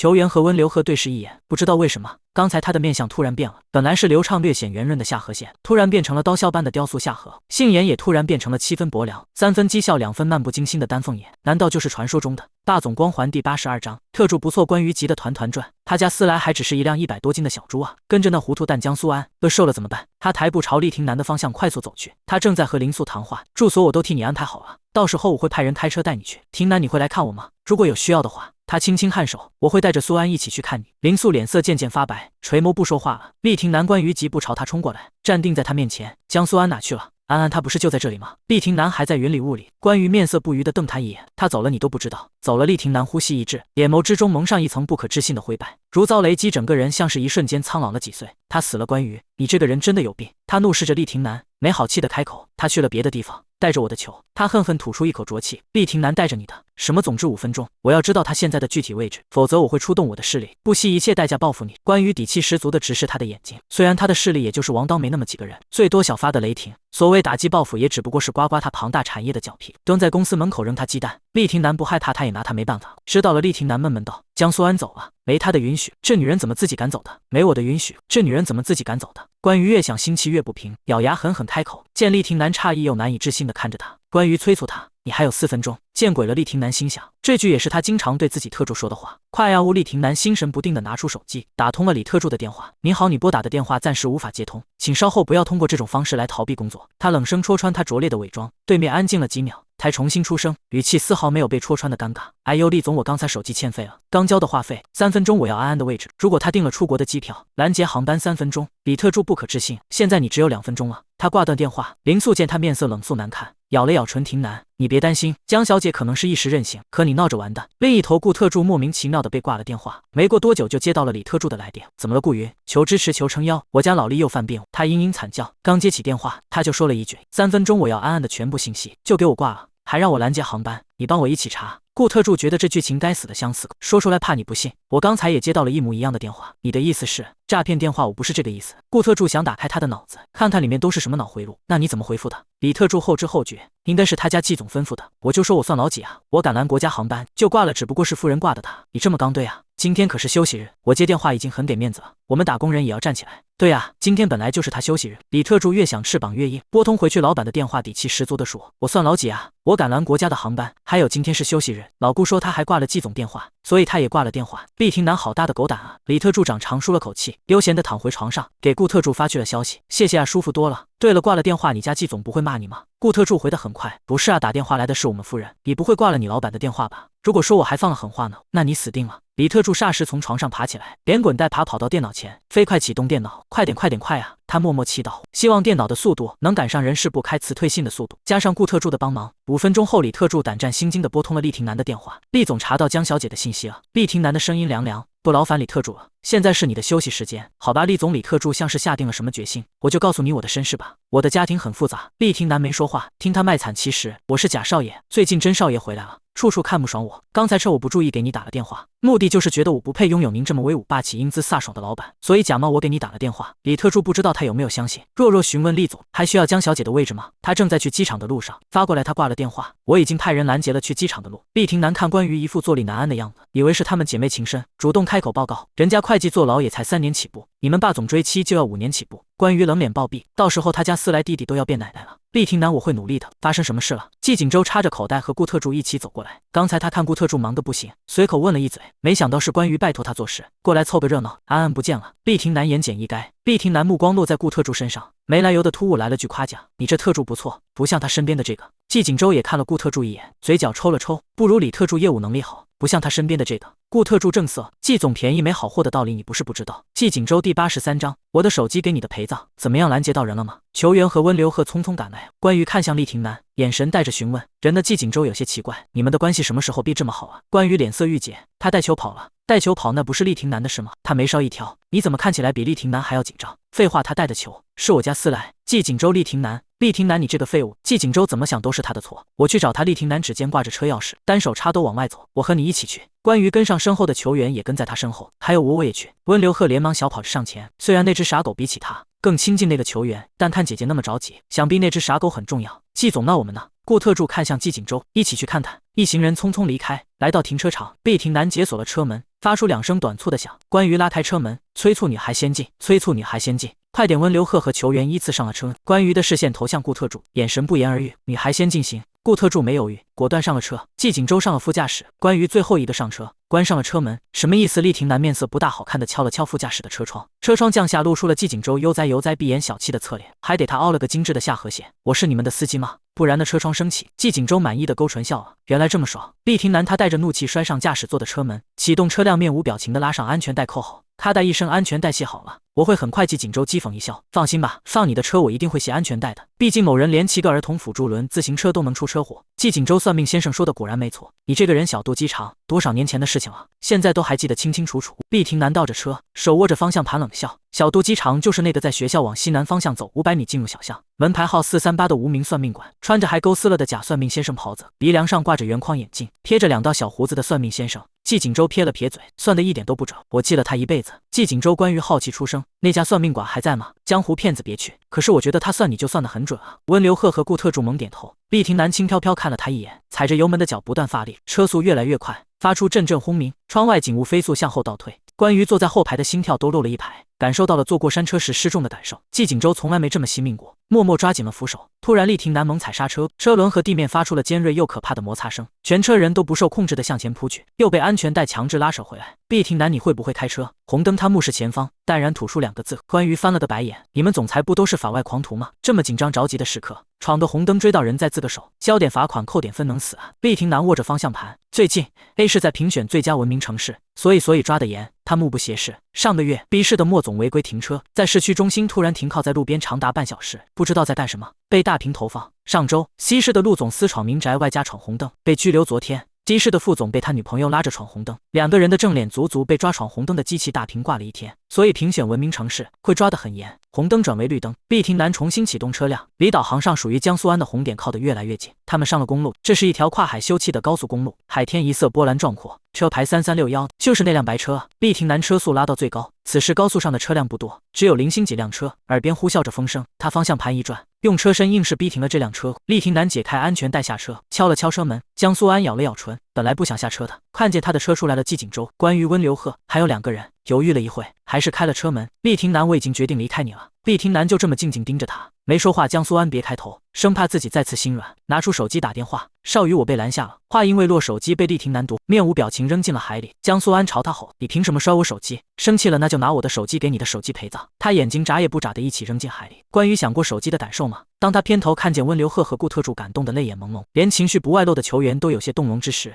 忽然觉得不正常的不是他们，是他厉廷南。江苏安不可置信出声：“你居然带着这么多人一起拦我！”司机降下车窗，神经吧，是不是有路怒症？小姐还走吗？厉廷南凌厉的眼睛射向他，滚！司机啧了一声想说话，被顾特助面无表情的在手心塞了5张红色纸票后，闭嘴了。老板走了哈，司机瞬间换了副表情，生意兴隆啊！顾特助松了口气，他可不想起冲突吸引人围观，结果隔日在同城小视频上看到自己像精神小伙一样堵人被拍下，那可真是年纪越大，倒是越活越回去了。我们家4来呢？关于迫不及待问。江苏安闷闷开口：“我刚才想溜走的时候，他一直咬着我的裤腿不让我走，我还以为他是想回家，就先把他带回你们季家大院了。原来是这样。”关于松了口气，恨铁不成钢的瞪了一眼厉廷南，探探你还不如我家4来会挽留人。厉廷南若有所思，咬他裤腿他就不走吗？关于狠狠闭上了眼，是咬他裤腿他就不会走啊？先送你去精神病院。行了，你们2个好好聊。季锦州的视线短暂从2人身上擦过，没停留多久，他从厉廷南的手上拿过车钥匙，我先送他们回家。他自己自觉坐到司机驾驶位，车门自动解锁打开。温流鹤球员、关于和顾特助上了车，豪车疾驰而去。江苏安和厉廷南站在马路边，安静地看着他们的车尾，连车屁股都看不到。江苏安傻傻地盯着他们离开的方向，厉廷南凝视着他：“安安，你没什么想和我说，或者我应该和你说的吗？”江苏安艰难地点点头：“真的，你想说什么？”厉廷南眼眸漫上欣喜：“司机走了，车也走了，我们都没有手机，那该怎么回去呢？”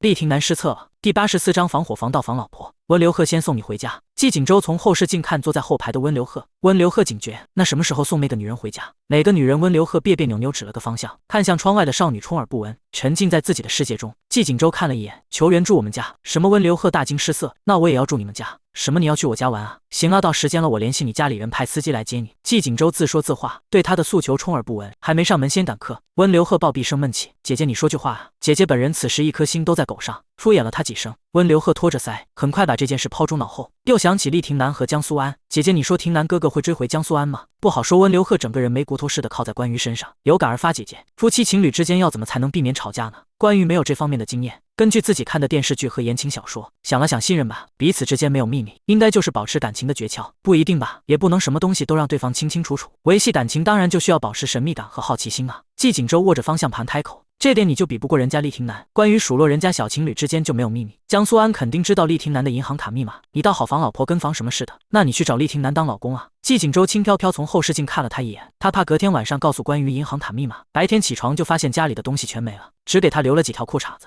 算了吧，没那命。关于慢悠悠道，自古以来要和男主在一起，是女主的话还算幸运，只需要拥有金刚不坏的身体和外头的莺莺燕燕撕逼的能力，以及永不离体的肾、血液、子宫和眼角膜。在被男主虐过几次后归来，就有几率和男主达成离奇成就。如果是女配的话就惨了，结局非疯即残。他没那女主命，他说的没那命，在季锦州听来倒像是遗憾不能嫁给厉廷南，只能退而求其次当季大少奶奶的惋惜。到了关院，季锦州自顾自解开安全带下车，砰的一声摔上车门，很有骨气的没给他开车门，以表达自己的愤怒。听见车声，两只狗狗兴冲冲的跑到门口迎接他们。思来关于一把抱住思来的狗头，脸埋在他毛茸茸的毛里狠狠吸了吸。我还以为不能亲手把你送去绝育了，你想去绝育吗？思来嗷呜了两声，可知道他打的是自己哪个部位的主意。顾特助意味不明的轻咳两声，想暗示他季锦州现在情绪不太好。关于狐疑的抬头，我也想要去绝育。不，顾特助慌张摆手，是老大关于的眼神更加古怪，他想去绝育。季锦州紧急辟谣，不是我是顾特助。顾特助更慌张，我没有啊，我没有。没有，嗨！季锦州重重咳嗽了两声，掩饰尴尬。没事了，先进去吧。不是还要修花圃吗？他快步上前，顾特助替他拉开门，恭敬立在门口等，让主人先走。关于从后面追上来，嚣张的在门口挤开季锦州，将他往旁边一推，自己先挤进家门。他轻哼着小曲，身子半靠在玄关的柜子上，单手拖着鞋。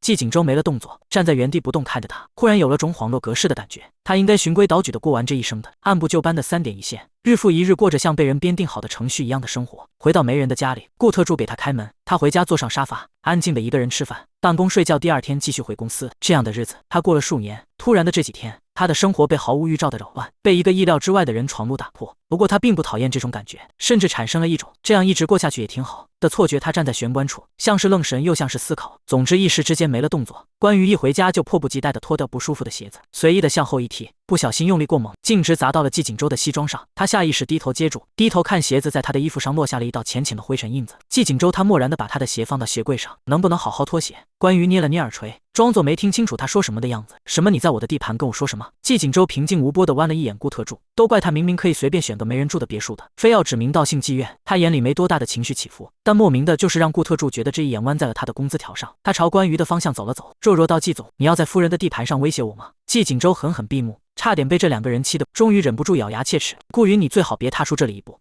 季总要让我住在这里吗？顾特助吃惊，不是要让你留宿的意思。温流鹤很少单独来季锦州家里，毕竟都长大了，男女有别，一般都是在特定的地方聚会。他拖着鞋好奇的探头看了一眼客厅，锦州哥哥，你家怎么没沙发呀？温流鹤直言不讳，像毛坯房呢。季锦州冷冷淡淡问，你姐姐刚才还在感慨以前自己只能一个人坐在沙发上，现在日子也是越过越好啊，沙发都没了，搬到我房间了。关于给他们找了双一次性拖鞋。季锦州人缘不好，我们家平时也没人拜访，有人来大家就一起席地而坐呗，不需要沙发，让人家坐地上。没人拜访真的是我一个人的原因吗？季锦州斜眼看他倒是会甩锅。全球变暖，经济下行，怎么不也怪我人缘不好？对呀，你要是人缘好，你就会有外国朋友，你就可以号召全世界环保节约资源，全球变暖速度也就不会加快了。季锦州冷笑，我算老几啊？我能号召全世界，世界没了它，就像鱼没有了自行车。你要是争气一点，形容你的词汇就会是世界一半是季锦州的，一半是厉廷南的。这是他今天第2次在自己面前夸厉廷南。季锦州蹙着眉头，再联想到刚才他扔手机陪葬的时候，3个女生有2个都被感动了，怎么厉廷南今天的行为震撼到你了？关于没听出他语气的不对劲，意味不明，确实挺震撼的。见过殉情的，没见过用手机殉情的。第85章心疼了。然后呢？那你们平时坐哪？温流鹤又好奇，我一般坐餐厅。关于指了个方向，季锦州坐那里。温流鹤顺着他指的地方看去，角落一处五彩斑斓的卡通暖垫，上面用栅栏围了个不大不小的圈，正好容得下一个成年人。姐姐，你给我锦州哥哥做狗窝呀？温流鹤瞪大眼睛，还用狗玩具给他围了个栅栏。锦州哥哥晚上都会翻出去乱跑哦。季锦州扯了扯唇，你倒也不必硬把狗的行为往我身上套，可是我觉得很贴啊。狗生气了会龇牙瞪人，锦州哥哥也会；狗被惹怒了会朝人吠，锦州哥哥也会；狗被顺毛了就会哼哼，锦州哥哥也会。温流鹤讲的头头是道，见其他人的眼神都好奇地投向他，季锦州恼羞成怒怒地瞪了他一眼。温流鹤像是自己的结论被肯定了，看吧，瞪人了。围观群众逐渐信服，季景周气恼地喊他：温流鹤再胡说八道，我送你回家了。又废了季景周。有时候真希望回到那个自己被人人喊打的时代，虽然人缘不好，但是他在他家玩，别人在别人家玩，至少不会有人登门入室贴脸说他是条狗。刘鹤没礼貌，关于象征性地说了他一嘴，竟说些让人去死的话。你锦州哥哥那么要面子的一个人，你不怕他两脚一蹬跳楼啊？好吧，温流鹤努了努嘴，对不起锦州哥哥，这还差不多。季锦州冷哼了一声，温流鹤狡黠的笑弯了眼睛，又哼哼了，他就说锦州哥哥是条狗吧。季锦州掐自己的人中，紧急抢救士官，你去让人送5把糖饮回来，然后让厨房准备水果、零食、饮料和小吃，都摆院子上。关于吩咐宋士官，夫人是要举行派对吗？宋士官眼前一亮，监工关于言简意赅。监工宋士官想了想，恍然大悟，那什么时候立业？关于给了他一记眼神和让他自己领会。宋士官深思熟虑之后，偷偷问顾特助，夫人为什么要朝我抛媚眼？先成家后立业，难不成是在暗示我？天哪，想到这里我手都在抖。夫人从来没有否认过。顾特助不可置信地盯着他，我知道了，你就是那种别人扇你一巴掌，你还会舔人家手的人。谁要扇我？宋士官警觉，为什么要奖励我？顾特助，你们大学生都是这种脑回路吗？唐乙很快运到官院，关于让宋士官还有2个小女孩坐下，自己找了个方便监工的位置，拉着椅子坐下。顾特助规规矩矩地站着，腰板挺直，肩下沉，气质沉稳不轻浮，一看就是大公司的高级特助，举手投足都是职业病。坐啊！关于朝他使了个眼神示意。顾特助受宠若惊，还有我的位置吗？我以为这个位置是老大的座。新时代没有奴隶。顾特助感动地坐下，暗暗发誓要做夫人埋伏在季总身边的狗，什么莺莺燕燕都先冲他来，他愿意替季总承受那些。关于剥着橘子，翘脚悠闲地躺着催促，别偷懒啊！季景周直起腰，松了松筋骨，渐渐起了热意。再看躺着的几个人手头边的水果饮料，有些不满，不是说新时代没有奴隶吗？新时代没有，但我的地盘有。关于抬了抬下巴，你有见过小官生病了还有老鸨让他休息不接客的吗？季景周他决定修个完美的作品出来，让每一个人进门都能看到他的优秀杰作，赞叹他的鬼斧神工，还要让关于折服于他的才华。季景周正色，全神贯注于他手下的剪刀和绿植，不再被外界干扰。原先枝繁叶茂、分枝丛生的绿植，在他手下渐渐被剪去无用的杂乱分枝，变得圆润起来。顾特助给他放了个一路生花的应景 BGM， 后面的5个奴隶主吃吃喝喝，时不时聊天撸狗，传出欢声笑语。10分钟后，季景周擦了擦从额角鼻梁一路滑到下巴的汗滴，长舒一口气，准备修下一个。妈呀，修了个屁股！关于躺在躺椅上嘲笑顾特助嗑瓜子，修的真像跟从肚子里生出来的妈生屁股差不多。温流鹤咬着吸管感叹，锦州哥哥真的把屁股养得很好。宋士官认真点评，这市面上给自己屁股做周边的人不多了。季总不愧是生意人，很有创新头脑。当季景周修到了第10个，而且动作越来越熟练，且越来越有屁股的神韵后，关于终于后知后觉地感到不对劲。季景周，你还要修几个？我要一直修一直修，直到修完为止啊！他从枯燥重复的任务中获得了乐趣，以前怎么不知道？原意也挺好玩的。关于眼前一黑，你要修一排屁股。季景周瞪了他一眼，什么叫屁股？这是爱心，爱心好不好？让所有客人一进来就能感受到对他们的爱意。要是一进门有一排屁股对中我，可不会感到什么爱意，只有恶意。关于生无可恋吐槽，恶心的恶胡说八道，这明明就是一堆爱心啊！季景周反驳，本来就叫官院，听起来就像卖屁股的，你还修了一堆屁股，更像卖屁股的了。都说了不是屁股。季景周捍卫自己的艺术作品，坚持残害完了花圃里的所有绿植，无论高的矮的，一律是统一造型，一个大屁股。时候也不早了。季景周看了眼天色，你们该回家了吧？温流鹤深吸一口气，景周哥哥这句话不是应该客人说吗？怎么有你这么赶客的？在我心里你们早就不是客人了。季景周一边说着感人的话，一边手动推着他和顾特助的后背，已经联系好你家司机了，明天见。大门无情关上，温流鹤和顾特助面面相觑，顾特助依旧厚着脸皮，温小姐可以送我回家吗？温流鹤翻了个白眼，送走了客人，球员和宋士官回到了自己的房间。一天下来，季景周终于觉得耳边清静了不少，有时间回到自己狗窝宝座，打开电脑办公。关于啃着苹果靠在楼梯扶手，轻飘飘开口，好心疼你啊季景周，当完园丁还要当老板。季景周的视线从电脑慢慢移到他脸上，凉凉起唇，心疼了。然后呢，某些人光会动嘴皮子功夫，然后我就准备去睡觉。他把苹果核隔空扔进垃圾桶，在空中划出一道曲线，对他招招手，拜拜。他天天在外头给人家当舔狗，不好好戏可不行。季景周他以前明明很看不起没有雄心抱负、张口将良序道德放在嘴边的弟弟的，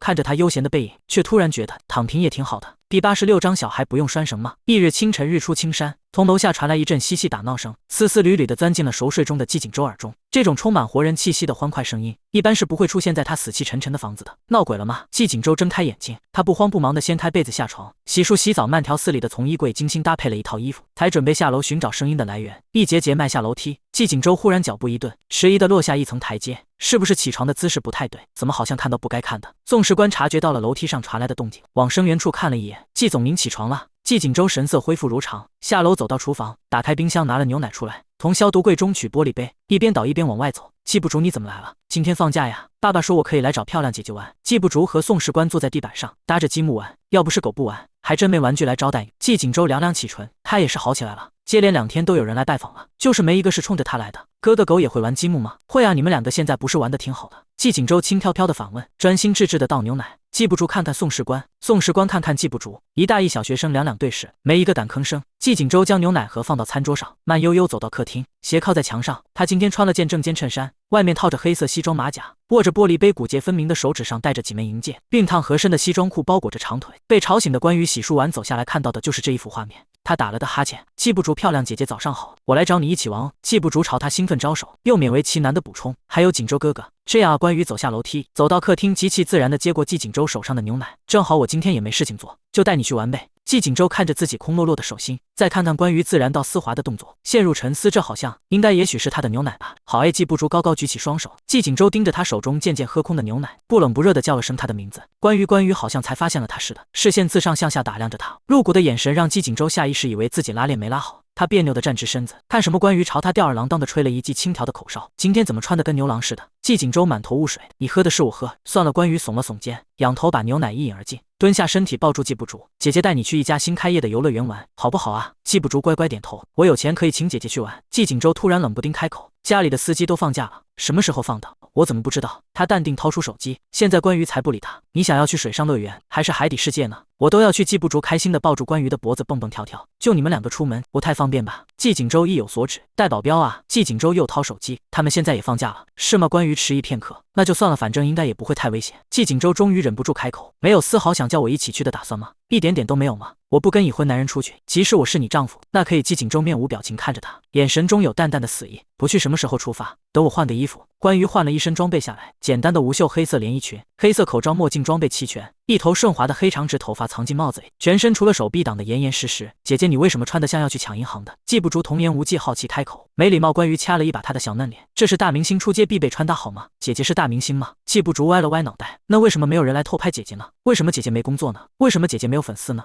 关羽笑容有些勉强，季锦州却是不给面子的轻笑出声，蹲下来摸了摸他的头。你姐姐是讨坏型人格的明星，只求黑粉不求真粉。关羽做事要打他，季锦州先一步开口，我们再不出去，到了10点太阳就大了。他白了他一眼，只好先做吧。使馆午餐你自己解决，不用准备球员的。他有事出去了，看你是要叫人上门做还是出去吃。我报销。季锦州朝他点点头，我来报销。关羽头抬也不抬，再叫人刚送来的一堆新鞋子中挑得眼花缭乱，我才是老板。宋士官看了一眼季锦州，季锦州无奈点了点头，他是你老板。好嘞，季锦州，记得牵绳。关羽嘱咐，来到玄关处蹲下身穿鞋，你左手边的柜子有我买的玩偶服，给他们套上，然后把牵引绳扣上。知道了。等到关羽穿好鞋站起身，再回头看时，从心里产生一种所嫁非人的无力沧桑感，比他刚来的时候知道老公不爱他更无力。让你给狗拴绳，不是给弟弟拴。关羽忍无可忍吼出声。季锦州正拿着宠物用玩偶服往季不竹身上套，因为思来体型比较大只，居然在小孩身上也挺合适的。季不竹乖乖举着手，虽然不理解哥哥在做什么，但是尊重闻言他动作一停，有些疑惑，小孩不需要牵绳吗？这话牵绳不就是为了怕狗狗吓到人，失控和咬人，小孩一脚就踢飞了，需要吗？虽然这2条傻狗不会咬人，但是毕竟要出入的地方是公众场合，保险起见还是需要系绳，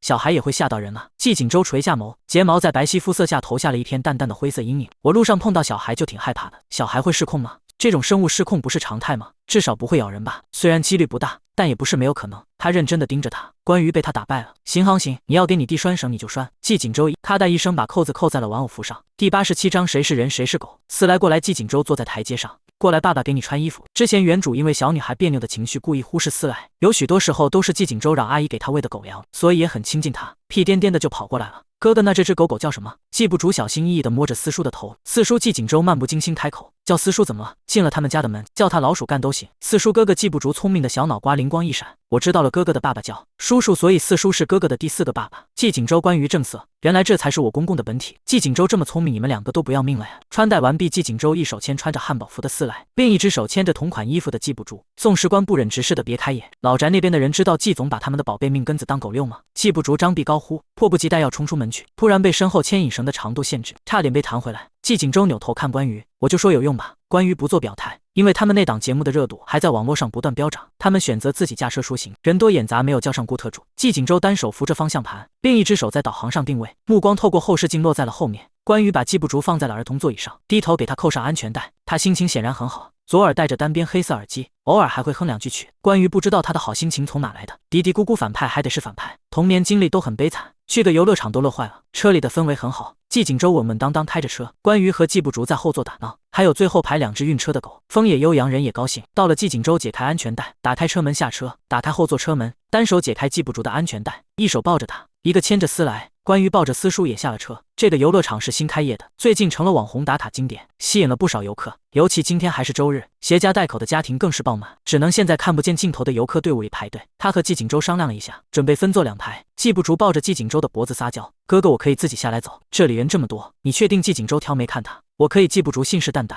还有哥哥的绳子牵着我呢。”季景舟没多想就把他放下了。季不竹小小一只，悄悄地挪一小步，慢慢蹭到了关于身边，小心翼翼地握住他的小拇指。季景舟皱眉看他：“季不竹，你什么意思？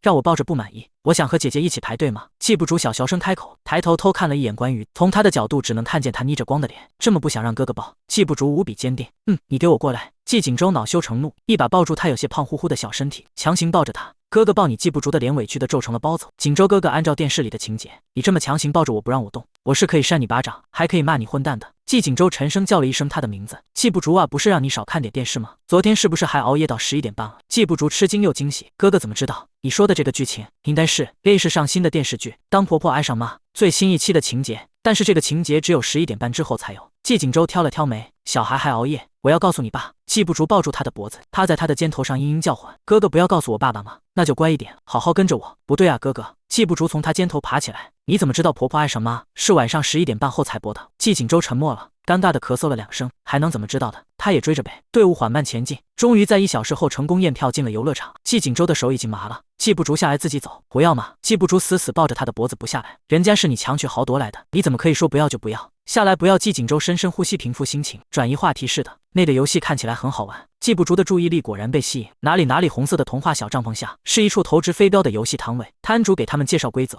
情侣默契大挑战，一次5发，只要有同时3次射中气球，就可以把这只大白熊带回家哦。哥哥，我想要。关羽也有些心动，可是我们拖家带狗的，哥哥姐姐我可以牵好他们的。季不竹信誓旦旦：好吧。季景舟把他放下来，把牵着思来的绳子、牵着思叔的绳子，还有牵着他自己的绳子一起交给了他。他和关羽一人一边，半闭着眼睛瞄准目标，嗖嗖2声同时落空。季景舟和关羽对视一眼，默契的都没说话。摊主倒是笑得很开心，好久没见到都这么菜的一对了。再来第2次，落空第3次，5局下来不是同时落空，就是之中一个。关羽气笑了，果然幸运 BUFF 值低的反派角色不适合玩这个游戏一般。季景舟点评：就这么1局游戏的功夫，再低头一看，1人2狗都不见了，狗呢？人呢？绳子呢？四处看不见人。关羽有些慌张起来，季不竹那熊孩子呢？季景舟比关羽冷静许多，狗在人身上，人在绳子上，绳子丢了。关羽直接掏出手机打电话给球员，3分钟之内我要先问工作人员和值班警察比较快吧。季景舟快步朝值班警察走去，比划季不竹的身高，请问有没有看到3个穿着玩偶服的？警察示意他先停下，从口袋里翻出一个警情记录本，可以继续了。是儿童走丢了吗？叫什么名字？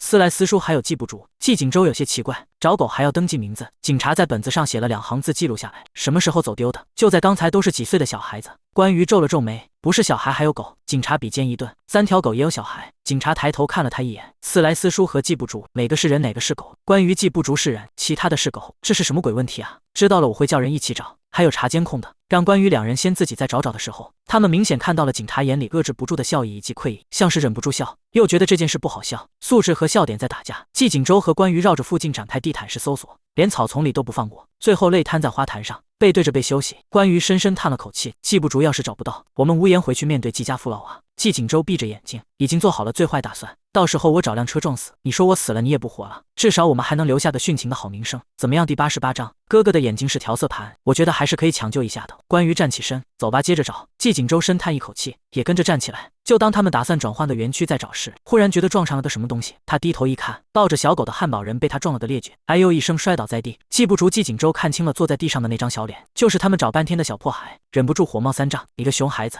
跑哪去了？知不知道我们找了你多久？季不竹委委屈屈的抬头，好疼好疼，怎么不疼死你？知不知道麻烦了多少叔叔在找你？季景舟冷声开口，居高临下看他时眸底一片冰冷，看起来很吓人，像会吃小孩的大魔王。是小狗想要上厕所，告示牌说不可以随地大小便，所以我才带它们去上厕所。泪水在季不竹眼里打转，在眼底凝成了豆大的泪珠。他睁大眼睛，才没让眼泪掉下来。那为什么不跟我们说？季景周的语气依旧不吼。我说了。季不竹瘪了瘪嘴，声音细弱。姐姐说了，去你的，我才去的。季景周和关于双双沉默，仔细一想，好像是有这么回事。他们投标的时候恼羞成怒，随口说了去你的不完了。好了好了，别骂他了。关于揉了揉他的头，随手用手背擦掉了小孩的泪眼，把他从地上拉起来，监督哥哥去买水给叔叔，跟叔叔道歉。季景周指了指自己，他和狗犯错，我去干活，你指望小孩还是狗去买饮料？关于反问他，抱起季不竹，把撕来的狗绳丢给他，往便利店的方向走去。你跟2条狗还计较少？我是总裁。季景周牵着狗跟上去，不可置信的追问，我是季家的总裁，管你的。对不起，叔叔，我以后不会乱跑了，给你们添麻烦了。季不竹乖乖道歉。季景周把水递给他，他恭恭敬敬的双手递上。警察笑着蹲下安慰他，没关系，下次不要乱跑就好了。谢谢叔叔。季不竹小声开口，委屈的转了转眼睛。哥哥，你比陌生人还要冷漠，最亲近的人却伤我最深。几个警察听见了，笑着离开。季景周无奈扶额，不要乱用偶像剧的台词啊。好了好了，他知道错了，这次就饶过他吧。关于牵起他，走，姐姐带你去玩，不想不开心的事了。季不竹紧紧拉着他的手，却看了面色沉沉的季景周，还是姐姐对他好。季景周斜眼睨他，我看是你自己想去玩了吧。旋转木马，关于抱着季不竹坐一只马，季景周只能抱着2只狗坐在一只马上。碰碰车，季不竹和关于各开一辆车，商量好合作一起撞他。季景周顾及着车上还有2只狗，不仅要被围攻，还要被2只运车的狗挠。关于带着季不竹疯玩，季景周觉得自己就像宠妃皇子身边的太监，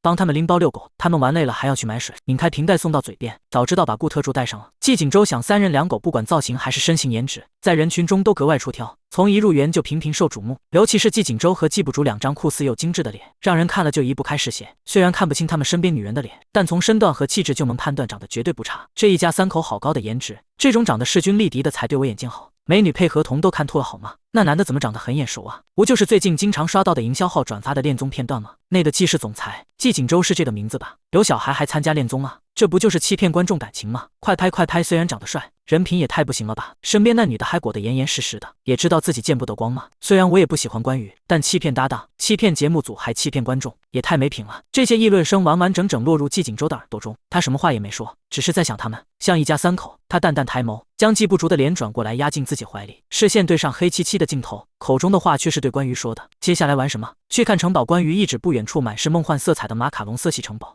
走吧。他抱着季不竹，大手强制扣在他的后脑勺上，就是不让他抬头，微微侧身挤开人群，硬是开出一条路。哥哥季不竹在他怀里使劲挣扎，还是没能比得过成年男人的手劲，只好泄了气的缩在他怀里。别动，哥哥强求的瓜不甜，我不需要你甜。哥哥你也太霸道了，你身上有王霸之气，简直就是天生的大王霸。季景周他们找了个没什么人，又能将整座城堡尽收眼底的地方。季景周来合照，关于抓了个路人来帮他们合照，朝季景周招了招手。来了关于暂时去掉墨镜和口罩，抓着撕来的2只狗前找。季景周单手抱狗，一手插兜，侧身面无表情的看向镜头。季不竹站在他们中间，神气的叉腰。关于和季不竹对着镜头笑得灿烂，背景是华丽梦幻的城堡气球，镜头定格在这1秒，至少在这1秒钟，每个人都是快乐的。他向路人道了谢，戴上墨镜仔细检查照片，放大到季景周的脸，他嫌弃的撇了撇嘴。季景周你怎么看起来一点都不开心？是吗？季景周接过手机，你没有看出我眼里的7分笑意2分克制1分戏谑吗？季不竹仰着头，哥哥的眼睛是调色盘。关于跟着嘲笑他，朝他晃晃手机，照片传给你了啊。小竹那边有冰淇淋。他们2个迫不及待跑去冰淇淋摊。季景周口袋里的手机震了震，他低头拿出手机，垂眸看着手机上那张照片，笑一笑应该会比较和谐吧。第89章要公开吗？哥哥吃不吃冰激凌？季不竹将只吃了1口的冰淇淋不舍得凑到季景周唇边。不吃。季景周别开脸，哥哥你吃1口吗？季不竹撒娇，干嘛撒娇？季景周面无表情揪着他的脸颊。季不竹揉了揉被揪得红彤彤的脸蛋，哥哥你吃1口吗？尊老爱幼，你不吃我们不好意思吃。季景周尊老还我们。他冷着脸轻轻抿了1口冰淇淋，丝丝的凉意和甜意，好吃吗？季不竹期待。难吃。他撇了撇嘴，哼，哥哥山猪吃不了细糠。与此同时，偶遇的路人把遇到3个人的照片传到了网上，并且了官博和几个营销号。请问已婚的人也能上恋综吗？图片。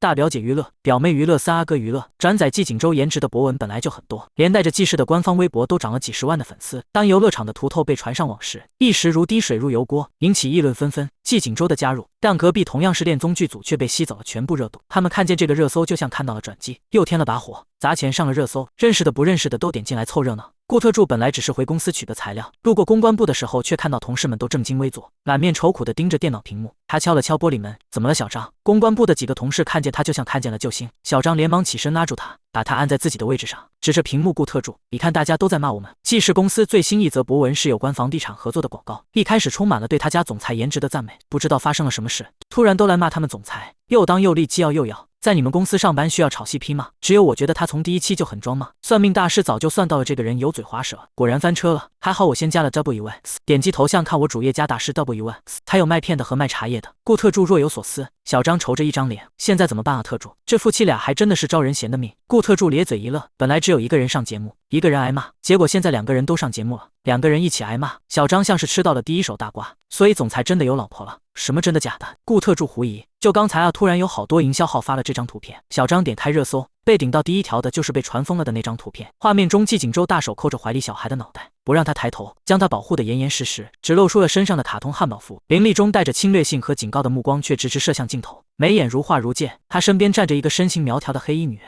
戴着棒球帽和墨镜，口罩挡得严严实实，两人走路带风，还牵着两条狗，俨然像是恩爱亲密的一家三口。顾特助点评：为什么不挡我们家思来的俊脸？思来小张眼睛一亮，我们的总裁夫人叫思来吗？不是思来，是一条狗。顾特助摸着下巴，小张这个时候就不要耍幽默了吧。所以顾特助，我们应该怎么处理？是辟谣和关于的关系，还是辟谣总裁已婚？这个问题有点复杂。顾特助思索，让我打电话问问总裁。他起身给季景舟拨去电话，季景舟懒洋洋的接起，背景音是嘈杂的声音和笑声。为季总，顾特助风风火火，外面都翻天了，你还有心思玩？顾云要是放假放得不舒服直说，以后双休改无休。季景舟冷笑，不知道的还以为他是他老板。不是啊，季总，你和夫人现在是不是在游乐场？是不是还带着一个小孩两只狗？你怎么知道？季景舟怀疑的看了看四周，你跟踪我们？顾特助心想，他有病才放着假期不过，去跟踪他们。对面传来关于的声音，喝茶吗，季先生？季总，你在网上都被骂得祖坟不保，牵连户口本了，还有心情品茗小酌呢，什么意思？顾特助给他转发了热搜帖子。对于热搜底下骂他的盛况，季景舟早有预料。总裁是要公开您和夫人已婚的消息，还是辟谣你们未婚？季景舟想了想，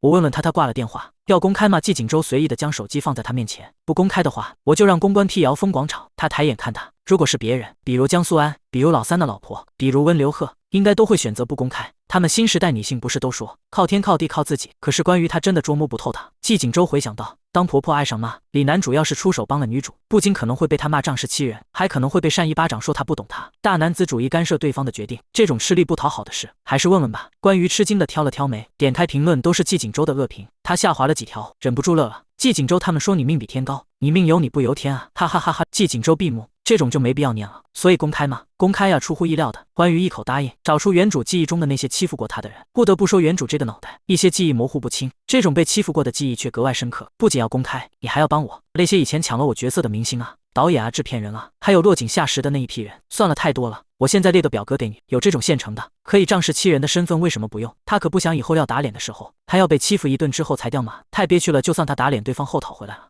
那也改变不了已经受气了的事实。有架当场吵，有巴掌当场扇，顶着季景舟的名头，他还可以横着走。季景舟就知道，另一边的丽婷南公司顶楼办公室，平南季凌恒像是发现了什么新大陆，把手机翻转过来给他看。季景舟那两口子怎么突然官宣了，还了一大串人，拖家带口的挺热闹啊。丽婷南眉梢一挑，接过手机看那张图片，突然眉头一皱，怎么没给我们家四叔打码？他眉头紧蹙，满脸嫌弃，还给他穿这么丑的衣服，果然是后爸后妈，这不是重点吧？第90章好，行滚刚才还吵翻天的娱乐广场，因为纪氏公司发出来的一则公告，公布季景舟和关于是合法夫妻关系，更是将热度炒得水涨船高。季景舟的风评顿时两极反转，总裁霸气追爱上恋综，霸总文学走进现实。我看上一期他们就在眉目传情，想磕又没胆说，果然，所以站在旁边的那女人是关于，两个人都有孩子了。不敢想象两个人的孩子颜值有多高。季景舟瞥见关于眉目舒展，还带着笑意的样子，不解地问：“你笑什么？刚才还有点不舒服，现在看到这些评论，吐出来舒服多了。”关于挑了挑眉梢，要不说互联网神医多呢。季景舟手机一连串开始震动，家人、朋友、商业伙伴纷纷发来了恭喜信息。季景舟正要礼貌性的挑个人回复，刚要点最新的一条，恰好此时顾特助也发来了信息，一个手滑就点击他的聊天框了。不知道是故意的还是故意不小心的，他发过来了张只有他和狗的路透，配文季总要和夫人好好的呀。对方撤回了一条消息，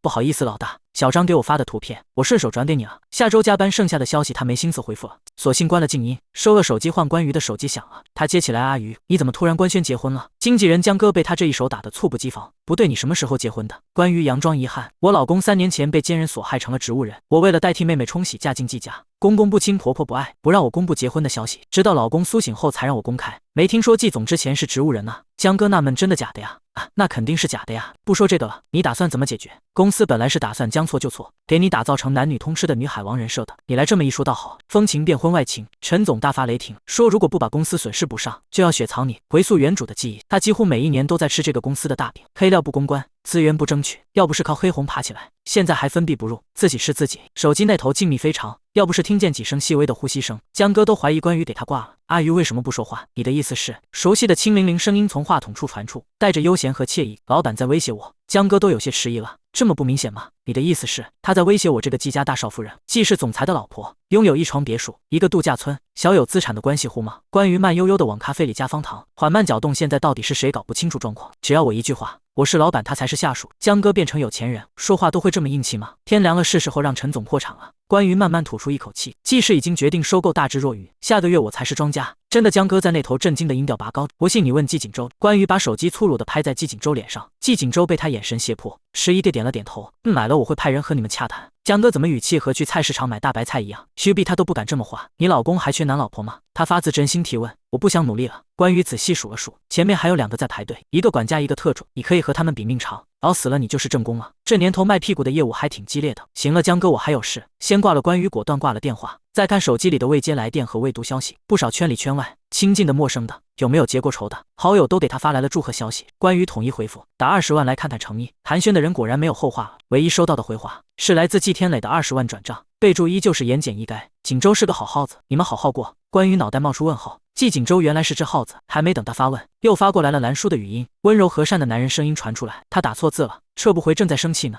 阿宇，锦州是个好孩子，你们好好过日子。季锦州自然听到了他外放出来的语音，听出了熟悉声音的主人，他忍不住打开手机看了一眼，那人的消息栏空空荡荡。关于不知道和他们在聊什么，笑得前仰后合。季锦州看着自己空空如也的聊天框，更心烦了。关于点开季天磊的朋友圈，只有一条3天内的朋友圈，是他和兰叔去爬山，爬到山顶的时候拍的，穿着简单的冲锋衣，面无表情。姐姐，这是谁啊？季不竹好奇地看他的手机，眼睛一眨不眨，长得好像大伯伯呀。你没有见过他吗？关于奇怪二叔被赶出家门的时候，不竹还没有出声。季锦州慢悠悠喝着咖啡回答，那带不竹去见见二叔呗。人到中年，身边总要多点热闹的小辈陪着。关于喝了一口放了2块方糖的咖啡，仍被苦得皱成了包子脸。他果然还是喝不来高档人士的续命水，还是喝可乐吧。你要带不竹去天雷？季锦州手一顿，季不竹本来就人小鬼大，又爱演偶像剧，再让他去接触这种帮派，偶像剧和帮派结合，那不就是挖肾掏心的都市玄幻总裁剧？他可不想季不竹以后的台词是什么？我要用你的眼角膜来换。肯定不是啊！你把二叔约出来。关羽起身准备去前台点杯小甜水，别忘了现在就发。关羽走后，季锦州垂眸凝视着空白的手机记录。从那天不欢而散之后，二叔就没和他说过一句话了。思考良久，他终于鼓起勇气发了一条：虽然我不是很想找你，但是关于非说要让不竹和你见一面，你来吗？一咬牙点了发送，他不敢再看屏幕，连忙别开眼，手机震动了一下，他不敢看，让季不竹帮他弹。哥哥是一个字的，我看不懂一个字，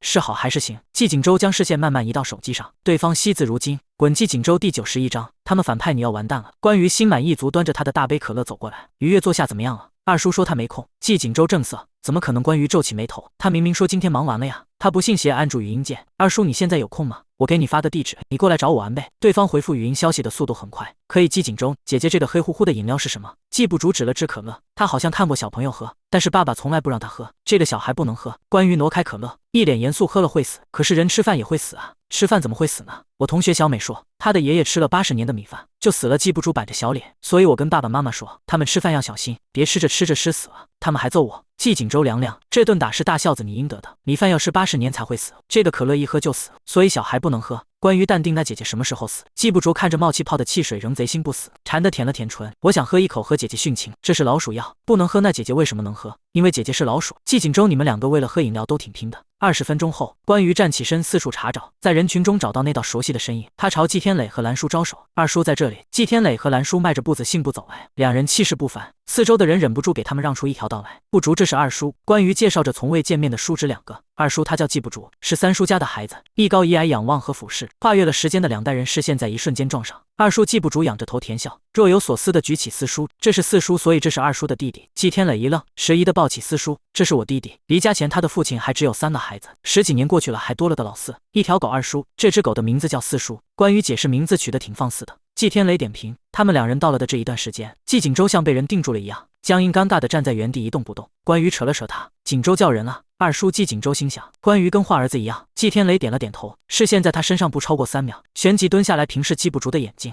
你叫季不竹？季不竹用力点了点头。是姐姐说想让你见我的吗？季不竹再次点点头。姐姐说二叔需要热闹的小孩子陪在二叔身边，他才不会孤单。季天磊缓缓勾起笑意，哥哥也这么觉得吗？季不竹回忆起刚才哥哥的脸色和语气，哥哥好像不太希望我去找叔叔。季天磊笑意渐消，他冷哼就知道，关于在暗中给季不竹竖了个大拇指，好小子没白疼你。看到季天磊和季锦州关系还是这么不好，他就放心了。二叔，我带你去玩游戏哦。季不竹不设防地牵起季天磊的手，他不知道季天磊手段的狠厉，只知道是他的二叔。季天磊僵硬着手虚握着他，生怕控制不好力道把他攥伤了。季不竹朝关羽摆摆手，拉着季天磊和兰叔朝外走去。关羽拿出手机看还有没有人转款，一无所获后正打算关了手机，温流鹤的视频通话就弹了过来，他不明所以的接起。姐姐林素和江苏安被绑架了，劫匪让厉霆男2选1，场面很刺激，你要不要过来？他的语气难掩幸灾乐祸和兴奋。你怎么知道？我出来逛街，在咖啡厅看到林素了，好像在等什么人，我就也点了一杯，坐在角落里偷看。结果来的人果然是江苏安，他吃了第一口大瓜，强压着声音不被发现，但还是能听出他语气里的兴奋。他们果然是在谈判霆男哥哥的事，那场面夹枪带棍的。江苏安平时跟只小绵羊似的，没想到呛起人来还挺凶的，他们好像谈崩了。江苏安放了句狠话就走了。我看林素笑得很奸诈，也跟在江苏安身后走了。我觉得肯定有古怪，就跟了上去。结果我就看到了一个男人突然从角落里窜出来，拿了个手帕把他捂晕了。林素笑着鼓掌走出去，说他干得好。关羽挠了挠头，所以是林素策划了这场绑架江苏安的戏码。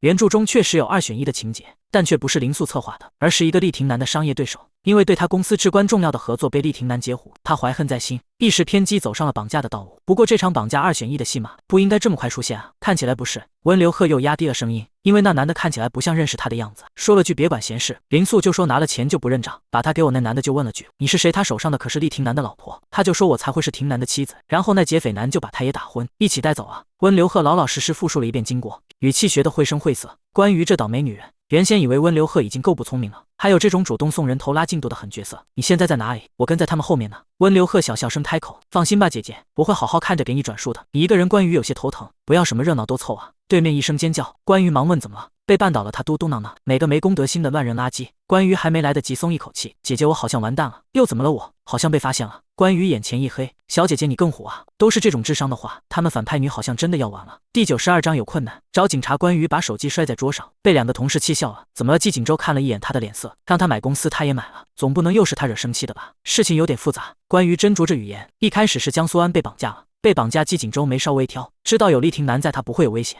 淡定的喝了口咖啡。我就说厉霆男是个扫把星吧，他身边的女人准没好事。然后是林素跟上去，也被绑架了，人多热闹。季锦州点评，温流鹤也跟上去了，又被绑架了。季锦州这姐仨结伴郊游吗？那你打算怎么办？怎么办？关羽冷笑，递枪给绑匪，让他把他们3个排战，一子弹穿3个呗。不是我说，温流鹤这个人真的是脑子和屁股长反。季锦州，但是温流鹤那个烦人精毕竟叫我一声季，所以你要去救他。关羽无奈的斜眼看他，眼神里满是无语。你们这个世界的人一点警民意识都没有吗？遇到这种事情当然是报警啊。他早就想说了，被囚禁为什么不报警？被挖子宫为什么不报警？被移植眼角膜为什么不报警？被强吻为什么不报警？为什么季锦州突然顿悟？对啊，为什么他从来没想到还有报警这么一回事？他手脚利落报了警，将温流鹤最后出现的定位和关键信息打包给警方，放心的等着下文。与此同时，厉氏顶层的办公室，厉霆男收到了一段视频，一个戴着鬼头面具的黑衣人出现在画面中，浑身黑色融入昏暗的背景，结合色调滤镜，看上去诡谲又吓人。经过变声器变调的声音有几分扭曲低沉，画面一转是被捆住手脚，离悬崖只有1步之远的一个人，2个人摁3个人，鬼面人一个个拿掉堵住他们嘴的布，让他们向厉霆男求救。林素难掩惊慌，小动物般的眼神无害地看向镜头，令人怜惜。霆男救我！江苏安强装镇静，坚定的眼神仿佛能透过镜头和他对望，对着他摇头。霆男不要管我。最后的画面转给温流鹤，他嫌弃的呸呸呸往外吐了2口，臭坏蛋，塞我嘴里的布有没有消毒过啊？混蛋，你在拍我吗？你这什么角度啊？会拍到女孩子双下巴的，你知不知道？厉霆男神色一凛，江苏安和林素被绑架了。一个陌生电话打了进来，厉霆男没犹豫就接了起来。厉总，刚才的视频都看到了吧？一个人3000万。变声器传出来的男生发出难听的笑，你让我看看他们。可以语音电话改成了视频通话，镜头慢慢悠悠从3人身上扫过，怎么样？就1个，还是2个？温流鹤心想，就没有救3个人的选项吗？你放了安安和林素，我可以打钱给你。温流鹤吐出嘴里的布，不满嚷嚷，霆男哥哥，我也在这呢。还有流鹤差点忘了，要想救人带着现金来找我。鬼面人咧开嘴笑，似乎看到9000万就在眼前。地址厉霆男想了想，这么多现金，要运好几辆卡车吧？银行卡不是更方便吗？大西山他刚说了3个字，喉咙像被人掐住了一样，和笑容一起凝在脸上。与此同时，四面八方响起了警笛声，从各处开过来，包围住了他。一群训练有素的特警举着枪走下来，别动！鬼面人，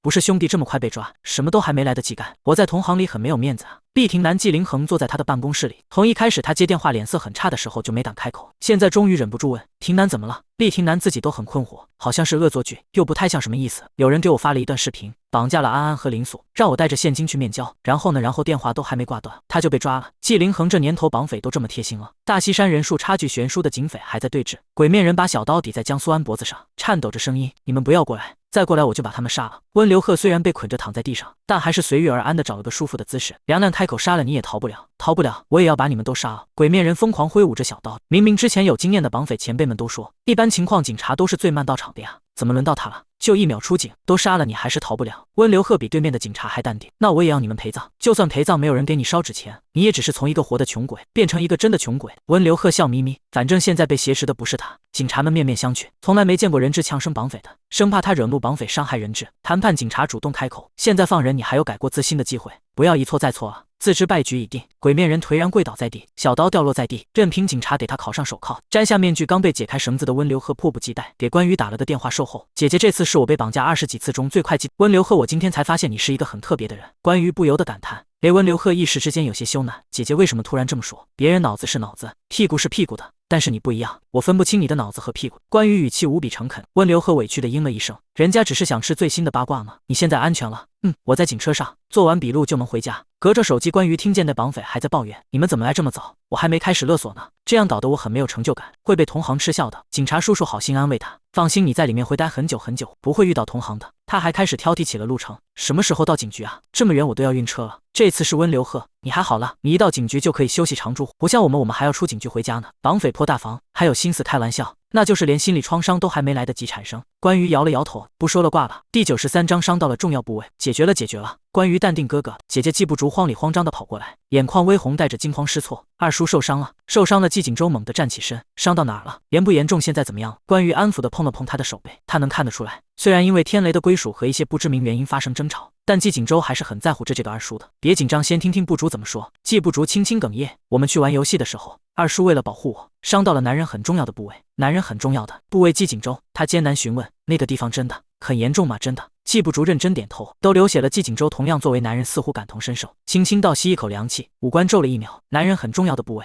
那真的很重要，那还愣着干嘛？带我们去看看。关羽连忙拉起季部主，要命，我们二叔还没有孩子呢，这要是伤得严重了，二叔要变二姑了。季部主带领着关羽和季锦州匆匆赶到，就看到季天磊坐在长椅上休息，闭目小憩。虽然人到中年，但岁月没有在他脸上留下痕迹，反而将他的气质沉淀的成熟迷人，连闭着眼睛都有不少人侧目看他。兰叔不在他身边，季锦州快步上前，担忧地扶住他的手臂。部主说你受伤严重吗？我带你去医院。季天磊猛地睁开眼睛，眼里是没来得及掩饰的杀气。见到季锦州关心的眼神，他冷若冰霜的面庞微微融化，眼眸也漫上了点点笑意。我没事，都是小伤，你又在逞强。季锦州厉声冷斥，几年前你也说没事，结果在重症室抢救了3天3夜，这次说严重，是不是就要切掉了？关羽咽了咽口水，切掉不至于吧？切掉？季天磊眼里飞快闪过一丝疑惑，很快转变成笑意，真的都是小伤，不至于切掉的，不就是手被蹭破了点皮吗？我不相信。季锦州才不相信他口中的没事，执意要亲眼看看。他伸手去拽他的皮带，让我看看。季天磊错愕地按住他的手，猛地抬头看他。季锦州，你要干什么？他疯了吗？没事，在大庭广众之下要脱他裤子，看要看什么？关羽也大惊失色。季锦州，这里这么多人，你想看也不能在这里看吧？那我们去厕所看。季锦州拉着他的手臂，手腕一用力要把季天磊拉起来。季锦州，你神经病！季天磊用力甩开他的手，有病就去医院，没事要脱他裤子干什么？季锦州被他甩开，踉跄了几步，站在原地固执又有些伤心地盯着他，要么让我看，要么去医院，我送你去最近的一家男科医院。他们这一群人本来就引人瞩目，过路人看似目不斜视经过，实则悄悄用余光扫视着他们。听到从季锦州嘴里说出的惊人词汇，更是震惊地看着季天磊。男科医院真是可惜了，莫名其妙收到不少路人的惋惜怜悯的眼神。季天磊的脸色黑了大半，声音放重。季锦州，他堂堂天雷掌舵者，平生就没被质疑过能力，没想到人到中年晚节不保，还要被陌生人质疑。男性能力你不要在意别人的眼光。季锦州眸色沉沉，我只是想让你平平安安老去，没有你我本可以体体面面老去。季天磊缓缓闭目，不就是蹭破了的手背吗？什么切掉什么男科，你到底在说什么？蹭破手背？季锦州错愕，你不是伤到了男性最重要的部位吗？谁和你说的？季天磊没好气道。部主啊！3道来自长辈的视线落在季部主身上，他疑惑地挠了挠头发，手难道不是重要部位吗？老实说，每个人身上的器官都是很重要的部位，要好好爱惜啊。季天磊、季锦州，关于是啊，蓝叔提着塑料袋走过来，慈爱的摸了摸季不竹的脑袋。小竹说的没错，人的每个器官确实都是很重要的部位。那为什么二叔叔和哥哥看起来都不是很开心的样子？蓝叔不明所以的抬头看他们，发生什么事了？不竹和我们说，二叔伤到了男人很重要的部位。关于气乐了，蓝叔就是一些小擦伤。刚才小竹差点摔下来，天磊拿手挡了一下。他一边解释，一边把塑料袋里的消毒药水和棉签拿出来，送到季景周面前，目光温和地看着他。小周，你要帮你二叔上药吗？季景周别扭地别开脸，不要帮他上药，那岂不是就是代表和二叔低头了？他才没错，也不会改变自己的决定。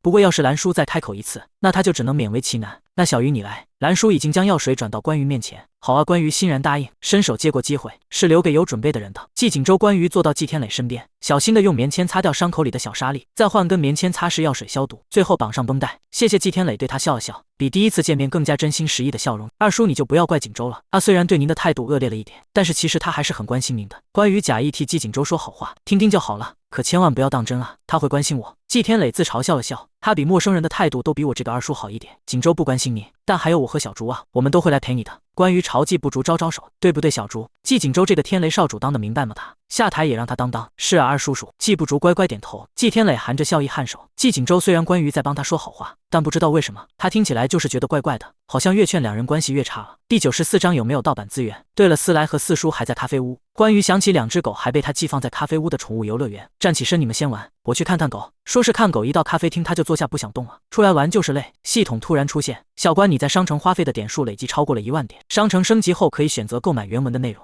按章购买可跳章购买观看。关于眼前一亮，因为他前世是通宵粗略看完的原文，而且因为世界自动修正他的记忆，因此很多时间线和记忆他都模糊不清了。要是能手拿剧本，他会更有发挥的空间。按照原文的进度，我们现在进行到第几章了？刚才发生的乌龙绑架案并不在原文里，原文也没有泳池2选1，带球跑的时间也不对，所以应该是温流鹤参与的。101章落水之后，101章是温流鹤想推江苏安下水，结果反而自己下去了，浑身湿透，丝毫没有大家闺秀的样子，被围观的人嘲笑，他羞愤离场。500点可以解锁下一章。系统补充，关于查看了自己的余额，已经累计了4142点恶女值，富裕的很，先购买1章。系统消息叮，您已成功购买。以下是第102章的原文内容，请在个人消息处查收。小桶提示您，支持正版，人人有责 TVT。这系统消息提醒关于了。原文有夸克资源吗？500点1章也太贵了吧，就算是500元1章他也能咬咬牙跺跺脚，可这是500点啊。系统没有 7XT 呢，百度网盘呢，游戏浏览器呢，追书神器呢，比去格呢有小广告弹窗的也行啊。系统咬牙切齿，没有都没有，我们每一章都设置了防盗，好吧。关于遗憾，我测试你们呢，还好你们有版权意识，我这么正派的一个人，本来就要支持正版。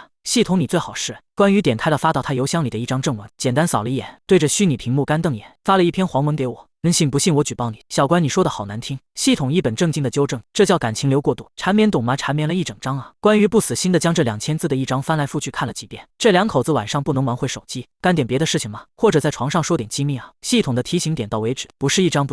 关于意会了系统明里暗里的提示，购买下一章。系统消息叮，您已成功购买。以下是第103章的原文内容，请在个人消息处查收。小桶提示您，支持正版，人人有责 TVT。关于迫不及待点开下一章的内容，越翻表情越沉重，不可置信的看了2遍，又缠绵1章。系统恩那毛线啊！关于隐忍的磨了磨后槽牙，心痛自己的1000点。他不认识厉廷南和江苏安的时候，再狗血的原文他都能看下去，可是现在他一看到不堪入目的原文中这2个人名，就会浮现出那2张脸，自动浮想联翩。他的脑子不干净了。你不是说提醒我不是1章吗？是啊，可是我的意思是不止1章。关于心更痛了，你变了，比以前连别人欺负我一下你都不愿意的。几天前的你不会放过现在的你的，因为你伤了他最重要的人。我说过我不会让别人欺负你的。系统满口笃定，但是我又不是别人，还买吗？买还是得买。关于慎重思忖，购买113章的原文内容，直接观看10章。厉廷南精力再怎么旺盛，也不能缠绵10章吧。以下是原文113章的正文内容。江苏安失魂落魄地走在街上，仿佛感受不到天上降下来的绵绵细雨打在他的脸上，天空阴沉的吓人，像是挥不散的浓墨，压抑的乌云紧紧缠绕着他的心里，分不清顺着脸颊滴落的是泪水还是雨水。关于看得一头雾水，刚才还在缠绵，现在2个人的感情就要长眠了吗？购买111章的内容，他眼睛眨也不眨。以下是原文111章的内容。江苏安伸手探了探厉廷南额头的温度，经过一整夜不断的换毛巾降温，他的额头温度已经降了不少，不再像前一夜那么吓人，就连呼吸也平稳许多。他长舒一口气，眼睛布满了红血丝。外面天色渐明，他打算出去给他买早餐。廷南你在吗？林素敲了敲他的房门，见里面没有声响，大着胆子打开门，看见床上睡得正熟的厉廷南，眼里闪过一丝惊艳。他走到他床边探了探他的额头，突然被人攥住手腕，对上那双冷若冰霜的眼眸，打了个寒战。廷南昨天照顾我的人是你？他环视了房间一眼，没有看到想看到的人，鬼使神差的。林素点了点头。原来下一部分的内容就是他有记忆的那一部分。林素假冒江苏安，谎称自己照顾了厉廷南一整夜。林素好坏呀！系统愤慨不已，就是关于跟着谴责，还好要顶替他的是我，不然就便宜他了。就是啊，系统愣住，我不是跟你说过，我不会便宜林素的吗？所以这次我要自己上。关于郑重其事，快给我下任务哦！好，系统消息，章节任务我不是他。任务要求在女主通宵照顾男主一整夜后，顶替他的身份，让男主心生愧疚，离间男女主。任务难度系数4颗星，任务奖励2000点。关于狮子大开口，5000系统错愕。小关你直接翻倍啊！任务奖励2000点，报销原文2000点，你还欠我1000点，正好5000。关于给他算了笔账，我什么时候说要报销，什么时候还欠你100了？我自己想的。他说这话说的理直气壮。好吧，系统叹了口气，谁叫这是他遇到最主动最上进的一届宿主啊，以前可从来没有宿主强制让他下发任务的，就宠宠他吧。第95章我推厉廷南。翌日关于说干就干，刚睡醒就约了人见面，提上花园里的桶。夫人宋士官冲着他的背影喊：你出门逛街还带家里的桶干什么？力士公司附近的咖啡厅，把你们约出来，是有一件重要的任务要交给你们。关于郑重其事，警惕地看了看四周有没有可疑的闲杂人等，对面坐着互看不顺眼的球员和温流鹤，两个人之间隔着一个人的空位。什么事？今天我们要去厉廷南公司门口蹲守。关于瞥向自己脚边的3的银桶，和高雅的咖啡厅格格不入，要绑架他吗？温流鹤眼睛一亮，然后逼他甩了江苏安，让江苏安被抛弃，用桶绑架好像小了一点吧。球员迟疑，我打算去敲诈厉廷南。关于正言厉色，让厉廷南生病发烧，江苏安肯定会不眠不休照顾他一整夜，这时再支开江苏安，我冒领照顾他的功劳，这样就可以敲诈他了。温流鹤一脸崇拜，姐姐好坏。球员想了想，要是厉廷南不认账怎么办？拍照留证据，然后敲他一笔。温流鹤也问，要是他对你产生了感情怎么办？告诉江苏安，然后敲他一笔。要是他只跟你说了句谢谢怎么办？当面索要，然后敲他一笔。球员和温流鹤不约而同点头，懂了，就是不管怎么样都要敲他一笔。那厉廷南什么时候会发烧？球员有些疑惑。我在季景洲身边做事的时候监视过厉廷南，只听说他有胃病、幽闭恐惧症、失眠症、洁癖、偏执、孤独、抑郁，没听说过发烧到昏迷不醒啊。今天就有了。关于眼里闪烁着自信的光芒，我们今天就去他上下班的路上埋伏他，往他身上泼水，就不信他不生病，刚好还能弥补厉廷南在霸总病领域的缺失。居然没发烧昏迷过，也太不专业了。要是这招成功了，他还可以提前让厉廷南来一场从未体验过的总裁热门病，失忆比发烧还简单。晚上蹲他门口给他一榔头。温流鹤眨了眨眼，手动让他生病，没病也要硬生吗？反派为什么叫反派？就是因为他们要通过自己的努力，制造各种风险磨难来考验主角。撮合主角关于叹了口气，反派是那么好当的吗？天天想着做坏事那么辛苦，自私自利一点怎么了？温流鹤更崇拜他了，这简直就是道貌岸然的我们。那姐姐给我们取个代号吧。温流鹤兴致冲冲，我看电视上特工出任务都有代号的。行关于思忖，行关于思忖，点了点球员，你就叫鲁滨逊。球员不理解，但还是点点头，勉强接受。关于又点温流鹤，对上后者期待的眼神，一脸认真回答，你就叫星期五。温流鹤他反应过来后，不满地拉着关于的手晃，凭什么啊？凭什么我是个野人啊？你要我取的吗？关于无辜的耸耸肩，哎呀，温流鹤撒娇似的哼哼，用头去蹭他的下巴。女孩子叫星期五不好听啊，给我换一个吗？关于推开他的头，行了，快到厉廷南上班的时间了，我们去门口看他情况。他到柜台结账出门，温流鹤还追着他不罢休。姐姐，女孩子叫星期五真的很奇怪啊。徐关于捂住他的嘴，不要暴露了。星期五温流鹤，坑他就不该提代号这茬。力士集团他们埋伏在公司对面的花坛里，探头出来就可以看见恢宏大气的力士公司，铺开长长的百层阶梯连接一楼，矗立在城市中心。这座年轻的公司，缔造者仅仅用了几年的时间，就将它推向了世界。很多人都相信，假以时日，他会站在众人望尘莫及的地方。一辆低调的黑色豪车缓缓停到公司面前，西装革履的李特助从驾驶位下来，来到车后方点来人开门。首先下车映入眼帘的是锃光瓦亮的皮鞋，自下向上看，熨烫平整的昂贵西装，周身风度气宇轩昂，露出一张富有精气神的俊脸。力士公司进入正轨，发展速度极快，人正得意时，走路都带风。关于不由得感叹，不愧是厉廷南，早八看上去都这么精神充沛，因为他上早八有钱赚。温流鹤托着腮，我们上早八是有苦吃，说的对，你们站在这别动。关于幡然醒悟，提着从花圃水龙头处接的满满一桶的水，给自己买了几个 BUFF 降低存在感，悄悄猫到车的另一边，避开监控范围。321，他默默倒计时，泼跑。厉廷南听见哗啦啦的水流声，不明所以，抬头一望，就看到了被泼成扇形状的水即将劈头盖脸落下。厉廷南他反身就想躲开，结果身边的特助比他反应还快，像一辆小型卡车一样猛地撞向他的肩头，自己径直跑开。厉廷南本来可以闪开的，结果被自家特助这么一撞，犹豫了几秒，站稳身子，正好完完整整接住了瓢泼大水，一滴都没有浪费。他闭目感受水的温度，李特助连忙闪开5、6步远，离开了被水流扫到的范围，劫后余生般的拍拍自己的胸口，长舒一口气，还好差点泼到我了。李特助身边传来老板听不出喜怒的声音，他毫无察觉，比自己跑开的时候就没有发现撞到人了吗？他凉凉到李特助一转头，就看到浑身湿透，用发蜡精心打理好的头发湿哒哒贴在头上，发烧还在淌水的老板，掀开死鱼眼幽怨地看着他。李特助卧火，每日一货一。厉廷南扫视了周围一圈，发现空无一人，又怀疑的抬头看了一眼，也不是从楼上泼下来的。去查监控，他踏上台阶，冷漠开口，皮鞋里积了一点水，走起路来发出咯吱一声尖锐摩擦声。厉廷南脚步顿住1秒，拖鞋倒水又重新穿上。李特助死死抿着唇，眼神比入党还要坚定。这可不兴笑啊！哪家霸总穿皮鞋还发出咯吱咯吱的声音啊？厉总恼羞成怒，肯定是要炒他鱿鱼的，好像不至于发烧到昏迷的程度。关羽看着他们的背影，摸着下巴开口。温流鹤想了想，坚定开口：“我推他。”你推他？关羽瞪大眼睛，深深感觉自己被背叛了。厉廷南是他推，那他算什么？算他和对家粉丝私联吗？是啊，我推他。温流鹤回答的果断又认真。你什么时候路转粉了？不是温流鹤解释，我真要去推他，我躲在门口把他从1楼台阶那推下来。如果没晕，你趁机去扶起他；如果晕了，就打电话给江苏安照顾他。怎么样，关羽？原来他说的推是真正物理意义上的推啊。第96章日常迫害厉廷南。再等等，关羽抬手阻止跃跃欲试，准备冲出去的温流鹤。我叫人来。厉廷南再次感受到了那天公园行被支配的恐惧，整天都在水逆。走在公司里，他会被保洁大叔泼一身水；走在外面，他会被路过的洒水车溅水，还不像一般的洒水车的细小如喷雾般的水流。更准确的是，水柱在公园里，他会被路边抱起来旋转的小情侣一脚踹下水池；在咖啡店里，他会被绊倒的店员用满满的一壶凉水浇了个透心凉。这样的伤害，他遭受了整整2天，连李特助端来热水给他喝，他都会警惕他会不会突然摔倒，连系统都有些不忍心了。好歹也是个男主，怎么日常被迫害？我也很心疼他。关羽叹了口气，遇到对的人，他站在人家门口淋一会雨就能感冒，我得让他淋2天，我终究还不是他命定之人。其实你也挺善良的。系统感慨谢谢。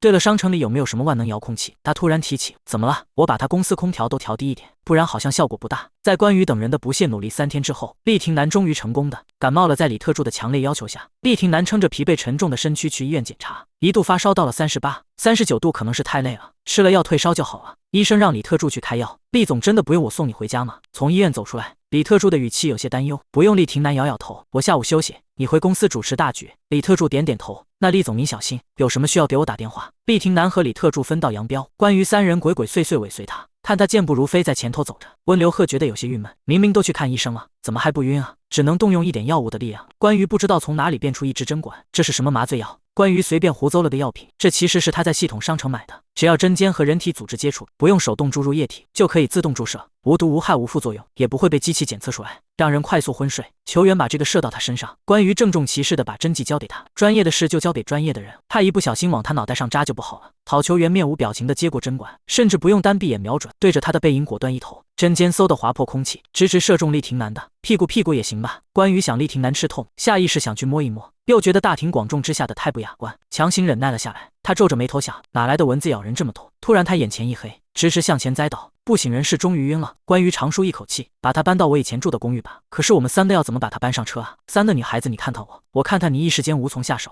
能叫快递吗？次日达应该也行吧。温流鹤皱着小脸，次日达他都烧死了吧？球员故意刺他，阴阳怪气喊他小公主。温流鹤气得跳脚，那你来搬他呀？好啊！球员单手拎起厉廷南的后衣领，把昏迷中的霸总在地上拖行。关羽不忍直视，有生之年居然能看到这幅奇妙的场景，受苦了厉总。晚上7点关家，江苏安的手机震了震，显示着关羽2个字在手机屏幕上不断跃动。他没有戒备的接起，姐姐，厉廷南发烧晕倒了，正好被我看见捡回来了，你现在要不要过来照顾他？关羽问他生病了。江苏安语气略带着犹豫，还是下定决心摇了摇头，算了吧，姐姐，你帮他找个医生吧，我就不过去了。我们现在已经没有关系了。没有关系。关羽诧异出声，你们之前不还在缠绵吗？那他买的那2张算什么？盗版车吗？隔着手机，关羽看不到江苏安的脸红的几乎滴血，低着声音咬唇确确道，姐姐怎么会知道？算了算了，我是要回妓院了，你要是不来，我就把他丢到门口，让他发1夜的烧，烧死了算他活该，烧不死算他命大。关羽说着就要挂断电话，等等，江苏安主动开口，我去行地址就在我之前住的那个公寓，你知道的。关羽说着就挂了电话。他把厉廷南安置在之前原主没搬进妓院之前住的公寓，可以随时掌握他们的动向。江苏安紧捏着手机，还是放心不下厉廷南，换了件衣服后下楼，提上一袋水果，出门打车去到关羽所说的公寓。他到的时候，关羽3人已经离开了。漆黑的客厅内静悄悄的一片，伸手不见五指。江苏安打开了客厅里的灯，除了亮堂整洁的室内，还有直挺挺躺在客厅中央的一具身体。他被吓了一跳，尖叫出声，发现那人毫无知觉，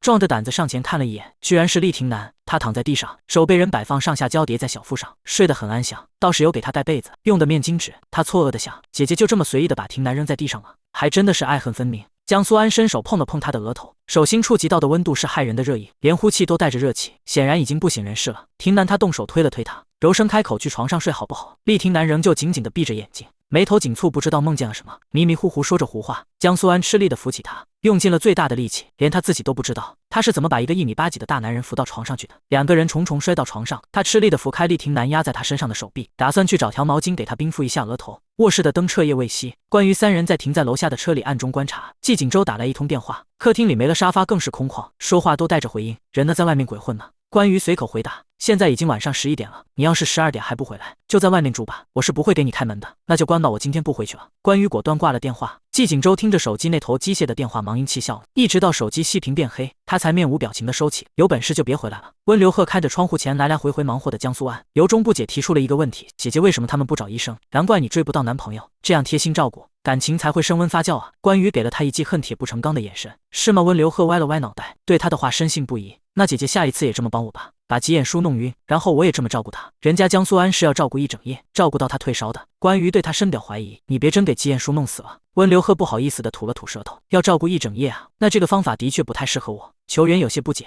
要敲诈厉廷南的话，直接照顾他一夜就好了，为什么还要特地找江苏安来？为什么？关于笑了笑，笑容看上去有几分神秘莫测。你们真的想知道为什么？温流鹤猛点头，当然是因为……关于微微一顿，我懒得照顾他呀。球员好白，夜幕已深，车窗外繁星点点，月色余晖带起了周围一片星星的光亮。即使是晚上也很亮，比日出暗几分，比暗夜亮几分。先睡吧，关于打了个呵欠，明天还要早起呢。他们今天开的车不算小，主驾驶和副驾驶都能降下车背躺着休息，后座还能睡一个。球员从随身背包里抽出3条小毯子，一人一条，球员窝在后座，安静无声地敲着键盘，电脑反射出来的微弱亮光照在他的脸上。他没看时间，直到2道均匀的呼吸声响起，他勾唇笑了笑，关了电脑，晚安。清晨风霜湿重，车窗沾了一点淡淡的水汽。闹铃声准时响起，三人被闹钟叫醒，看了眼时间，时间差不多了。他们开门下车，伫立在车外等了一会，意料之中的在门口看到了江苏安的身影。关于装作偶遇的迎面撞上他，倍感意外的挑了挑眉。苏安，你不会在这里照顾了一整个晚上吧？江苏安点了点头。姐姐，你们这么早来是来看廷南的吗？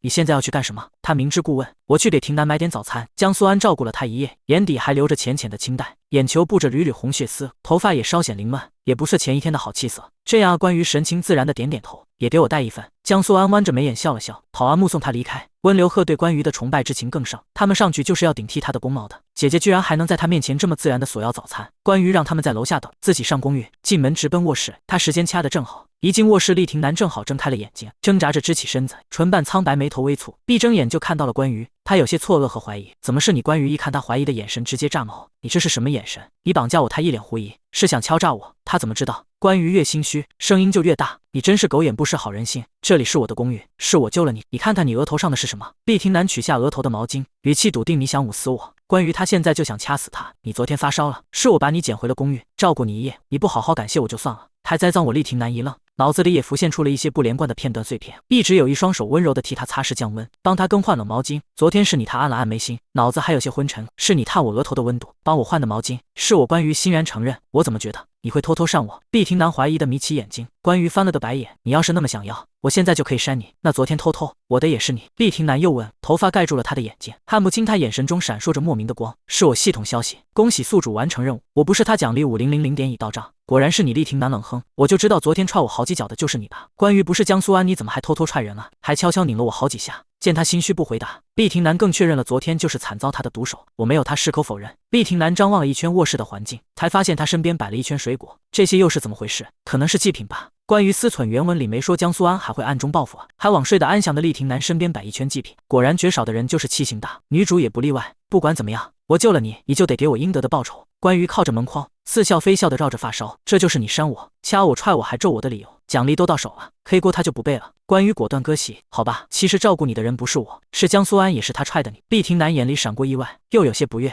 安安他居然偷偷打我，我不是安安，我是卷卷。他满脸严肃，什么时候还在开玩笑？厉廷南明显松了一口气，不然和他扯上关系，还不知道和季锦州那个大醋缸怎么解释。他人的任务奖励拿到了，关于对他也没什么耐心了。我这公寓的住宿费1晚上500万，记得打我卡上。1晚上500万，你抢钱啊？关于对他无辜的笑了笑，你也不想季锦州知道我1晚上没回家，是和你在这里待了1晚上吧？知道了再怎么说。他的确是救了他一次，还帮他联系了江苏安，虽然贪了点，但勉强算个好人。第98章桃园3结义，我走了，钱和积分都到手了。关于果断打算抽身离开，不打算再在这里和他浪费时间。拜拜男童。厉廷南脑子冒出问号，不敢相信自己听到了什么。你叫我什么？男童啊，江玉和安辈分比我小，所以我叫他何童。你也比我小，所以你是男童。拜拜。关于朝他摆摆手。你去哪？厉廷南下意识开口。我去死。砰的一声，门被甩上。厉廷南，好果断的一个女人。今天下午关于要去公司一趟，去处理他宣布自己已婚后的烂摊子。季天磊不知道从哪里的小道消息，说他要赔给公司一大笔违约金，还会被雪藏。当他去一趟天磊，说有事要和他商量。关于把温流鹤送回家，带着球员直奔天磊老巢。来了，季天磊面不改色的摆了2个茶杯到他们面前，淡淡纤眸深邃幽深的眼睛看向他们。他抬了抬下巴，坐在你阿宇姐姐身边待得怎么样？季天磊柔和的视线落在球员身上，是不是比在锦州身边有趣多了？我这几天可是天天带他去做正经任务，极其考验各项素质指标。关于正色球员想起这几天关于带着他偷狗泼水迫害厉廷南，忍不住低头抿嘴偷笑。关于他带他做的任务有那么好笑吗？裘天磊放心的点点头，开心就好。对了，二叔，你电话里说给我找了老师。关于想起今天来的目的，就是季天磊的那一通电话。是啊，听说你要去公司谈判害怕吃亏的话，我给你找了2个老师。他笑着喝了口茶，如果你需要的话，二叔的心意我当然需要。关于点点头，有些不解的歪了歪脑袋。不过谈判为什么会吃亏？不就是他单方面用财力镇压，把他那个叫大弱智的公司收购了吗？你年纪小不懂里面的弯弯道道，找个老师教总是好的，出门在外不至于被欺负。关于张望了一圈，那老师人呢？能做季天磊认可的老师，想必是温文儒雅，知识渊博，肯定能教他不少东西。他们在隔壁会议室等你。关于打了个招呼，拎着珍珠小包去到隔壁会议室，礼貌的在门口敲了敲门。他推门进去，2位老师已经在里面等他了。不是他想象中的儒雅教师，也不是电视剧里的腹黑教师，而是2个蓄着络腮胡的壮汉，横眉竖眼，怒发冲冠，看上去很不好相处，像是会互相抱拳喊俺也一样的，像2颗长毛卤蛋。你们是二叔说的老师吗？别看我们长得这么粗犷，我们可是专业的，这是我们2个的工作证。他手里被塞进2张工作证。你是玄德？关于盯着工作证抬头，故意发问。张玄德用力点点头。你是翼德？刘翼德也点点头。我叫关于。他眨了眨眼睛，这没得喷。季天磊把他大哥3弟都找到了。刘备字玄德，刘玄德张飞，字翼德张翼德。今天他们桃园3结义在这里起火了，或这可就不正巧了。刘翼德粗声粗气笑了笑，别看我们2个大老粗，每次天雷谈判可都是派我们2个谈下的合作案，不说100%，也有90%。关于不明觉厉，听起来就很厉害，从进门就很重要，气势有没有就看这第一步了。张玄德认真的从进门讲起，势必要将每个知识点掰开了揉碎了让他吸收。你不能这样。他做了个示范，进门后随意的甩上门，门清脆的合上，发出了一声响。关于意会点头，这样太粗鲁了对吧？你应该这样。他突然重重的摔上门，发出了一声震天巨响。关于这样才有气势，他很满意。还有妹子，你要记住进门不要用他们那小家子气的茶杯。刘翼德豪迈的给他做了个示范，直接端起烧水壶，对着壶嘴吹。他咕噜咕噜喝完了一整壶水，猛地放在桌上，豪迈一擦嘴，一定要给他们一点下马威瞧瞧，让他们看到你的豪迈，对你产生敬畏之情。关于若有所思的点点头。那要是喝着喝着喷出来了怎么办？那就先不给他下马威了。关于还真是伸缩有度，吃饭的时候你可以保持这个姿势。刘翼德一脚踩上凳子，要是听到自己不满意的回答，你就直接掀桌。可是我穿的是裙子。关于犹豫，直接掀桌也太突然了吧？是吗？刘翼德挠挠头，那先不掀桌了。刘兄张兄，我有一个问题想问。关于不解发问，你们之前去谈判谈的都是什么合作？各个堂口的土地纠纷啊，和其他帮派产生的利益纠纷和土地分割呀，都是我们去谈的。难怪妹子，你要是不喜欢这些招数，我们还可以教你一些在细节处把握老大威慑力的动作。关于算了，教啥学啥吧。好啊，先把这个带上，放包里。张玄德不知道从哪掏出一个榔头，要是看谁不爽，就直接给他脑子开瓢了。警察不会抓吗？会啊，那我砸完人呢？难道是有路子？当然是被抓了呀。他回答的坦然。接下来刘翼德给他介绍具体细节。你知道怎么把流氓哨吹得又绵长又余音绕梁吗？知道单侧抬臀放屁怎么才能放最大声吗？知道怎么才能精准把菜渣踢出来再弹到别人脸上吗？这首先啊，吹流氓哨。关于可是人家是女孩子啊。关于终于忍无可忍开口，对平吹不好看，当众踢牙弹飞更不好看了。刘翼德和张玄德对视一眼，纷纷了然。看我们这脑子都忘了大妹子是个女孩了，这样我去让人给你拿一把粉色的榔头怎么样？关于时至今日，他终于体会到了季天磊的困境，满朝文武皆文盲，竟无一人可用。二叔介绍的好，下次不用了。第99章，这是工伤。一直到关于持续接收2位老师的熏陶出来，满脑子都是怎么用胳肢窝发出放屁声，怎么把屁放的又有威慑力又绵长。季天磊笑道：怎么样，对你有帮助吗？关于艰难的点点头，有吧，至少对他的黑粉很有帮助。他要是敢当场做出这些行为，就又是宠黑粉的一击，有用就好。季天磊满意点头。二叔身边都是武将，不打算招纳一些文臣吗？临走之前，关于忍不住给了他建议。季天磊不明所以。关于和顾特助电话联系，约在一个地方碰面，搭上他的顺风车，直奔大智若愚公司。除他之外，季氏这边还带了一名法务。刚走进公司，一位约莫30岁左右的男人连忙迎上来：小鱼，你可算出现了。他的视线落在他身后2名穿着西装革履的男人身上，这2位是一个是季锦州的特助，一个是季氏的法务，他是来处理合同事宜的。江哥错愕不是，真买啊，季锦州不差这点钱，买个公司给我玩玩怎么了？他对顾特助抬抬下巴，他立刻会议上前和前台交涉，我们和你们陈总在下午有约。顾特助和法务在众人的眼皮子底下进了陈总的办公室，很快消息就传遍了整个公司，公司要变天了。陈总要下台了，这些是我们公司自己已经购买版权的剧本，小鱼你随便选。江哥捧着一堆剧本到他面前，综艺也有，但是你已经半年没进组了，还是得进个组。江哥第一次感受到什么叫做一人得道鸡犬升天的幸福感，以后再也没有人将狗腿子作为终身事业，比他当的还明白啊。以前觉得走后门靠关系的人真是不择手段，现在轮到他了，才知道他们真是低调啊。他现在走路都恨不得把我家艺人是豪门少奶奶写在脑门上。关于的视线随意的扫过去，突然精准捕捉到了关键字眼，他从中拿出了那本名为《上神独宠妻》的剧本，上面备注小字：胎姬邀约女主江苏安以官宣。小鱼对这个有兴趣吗？这个不是官宣了吗？关于晃了晃剧本，他只是有点可惜，不能跟着女主搞事情了。换不换还不是你一句话的事情。江哥笑了笑，他仔细翻了翻剧本，对故事里的恶毒女配格外感兴趣。开局就是狂拽酷炫的魔界大公主，刁蛮任性嚣张跋扈，日常就是善爹善妹善下人，对天对地对空气，就是下场凄惨了一点，被赶出魔界，在人间流连乞讨，简直是太适合他了。我想要这个角色。他点了点剧本，这个角色的原定演员让他选一个女主的剧本，可是这个角色是女四啊。江哥错愕，以前他可是非主角不演的，还用一部女主换一个女四的角色，就要这个关于坚持。好嘞，江哥把剧本收拾好，很快去准备事宜。这部剧开，随时准备飞往云城，大概在3天之后。这几天你好好准备。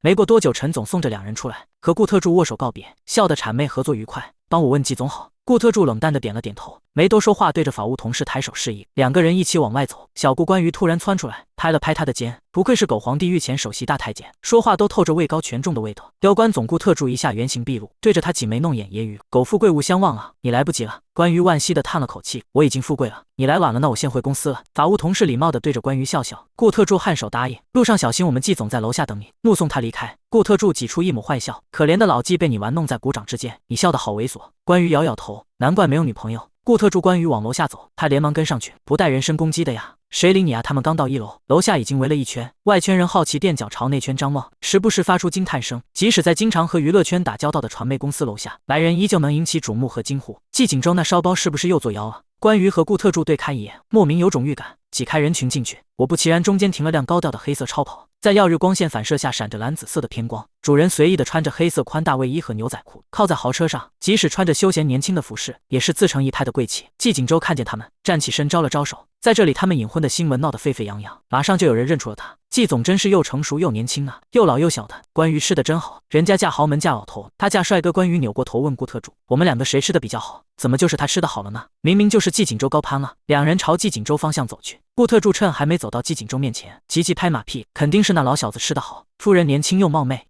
明眼人一看就知道是季总高攀了。关于被他的一通谗言哄得龙心大悦，你还挺会说话的。当然我对夫人的忠心日月可见。他没察觉已至季锦州面前，他微眯起眼，语气危险：你对谁的忠心日月可见？顾特助狗老板耳朵这么咧。关于奇怪的路过季锦州，打开车后面坐进去，大热天的坐车前带上，屁股不烧得慌吗？季锦州他轻啧一声，坐进车里是有点烫，但是很浪漫啊。浪漫毛啊，你屁股跟了你真是遭老罪。关于直言不讳，我就觉得很浪漫，是你不懂。季锦州冷哼一声，启动车辆，你就沉浸在你自己的世界吧。上一个坐井观天的是什么我就不说了。你在骂顾特助难以忍受的戴上耳机，李特助只需要在厉廷南和江苏安2个人独处时回避或者装聋。怎么他这2个这么吵还回避不了？这是工商第100名章，日子不过了吗？带你去和莫哥他们还有一些朋友吃个饭。季锦州透过后视镜看了他一眼，又吃饭，天天见面聚餐，我都有点磕你们了。关于阴阳怪气，也不知道对你们父母有没有这么好过。你的温泉山庄不需要合作伙伴，你的传媒公司不需要专业人士。季锦州冷笑，不需要的话，我现在送你回家。则我跟你开玩笑的。关于话锋一转，生气了，我们女孩说话一向都是这么心直口快的，没办法，比较粗心也是正常的。你看看哪家男人不是这么忍过来的？季锦州面无表情，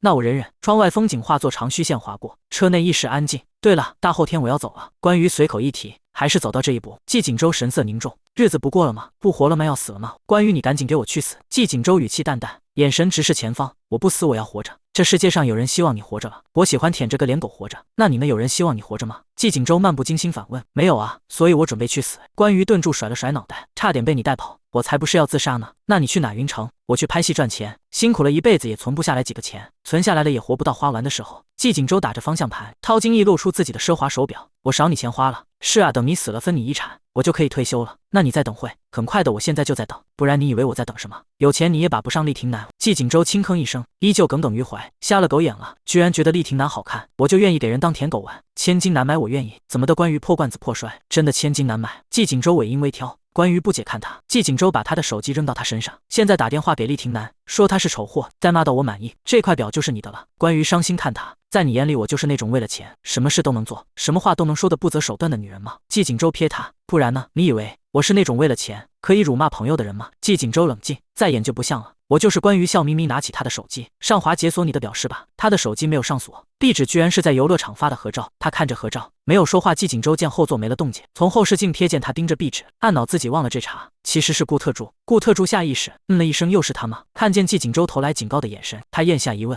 是我季锦州。关于突然抬头嘲笑，我就说你没朋友吧？是不是都没出去玩的照片当桌面？这张拍的不好看，你也能当壁纸？季锦州关于点开手机通讯录，精准找到了备注着厉廷南3个字的手机号码。点击拨通，厉廷南正在公司加班。他揉了揉眉心，合上文件，不经意地瞥了一眼手机，叫着800年没打过电话的名字。季锦州他接起电话，厉廷南关于的声音充满了平静，因为刚救了他。厉廷南现在对关于也有些改观，说话的语气也好了不少。关于，你现在还在我公寓吗？我在公司灯和门给我关好了没有啊？关于看了一眼季锦州的脸色，关好了，你还有事？李特助敲了敲门，端了杯咖啡进来，在他桌上。厉廷南手机开了免提，随手放在手边，翻看着文件。其实我想和你说。李特助低眉顺眼站在一边，听见女人的声音，还不是江小姐和林小姐的声音，手机上还跳着季锦州的名字，他眉心一跳，连忙低声开口：厉总，那我先出去了。这是什么奇怪的 PLAY？ 季总也是其中的一环吗？不用。厉廷南皱着眉头叫住了他，有些文件上内容需要马上和他确认，只是季锦州他老婆，什么不用。关于在电话那头发出疑问，没什么，你刚才要说什么？李特助更慌了。厉总在和季总夫人打电话，还是用的季总手机，超级大八卦，他要赶快和小顾说。我要说的是，关于眼神示意季锦州，别反悔啊！季锦州无所谓的耸了耸肩。厉廷南，其实你长得特别丑，我时常看你会被丑哭。他的声音从话筒里传出来，带上了细微的电流声，听上去更真诚。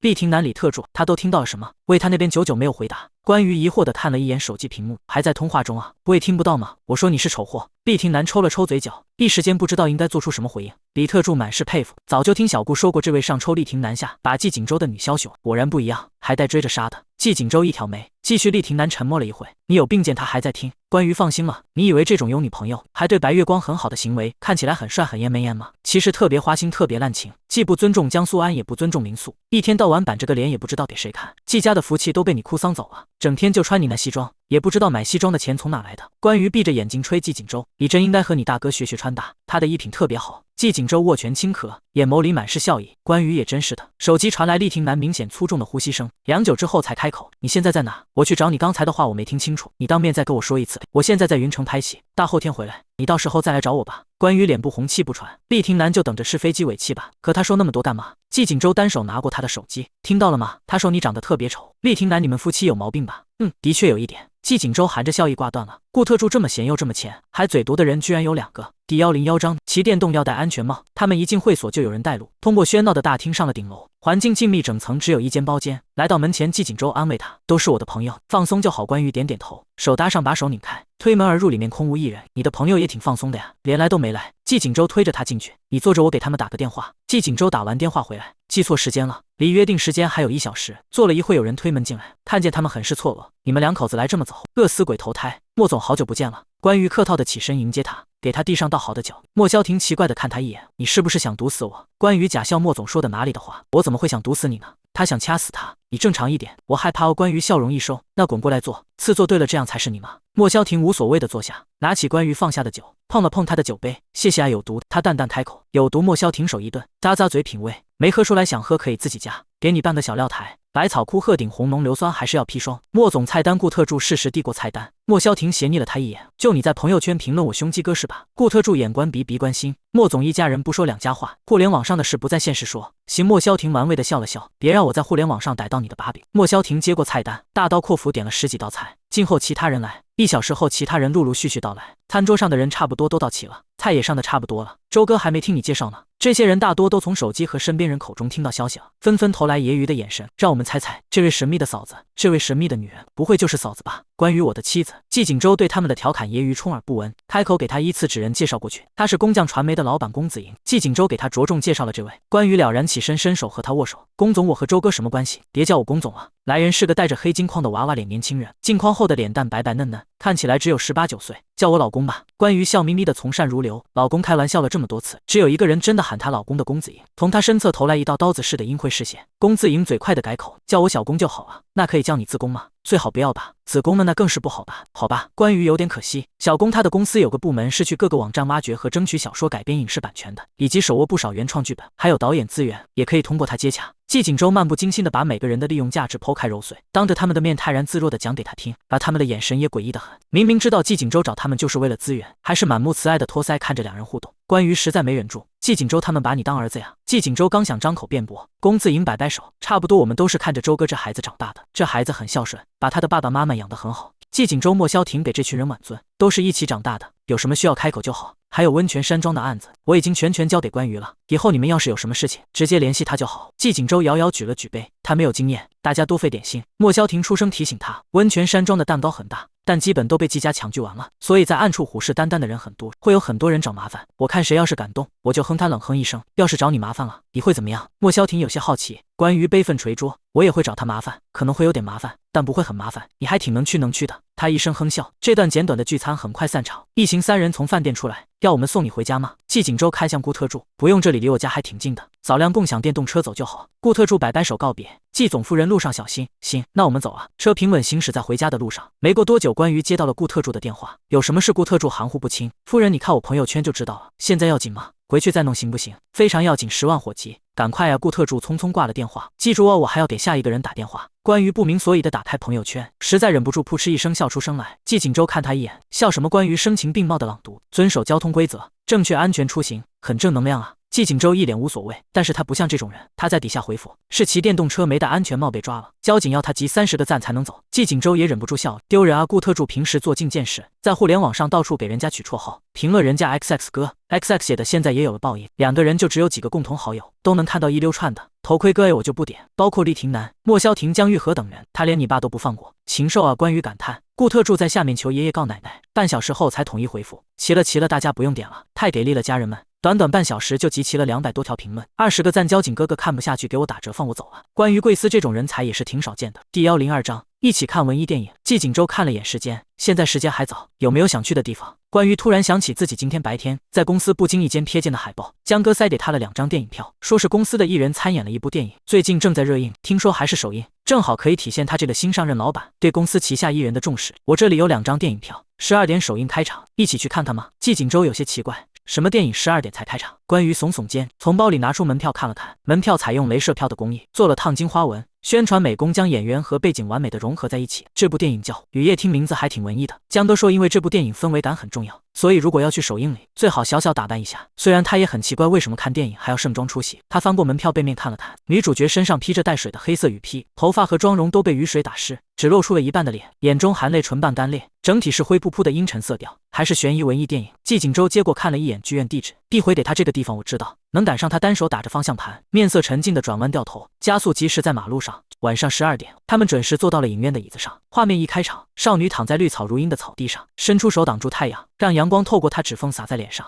关于摸摸下巴，这个女孩长得还挺好看的。季锦州百无聊赖的撑着脸，觉得剧情有些无聊，打了个哈欠。他低头看了一眼手机，在抬眼时已经换了画面。夜幕已至，正是雨夜。少女回到自己租的房子，转动门把手打开房门。客厅里没开灯，只有客厅中央里的一盏微弱的蜡烛，像是生灵的生命，既脆弱又顽强。每当以为风吹时，它会熄灭，又再次复燃。关于点点头，还挺温馨的呀。家人还得他留的蜡烛，忙环保省电。灯一打开的瞬间，少女的头也一瞬间掉下来，喷溅出来的新鲜血液糊了一屏幕。季锦州头掉的有点突然吧？关于他以为是治愈系，没想到是治愈系，这显然只是开始。关于算是知道了为什么连首映礼都选在午夜。下一幕，女主猛地从床上惊坐起，她被噩梦惊醒，一觉醒来已经是晚上6点。床头柜上的手机铃声响了2下，是朋友的信息。她和朋友约好了一起去看新出的恐怖电影。简单打扮后，她开了卧室门。客厅黑暗静谧，伸手不见五指，只亮着一盏蜡烛。她吹灭蜡烛，边打着父母的电话边离开家门。问父母为什么不把蜡烛吹灭再出去，却得到了对方否认的回答，告知他们还在家里。女主不明所以，还以为他们在自己的房间里，于是不在意的前往赴约。画面一转，还显示在家里的客厅，被吹灭的烛火再次亮起，此时多了2道灰暗佝偻的背影。他们挂了电话，染着红指甲的手摸过脖颈，头颅也滚落在地。季锦州他的脸色逐渐严肃，眼神紧紧盯着屏幕，身子也不知道什么时候突然坐正了。关于看得面色狰狞，下意识抬了抬手，却不小心摸到了季锦州的手。季锦州毛浑身炸开，精神高度紧绷时，每一处部位都很敏感。他还要强装镇定，不能让关于看出来他害怕。气虚却厉声：“你干什么？”关于本来挺害怕的，看到他这副样子，却突然不怎么害怕。优爸总怕厉鬼啊！季锦州强装镇定，双手交叠，面容冷肃：“我们做生意的，只忌讳穷鬼。不忌讳厉鬼。酷哥，你说句害怕，我可以保护你。关于揶揄季景舟冷哼一声，幼稚无聊故事正式走到主线。朋友和女主提及他们都在舞剧院工作，自从前一段时间死了的小明星后，就连连发生怪事，就连他自己都时常感觉到肩膀酸痛沉重，像是背了一个人的重量。在他们看电影的时候发生了怪事，一位观众突然在半场的时候冲上台跳舞，大家都因为他滑稽的舞姿哄堂大笑，只有女主和她朋友知道，她跳的是那个小明星惨死前跳的最后一支舞蹈。台上缓缓落下一根血红色的红绫，那个跳舞的观众将自己的肢体红绫缠绕，活生生把自己勒死，最后露出满足的笑容。那个笑容女主见过，就是那小明星的尸体被发现时脸上挂着的微笑，从嘴角一直咧到了耳屏。女主和朋友尖叫出声，因为他们发现了自己身边不知道什么时候坐了一个红衣女人。观众他们的身边也都是观众。季景舟猛地一把抱住关于，别开头不敢看，鬼走了没啊？关于更是眼皮都不敢抬，反缩在他怀里抖得像鹌鹑。我不知道啊。你看到画面安静，没发出一点声音。季景舟鼓起勇气飞快瞟一眼，恰好撞见女鬼贴脸的一幕，差点吓得魂都飞出去。他猛地别过头，走了吗？关于问。刚才恨不得直接贴我脸上。他紧紧闭着眼睛。你刚才不是说我害怕你就保护我吗？我现在也是自身难保啊。换你看一眼。不要给我看。影院里的观众被女鬼无差别杀戮，女主从死里逃生，浑身血污被雨水冲得干净。她逃回了家里，再次打开门，浮现的是梦里的场景，微弱摇曳的蜡烛。她发现自己手上全是血，哆哆嗦嗦冲进浴室清洗，抬头看却是自己的脸，小明星的脸和狰狞的女鬼不断变换。她吓得尖叫一声，冲出厕所却踩到了2颗头。其他的时间两个人都在抱头惊恐，根本没看清主线剧情，零零散散看了一些，只是到最后是女主的个人表演。她在没有观众的舞台上表演，她垫着脚似乎踩在另一个人的脚上，2件飞扬灵动的红裙子交叠，对着最后的镜头一笑，他们都死在落幕。季景舟仿佛这才回神般的松开关于，眼里脑子里全是最后一幕那个女人的脸，对着自己笑。第103章，一起吃烛光晚餐。电影结束，场内蓦地亮起灯，照亮影院内的每一处地方。关于惊魂未定，就听见身边季景舟晦涩的声音：我知道为什么你经纪人跟你说，要是你来参加首映礼，最好打扮一下啊。为什么？可能是因为有隐形摄像头吧。季景舟抬眼看向左右两边各架着2个摄像头的角落，镜头黑漆漆的，他却总感觉镜头后面的人在嘲笑他。关于不要和他说，刚才他和季景舟的丢人表现都被摄像机收录进去了。这种首映礼路演，不都是应该提前知会一声，什么时候流眼泪，什么时候擦眼泪，什么时候又破涕为笑和开怀大笑吗？有人举着话筒从幕后走到舞台中间，接下来让我们欢迎主创团队来到现场，和我们一起讨论这部电影的幕后故事。场内响起鼓掌的声音。关于趁乱蹲下身，抬头看季景舟，我们快走，现在走来不及了吧？等一下说不定还有观众提问环节，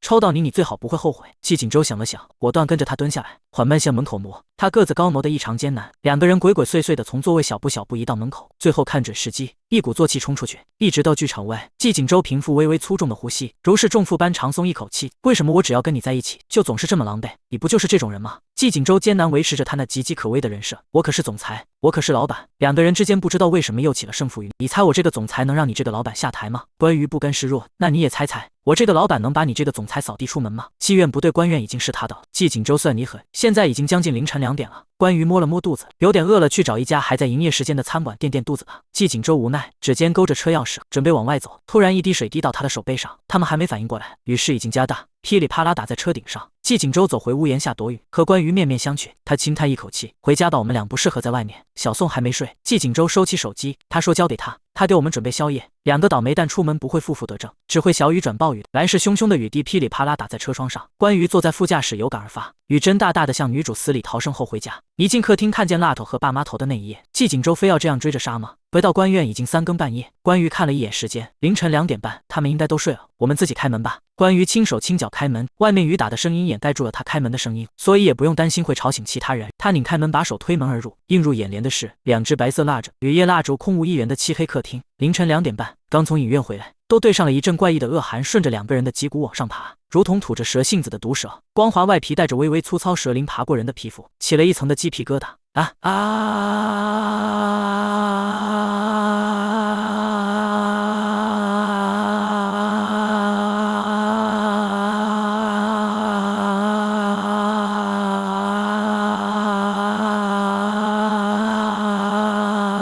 他们看到一道人影走出来，关于窜到季景舟身后，季景舟面色苍白，护着他往门口退。等一下，你先跑，我看他的头会不会掉下来。宋士官打着哈欠从厕所出来，仆人季总，你们大半夜的唱美声啊，还挺有情趣的，回来怎么连灯都不开？他顺手打开了灯，餐桌被他拉到客厅中间，摆上了红酒、牛排、意面、甜点。这是季景舟指着餐桌错愕，我给你们准备的烛光晚餐啊。宋士官不解他们脸上露出的惊恐表情，这是我特地叫的外卖，夫人不喜欢吗？烛光晚餐，烛光晚餐，这么会准备夜宵，他不要命了。早说是烛光晚餐嘛，吓死人了！关于长舒一口气，放松地坐在餐桌椅子上。烛光晚餐就能吓死你们了？宋士官有些不解。我听季总说和夫人去看电影，这么浪漫的事，回来的夜宵肯定不能差太多，就给你们准备了烛光晚餐。怎么了吗？这就吓死了。那季总和夫人可真容易死，是不是应该去医院扎扎心脏？刚才为什么不开灯？季景周不经意抬手擦掉了一额头汗，感觉自己今晚都变年轻了许多。因为被吓成孙子了，我正要去睡觉呢，顺手关了灯。宋士官突然想起来，对了，夫人和季总刚才在吼什么？季景周和关于略显尴尬的对看一眼。季景周轻咳一声，我们刚才去听了话剧，情到浓时忍不住开嗓了。宋士官了然，那什么快跑，什么我头会不会掉，又是什么意思啊？季景周心想，管家还是得找老的，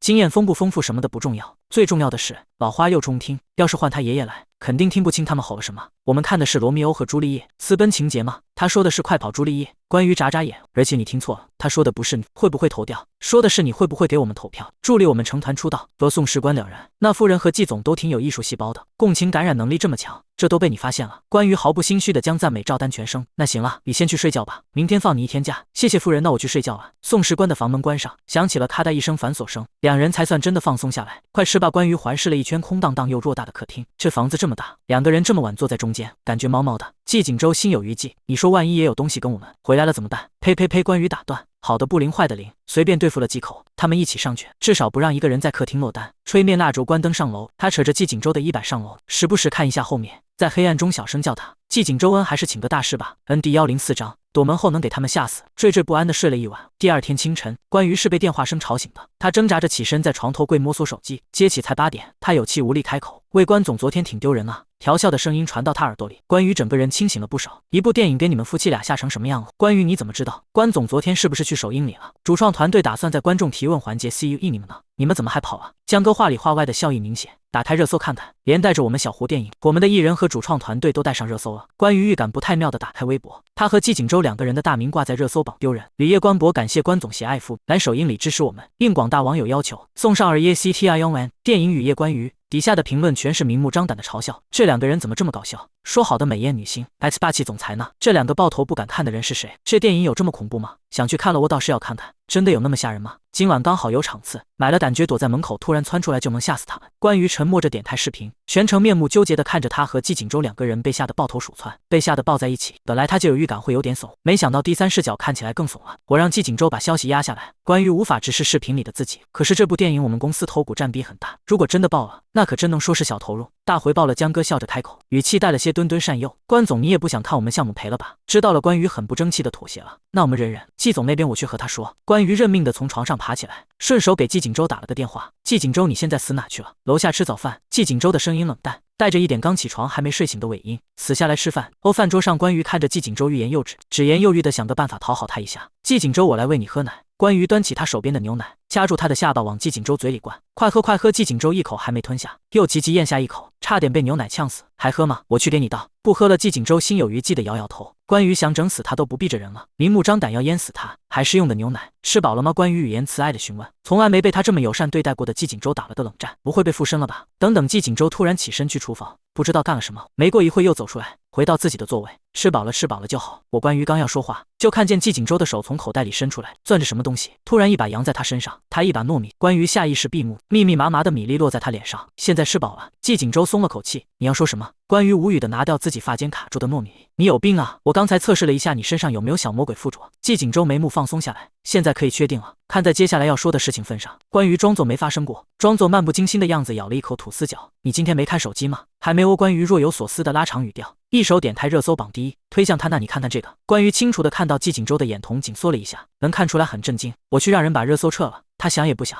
等等。关于按住他的手，这个电影我们公司占股很大，我们的热搜要是不压下来的话，热度会高很多。关于越说越小声，因为季景周面无表情的看着他。忍人吗？关于安慰。丢脸的是昨天的你，又不是今天的你，那赚钱的也是以后的你，又不是现在的你。季景周反唇相讥，话也不是这样说，可以，但是有条件。季景周打断他开口，面容沉静的低头吃早餐，嗓音轻轻慢慢。今天和我去上班。为什么？关于想也不想反问。看不惯你在家里舒坦，我自己一个人去公司丢人。他倒是很诚实，要丢人就一起丢人。行，他忍了。关于是第一次来传说中的记事，和想象中的一样，恢宏大气，干净明亮，如同电视剧里演的。能出现在这里的都是千人选一的精英，走路都带着风。他们看见了季景周和关于，先是流露出意外，紧接着不知道想到了什么，忍着笑意打招呼：季总好，夫人好。一连接收到这种视线变化和小声讨论，季锦州看上去波澜不惊，神色不变，其实都要碎了。走入电梯的一瞬间，关于听见他悄悄地松了口气，关于深叹一口气，是真对不起你。季锦州没好气出声，你知道就好。我知道啊，你没有发现我这一早上都在对你好吗？我还给你喂奶了呢，完全没有发现。季锦州疑惑，我以为你想呛死我。关于扯扯嘴角埋怨，真是弹琴给牛听。他跟着季锦州进入他的办公室，不由得问道：顾特助呢？他在公司是特助，很正经的，可能没空陪你玩。顾特助藏在门背后，在他们走进来的时候，突然窜出来一声喝。哈关于疑惑的看了一眼季锦州，正经季锦州眼神冷冷的盯着顾特助，从他身边经过。他你妹啊，丢人！顾特助他就是想试试评论里说的，躲在门后下他会是什么反应吗？关于笑眯眯拍了拍顾特助的头，小顾下次骑电动车出门要戴头盔哦。顾特助有些感动，我知道了，谢谢夫人昨天给我点的赞，有很多人没给你点赞吧？关于不经意问起，对啊，那群残忍又无情的人。顾特助愤愤说好的朋友圈呢？没几个把我当朋友，你知道都有谁没给你点赞吗？顾特助摇摇头，这倒是不知道，没仔细看过。有我一个。关于耸耸肩，坐在沙发上，随手拿起一本杂志。顾特助夫人也真是的。第105章，我不行，夫人要咖啡还是牛奶？牛奶。季锦州坐到位置上开始办公，时不时抬头看一眼坐在关于，看他时不时无聊的站起来四处乱看，又坐回沙发，想走又不能走的样子，心情都好了不少。季锦州好无聊。关于托腮你自己答应的。季锦州头抬也没抬，低头专注地看着文件。这里只有我们2个人，你可以想干什么就干什么。手边的专线可以叫顾云，什么都能干吗？关于问恩想了想，他又抬头认真开口补充：我不行，关于，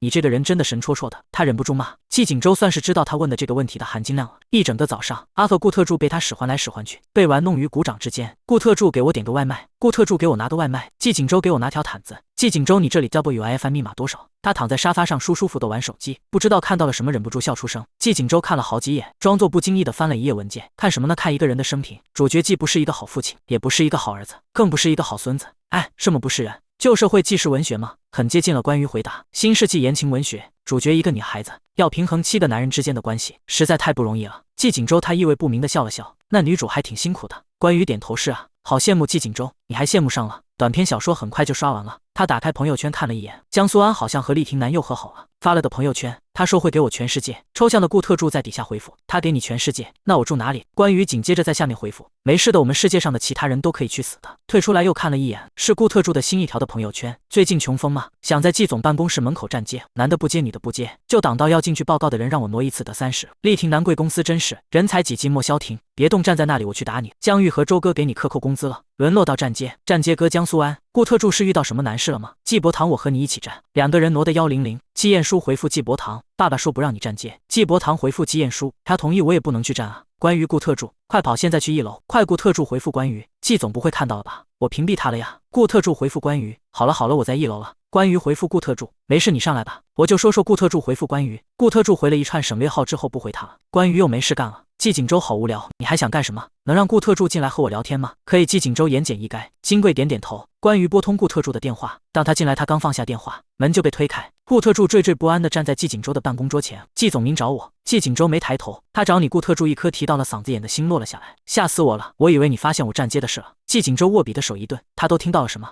理论上公司不支持接私活，但你实在有困难的话，可以和我说。季锦州勉强抬头看了他一眼。关于朝顾特助招招手，拍拍身边沙发的空位。顾特助快来。顾特助犹豫地看向季锦州，得到对方默许的眼神，才放松地坐到关于身边。夫人有什么事？季锦州让你先不用工作，陪我聊天就可以。关于眼睛亮晶晶地盯着他，怎么样，很轻松吧？顾特助的脸耷拉下来，应付夫人比工作还累。关于语气不善的，应付夫人很累，但是我会用一颗真心来认真对待，就绝对不会累了。关于满意给他看自己从季锦州的橱柜里找到的宝贝，你看这是什么？公司员工的集体合照。是啊，你根据这个给我讲讲你们公司的八卦吧。以前上高中不能带手机，无聊的时候他就和舍友拿着年级合照，对着照片讲每个人的八卦。好啊，顾特助来了兴致，你算是问对人了。全公司上上下下的八卦我最清楚了。你以为我加班到7、8点就是为了做那点工作？你看这个部长是个老色鬼，天天盯着那些新来的不懂事的小妹妹，听说和一个20岁的妹妹在一起，可他回家的时候撞见他的父母了，被他爸打了一顿，结果又和他妈搞上了，又被他爸打了一顿。关于听得津津有味，这位牵线自己的老公和自己别的部门认识的好朋友认识，结果2个人搞上了，他也不生气，还把好朋友接回自己家，照顾小3生下来的孩子，现在一家子人生活得很好。还有这个，别看这男的长得斯斯文文，这个男的季锦州越听越沉默，他怎么不知道自己手下这么多人在暗中款去？眉目传情，这对情侣更是奇葩，居然在开会的时候公然在桌子底下，季总还在上面训话呢，他们就在底下戏啊！季锦州甚至他都成他们 PLAY 中的一环了。听着八卦，时间不知不觉的就过去了，吃了饭又讲了一下午，终于到了下班时间，季锦州带着关于离开，临走前对着顾特助吩咐，以后加的新规定，虽然公司默许大家自由恋爱，但是婚外情不算，没结婚的就可以吗？季景舟你觉得呢？顾特助正色，知道了，没结婚的可以不算婚外情。第106章离家出走。他们刚到庭院，刚下车，听见动静赶来的2只狗迅速从里面冲出来。思来率先扑向季景舟，亲昵的用头蹭了蹭他的膝盖。季景舟蹲下，举着他的2个前爪，瞧瞧这大胖小子。关羽抱起绕着他脚边打转的四叔往里面走。进屋的时候，天上恰好下起了雨，雨势有愈下愈大的趋势。进了客厅，季景舟拍了拍思来的脑袋，我去洗个澡，出来陪你玩球球。开球球呢，装什么可爱？关羽腹诽季景舟上楼洗澡。关羽按照网上食谱给2只狗配上营养晚饭，按照不同比例添加罐头、鱼油、蔬菜。他洗澡出来的时候，关羽才刚刚把各种瓶瓶罐罐摆出来。你为什么要先给他喂饭？季景舟看他家思来饿得耷拉个舌头，他狠心的妈妈居然先给一只外来狗添狗粮，擦着头发忍不住开口：那我也不能饿死他吧？关羽给四叔的狗盆里倒马，又往思来的狗盆里添了狗粮。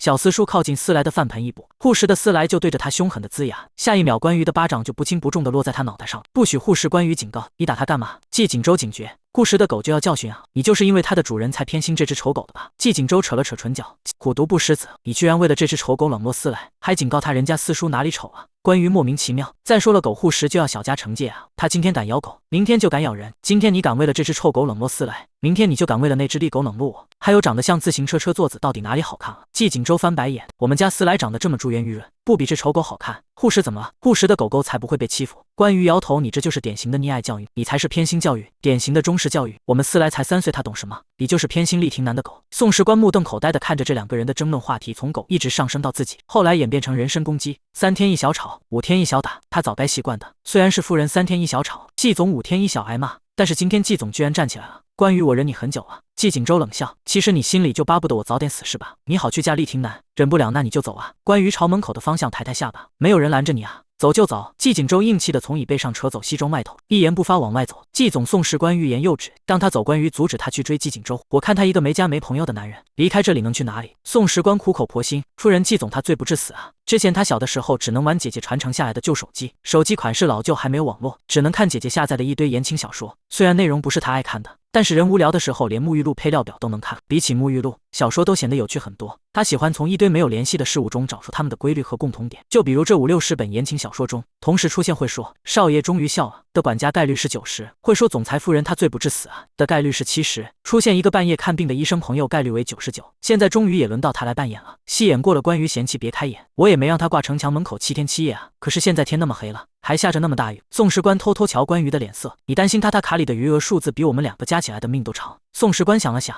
也是，但是他还是有些不理解，为什么2只狗打架，最后是季总离家出走了？这2个人养狗也太真情实感了。行了，我先上去洗澡，他肯定没事，亏待不了自己一点的。关羽打了个哈欠，招呼着宋士官回自己的房间休息，转身走上旋转扶梯时脚步一顿，视线落在紧闭的大门，有本事别回来。正洗好了澡从浴室出来，准备独享一个人听着窗外雨声，品着红酒时光的莫萧婷突然接到季景舟的电话，景舟你在家吗？我在你家门口，稍等。莫萧婷下楼，心里还在纳闷外面在下雨，季景舟来找他干什么？打开大门的一瞬间，看到了整个头发湿透的季景舟，他诧异的打量他，季景舟你不要告诉我你半夜上演偶像剧，雨中淋雨吧？不是头发没干。季景舟言简意赅。莫萧婷松了一口气，转身让了个位置请他进来。进来吧，把门带上。居然还能想起我，被扫地出门了。莫萧婷给他倒酒，动作利落的推到他面前，开玩笑似的随口提起，不是。季景舟面色不愉的闷头一口氧劲，我当然知道你不是啊。莫萧婷耸耸肩，没把他的话放在心上。虽然说你是恋爱脑，但是我兄弟我还不知道吗？你不会轻易的被一个女人拿捏的，我是自己离家出走的。他严肃纠正。莫萧婷，季景舟莫名底气充足，他还没说滚，我就自己甩门走了。莫萧婷不可置信的看着他，听你的语气，你还挺自豪的。反正这次他不来找我回去，我是不会自己回去的。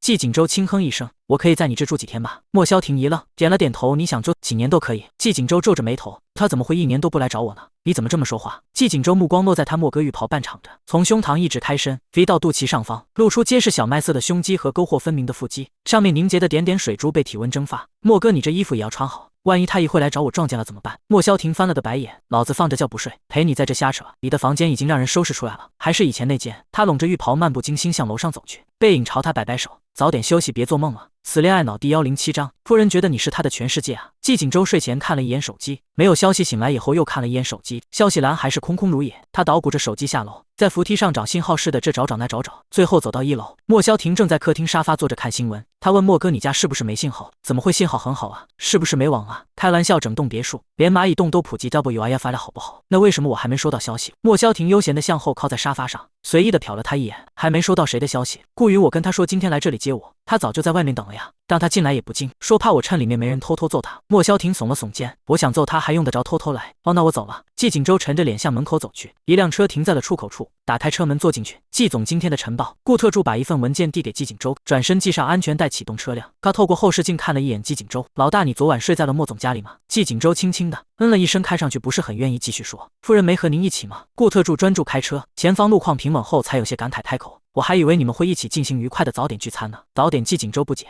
他在家的时候就没看过关于有早饭事件，除了个别几天比较特殊，其他时间都是睡到中午才起床。老大，你没看朋友圈吗？季景舟不明所以地点开朋友圈，刷新了几下，关于的那条朋友圈才跳出来，配文吃完了这些我会原谅全世界。配图是整整一长桌的来自世界各地的早点，有汤面，有拌面，有云吞，有粥饭，有水饺，有馒头，港式、粤式、闽式以及北方的早点。底下已经有了顾特助第一条抢评，疑似我偏好饭吃中毒了，产生幻觉了。关于回复顾特助，卖的钱够吃拼好饭吗？你就吃。顾特助回复关于，我贷款30年吃拼好饭。关于回复顾特助，活得到30年吗？顾特助回复关于，他这朋友圈是发给我看的。季景舟淡淡开口，顾特助干笑了2声，心想季总还挺自信的，他还觉得世界在他睡觉的时候就会停止运转呢。一个从不吃早饭的人突然摆出满汉全席，尤其还是我离家出走后，他在向我宣战呢。季景舟笃定。关于装修完朋友圈之后把手机一关，打了个哈欠，困死了，要不是打算发到朋友圈气季景舟，我才不起这么早呢。他脚踏上台阶，事关这些交给你了，吃不完放冰箱给我当午饭，我上去补觉。宋士官嘴里塞得满满当当，忙不迭点头，好的，这个也好吃，那个也好吃。季总，你被扫地出门了。顾特助像是闻到了八卦的苗头，眼睛兴奋的发亮。不介意的话跟我说说，我左耳借给您；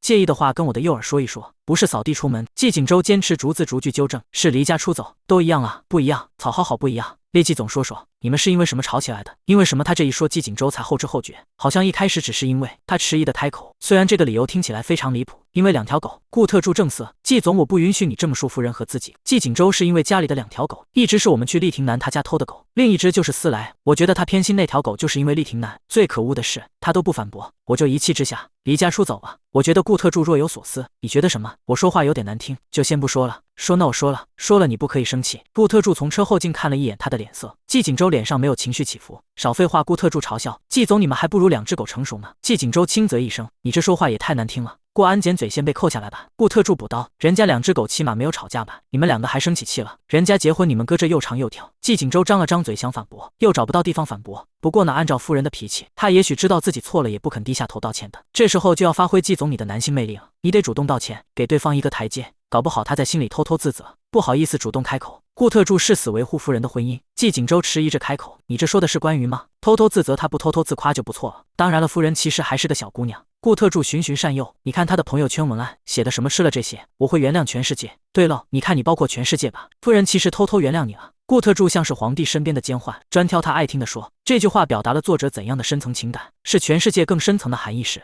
夫人觉得你就是他的全世界啊。季景舟他怎么听起来那么瘆人？季景舟照常上班，下了班就回莫萧庭家。又是一天过去，季景舟脑子里都是顾特助那句，搞不好他在心里偷偷自责，不好意思主动开口的谗言。他一开始不相信，后来才慢慢说服自己，关于是个犟种，肯定放不开面子道歉，说不定就等他主动开口破冰。这么一想，他觉得自己可以大人有大量，主动原谅他一下。这么想着，季景舟也没第一时间打给关羽，而是等到隔天一早，旁敲侧击的打给宋士官，为季景舟轻咳一声，小宋季总我在呢。他呢，季景舟没有直接点出，别扭的用了含糊不清的代称。宋士官还是秒懂，夫人吗？恩夫人，他已经上飞机了呀，今天去云城的飞机3个小时后估计才落地呢。季总不知道吗？季景舟他感觉自己不止一拳打在了棉花上，而且这棉花还主动跑进了他的嘴里，把他生的闷气全堵住了。第108章拿钱羞辱关于是第一次坐飞机的头等舱，好奇四处摸索了一番，才降下座位拉下眼罩小气。江哥拿着剧本在他旁边喋喋不休，帮他讲一些进组的注意事项，尤其是这个导演啊，性格不但很差，还喜欢在公共社交平台上曝光合作演员，所以你一定要注意，别惹到他了。凭什么我就要惹？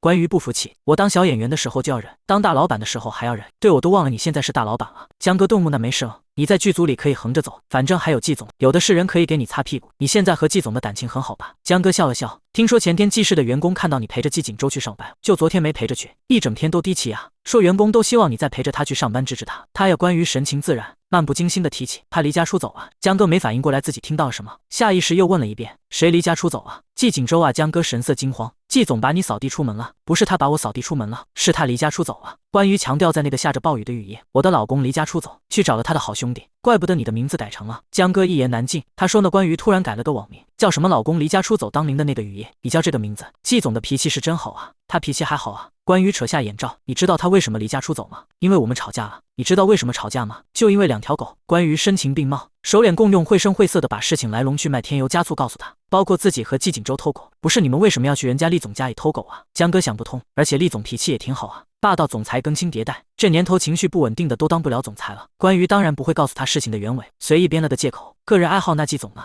我们的共同爱好。江哥好小众的爱好。江哥，你说我是不是对季锦州太好了？他才这么胆大包天搞离家出走。关羽肯定他对季锦州仁至义尽了，都很久没抽他了。照我看，季总他很可能是吃醋了。江哥摸着下巴分析，可狗关羽有样学样，学着他的样子摸着下巴深思，因为我没先投喂他。是啊，呸，不是，怎么可能是和狗吃醋呢？江哥反应过来，是厉总。虽然关羽添油加醋了很多，但他还是能从字里行间分析出来，季总肯定是以为关羽比起自己和他养的狗，更喜欢厉廷南的狗，看似喜欢狗，实则喜欢人，所以他吃醋了。后关羽终于恍然大悟，江哥满眼欣慰，你终于懂了，是厉廷南和狗吃醋。江哥一口气上不去下不来，他算是知道了为什么季总会被气得离家出走。从斜前方突兀的传来一声笑，声音轻轻慢慢，像是冰块敲击玻璃杯的声音，清爽又带着夏日的清凉。那人甚至回头看了他一眼，一头湛蓝色的短发，露出一双清亮澄澈的狭长眼睛。江哥关羽脸色平静的告状，那非主流笑我。非主流。江哥不解的顺着他的眼神看过去，恰好对上那双眼睛的主人。惊诧出声，什么非主流？人家是和你拍同一部戏的主演。他对着那人歉意的点点头，是做打招呼。裴老师。那人笑眯眯点头回应。关羽好奇问，那人谁啊？裴杜叔，最近风评很好的新晋顶流，是从模特转型为演员的，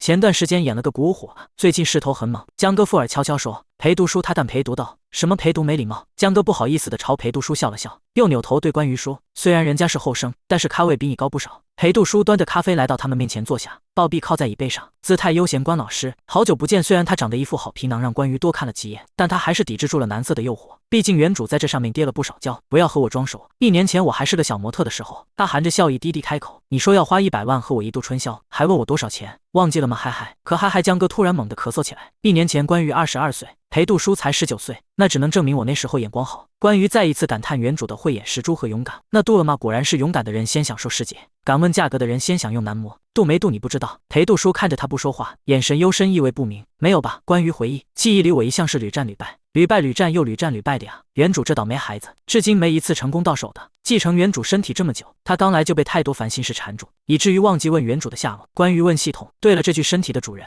现在怎么样了？系统解释，因为我们系统操作失误，导致他灵魂意外提前离体。他哭诉着我们系统的失误，缠着主系统补偿他，现在到另一个世界当万人迷去了，真好啊！关羽由衷羡慕感叹，一颗好色的心，一具万人迷的身体，简直是如虎添翼，不得把清水世界过成 PO 文世界啊！裴杜叔轻扯嘴角，你自己心里清楚就好。自从你拿钱威胁我的那一次，我就发誓要出人头地，绝对不会再让人拿钱羞辱我一次。江哥见气氛不对，连忙出来打圆场。关羽只是犯了全天下女人都犯的错。再说了，是不是你那天穿的衣服不太得体，让我们家阿鱼一时鬼迷心窍了？江哥，我犯的事让我自己来承担吧。关羽抬手制止江哥，直直看向裴杜叔，神情庄重。我很抱歉之前拿钱羞辱你，现在我就站在这里，你拿钱狠狠羞辱我吧，千万不要给我留面子。裴杜叔。江哥一乐，嘿，怪不得人家能当大老板呢。第109章，我承认你做零很厉害，我怎么会想报复你呢？裴杜叔笑笑，我感谢你还来不及，来得及。关羽平静，拿钱来感谢我。此时广播提示飞机即将落地，请顾客们拿好个人物品，准备下飞机。裴杜叔向两人打了声招呼，坐回自己的位置。下飞机准备从通道离开的时候，两个人又碰上了。虽然都是 VIP 通道，但是通道外依然有一群在外等待的粉丝，热烈呼唤裴杜叔的名字。裴杜叔戴着墨镜，身后跟着4位保镖护着，准备快速穿过粉丝群。江哥，我的贴身保镖呢？关羽看得心生艳羡啊，我忘记了。江哥懊恼，之前你从普通通道都够呛有人来围堵你的，哪里需要保镖这种东西？讨厌我的人那么多，不应该更要准备几个保镖吗？关羽震惊，就不怕被砸的鸡蛋破个硫酸什么的？我给你准备了。江哥犹豫，保险行吧，也挺实用。江哥愁苦满面的看着外面满满的人群，我也不知道为什么那么刚好和裴杜叔一趟飞机，现在要等到什么时候？和我一起出去吧。裴杜叔看出了他们的窘境，主动走过来邀约，我们的车停在外面，可以一起去剧组。江哥也没更好的方法，只能答应两个人一起走出来。看见裴杜叔出来，尖叫声四起，江哥和4个保镖围成人墙，把两个人护在里面往外走。哥哥，看我这里，怎么还有个女的？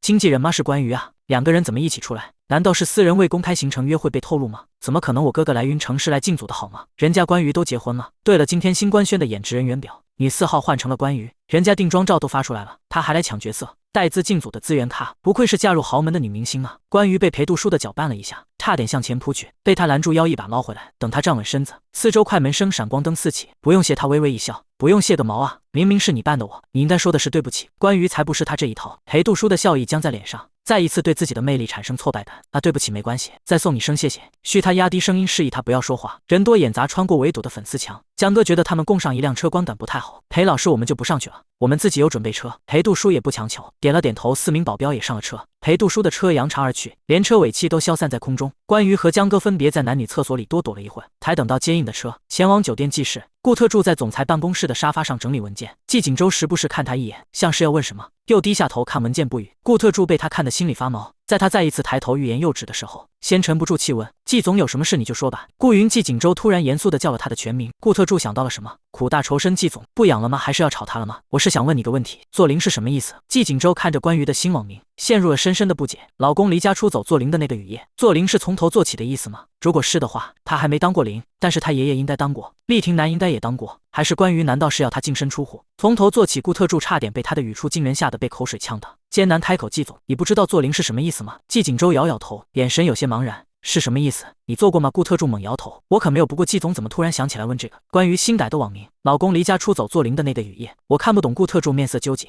怎么跟季总解释这个做零是什么意思呢？关键还是夫人改的网名，他又要誓死捍卫夫人的婚姻。如果告诉季总真实的意思，肯定会给2个人如火如荼的关系再添一把柴，那就编得好寓意的词搪塞过去好了。做零归零，就是一切都从头开始做起。夫人的意思应该是，您离家出走时，他对您的怨气已经跌为0点了。他急中生智，季锦州脸色微微放松，看来跟他猜的意思大差不差。我觉得他应该是想让我净身出户吧。顾特助毕恭毕敬，您分析的也很有道理。手边的手机突然响起来，季锦州瞥了一眼屏幕上跳跃的“厉廷南”3个字，特地亮到了快要自动挂断的前1秒接起。干嘛？季锦州，你什么时候海狗？厉廷南开门见山，今晚就来把你的丑狗拿回去。厉廷南有些意外，他的干脆又不爽他形容自己家心肝小狗的邪恶字眼。谁是丑狗？你们家那一辆才是一只大胖狗，坑你们家的狗像自行车坐垫，快点来骑走！你不要太过分，你家大胖狗像发面馒头，我都不想说你们家坐垫，腿那么短还懒，又拉不出屎，尽是存些没用的东西，有病！厉廷南冷声，你急什么？季锦州在离家出走后，第一次扯着唇角笑，心情很是愉悦。日常和关于对骂都训练成抗战老兵了。厉廷南在他面前像个新兵蛋子，我不想跟你鬼扯。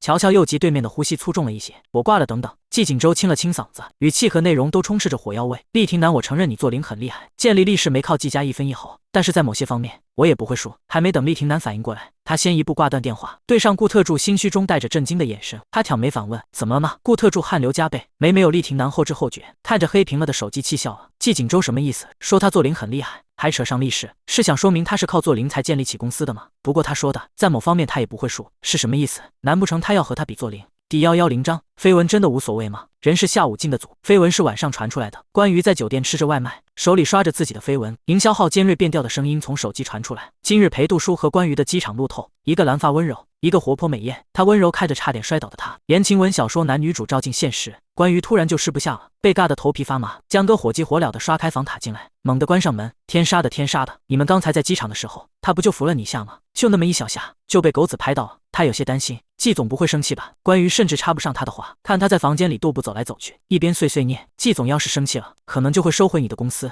到时候他就是公司老板，我们就是他手下的员工，就会处处针对我们，克扣我们的工资和资源。你没有收入，我也没有收入，之后我们就要回去自己是自己了。我要把热熔胶枪塞进狗子里的屁股，然后一直按，一直按，一直按，一直按。江哥冷静一点，关于宽慰他。季锦州不会把公司拿回去的，人家是季总，大公司老板，有的是格局，看不上我们那大弱智公司的，是大智若愚。江哥纠正，都一样，反正你可以放心，就算我和季锦州离婚了，我也不会愁吃愁喝的。你也一样，先不说他手握官院和温泉山庄，也不说他可以用积分来还钱，就说关系最远的天雷，上下几千人，他一天找人借个100块都能活好几年。他还能让王刀梅带着他手下那几百个小弟进电子厂给他打工，一个月8000块钱，300个小弟就是240万。什么会闹到离婚吗？千万不要离婚啊，千万不能离婚啊，都是我的错，我不应该让你和裴杜叔一起出来的，都怪我。你们要是离婚了，季总就会收回公司，到时候我们就又开始鬼打墙了。关于叹了口气，江哥你冷静点，我们离不了婚的，我们之间还有一个5年的协议，至少3年离不了婚。他只好搬出这个来安慰他。什么？你们是协议夫妻吗？江哥更慌了，完蛋了完蛋了，你们之前还签了协议，那传出绯闻会不会违约啊？你仔细看了合约没有？会不会影响你啊？万一季总因为这个和你离婚，那他就会把公司拿回，到时候我们关于又开始了。原来人没钱了真的会发疯啊！对了，江哥眼前一亮，说不定你们手拿的是先婚后爱剧本，季总可能已经对你情根深重，那他就不会生气，就不会想和你离婚，那他就不会拿回公司，我们就不用在他手下做事，也不会克扣我们的工资和资源，就不用回去自己吃自己了。关于一言难尽，江哥，你现在最重要的任务是卸载番茄小说。番茄小说，番茄小说是什么？没什么关于郑重其事。总之，我们的公司不会被拿走，也不会自己是自己。江哥，你就放心吧，真的没影响吗？江哥勉强冷静下来，真的要是季锦州打电话来质问，我再和他解释。话刚说出口，关于一愣，他怎么会认为季锦州会来质问他？江哥没看出他的怔愣，放松的喟叹一声，那就好。同样的消息也传到了季锦州那里，顾特助担忧的看着他家老大的脸色，人是前一天离家出走的，夫人隔2天就找了新欢，这搁谁能忍得了？季锦州自然察觉到了他的眼神，抬眸对上，怎么了？季总想哭就哭吧，我的肩膀可以借给你。我哭什么？季锦州纳闷的看向他，重新把视线落到笔下的合同。可是我刚才跟您说，夫人的绯闻上热搜了。您露出的表情好像是天崩地裂一样。顾特助神情犹豫，嘴上功夫倒是毫不留情。关于看不上他的，季锦州语气淡淡，漫不经心地翻了一页。顾特助这正宫语气是怎么回事？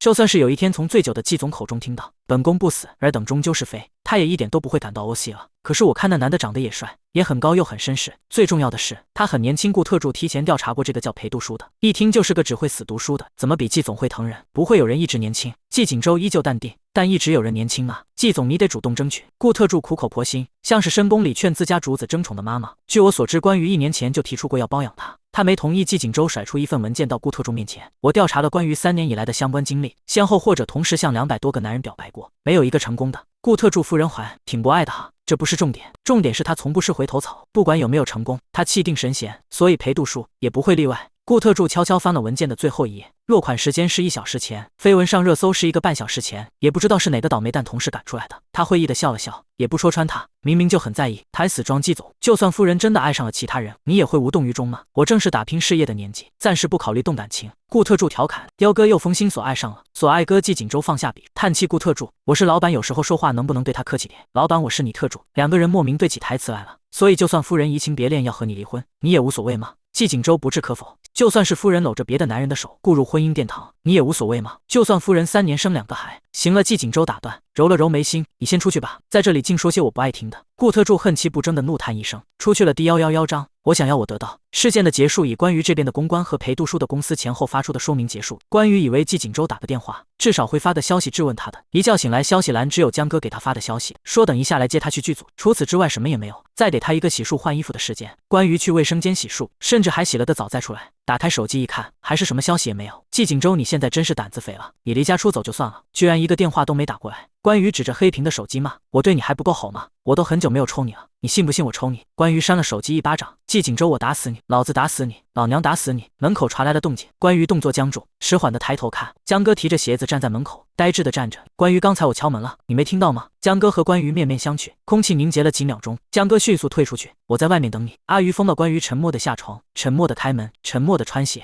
沉默的上车，脑子只有2个字，丢脸。好巧不巧，下车的时候又碰到了裴度书，他脸上似乎完全没有被绯闻影响的痕迹，依旧笑着和他打招呼。关于高冷的点点头，和他擦肩而过。怎么想都应该怪裴度书，要么就怪季锦州，不然就怪江哥。总之他发疯丢脸这件事就是其他人的错。我们先去唯独室。江哥用身体把2个人隔开，推着关于往里走。裴度书和他的经纪人也走过来，两方一左一右走向走廊。江哥扭头看了他们一眼，嘲笑那个白痴经纪人走错路了。我早就问好了，只有一条路能上去，另一条走廊尽头是个厕所，他们迟早得走回来。如果他们那边是厕所的话，那我们这个是电梯吗？关于指着前面唯一一堵门的标志，男女厕标志，这算什么电梯？马桶时空穿梭机吗？江哥走错边了，他遗憾离场，带着关于狼狈走向另一边。联机的演员还没来吗？他们正要敲门，听见里面的人问，联机是关于这次饰演的魔界公主，她好像去上厕所了，看起来有点急。他经纪人拉着他就冲进去了。裴度书替他解释，江哥他真该死啊。关于敲了敲房门，等到对面传来一声进才推门而入，椅子和每个角落都坐满了剧组的人和演员，此时目光都落在他脸上，不由得感慨，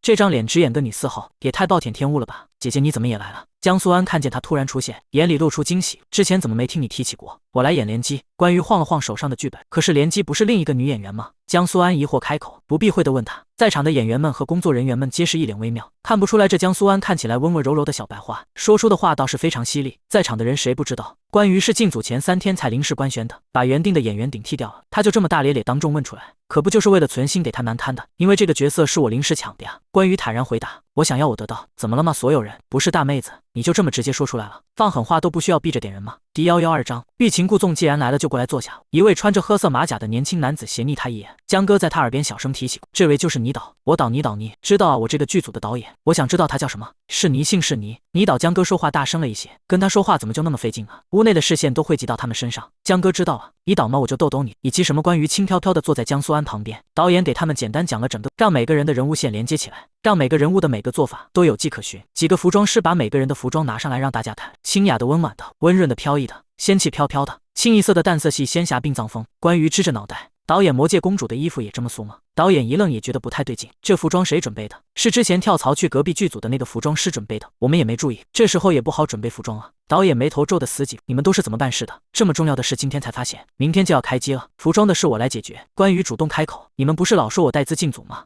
那我就坐实这个传言。众人震惊地看着他，这年头还能有演员把带资进组说得这么理直气壮，不愧是嫁入季家的女人。一方水土养一方人，一块油田养有钱人。我去给顾特助打电话吧。江哥忽然想起了什么，季总吩咐过的，有什么事直接找顾特助，他会帮我们解决的。我给季锦州打电话，关于向他保证的眨眨眼，让我来季锦州一个电话一条短信都没发过，不会是死了吧？关于拨通电话，对面很快接起来。季锦州恩除此之外，他一言不发，安静地等着他讲话。我这里需要一些衣服，风格类型我发你手机上了。我看到了季锦州言简意赅，明天会送到剧组。关于狐疑季锦州，你是不是得癌了？像电视里演的那样，生了重病什么的？没有，还有事吗？没事，我挂了。季锦州果断挂了电话。关于看着黑屏响着忙音的手机，气笑了顾特助，你确定这样真的有用？季锦州怀疑，虽然他一直强调自己封心所爱，但是还是不由自主屈从于顾特助自告奋勇的攻略。相信我欲擒故纵，像夫人这种猎豹一样的女人都吃这一套。我怎么听关于的语气，他想杀了我呢？季锦州狐疑，没事的打是亲，骂是爱，小打小闹更容易增进感情啊。可是关于打人很痛啊。季锦州直言不讳，你被他扇一个试试。看见夫人刮了无数个人耳光的顾特助心虚的别开视线，含糊不清甩锅，话都是您说的，我可没说季锦州，被你害死了。第113章，肾虚会盗汗。关于沉着脸走进围读室，明眼人都看出来他出去和进来的情绪都不一样，互看一眼交换眼神，这是豪门媳妇不好当。江哥也看出来他情绪不对，小心一问，怎么了？是服装问题没解决吗？解决了。关于暴毙靠在沙发靠背上，眼神晦暗不明。季锦州他要死，季总死了。江哥瞪大眼睛，还没，但是很快了。关于冷着脸，他会死得很惨。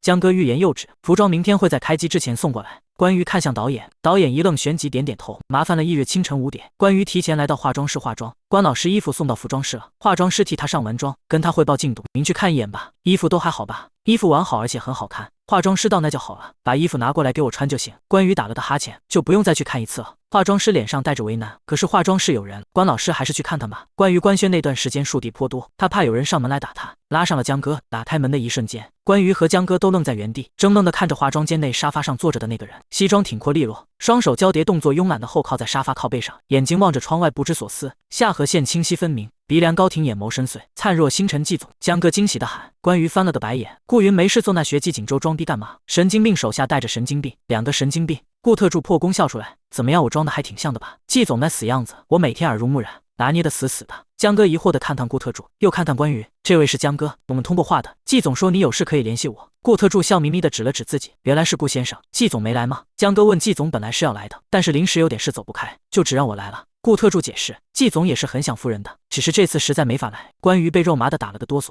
他想我了，想我骂他了是吧？顾特助夫人不要这么善解人意啊，让人送过来就好了，怎么还麻烦顾特助您亲自送过来？江哥有些不好意思，这些工作原先都是他应该做的事，我们季总对夫人的事情都是很上心的，不然他还要亲自送过来呢。季锦州幸好是没来，来的话我打死他。关于咬牙切齿，顾特助他心虚地看向窗帘后的一道高大身影，明明藏在那是想给夫人一个惊喜的，没想到现在是真的不敢出来了。其实顾特助刚想开口说季总现在就在窗帘后，余光看见窗帘动了动，他立刻止住了话头。其实什么关于查看这服装款式，每一件看似只有黑色元素，实则把各色的绣线都藏在黑色之中，工艺复杂却很有质感。就比如他手上的这一件，就是典型的五彩斑斓的黑，灯光下黑绿色变换，像是孔雀的翅膀。没什么衣服，夫人喜欢吗？关于点点头，看这工艺调来的是成品。是啊，季总连夜从龚总压箱底的公司抢的。顾特助感叹，摇摇头，他明明可以直接让人抢，还要自己去抢，让龚总放狗撵了2里地，咬死活该，咬不死我打死他。关于依旧执着要打死他。顾特助，季总好险没直接出来，还是一直躲在窗帘后吧？季总和夫人闹什么矛盾了？也没必要非要到兵戎相见的这一步吧？顾特助试图给季总说好话，你再替他说一句话，我连你也一起打。顾特助立刻噤声，又犹豫问道：“那如果现在季总出现在你面前，你会怎么做？”先抽他3个大嘴巴子，然后把他腿掰下来塞花盆里，最后用热熔枪塞他屁股里一直按。顾特柱倒吸一口凉气，听起来就很痛啊。对了，顾云，你不是说要暗中潜伏在季景舟身边替我做事吗？有什么情报吗？顾特柱又眼神飘移到窗帘后，完蛋了没有？顾云，你是不是很热呀？怎么在流汗？关于疑惑江哥，窗户给他打开透透气吧。开窗那岂不是就要先开窗帘？他的季总还在窗帘后面呢。江哥点点头，正要起身去开窗户，被顾特柱厉声阻止：“别动！”江哥屁股悬在空中，坐也不是，站也不是。顾特柱温柔地拖着他的屁股，轻拿轻放。江哥坐。江哥他们好像有点暧昧啊。不开窗吗？不用。顾特柱擦了把虚汗，我不热，只是有点汗流浃背了。真的不用吗？关于满脸怀疑，要不还是开吧。真的不用，其实是因为……顾特柱长呼一口气，豁出去了，因为我肾虚，肾虚就会盗汗。为了季总，他付出了太多。关于眼含同情，那你去看医生了吗？最近正在喝中药调理，盗汗也是副作用。顾特柱凭借着多年的职业素养保持平静，仔细看的话，唇瓣还有些颤抖，所以吹风可能会感冒。行吧，关于相信了这个理由，站起身不和你说了，我回去背剧本了。夫人慢走，顾特柱特地到门口目送关于两人消失在走廊，关上门，对着窗帘小声开口：“季总没事啊。”夫人出去了。窗帘被猛地拉开，面色不愉的男人暴毙靠墙。顾特柱怎么想都是你的错，季总，要不我们还是走吧。顾特柱心有戚戚焉，夫人说要把热熔枪塞进你屁股里，然后一直按，听起来就非常痛啊。季景舟趁夫人还没发现，我们订机票跑吧。明天吧。季景舟想了想，识物者为俊杰，明天我先去看看他拍戏拍得怎么样，然后跑好第114章，出现开机仪式顺利举行。剧组紧锣密鼓的太太上神独宠我，讲的是一介天界战神和卑微小草妖的故事。天界战神被贬入凡界渡劫，结识了刚刚化为人形的小草妖，从相知相守到相爱，经历过挖灵谷、堕仙胎灭族之仇等种种情节，他们终于修成了正果。本剧以关于饰演的魔界公主连击给手下精怪的一巴掌作为开始，奄奄一息的精怪吐出一口浊血，几百年的精怪孕育着妖力，尽数灌溉在一旁的小草上，小草得以化为小草妖。阿鱼，你紧张吗？江哥比关于还紧张，攥了一手心汗。还好吧。关于穿着顾特柱送来的裙子，满头繁重，头饰随着动作微微灵动，黑色裙摆飞扬，腰部收束不堪，盈盈一握，让工作人员给他穿威亚，他一点都不紧张。在此之前，他早就花重金把自己的演技天赋点满了。我走了，阿鱼加油。江哥给他打气。场地内临时搭建了一个临时监控室，导演坐在里面拿着对讲机，时刻观察监视器里的画面。魔界第一幕，3、2、1，开始。他开始第一幕就是魔界公主莲姬掌国手下精怪，他居高临下俯视着匍匐在他脚边瑟瑟发抖的精怪，眉宇之间满是上位者的傲慢，狭长凤眸微抿，精致的雀羽鞋踩上精怪的手，一点点加重力道。他睡觉时被一点风动惊醒了，此时脑袋长得闷疼，于是唤来门外的精怪，抬手便是一巴掌，像是完全不把躺在地上的精怪当成一条生命。他近乎冷漠开口：“来人，给我打！”负责守门的精怪就因为主人的起床气被活生生打死，残存一丝气息时呕出一口鲜血，吐在了他身下的草上。拖出去，在这里碍眼。莲姬摸了摸自己的额角，重新慵懒躺回床上。卡导演后知后觉地喊了卡。另一个视角，我们再来一次。不知道为什么，刚才透过显示屏，他好像能完全共情那只精怪。以下位者姿态对傲慢上位者由心向外产生的畏惧和无能为力，又接连试了几条。导演惊喜地发现这个演员特别适合演恶人角色，他之前也看过他的几部作品，发现那些温良的戏码完全不能把他的魅力都散发出来。当极致美丽的面孔有一颗极致自私的内心，众生皆是脚边垫脚石，尤其是扇人巴掌的时候，那种由衷散发出来的热爱，可仿佛试了无数次的手忍程度。卡这条过了，化妆师给他补个妆。导演拿着对讲机喊，门被敲响，他的助理领着2个人进来。导演，这位是我们投资的股东季总。导演摘下耳机和放下对讲机，起身和他握手。季总莅临有什么事吗？我来看看我太太。季景舟毫不避讳说出自己的目的。导演有些惊讶，毕竟昨天关于进来面露难色的表情，让今左2天的剧组传出了些风言风语，说2个人可能是刚新婚就婚变了，要么就是契约婚姻貌合神离，再不然就是奉子成婚。看什么需要我为你叫关于过来吗？季景舟摇头，我太太比较胆小，我怕她在这里受欺负，来这里看看一会就走，不用叫她。顾特柱心想，季总说这话你自己想不想笑？夫人的胆小仅限于她不敢杀人。看着监视器的回放，导演有些没底气的开口，您确定是她会被欺负吗？监视器里的脸美艳容光，漂亮的不可方物，就连耍小手段时的阴狠表情都做得让人生不起厌恶之情，舍不得怪她，而她的容貌也没能把她的演技压下去，甩手下耳光时的骄纵神态活灵活现，像是本色出演，隔着显示器都觉得被霸凌了，果然很适合她。季景舟含着笑意点头，还没感谢季总连夜送过来的服装，没关系，他想用我就会给他用。季景舟看着关于善人的片段，不由得感叹，关于善我的时候从来没穿这么好看过，感觉吃亏了。导演他小心翼翼地问，关于他在家经常扇你吗？不是都说豪门媳妇身份低微，连上桌吃饭都要看人眼色夹菜吗？当然不是。季景舟矢口否认。导演松了口气，这才对嘛，怎么可能敢打季氏的总裁？偶尔而已。季景舟补充，而且他很久没打了，最近已经很少动手打人了。导演，所以导演你说话最好对他客气一点。顾特柱附在他耳边悄悄说，关于把季总身边的朋友都要打个遍了，他好像有这方面的收集癖。导演再次沉默，好小众的收集癖。季景舟坐在导演身边，看他游刃有余的在他的主场发挥。导演喊了卡，宣宣布中场休息10分钟。关于敲了敲临时搭建监控室的门，准备看回放，扭开把手打开。与此同时，看见动静的季锦州丝滑起身，掀起窗帘钻进去，再把飞起的窗帘按回来。导演叹为观止，为什么这一套小连招可以如此丝滑，简直熟练的让人心疼。片场2个小演员看着坐在不远处的关羽，明目张胆的大声议论，看起来组里最近的那些传言果然没错，有些人只是看起来表面风光，指不定什么时候就要被扫地出门了。想也知道豪门名流怎么可能会让一个黑料缠身的明星嫁给长子当老婆。关羽没听出来是在说自己，竖起耳朵听八卦，谁啊谁那么惨，不仅是要被扫地出门了，还可能要被离婚了。他们见关羽神色不变，更加大声。关羽回想，组里除了他，谁还结婚可能被离婚了？演女主妈的影后，听说最近和老公又在备孕，应该很恩爱啊。还是演女2号的当家花旦，她不是早离婚了吗？还是江苏安，她和厉婷楠已经扯证了，我怎么不知道？我们要离婚了。从2个小演员头顶传来了一道不冷不淡的声音，却极具压迫感。不去看那人的脸，都油然而生一股不好的预感。季总2个小演员傻眼了，您怎么会在这？我的夫人在这里，我就不能来了。他轻轻开口，当着全剧组的面踱步到关羽面前。关羽眯起眼睛，季锦州，你还敢出现在我面前？看我不杀！话还没说完，季锦州捏住他的嘴，憋成了鸭子嘴，强行中断施法。等会再杀他，又把目光投向那2个小演员。你们刚才说的什么？再说一次。关羽手背在后面使劲拧他的腰间肉，季锦州面上不显，其实吃痛的暗中咬牙。死丫头力气真大。第115章，你是刚才才变男人的吗？2个小演员战战兢兢地复述了一遍，都是其他人说的，我们也就是复述你们剧组的人。还说了什么？季锦州神色平静，语气没有欺负，却让人觉得那双沉静如渊的眼眸中蕴着怒火。谁能想到关羽拧他的力道越来越大？说了还说了，2个演员对看一眼，声音越来越小。听说季总和关老师是闪婚的，认识了不到3天就领证了。要是同年再生的孩子，你们一家3口就都是同一年认识的。季锦州莫名笑了一下，被气笑的说话还挺有创意，让各位失望了，我们的感情很好。季锦州眼风扫向周围看好戏的人，对上他视线的人纷纷低下头，错开眼神接触。他轻笑了一下，下次再让我听到这种传闻，你们那就都别干了。顾特助出来打圆场，大家先离开吧，现在是休息时间。我们季总给剧组买了些咖啡和甜品，麻烦各位借步外面喝咖啡。他在后面看的都揪心啊，夫人别把季总给拧死了。季锦州皱眉，那2个不许吃，我血汗钱买的。知道了知道了。顾特助把人都带出去，人都走后，关羽松开拧季锦州的手，他敢怒不敢言地揉了揉自己的腰。虽然关羽的力道跟螃蟹钳子似的，但是他在外人面前还是给自己留了点面子的，只在人后掐他，不在人前打他，那他就原谅他吧。他们说的我，关羽不可置信地指了指自己，不然呢？季锦州没好气开口，这是什么超绝顿胆力？别人当面挑衅，他以为自己走在了吃瓜第一线。他扫了季锦州一眼，暴毙冷哼，你还敢来？我怎么不敢来了？路在脚下，我想去哪去哪，你管我季锦州嘴硬？那你还来干什么？继续离家出走啊！关羽抬了抬下巴轻嗤，那我知道不对了，不行吗？你还不允许人走歪路？他理直气壮说得上嚣张的神情和语气，让关羽第一时间都没听出来他是在求和道歉。他怀疑地问，你这是在道歉吗？我又没错，我道什么歉？他冷哼一声，在关羽又要掐他的前一秒补充，我这是在忏悔。顾云说，千错万错都是我的错，千不该万不该都是我不该。顾特助说，夫妻关系中的男方要多点包容，错了就是错了，要及时道歉，没错也是错了，还是要及时道歉，你自己死一遍去忏悔吧。关羽翻了个白眼，起身就要走。等等，季锦州拉住他的手，冷酷地给他手心里塞了个盒子，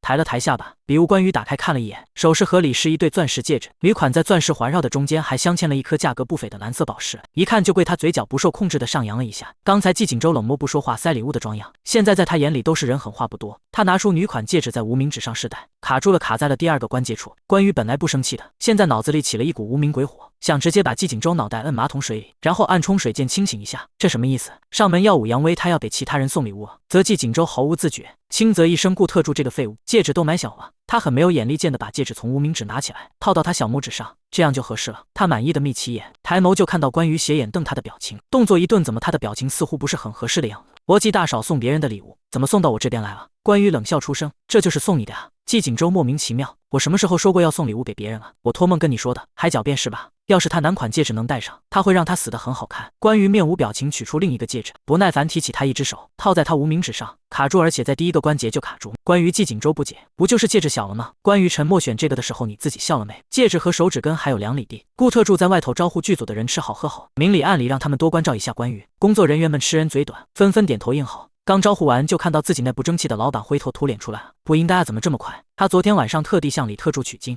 问厉婷楠经常和江苏安分分合合，是怎么每次都那么快哄好的？李特助的回答很简单，他要做的就是选礼物，然后回避剩下的。厉总都很熟练了，每次2个人独处1-2个小时，再出来就已经如胶似漆了。怎么他家这个？顾特助一脸期待，怎么样，季总和夫人道歉了吗？我忏悔了，除了忏悔，然后呢？道歉了吗？没啊，我跟他说了，我又没做错事。顾特助恨铁不成钢，您都推了所有工作来着，道个歉是能锁你狗命吗？靠道歉才能留住他。和靠怀孕留住男人有什么区别？季锦州往外走，话也不是这么说的，但也带他去买个包逛个街。不是都说包是百病吗？你确定包能哄好他？季锦州对此表示非常怀疑。等他拍完戏回家，我回去把项目书和房产证都摆他面前让他选，不可以吗？顾特助不说话了。坏了，这说不定真能哄好。礼物呢？礼物送出去了吗？你那礼物我都不想说，给我们俩的小拇指准备的吗？戒指太小了吗？挤一挤呢，100年之后，你的子孙给你订个1米的小棺材，让你也挤挤。裴杜叔和季锦州两人擦肩而过，手上提着蛋糕，像是从外面刚买回来的。两个人的视线在空中短暂的交汇1秒，又双双别开视线。季锦州顿住脚步，若有所思，那个人就是那破陪读的。是啊，顾特助回答。他提着蛋糕干什么？季锦州漫不经心地提了一嘴，他过生日啊，可能是要和你老婆约会吧。顾特助看着他的背影感叹。季锦州面不改色的丝滑转换脚步往回走。第116章，忍心可以，忍笑比较难。季总不回去吗？顾特助纳闷地跟上他，回去也没有急事。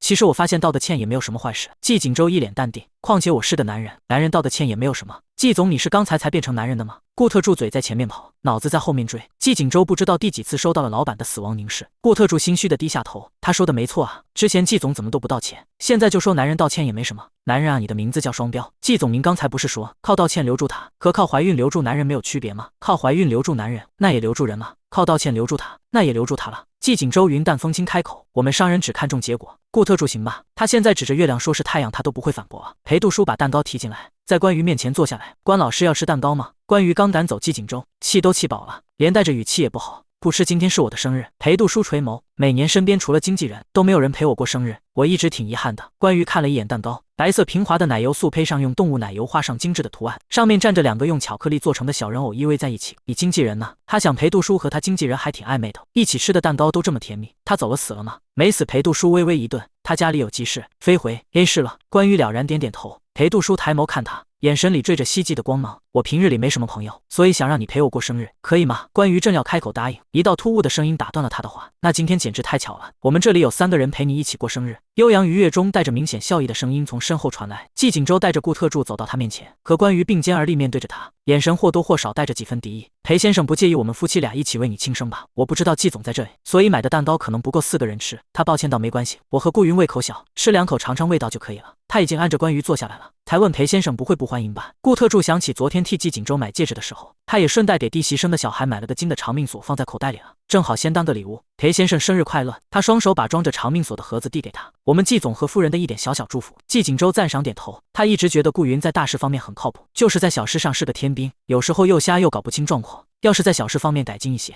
完全是个6边形特助，这怎么好意思？裴杜叔抿了抿唇，想拒绝就当做是我和关羽的心意。季锦州弯唇，裴先生看不上了？怎么会？那就是收下了。顾云打开给裴先生看看，看喜不喜欢。季锦州懒散后靠在沙发上，顾特助冲着他打开首饰盒。裴杜叔看着首饰盒里的一对钻戒，陷入沉思。他和季总第一次见面就送钻戒，进度会不会太快了？而且一个男的对着自己送出钻戒，这画面怎么看怎么有冲击力。顾特助见他脸色怪怪的，不明所以的转过首饰盒看了一眼。啊，不好意思，我拿错了，这个才对。他砰地关上钻戒盒，塞进自己口袋，从另一边裤兜里拿出一模一样的盒子，打开确认了一眼是长命锁，松了一口气塞给他。季锦州白痴。关羽用手肘推了推季锦州，季锦州你怎么什么热闹都要凑？他不是说他没有朋友给他庆生吗？我们正好有时间，那就帮他过生日了。季锦州笑着拥住他拳，我知道你不喜欢凑陌生人的热闹，就看在我的面子上，帮他过一次生日吧。关于想你的面子能值几个钱？他喜欢凑热闹啊。既然这样，那就一起吃吧。裴杜叔朝顾特助点点头，顾先生也坐。顾特助有些同情，其实裴杜叔也挺好的，又高又帅又年轻还有礼貌，就是碰上了季锦州，年长了几岁，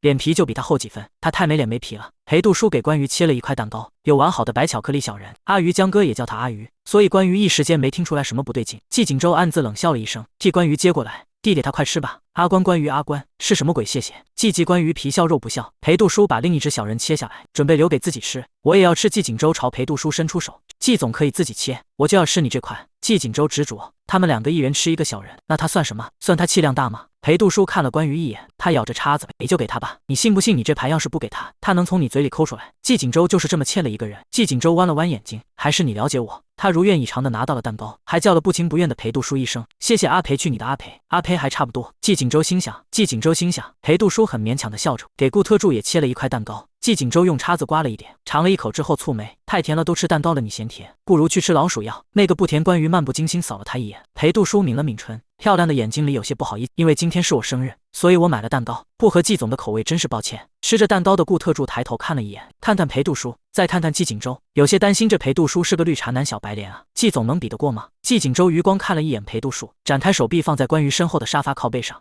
从裴度书的角度看，就是他半拥着他，他当着裴度书的面若有若无地把玩关于的手。我会死的，你忍心看我死吗？忍心没有难度，忍笑比较难。关于无情抽回自己的手，不过你放心，你不会死。老鼠药只有人吃才会死，对老鼠来说是药。裴度书轻笑了一下，顾特助差点也笑出声，咳嗽了几下掩饰笑意。季景周第117章把系统调成翘嘴，你说我是老鼠？季景周不满地瞪他，你自己说的。我说了吗？关于耸了耸肩，别吵了别吵了。顾特助心累的劝架，上辈子杀了人，这辈子来给这对小恨侣当特助。裴度书温和无害地笑了笑，季先生和阿鱼的感情真好，还会取绰号呢。是啊，季景周单挑眉梢，我夫人给我取的所有爱称我都很喜欢，包括老老鼠。说到老鼠的时候，他不情愿地顿了顿。裴度书笑意不变，老鼠似乎配不上季先生的身份，不知道的还以为阿鱼是在骂你呢。骂我吗？没听出来，我还以为调情呢。季景周面不改色，关于后知后觉感受到两个之间微妙的气氛，隔着季景周好奇问顾特助，他们两个这是怎么了？我怎么觉得有火药味？顾特助想哭，夫人你可算察觉出来了，二战结束了你才闻到了点硝烟味，情关难过呀。顾特助隐晦和他说，关于若有所思，所以他们之间有情债，是季景周负了他，还是他抛弃季景周？顾特助孽缘啊！他倏然向后倒在沙发上，闭着眼睛装死。季总算是惨啊，本来就没有经验，再碰上这么个通六窍就是不通情窍的木头，前路漫漫任重而道远啊。关于摇了摇他，顾特助要不什么意思吗？话也不说明白，什么情关？季景周向后倒压住他的手，两个人说什么悄悄话呢？顾特助说你和裴度书之间有情关难过，还有一段孽缘。顾特助他被气到了，又被气起来了，他哪里是这个意思啊？季景周皮笑肉不笑，情关孽缘还是和这个绿茶男？顾特助正好收到了软件提醒飞机起飞时间的消息，一脸严肃的转移话题，季总我们该去赶飞机了，你们霸道总裁不坐私人飞机吗？关于问季景周轻视，我是总裁不是总理。季先生要离开了吗？我还以为会陪阿鱼去逛街买礼物呢，不过我路过的时候看到了一个很适合阿鱼的包，我就买下来了，就当做1年前的知遇之恩。关于惊讶你生日你还送我礼物，不太好吧？我当然有给他的礼物，用得着你这个小绿茶说？季景周直白回怼，季景周你没礼貌，人家请你吃蛋糕，你还说别人是小绿茶。关于拧了一下他的胳膊，没拧动，他本来就是小绿茶呀。季景周不满，一天到晚装可怜给谁看啊？任何一个有人性的男性都不会摆出这种表情好吗？我怎么就没看出来？裴度书连忙出来劝阻，季先生你们不要因为我吵架，可能是我有哪里做错，我和季先生道歉。季景周明晃晃地翻了个白眼，他这辈子与绿茶男不共戴天。他翻出手机，打开一张图片亮在关于面前，是在关于的床上，我早就挑好礼物了好吗？2本房产证，我已经塞到你的枕头底下，你回去就能看到，才不需要这个绿茶男提醒。关于倒吸一口凉气，好帅啊周哥，注意你的嘴脸。季景周微抬下巴，细长的凤眼微眯，显然对他的吹捧很是受用。周哥是不是要去赶飞机了？我送你到门口吧。季景周受用点头，那就麻烦你了。走走走，关于殷切拉着他往外走，顾特助任劳任怨跟在他们屁股后面，一切喜怒都和他无关。有些人的生活是及时行乐，把握当下；有些人的生活是几把老天爷就算把他当成单调教，他的生活也不该这么痛吧。关于送他们两个到门口，目送他们上车，你回去吧。季景周对他摆摆手，让他快点回去。夫人，那我们先走了，路上小心别死了呀。好的，顾特助习惯了夫人如此直白的祝福，点头告别关羽，上了驾驶座。一路上顾特助从后视镜看明显心情很好的季景周，季总你不说你封心锁爱了吗？我锁了，但是只要是锁就总得有钥匙吧。我把钥匙放在门框上，一个168能够到的地方。顾特助默默腹诽，这个锁怕不是需要钥匙，是人脸识别吧。送走了季景周两人，休息的时间也差不多结束了，重新回到拍摄。这一幕是关于要掌国江苏安，他摩拳擦掌，提前让系统准备好了相关的任务奖励。系统消息任务，当众掌国女主，已下达女主生气奖励200点，女主委屈奖励300点，女主流泪奖励500点，附加分每多一个观众多10点恶女之人。那女主关于翻了翻后面的剧本，目光落在一行小字上，小草精被掌国，因为初化人形委屈和害怕，趴在地上痛哭流涕，女主还会痛哭流涕。系统惊讶，印象中的女主是坚韧不屈的小白花，能流眼泪已经很不容易了，怎么还会痛哭流涕呢？反正只要痛哭就行了吧，目的不重要。关于含糊其辞，痛哭流涕奖励多少点？2000点怎么样？小关你又要敲诈我？系统不满控诉，这样被你玩下去，我们系统商城都要通货膨胀了。好，我知道了。关于垂眸重重叹了口气，还是不爱系统，请不要道德绑架一个没有道德的系统啊！就这样吧，我不愿意让你为难。他奄奄道我去拍戏了，2000就2000吧，系统豁出去了，反正主系统也拿我没办法。关于瞬间变脸式的喜笑颜开，还是宝宝对我好，你叫我宝宝，嗨嗨，这都是我们系统应该做的，你叫我宝不是？为宿主服务是我们的毕生追求，从来没有人叫过我宝宝。宿主好我们就好，宝宝爱2个字，把系统调成了翘嘴。第118章，没有钱真的好痛苦。魔戒第2幕第1场，所有人注意，321连击捏着小草精的下巴，看着肤若凝脂、唇若殷红的小草精，眼神中闪过一丝妒恨。他高高扬起手，对着小草精的脸上就是重重一巴掌，好一张冠绝3届的脸。小草精被这一巴掌掀飞在地，趴在地上呕出一口血，连急不懈地从他身上迈过，走向内室。小草精初化人形尚且懵懂，突然就被扇了一巴掌，被侮辱的感觉，远离亲人的痛苦和对自己前路的迷惘交织在一起，他忍不住趴在地上痛哭流涕。导演喊了卡，化妆师上来给2个人补妆。系统消息：恭喜宿主完成，当众掌掴女主，检测到女主痛哭流涕，奖励2000点，在场人136个，奖励1360点，共3360点。恶女值1年不开张，开张吃1年。系统消息随即掉落附加任务：两面三刀。现在请宿主去和女主假意和好交好，获得她的感激。任务限时半小时，奖励300点。关于怀疑自己听到什么，你的意思是要我在扇了女主一巴掌后，再让她对我感激涕零吗？系统也有些迟疑。看任务上来说，是的，你自己布置的什么任务你不知道？这些任务都是由主系统那边的机器检测生成的，点对点传输，不经过我们分系统手里。系统解释，关于还在苦恼要怎么两面三刀让江苏安对他感激涕零。江苏安突然一个箭步冲到他面前，关于还以为刚才那巴掌把他扇急眼了，下意识护住脸，闷声开口，这是剧本要求的，不带急眼的。江苏安感激地握住他的手，姐姐谢谢你。关于刚才那巴掌把他扇手啊，不用谢，你谢我什么？谢谢你刚才那一巴掌扇得那么好，而且是一变果，我不用被扇第2次了。江苏安眼里闪着乐观的光芒，关于神情复杂的点点头，不用谢，还得是女主乐观自洽，像他这种睚眦必报的小人会记很久。系统消息：恭喜宿主完成任务，两面三刀任务奖励已到账。系统瞠目结舌，这样也可以？我也很震惊，本人的心情更是复杂。一些穿书女配文的原女主看似是温柔小白花，实则是恶毒食人花，但是她这个原女主妹妹是真的把良善贯彻到底，实在很难让她不逮着机会欺负她。真正的小白花女主真是太好了，她不用和她勾心斗角，就可以欺负她拿恶女值。宿主你真是天生就该做这一行的。系统感叹，你怎么不一出生就死了呢？关于他淡定开口，天时地利人和缺一不可，一出生就死了，也会是那个还没有成为毒妇的姐姐。江苏安在他面前抬手晃了晃，放回他的思绪。你在想什么？没什么。关于看向江苏安毫无防备的眼神，难得升起了一点愧疚之情。你吃饭了吗？还没呢。他揉了揉肚子。饿吗？关于关切问。有一点不饿啊。不饿就好。关于自顾自点点头，给他一点口头上的关怀。江苏安歪了歪脑袋，他记得他说的好像是有一点吧。关于的戏份不多，今天拍完2场戏就下工了，换了衣服回酒店卸妆洗澡，上网学习一些恶毒女配前辈们的手段，戏瘾大爆发，拦都拦不住。他随手抓来一只酒店桌上摆放的熊猫玩偶当饰演对象，放在椅子上，上下扫了他一眼。你就是力哥哥喜欢的女人，也没什么特别的吗？手这么短，腿也不长，黑眼圈还这么重，长得像熊似的，也不知道力哥哥到底喜欢你哪里。我这里有500万斤的竹子，离开他别妄想挑战我的地位，你还不够资格，因为力哥哥是不会娶一只熊猫的。关于扇了熊猫玩偶一巴掌，嫌弃的撇了撇嘴，手感也不好，脸还这么粗糙，还有哪里有女孩子脸上长着满脸长毛的？你腰呢？我怎么摸不着你的腰？长得这么胖，你也好意思来和我抢人？砰，是东西轻轻落地的声音。关于缓慢转头看，江哥一手勾着卤面，包子滚到了地上，他一脸呆愣的看着他。阿鱼真的疯了？不是江哥。关于反应过来试图解释，我这是在练习，为什么他每次发疯的时候都会被江哥看到啊？我知道的，阿鱼，你不用和我解释。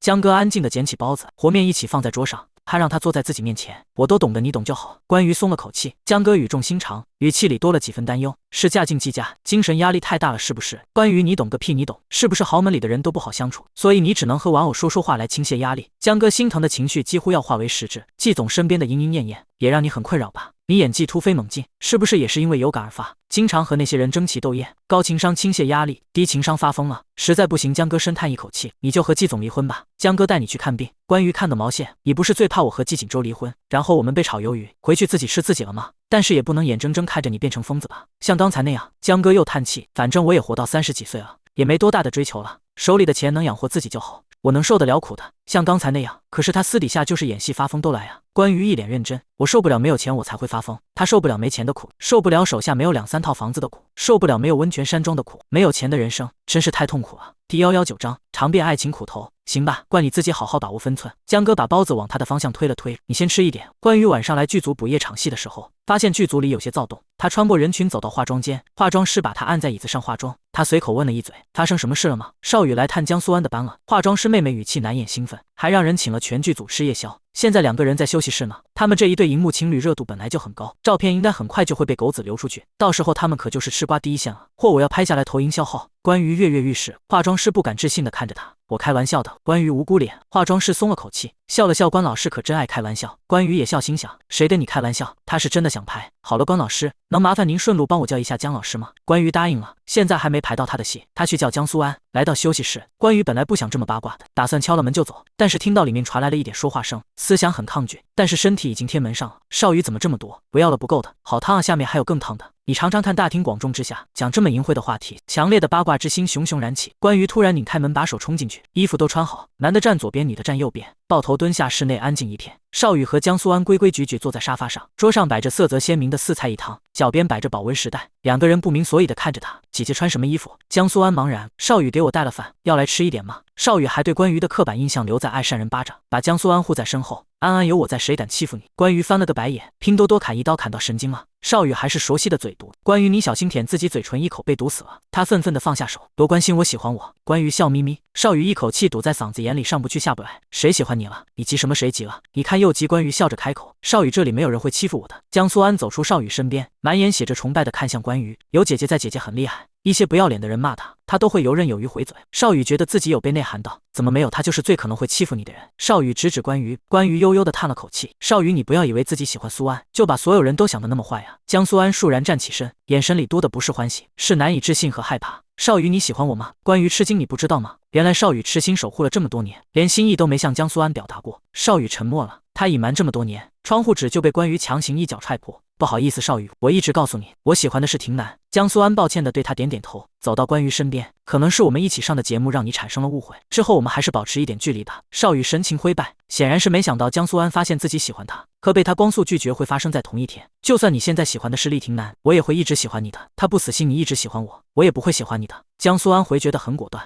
我会一直守护在你的身边。邵雨依旧执拗，就这样吧，我要去化妆了。江苏安点头示意，转身出了休息室，徒留邵雨站在原地目送他离开，眼中晦暗不明。关于叹气好惨。丁检测到宿主完成隐藏任务，成功离间男二和女主，奖励100点恶女值，希望再接再厉。意外之财，没想到我随便说了一句话，居然就能解锁隐藏任务。关于感叹他简直就是个天才，有些恶女宿主苦练一生，也不如您天生抽象啊。系统附和，邵雨默默握紧了垂下的拳头，就连关于走到他身边，他都没有力气挑衅了。不管你和我说什么，我都不会难过，因为没有什么还能让我更心痛，没有什么能让你难过了吗？他垂头丧气，就算江苏安和厉亭南结婚，你也不会难过吗？邵雨不会没必要这么追着杀吧？就算他们生下一个大胖小子，你也不会难过吗？不会，就算他们生了2胎，1胎3宝，你也不会难过吗？邵雨就算他说了没什么能让他再心痛了，但是他的心好歹也是肉长的呀，也是会痛的啊。他深呼吸了一口气，就算我以后随便找个人结婚，我也会一直把安安放在心里的。想多了，你根本娶不到老婆。关于想也不想，邵雨自顾自道，就算我不会爱他，但我也会给他全部的忠诚。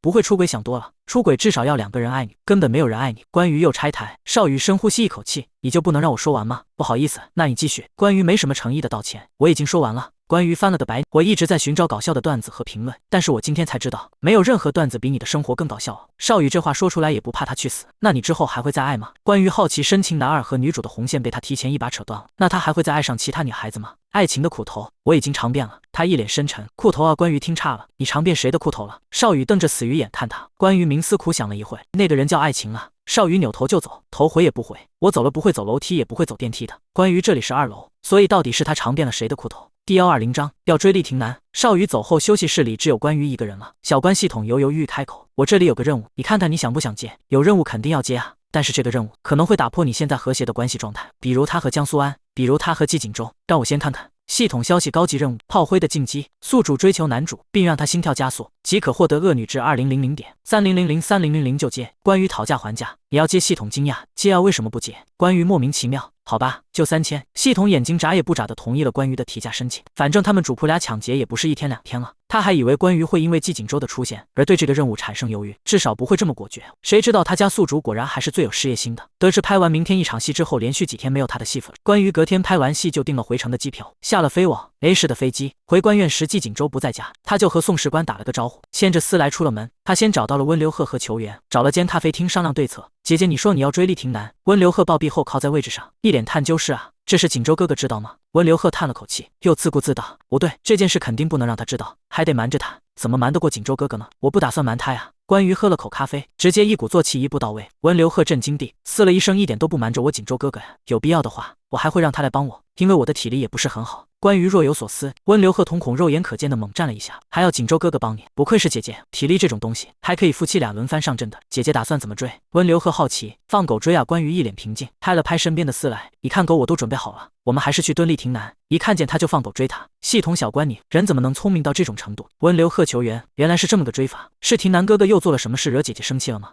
温流鹤真的很好奇，为什么关羽会天天迫害厉廷南？明明按照传闻中，关羽是和江苏安比较不对付，这一对在外界看来就应该天生处于敌对位置的姐妹啊。没有啊，关羽摇摇头，没事就想去欺负她，理由就是这么淳朴无害。厉廷南夫妻俩都是他的恶女之捕获器，有时候真想和厉廷南小两口住一起啊。他胆探每天两眼一睁就开始欺负他们夫妻俩。温流鹤虽然这个要求很无理，但是要不我打电话帮你问问廷南哥哥，看他家有没有空房。温流鹤试探性问，不用，我开玩笑的。关羽摆摆手，他看了眼时间，现在差不多是厉廷南上班的时间，他牵上丝来，你们先在这里等我，不需要我帮你吗？球员问我跑步速度还可以，负重跑呢。球员眼里闪着自信的光芒，一样可以。好，你也和我走。那我呢？温流鹤指了指自己，不满的鼓鼓嘴，凭什么这个女人可以，我就不行？你跑得动吗？关羽很怀疑，我会尽量跑的。他含糊其辞，好吧，那你也跟我走。思来看到那个叔叔了吗？关羽摸着思来的狗头，你等一下就跟着叔叔跑，去和他玩。思来似懂非懂的吠了两声，去把他拍思来的屁股，你们两个也去追。厉廷南听见犬吠，下意识偏头看去，一只毛茸茸的白色大狗冲他飞奔过来，浑身的毛和肉都随着动作颤抖，呲牙咧嘴，看起来气势汹汹，长得还特么像季锦州家那只蠢狗。那只季锦州天天晒朋友圈喔，他家孩子可不可以做童模？可蠢狗他不过就评论了一句，长得又胖腿又短，当个毛童模。就被季锦州打电话过来骂了2小时，他亲审季锦州还不承认，他家那只傻狗就是大众脸啊，没他家私塾有辨识度。厉廷南眯了眯眼，后面那2只是什么玩意儿？李特助的视线原先在狗身上，闻言眼神越过大狗，看向他身后2只正在飞奔的不明物体。厉总好像是熊大熊二啊！厉廷南思来越跑越近，而且没有想拐弯或绕路的趋势，直直冲着他过来。厉廷南狭长凤眸涌现出冷意，不冷不淡地看着离他越来越近的思来，用眼神喝退他不许上前。李特助猛地一推他，厉总快跑，这里我来！厉廷南浑身酝酿的生人勿近，狗更是滚开的气场被打破，他当机立断转身就跑，没有李特助他早就没事了。见他终于理自己了，原先无聊要停下的思来兴奋地追他，身后2只玩偶服的熊大熊二奋力直追，熊大健步如飞，3两步追上和李特助擦肩而过，熊二在后头哼哧哼哧地追，时不时停下来扶着膝盖喘息。就这么短短的一段路，李特助看他摔了2、3跤，李特助见证着这魔幻的一幕，拍下来发朋友圈，发老顾纪氏集团。在总裁办公室摸鱼的顾特助收到李特助发来的视频，忍不住笑出声。顾特助季锦州不咸不淡抬眸，你要是连休息都不好好休的话，你就去找个兼职上。季总你知道吗？厉总被狗追了。顾特助幸灾乐祸，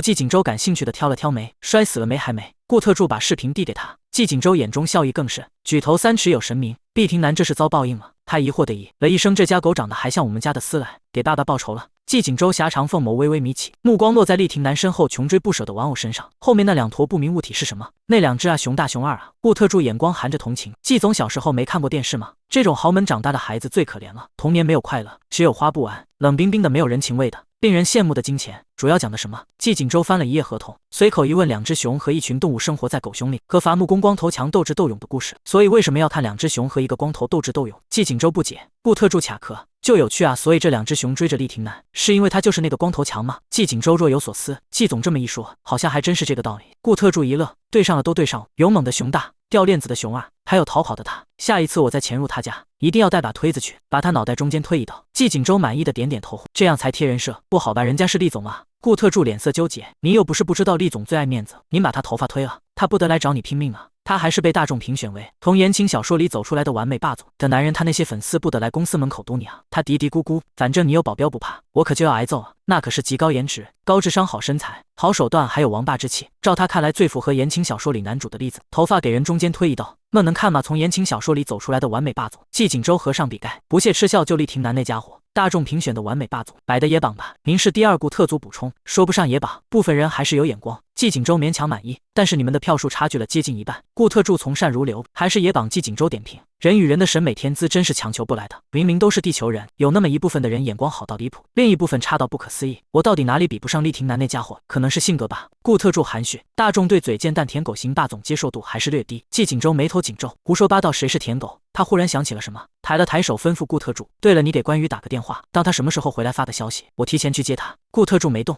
眼神很明显，这还不够舔吗？找死季总您的手机。他突然找回了求生欲。季锦州白了他一眼，接过手机打通关羽的电话，一接通传来了对面鬼鬼祟祟的一声：喂，你又去偷狗啊？此一边去，关羽一边瞧着穿着熊大玩偶服的球员和思来，对厉廷南穷追不舍，一边敷衍和他对话。有什么事我忙着呢，你忙什么？季锦州把通话开了免提放在手边，顾特助站在旁边给他递来新的合同。他翻着纸页和关羽闲聊：我在追厉廷南呢。季锦州、顾特助，包括季锦州一时间处在关羽要追厉廷南，可就这么直白告诉他了的双重震撼中，许久才找回自己的声音：你现在在哪？厉廷南公司家楼下呀，你已经回来了。居然连这个都不告诉他。关羽回答的坦然：是啊，2个小时前刚下的飞机，迫不及待到刚下飞机就去找他。他语气晦涩：“就你一个人？不是啊，我还带了思来、刘贺还有球员。”任他机不可闻的亲亲，嗯了一声，把2个闺蜜都带过去了。看来是要现场告白，直接把关了。还有他胖儿子，你还有事吗？关于听见手机对面那头久久不见声音，看了一眼确认还在通话中，忍不住问：“没有我挂了？”季锦州声音很快恢复淡然：“没事了，听说厉廷南现在正在被狗追，你等他被咬了你再上去。”顾特助深深喟叹一声，真是闻者伤心，见者落泪啊！季总强颜心碎，还要故作大度让夫人小心狗，痛太痛了狗。我放大关于用最平淡的语气说出最劲爆的消息，顾特助他都有点同情厉总了。这对夫妻一个比一个缺德，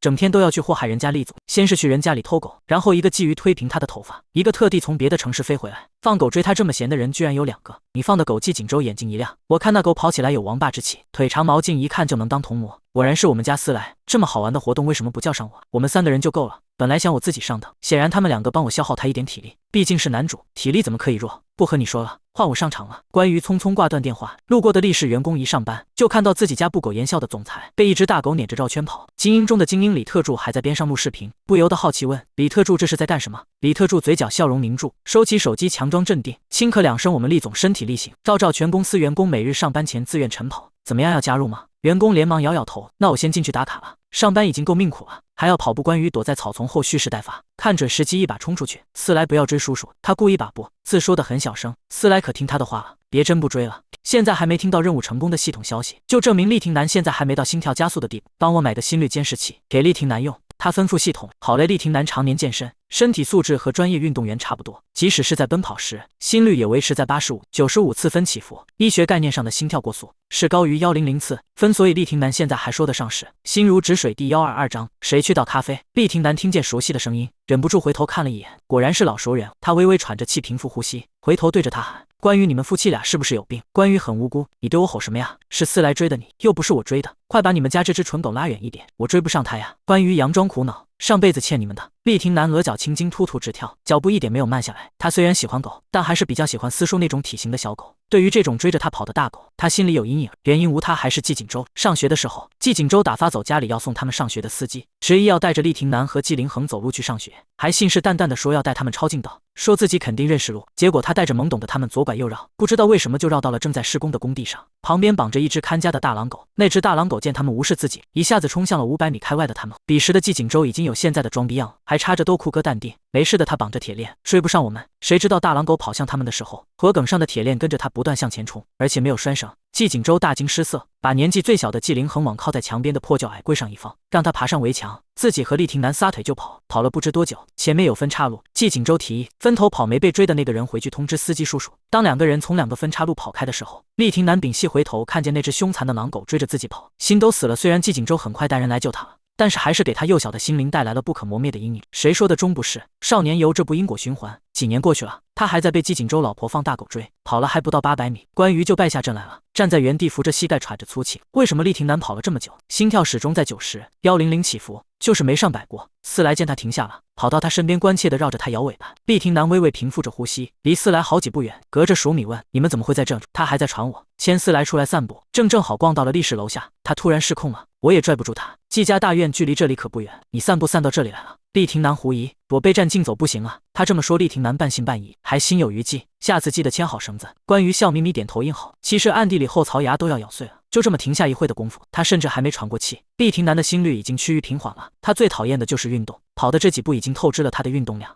居然毫无成效。要上去坐坐吗？厉廷南礼貌性的随口一问，没想到他真的爽快应下了。好啊。厉廷南愣住，不欢迎吗？怎么会？这边请他神色怪异的在前面带路，觉得哪里有些怪怪的。关于是他现在名义上的嫂子，也是他女朋友名义上的姐姐，似乎1年前还追求过他，他们现在还要共处一室，他有些后悔邀请关于了。李特助连忙把手帕递上来，厉总辛苦了。厉廷南平静地看着他，如果没有你，我不会这么辛苦的。他刚才都用眼神镇压住那只狗上前了。李特助学人家季锦州身边的顾特助，处事不惊，大方稳重。他冷抛下这句话，自顾自上楼，带季夫人上楼。关于怀疑起自己的耳朵听到了什么，是不是昨天拍夜戏熬夜熬昏头了？他怎么听见有人形容顾特助处事不惊，大方稳重？李特助站在原地嘀嘀咕咕，学老顾一天到晚骂上司你就老实了，骂你又不爱听。李特助关于见他自言自语，叫了他一声。李特助回神，对他扬起微笑。夫人请这狗，没事我让他自己去玩。关羽拍了拍思来的屁股，给他指了个球员两人的方向，让他去找他们。走吧。李特助看着思来跑开，看得一愣一愣的，这么听话的狗，刚才怎么会突然失控，变脸比例总变得还快？夫人这边请。李特助连忙帮他带路。电梯上行，厉廷南、关羽和李特助三人面面相觑。厉廷南硬着头皮盯着电梯层数看，从来没觉得楼层那么高过，看似淡然皮鞋底都要被脚趾抠破。李特助小心翼翼地打量着关羽，顾云张口闭口就是他家夫人又长高啊，他家夫人又打钱了，他家夫人会偷狗了。女人懒散地撑着电梯扶梯上，下颌线轮廓分明，鼻梁高挺，眼神缱绻，万般风华，垂直腰间的长发黑亮顺滑，他完全想象不出来眼前的女人偷狗的样子。电梯门一开，厉廷南丝毫没停顿地走出去，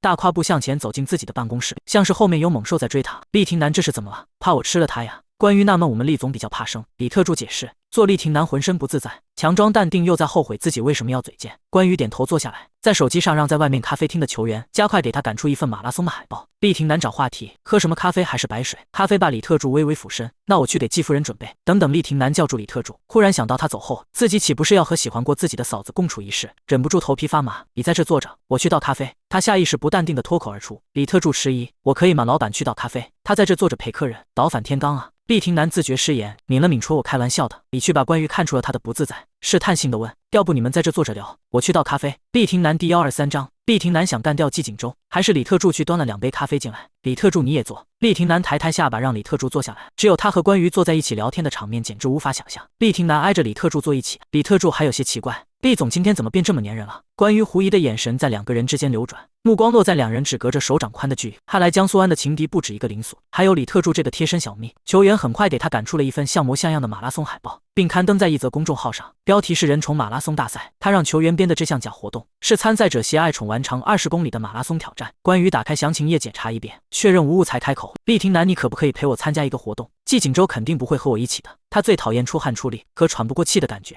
这活动怎么听起来不是很能过审？厉廷南眉头微皱，你和我吗？关羽点点头，啊，就你和我。两个人他眉头皱得更紧。关羽又点头，不算思来和思书的话，算人的话就他们两个。大概是什么时间段？他又问，有可能是早上，也有可能是晚上啊。关羽想了想，白天厉廷南晨跑的时候他去放狗吓他，晚上夜跑的时候他也可以放狗吓他，不太合适吧？厉廷南发自内心的一记问题，他们的关系似乎还没进到那一步，好像有点冒昧了。有什么不合适的？季锦州和江苏安不会介意的，我只是找你一起运动。关羽循循善诱，你要实在怕尴尬的话，我还可以找其他人一起啊，多人一起运动更热闹。厉廷南沉默了，这都是什么虎狼之词？他找他单独运动，还是多人一起运动？我们都是有家室的人，你这样做是毁了3个家庭。厉廷南抿了抿唇，今天的事我就当没发生过。你想什么呢？关羽莫名其妙地看了他一眼，我说的这个运动是人宠马拉松，我让你和我一起锻炼身体。他仔细观察他脸上的表情，不然你以为是什么？厉廷南故作淡定，我当然知道马拉松了，总不可能是银趴什么的。把旁边的李特助提着的心总算放下，拍了拍自己的胸口，一时口无遮拦，吓死我了，我以为要开银趴呢。厉廷南关羽唾弃他，只有满脑子都是这种猥琐的黄色思想的人才会联想到这方面，你说是吧？厉廷南。被点到的厉廷南含糊不清的点点头，那你刚才说的毁了3个家庭又是什么意思？他清澈的眼眸看向他，写满了不解和求知。我说的是惠及3个家庭，我们都应该好好锻炼锻炼身体。厉廷南硬着头皮，关羽似信非信的点点头，那你要和我一起参加吗？厉廷南看了一眼李特助，眼神暗示让他以公务繁忙之忧帮他拒绝。李特助收到厉廷南的眼神，再联系他的上文，查了一下他的行程后点头，厉总这个月没有出差的行程，而且公务没有很多。关羽满意的弯着眼睛点头，那就这么决定了。厉廷南他要把季锦州内的特助挖过来，好巧不巧一通接待内线打到了总裁办公室。李特助起身去接，错开了自家老板想炒人鱿鱼的目光。李特助楼下前台说来了一位姓季的先生，他没有预约，要让他上去吗？季先生。李特助回头看了一眼关羽，鬼使神差的想到了找上门来的人，这位季先生是叫季锦州吗？闻言，厉廷南和关羽同时抬眸看向他，是这位季先生就是季锦州。得到了肯定的答复，李特助扮演电话问厉特助，厉总，季总来了，要让他上来吗？季锦州几年不来一次厉氏集团，今天却破天荒的来了，原因还不明显吗？人家老公找上门来了，让他上来。厉廷南沉声，反正他和关羽也没有什么苟且的关系，不需要害怕季锦州找上门。对了，季锦州他知道你在这里吗？厉廷南端起咖啡喝了一口，漫不经心的提起，知道啊。关羽神情平静，我跟他说我来追你。厉廷南一口咖啡差点吐出来，你说什么？他抹了一把脸，狼狈抬头，我说我来追你啊。关羽笑眯眯看着他失态的模样，默默报复了一把刚才白跑那么久之仇。牵狗追也是追啊。厉廷南顿时不淡定了，你跟他这么说的，这么会传述你不要命了？他的心率明显上升了不少，临近破百边缘。关于若有所思，季锦州居然比思来好用，早知道放季锦州追他了。叮的一声，电梯开门声，皮鞋踏在光滑地面上，莫名的带着压迫感，像是兄弟之间的血脉压制和心虚加持。厉廷南不由自主站起身，季锦州那张惊艳绝伦的脸出现在门口，迈着沉稳的步伐稳步迈进厉廷南的办公室，身后跟着厉廷南想挖掘的对象顾特助。厉廷南，关于让你罚站了。季锦州莫名其妙，一进来就看见关于稳稳当当坐着，安心的喝咖啡。厉廷南直愣愣站在原地，我哪有那么野蛮？关于不满，厉廷南脸上表情变换，许久才憋出一个字：哥。他哥太不容易了。季锦州顿住，自从他们三兄弟闹掰之后，他可就从来没叫过他一声哥了。他用手背遮住口鼻，怀疑的观察办公室。厉廷南，你想毒死我，还是这里有炸弹？他看的8点档电视剧，一般只有在生死关头和最后一面，还会让2个有隔阂的亲人叫出很久未叫的称呼。厉廷南突然叫他哥，季锦州能想象到的理由只有一个：厉廷南想干掉他。厉廷南第124章，他向我求婚了。顾特助和李特助2个好友相见，眼神坚定得能入的，就是不看对方一眼，生怕忍不住笑出声。你有什么事吗？厉廷南竭力保持淡然，坐回自己的位置。我来接他回去。你们的事情谈完了吗？季锦州问的是厉廷南，看的是关于。关于说的他追我什么的，你不要误会，我们2个没有其他的关系。厉廷南主动开口解释。季锦州轻啧一声，你也对自己太自信了吧？他看不上你。厉廷南，我有空的话，我也会来追你的。季锦州笑了笑。厉廷南更沉默了。不是你们2口子真的有病吧？有时候真的怀疑他们小时候有没有发过高烧。关于检查完没有遗漏的东西，于是站起身，走吧。季锦州动作自然地接过他的包，顺手给了顾特助。顾特助 SO。临走前，季锦州停下脚步，微微侧头。厉廷南，晚上记得回家吃饭。厉廷南呆了呆，轻轻嗯了一声。顾云电梯里，关于神秘兮兮地靠近顾特助，和他窃窃私语，你觉不觉得李特助和厉廷南有一腿？顾特助他听到这个野史的时候，脑袋里一个大写加粗的，卧槽，不能吧？我也觉得不能。关于纯粹是对男主的滤镜，男主肯定是直男的，换一个人他觉得这2人包有一腿。但是李特助要倒咖啡的时候，厉廷南不舍得他倒，还和他坐那么近。我和他说话的时候，他还经常和他眉来眼去，2个人互抛媚眼。顾特助想象老友和冷峻端方的厉总互抛媚眼的样子，忍不住打了个恶寒，好恶心。李特助不能背着他飞黄腾达了吧？季锦州从电梯反射镜中看他们凑在一起窃窃私语，神色淡淡，2个人有那么多悄悄话可以说，不如也说给我听听。顾特助畏惧地缩了缩脖颈，说完了下了电梯。关于发消息让球员和温流鹤把思来带回去，上了季锦州的车。我们去干什么？去419。关于他很久才憋出一句，季锦州你疯了？我说的是去419包厢，你想得美。季锦州轻轻哼了声，一天到晚脑子里不知道想什么。我约了律师，一些房产证的交接公证，还有合同事宜可以和他了解一下。关于松了口气，你早说啊。温流鹤的电话打了进来，关于接起少女的稚嫩清甜的声音带着严肃，姐姐，如果你现在是安全的，你就说个救命；如果你现在被廷南哥哥控制住，你就说我没事。关于笑了笑，他们倒是学精了，还打电话确认消息是不是他本人发的。救命隔着手机，他听见温流鹤对球员说，姐姐说救命。关于不是你让我没事喊救命的吗？我没事。他又解释，温流鹤我说如果他被控制了就说我没事。姐姐真的说了，看来他被绑架了。关于忍不住，我真的没事，我现在在季锦州的车上，你不信我让他说话。他把手机凑到季锦州耳边，他言简意赅跟温流鹤嘀嘀咕咕，还真的是锦州哥哥，这副死样子没人能演出来的。季锦州姐，你真的没事吗？那我们送思来回家了。温流鹤收到他肯定的答复，才放心的挂了电话。他们的车停在君悦阁门口，搭着电梯来到419包厢，打开门，一个西装革履的律师站起身迎接他们。季总夫人材料都带齐了吗？周带齐了。律师专业的给他们介绍带来的几份文件，这是妓院的房产归属书，温泉山庄股权转让，大智若愚公司的股权转让，还有季总名下的3床别墅。4个人坐下来，律师向关于用简短的语言简单讲解，签署了好几份合同以及问答，不出2小时就做好了交接。关于再三确认，这些不动产我们2个离婚之后还是归我吧。律师一时凝噎，现在的豪门觊觎婚后财产已经这么明目张胆，一点都不避着人了吗？律师看了一眼季锦州，得到对方安抚的眨眼，所以他如实告知，离婚后需要根据合同上协定的内容做财产分割，不能完全保证归属。关于纠结的啃指甲，不用到时候财产分割，他现在光是想想都心碎了，那得多少钱从他兜口袋里流出去啊？顾特助送那位律师出去，包厢内剩下他们2个人。怎么样，我说话算话吧？季锦州唇角微勾，裴杜叔那种绿茶男只会动嘴皮子功夫，说出来的话都是哄骗小姑娘的。关于对今天的收获很满意，但还是担心他们离婚后的财产分割。季锦州，如果5年不对3年之后你还没有想结婚的对象，我们接着续约吧，因为你名下的这些不动产，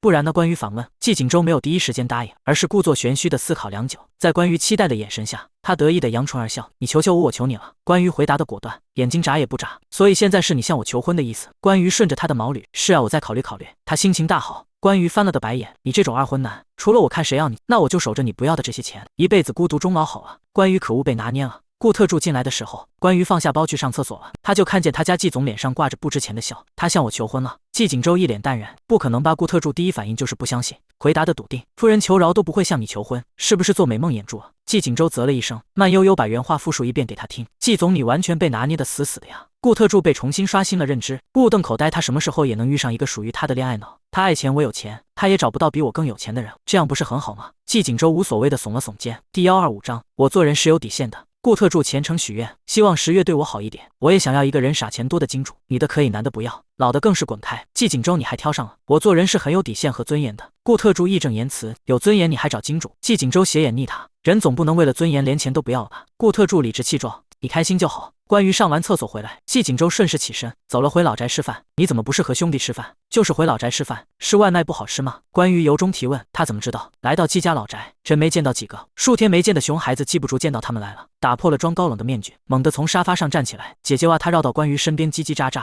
姐姐也是来蹭饭的吗？是啊，季景舟破产了，我们没钱吃饭，就来蹭饭吃了。关于一本正经，景舟哥哥真是个没用的男人，季不竹鄙夷。季景舟他不说话都能躺枪啊，哥哥姐姐可以陪我玩捉迷藏的游戏吗？季不竹一脸期待。还有顾云哥哥，陪我玩游戏吧，好不好？季景舟捏了捏他的脸，我好像记得有人说自己是个异于正常儿童的小孩，已经不能像普通小孩一样拥有正常的童年了，要做个高冷的学神。季不竹故作老成的叹了口气，过去的童年我已经无法挽回了，原生家庭给人带来的影响太大，所以哥哥我正在重新养我自己一遍，你愿意和我一起吗？季景舟，你最近又看了什么奇怪的东西？不爱我就不要试图了解我，我是一个谜。敖臭哥哥话音未落，季景舟的一个脑瓜崩已经到他头上了。季不竹苦着脸抱住脑袋，顾特助朝他使眼色，示意他去缠关羽。季不竹鬼灵精立刻会意，姐姐你就陪我玩捉迷藏吗？他扯着关羽的手撒娇，玩吗玩吗？现在还没开始吃饭，人都没来齐，多无聊啊！而且老宅建这么大，不就是为了给我们躲猫猫用的吗？季不竹可怜兮兮地对他眨着眼睛，还是姐姐宁愿和那些婶婶姑姑打交道，也不愿意和不竹玩。关羽转念一想，觉得季不竹说的很有道理，正好还可以避开那些季家奇葩的七大姑八大姨，至少可以拖到裴离来给他吸引火力。好啊，他欣然答应，我和2个哥哥都陪你玩。季不竹欣喜的用力点点头，不嫌换我当鬼，姐姐快去藏起来。他趴在桌子上大声的数605958。季景舟不可置信的指了指自己，喂，我季氏总裁，你让我陪一个小屁孩玩捉迷藏？关羽推着他往外走，谁管你啊？顾特助不情不愿，我是特助哎，我是季总身边最得意的大将哎，我也要当陪玩吗？关于你的身份更是没有含金量啊。顾特助30年河东30年河西，末期少年穷，末期中年穷，末期老年穷，死者为大，这样算起来，等他再熬几10年，死了夫人就不能侮辱他了。季氏老宅的走廊灯光昏暗，季灵横拥着裴离进了一间伸手不见五指的储藏室，砰的关上门，裴离被他压在墙上，背后撞上一处不知名的东西，触感不像是床，带着一点软意。他来不及说话，密密麻麻的纹已经落在他的脸上和唇边，他含糊不清说的话全被吞之如腐。裴离突然感受到一阵推背感，脑子里突然浮现出一些恐怖的故事，染着潮红的小脸上瞬间煞白，一切旖旎气氛消失殆尽。他轻推了推季灵横的胸，季灵横把他的双手扣在背后，蹭了蹭他的鼻尖，吐出的气息灼热黏腻。别动，让我再亲一会。黑暗中传出一声不耐烦的轻抚，两位可不可以不要在我身上亲？他招谁惹谁了？躲在这里差点被挤死，这2个人也太冒昧了一点吧。裴离吓得尖叫一声，连忙躲进季灵横怀里，他把他拥入怀里，反手打开了灯，明亮的灯光照亮整个房间。谁我了？关羽转过身来，垮着张脸，你们就非得来老宅亲呗？每次亲热都能被我撞见。关羽季灵横面上划过一点尴尬，你怎么在这里？还豪门贵妇呢？没事藏在储物间面壁啊？你们都能在这里，我怎么不能在这里了？关羽反问，他语气的怨气几乎冲出天际，还对季灵横开的智力诊断抱有很大的意见。而且你们还压我身上亲，你们是亲爽了，害我差点亲到墙。季灵横他尴尬的轻咳几声，今天的事不要让第4个人知道，你求我关羽暴毙。抬高了下巴，季灵横咬了咬牙，又拿他没有办法，几乎是咬着牙一个字一个字往外爆，求求你了，关羽若有所思的点点头，我可能办不到哎。季灵横怒极反笑，你什么意思？因为我已经看到了。顾特助顶着快递箱蹭的从角落里冒出来，对着季灵横眯着眼笑，不好意思，3少爷，我真的没有看到你们亲戚。季灵横被惊了一下，怎么还有一个？只是听到了一点口水声而已。他不紧不慢的补充。季灵横突然笑了，目光落在顾特助和关羽之间，你们2个孤男寡女共处一室，不怕被季景舟知道吗？季总怎么会想到我们这么绝妙的躲藏位置呢？顾特助百思不得其解，像我和夫人这么聪明的人已经很少了。3少爷，你看到季总了吗？季灵横叽里咕噜说什么呢？你们藏在这里干什么？裴离脸上恢复了血色，咬了咬唇问，捉迷藏啊。关羽坦然回答，要一起吗？季灵横想也不想，你闲的吧？确实是闲的呀，不闲谁玩这个？关羽看他的眼神明晃晃，写着你有病吧？季灵横被他打败了。第126章，我可以蹭其他人的。3少爷，这下你得求我们2个人了。顾特助指了指关羽，又指了指自己，在下虽然人微言轻，但也是略懂一点说话之道。以纪灵恒指着关羽，我可以给你重新开一份智力检测，暴杀纪景州的那种。至于你纪灵恒又指顾特助，走向他的方向。我听说纪景州是允许有诊断书的员工带薪休病假的，我可以给你开医师诊断。顾特助渐渐肃然起敬，和关羽对视一眼。纪三少，我们保证会守口如瓶。关羽接话，眼神坚毅。纪灵恒满意的哼笑一声，听见从房间里传来一声遥远的声音：纪灵恒，你这个简直一点医德都没有。纪灵恒，谁在说话？你们听到声音了吗？他怀疑自己听见鬼叫人了。关羽老实点点头，听到了。他说你没有医德，但是我把这个给你。他把口袋里的面包塞给他，这样你就有福德了。记得转我3块5。图德 FOOD。好冷的谐音梗。纪灵恒扯嘴角，谁在说话连脸都不敢露？你以为老子不想出来吗？那声音闷声闷气，从桌子底下伸出一只手，使劲拽了拽他的裤脚。你给我死一边去！挡到我了！纪灵恒死命拽守住自己的裤子，连忙站远了一步，就看到纪景州狼狈的从桌子底下爬出来，脸上还沾了一点灰尘。纪景州，你怎么还拽人裤子？纪灵恒有些崩溃大喊：你生什么气？小时候少爬你裤子了。纪景州不紧不慢地拍着裤腿和膝盖上的灰尘，就是因为你，我才会对别人拽我裤子有阴影。纪灵恒咬牙切齿：有阴影？纪景州哼笑，下巴抬了抬，一指裴离：他拽你裤子的时候，你最好还记得有阴影这件事。纪灵恒气急败坏：他能拽，但是你不能，说的跟我多想拽你裤子一样。纪景州翻了个白眼。关羽和顾特助看到纪景州从桌子底下都很惊讶。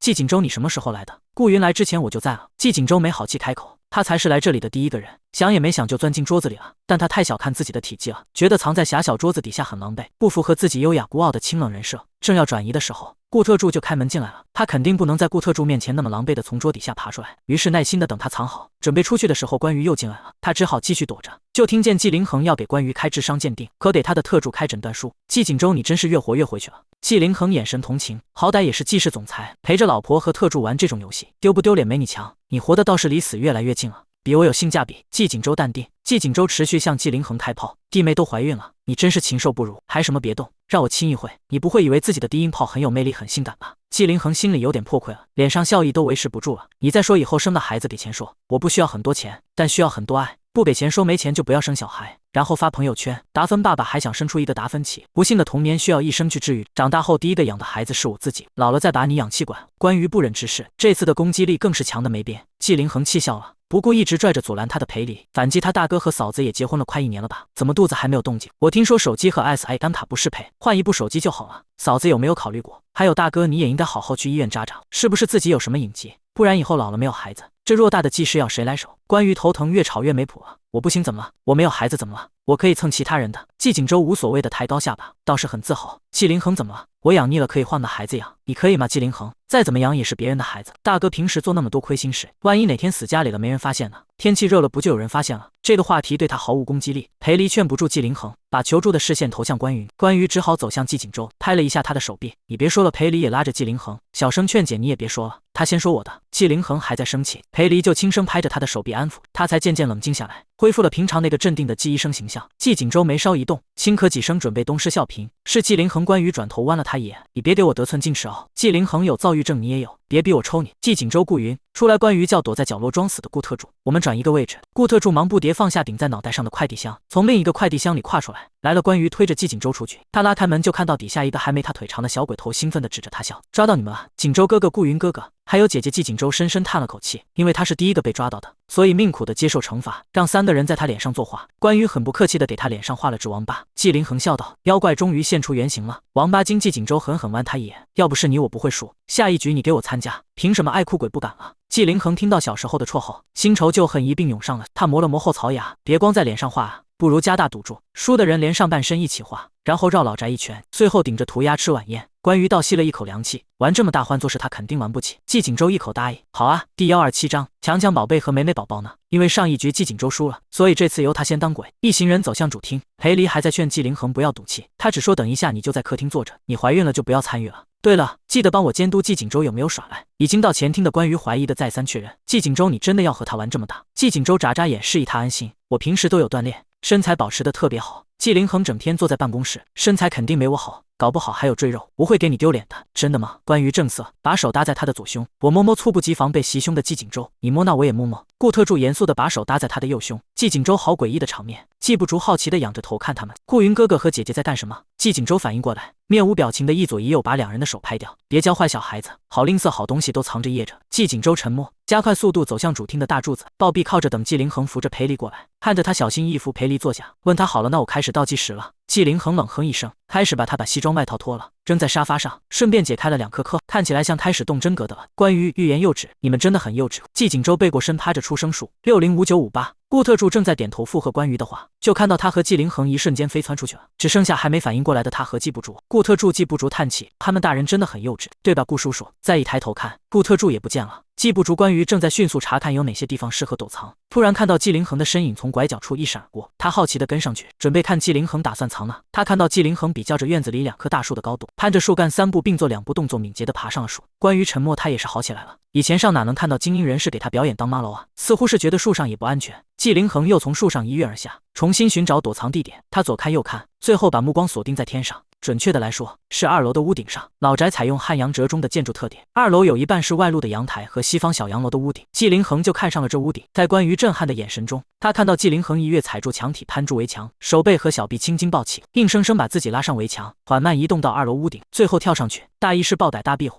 也太拼了！关于被他们的胜负欲震惊到，看了眼时间差不多了，连忙回过身去找地方躲。路上还碰到了相依为命的顾特柱和季不竹。顾特柱把小小一只的季不竹直接塞草丛里，扯了几片叶子挡好，自己钻进空水桶里。最危险的地方就是最安全的地方。关于准备折返回发生了太多故事的储物室，打开还是崭新的柜子，钻了进去，躲里面总不能压他身上亲嘴了吧？他从缝隙里观察外面的情形，屋里没有开灯，漆黑的一片，看不清真切。大约过了3分钟，门被突然打开又很快关上，他屏住呼吸听，不要被发现了怎么办？老宅现在只有那几个幼稚的少爷在玩什么捉迷藏，没人注意到我们的。关于原来这是小情侣的约会圣地，又被他撞见了这种修罗场，你还羞赧地问，万一有人躲在了这里怎么办？躲这里能躲哪？总不能躲在柜子里吧？关于点点头，松了口气。没错，他就是躲在这里。那柜子都是甲醛，躲进去纯吸甲醛的。他听见那男的笑着开口。关于再次屏住呼吸，谁往这里放甲醛柜子？好歹毒，他被迫听了2人亲密3分钟，甚至知道了2个人之间的爱称。门再次被打开，他听见他们叫他。大少爷，你们先出去。他微微一顿，也可以等一会，我走了再进来。不用了，不用了。他们连连摆手，落荒而逃。眼前忽然出现亮光，关于下意识眯起了眼。等到眼睛适应了光线，他发现眼前站了个人，抓到你了。季景舟朝他勾勾手，得意的微眯眼眸。出来，关于不情不愿的从柜子里出来，四处看了一圈。强强宝贝和美美宝宝呢？季景舟，谁？你家的2个员工吗？季景舟隐隐约约回忆起刚才撞见的2个员工叫王刚强和钟健美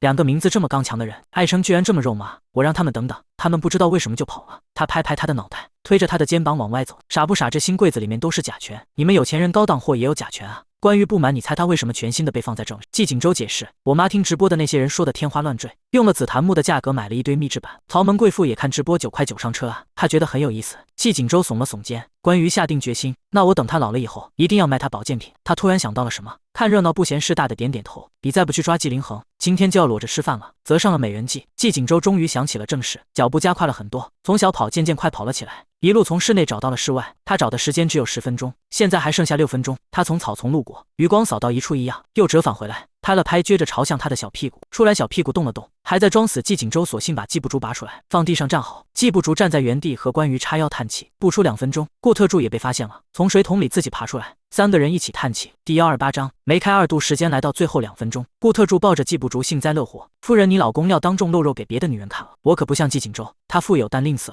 我是非常慷慨的。关于满意的点点头。季景舟树上草丛里都找了个遍，还是没找到人。他在西花园无功而返，打算放弃往回走。肾上腺素让全身都热起来了，他抬手解扣子，此时路过了季凌恒所在的屋顶下方。季景舟不经意地向上一看，像是被某种羁绊召唤。季凌恒不经意地向下一望，像是被某种眼神锁定。2个人的眼神在空中诡异又奇妙地对视上。季景舟、季凌恒，这他爹的就很尴尬了。季景舟一脸平静下来，季凌恒装作不知道在叫他，缩回脑袋，依旧死守屋顶。屋顶上那只巨型壁虎，让你下来。季景舟又重复一遍。季凌恒不情不愿从屋顶上滑下来，好在屋顶不是很高，他一跃而下。这你都能找到我？他拍了拍掌心上的灰尘，换你了。季景舟勾起唇角，别得意，你还没赢呢。季凌恒看他得意的样子就心生不满，这局由季凌恒当鬼。4个人从主厅开始躲藏，同样的关于这次选择尾随季景舟，跟在他后面看他准备躲哪里。他攀住门框，伸出一截脑袋偷偷看季景舟。他看到季景舟双手扶上自己的衣摆，露出一截窄而精干的腰身，又不显得瘦弱，腹肌沟壑明显。他生性多疑地顿住动作，像是察觉到有人在偷看他，环视一圈，关羽连忙缩回脑袋，周围没看见人。季锦州才脱掉上衣，宽肩细腰弓二头肌曲线流畅。他把白衬衫放在西面花园的墙角，然后移动到东面的泳池里，将泳池漂浮垫扔下泳池，毫不犹豫下水，躲在漂浮垫下闭气。关于他们玩的和他玩的是同一个游戏吗？难道他们玩的不是什么被抓到了就要被抓出来杀掉的逃生游戏吗？每一个动作让他来做都可能会刷爆他的医保卡。关于相信事不过三，再次折返回储藏室，决定回到自己的甲醛柜子。一打开门，里面已经有2个人了。顾特助和季不竹睁着大眼睛看他，顾特助给他让出来了一个位置。进来啊，夫人，位置还有很大一片。关于无语的进去了，你们2个怎么也来了？最危险的地方就是最安全的地方。季不竹人小鬼大开口，好像有奇怪的味道。顾特助在密闭柜子里嗅来嗅去，没事，只是甲醛而已。关于很淡定，顾特助，我刚才已经吸了不少了。顾特助放了心，还是用手轻轻捂住。小孩子还是少闻一点，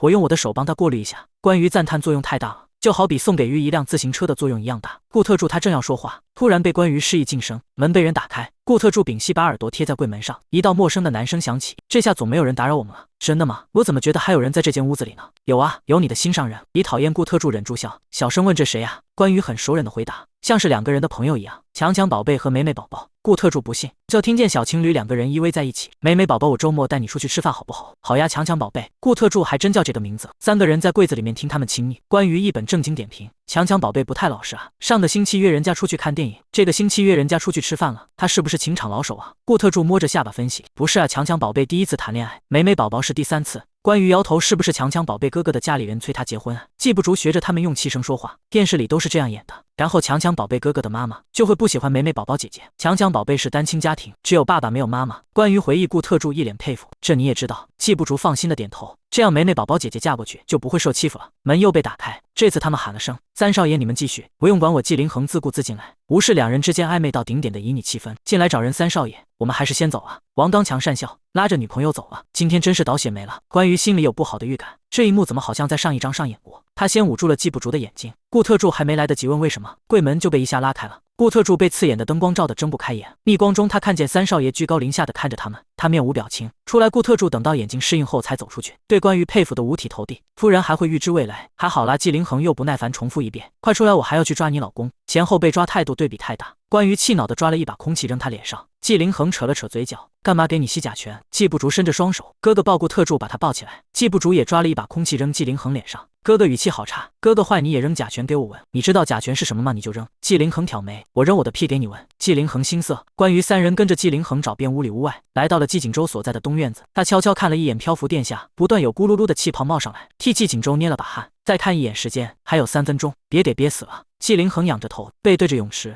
去找树上和2楼阳台屋顶有没有人影。季锦州正大光明探出头唤起，顾特助瞪大眼睛：“季总也太拼了，不愧是坐稳全国完美总裁榜榜首的男人，有这种肺活量做什么都会成功的。”季凌恒查找无果，回过身来之前，季锦州还不紧不慢地调整了一下漂浮垫的位置，继续前进去，继续前进去。剩下的2分钟，季凌恒开始着重查找泳池周围的草丛。一开始漂浮垫下还有几串断断续续的气泡，后来连气泡也没有了。顾特助和关于对视一眼，不会是给憋死了吧？第129章，男人有3不看。手机叮铃铃的响起来，是倒计时时间结束了。关于松了口气，游戏结束了。季凌恒不死心的再次翻找草丛，人死哪去了？泳池里还是没有动静。顾特助连忙走向泳池，季总这小子也是死犟，别真给憋没了。他上哪才能再找一个高薪水？有双休可以蹭饭，可以带薪休病假，被他骂略油还不破防。最关键的是夫人还很大方的新老板啊。关于捂住，万一等一下看到不该看的，他就只能含泪继承100亿遗产，只能坐拥孤独人生，一个人坐在孤独的王位之上享受荣华富贵，但是他再也不会快乐。顾特助将漂浮垫移远了的一瞬间，他突然从水里冒出来，哗啦啦带起了一大片水花。季锦州漫不经心地将头发往后撩，露出了光洁额头，水滴顺着发梢哗啦啦往下流，顺着背肌胸肌一路向下。顾特助弱，季总耍帅耍错方向了，夫人还在后面，对着他孔雀开屏干什么？在他眼里没有美男出狱，只有水鬼索命。季锦州他不满，你站在这干什么？顾特助一脸无辜，我随时准备救您啊。虽说装死可以博夫人同情，但是真死了他又不乐意。季凌恒走向他们，无语的居高临下看他。季锦州数一次你是会死吗？连躲水里你都想得出来，你一个爬屋顶的还好意思说我？季锦州双手一撑岸边，打算自己爬起来。顾特助忙不迭的要去帮他，他去拉她的手腕，不料反而帮了倒忙。季锦州被他扯了一下，一只手打滑，整个人失去平衡又往水里栽。本来在水下憋了15分钟都没事，被他拉了一下反而呛了2口水。顾特助如果说他是真的想帮他，季总会相信吗？季凌恒被季锦州美男呛水涂逗乐了，输给他的憋屈感也消了不少，心情大好的拍了拍顾特助的肩膀：“小顾为民除害，你辛苦了，顾特助。我不是我没有。”季锦州倾头倒了倒耳朵里的水，重新爬起来，狠狠地剜了一眼顾特助：“你就想淹死我？我冤枉啊！”顾特助叫苦不迭。关于牵着季部主走过来，叫人送一套浴巾过来。走过来的时候还有点惋惜，没憋死啊，我赢了。季锦州哼笑，随意甩了甩头发上的水，飞溅出来的水花洒了关羽一脸。季部主嫌弃的擦了擦小脸蛋，也被他溅到了水。锦州哥哥和我家的狗狗一样，都有这个坏习惯。关羽佯装正经的拍拍季锦州的头，叹息我把他养得很通人性，还是有这个坏习惯。季锦州通人性，他骂顾特助忍不住笑，季总还是太全面了，用通人性来形容也丝毫不 OC。很快就有人来送浴巾，季锦州接过浴巾绑在腰间，用毛巾擦了擦湿漉漉的头发。他眼尖的认出了眼前头都不敢抬的男人，强强宝贝王刚强下巴已经戳到锁骨了，头没抬一下，声音细若蚊蝇：“大少爷您自重。”季锦州他摆手让王刚强先下去，转身看向季凌恒：“怎么样，愿赌服输？来呀，谁怕你？”季凌恒爽快的开始解扣子，当着几人的面就把衬衫脱了。关于别开脸，他看男人是有底线的，男人他有3不看：丑的不看，肥的不看，有妇之夫不看。季锦州被他的下巴轻轻扭过来，让他睁开眼睛看，我就说他练的没我好吧，瘦巴干柴哪有我的身材好。关羽忍不住睁开眼睛看了一眼，虽然身上的训练痕迹没有他的明显，但是季凌恒的身材也绝对说不上差，在一众年轻男人面前也能称得上出众，皮肤白身材好，轮廓分明，让你看你还真叹。季锦州不满的又把他的脸转回去，你要我看的吗？我考验你的，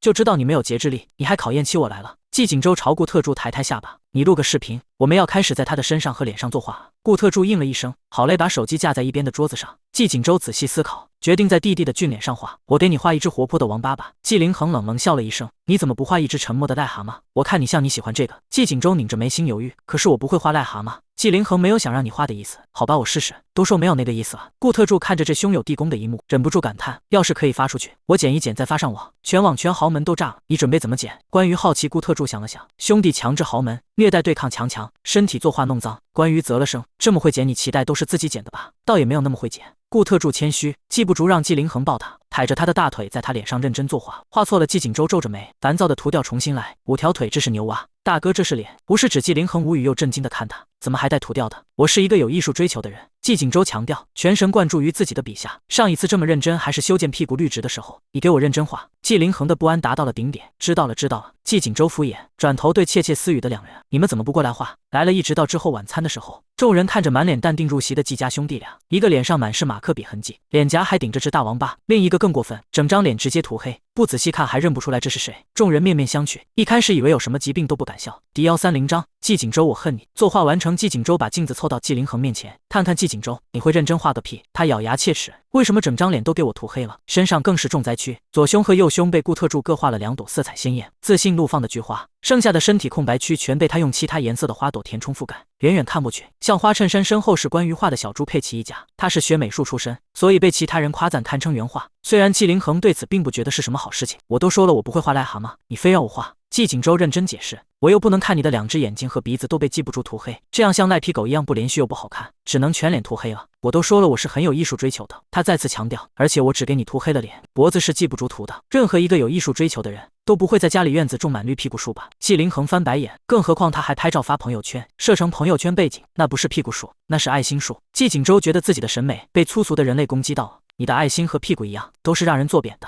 他开始人身攻击，好，别吵了。关于推了推季锦州，你先去洗个澡换个衣服，现在你们一个裸体一个湿身裸体，要是被看见搞得人心惶惶的。季锦州不情不愿应好，那我先回房间洗澡。关于和顾特助带着季不竹和季凌恒回大厅，一路上碰到不少季家的员工瞩目，所有人的反应几乎是一致的，吓一跳忍不住笑，连忙低头，走后放声大笑。季凌恒一开始也很自闭，直到他听清了员工们的议论纷纷，脸涂得黑黑的，是谁呀？认不出来呀？身边跟着大少奶奶，所以应该是大少爷吧？我看也像那鼻子那嘴一模一样，都那么黑了你还能摊到嘴呢？季凌恒越听背板越直，走路也有力了起来。没错，他摊牌了，他就是季锦州。顾特助欲言又止，他家季总明明打算让3少爷丢脸，但效果好像反噬到自己身上了。走到大厅，裴离无聊地靠在沙发上等待，他支着脑袋闭眼小气，睁开眼睛抬头，突然看见一张漆黑的脸关切地凑到自己面前，只有那双明亮澄澈的眼睛亮得吓人，他被吓了一跳，虽然神情十分冷静，但是手下意识的就上过去了。啪，清脆的一声，季凌恒脸被打偏到一边。关于看得肉疼，同情不已，好惨。裴离艰难又仔细地辨认这人的五官，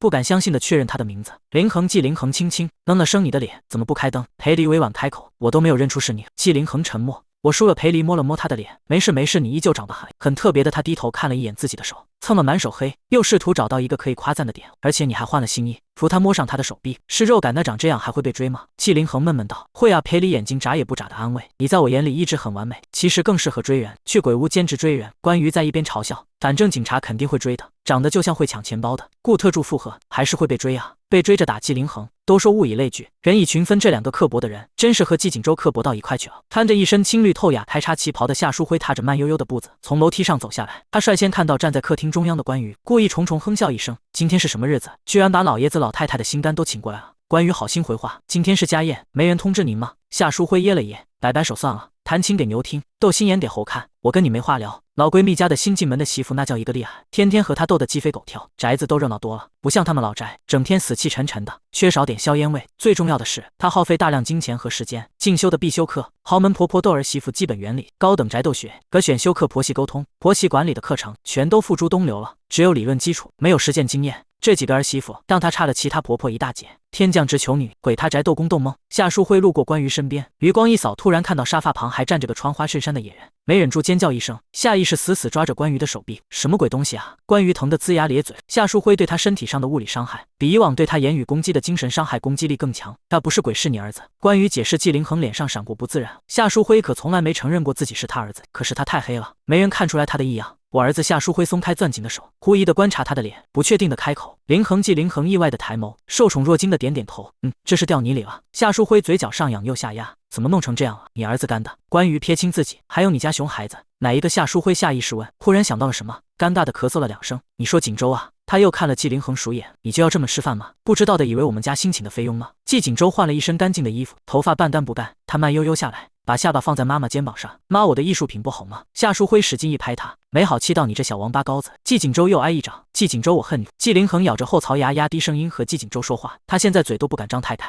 因为闪耀的白牙会像黑夜里的月亮一样耀眼瞩目。第131章，谁教你这么概括的？夏书辉左右看看他们两拨人，眼神古怪，你们两个什么时候关系变这么好啊？季锦州直起身子，无所谓的走了几步，坐在沙发扶手上。我和他的关系还没我和丽婷南家的短腿丑狗的关系好。季凌恒反驳，那你去管狗叫弟弟啊？话音一出，他就感觉自己说错了，果不其然收到了几道震惊的视线。开玩笑的他尴尬摸了摸鼻尖，他再也不开玩笑了，真有人把他当傻逼。裴离安抚地摸了摸他的手背，眨眨眼逗他开心。关于悄悄偏移身子靠近季锦州，幸灾乐祸，看来人家对你脱粉了。可季凌恒很恩爱啊，果然迷恋皮囊是一时的。季锦州压低声音回，季凌恒他老婆被猪油蒙了心，我可以一直帅，他可以一直甜言蜜语吗？你赚了。关于冲着他翻了个白眼，季锦州你这脸是怎么回事？夏书辉皱眉走过来，用手指使劲搓了搓他的脸，季锦州脸都被搓红了，脸上的痕迹都擦不掉，行为艺术。季锦州言简意赅。夏书辉嘴角抽了抽，你和季凌恒今天两个人都要这么吃饭？是啊。季锦州坦然点头。行。夏书辉脸上没有异样的一点点头，泰然自若坐在沙发上。那今天晚上你就叫季彦书了，我儿子今天晚上临时出差了，回不来。季锦州，他妈这就不要他了。他点头示意顾特助坐下，自己也跟着坐下来，拍了拍身边的空位，让关羽坐过来。好久没坐过沙发了，家里已经很久没沙发这种东西了。一坐下来，夏书辉没有给几人面面相觑的机会，对着季锦州和关羽单刀直入，你们两个什么时候要孩子？季锦州仔细想了想，7个月后吧。关羽暗中抿他的腰侧，他依旧面不改色，不仅没推开，还扶住了他的手。真的。夏书辉眼前一亮，那到时候他就可以开另一个课程了，奶奶的自我修养。是啊，三弟妹不是7个月后待产了吗？如果孩子生下来他们不喜欢的话，我们可以99薪价收了。季锦州说的理直气壮。季凌恒夫妻俩。夏书辉。关羽松开拧他的手，从他大掌里抽回自己的手。夏书辉气恼地抓起桌上一把瓜子砸他。季锦州连关羽都不得不佩服季锦州的心态，别人朝他扔瓜子，他捡起来继续嗑。季彦书不知道得等到什么时候，但说不定快了。季锦州不怕死，继续开口，实在不行还有丽婷南他们。夏书辉又是一把瓜子扔过来，这次还波及到了顾特助和关羽，他们默默的也开始嗑瓜子。这时季锦州手机里弹出一条消息，是豪门中年养成高级学院贵妇一班48里全体成员的消息，婆媳管理孙老师，现在只有一位学生还没上传作业了。夏书辉12。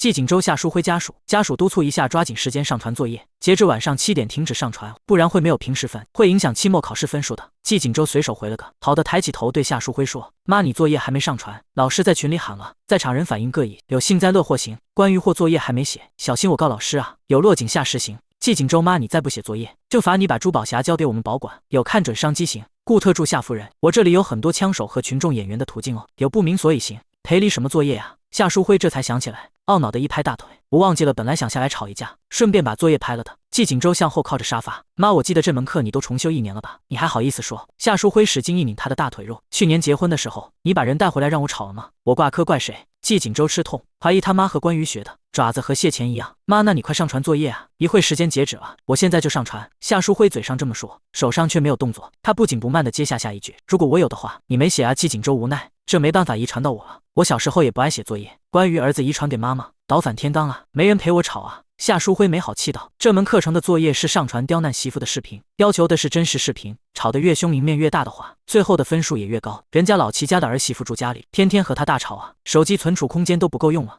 一天能上传3、4条视频，平时分都满分了。平时家里连人都没，小三都不带回一个。我和谁吵？季锦州点了点2个人，现在这里不就有2个现成的吗？夏书辉被点醒了，可是可以，就是只需要1个。裴丽来的正好，我也经常刁难你，用的比较顺手。关于爸平时有点说不过他怕眼神飘忽会露馅，可是我是专业的演员，关于不死心，他也想演豪门恶婆婆斗媳妇的戏码，那你当恶毒的大房媳妇，你长得也刻薄。他想了想关于，季锦州很不给面子的放声大笑，被他偏头怒瞪一眼。顾特助恨铁不成钢的用手肘碰了碰老板，季总这时候你怎么能笑呢？还笑得这么开心？如果裴杜叔在的话，他一定会说，阿宇你这种长相不是刻薄，只是很有冲击性的浓颜而已。虽然现在甜美脸是大众审美，但是浓颜也很多人喜欢的。季锦州了然，顾特助叹气，季总你好好学学吧，这样可这么斗得过绿茶男啊？季锦州若有所思，拍了拍关于的肩膀，等他转过来，他原句复述：关于你长得不刻薄，只是长得不符合大众审美而已。关于顾特助，谁教你这么会概括的？第132章改成季总应得的132章。季锦州脸上有蚊子，关于淡定，我帮你拍吧，不用我自己。怕季锦州捂住自己的脸，还是被他得逞了。顾特助无比真挚，季总您活该的。照他看，从这一章开始，张杰明都不应该叫第132章，要改为季总应得的第132章最合适。那这样，等一下关于和我从楼上下来，然后我们就开始互骂。裴丽你骂你也不用反驳，哭就好了。夏书辉站起来导戏，为了自己的平时分，勉为其难和他们和平共处一段时间。可是我不是很会哭。裴丽咬了咬唇，关于笑眯眯的主动请缨，我会哭，不如就让我来演他的角色吧。夏书辉直白戳破，那几次季凌恒壁咚你把你压在墙上的时候，不是挺会哭的？裴离季凌恒就这么定了，我们只有一点时间了。关于夏书辉以及打灯的季锦州和拍摄的顾特助走上扶梯，脚刚踏上地面的时候，他脑子里突然多了一道系统消息，系统消息随即掉落5星新任务，回季家的诱惑，在季家家宴上当众掌国女主，奖励2000点，是否接收是？可是江苏安不是应该在云城拍戏吗？检测到刚刚的时候就被厉霆南派私人飞机接回来了。私人飞机不是说还要申请航线吗？关于极度到面容扭曲，我都没有私人飞机，他做得明白吗？他小关这个世界是没有逻辑的霸总世界。系统感叹他是男主，他可以为所欲为。季锦州不知道关于想到了什么，只知道他走着走着，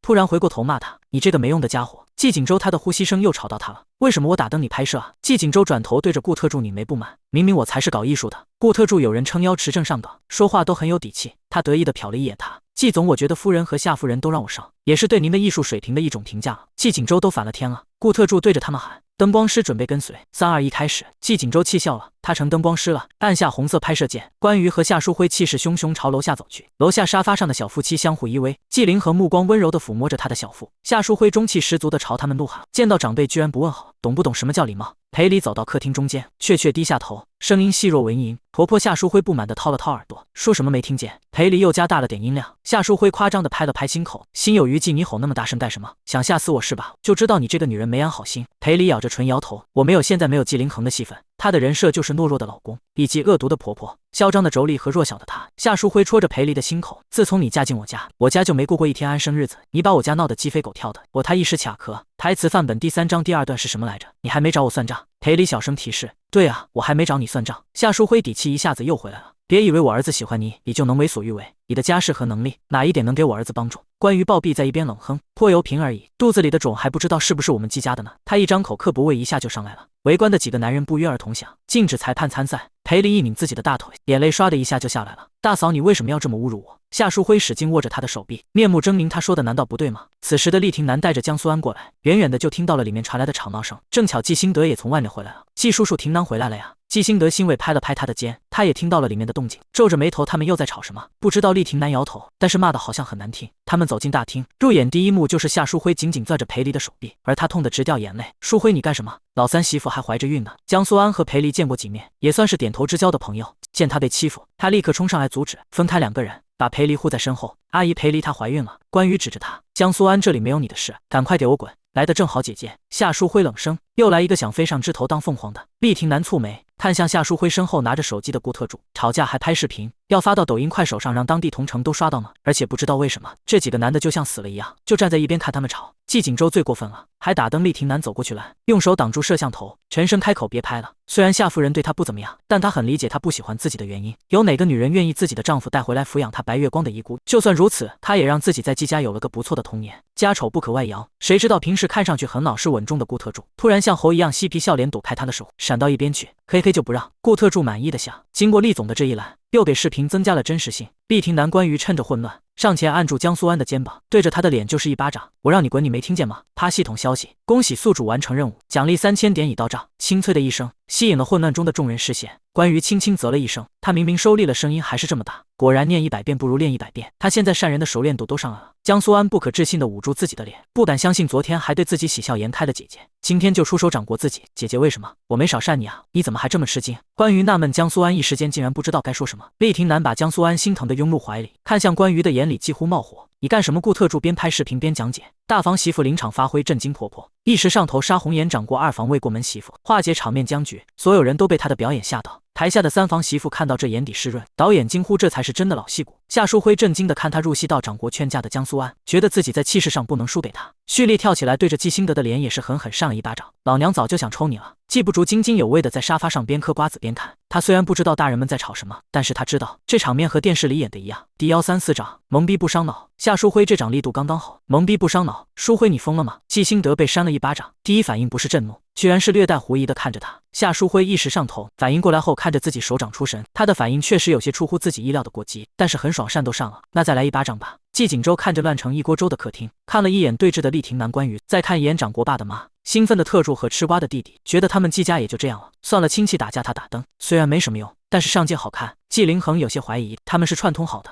还是真的打起来了。如果是串通好的，那他们演技也太好了吧。季锦州自己都不在意，还在一边打灯，那应该是事先说好的吧。季凌恒放了心，索性坐在季不竹身边看戏。小孩还慷慨地把瓜子盘往他的方向推了推。季不竹扭头问：哥哥，奶奶是发疯了吗？奶奶是一时入戏，不小心扇了爷爷一巴掌吧。季凌恒怕吓坏小孩子的幼小心灵，贴心解释是吗？季不竹鼓了鼓腮，可是奶奶一直在扇爷爷，都没停过。季凌恒，这场闹剧一直持续到顾特助喊卡，他结束录制。好了，老爷夫人少爷们，结束了，不用演了。没有人听见他说话，所有人都在闹剧中无法抽身。江小姐护着裴小姐，夫人揪着厉总的衣领，夏夫人还在掌掴季老爷，互相推推搡搡。顾特助意识到局面不是他能控制的，连忙求助季总：季总，你快上去劝劝啊！我劝不动。季锦州淡定地抬抬下巴：不信你试试，可以的话给你多加2个月工资。顾特助心想，还有这种好事？工资不工资的无所谓，只是我把季总的家当做自己的家，家不平无以成，我应该为季家的安宁贡献出一份力。顾特助目光坚毅，眼里没有情爱，全是对钱的渴望。他毅然决然冲进乱局，很快被带着扯乱的衬衫和凌乱的发型，捂着脸回来了。知道为什么了吧？季锦州摇头轻叹，这些杀红了眼的人都是没有人性的人。顾特助欲哭无泪，脸颊旁边是一个浅浅的巴掌印。这种情况，苍蝇飞进去了都得被扇2巴掌吧？先给我妈上传作业吧。季锦州淡定吩咐。好的，顾特助把视频上传给老师，对面像是在专门等待他的作业。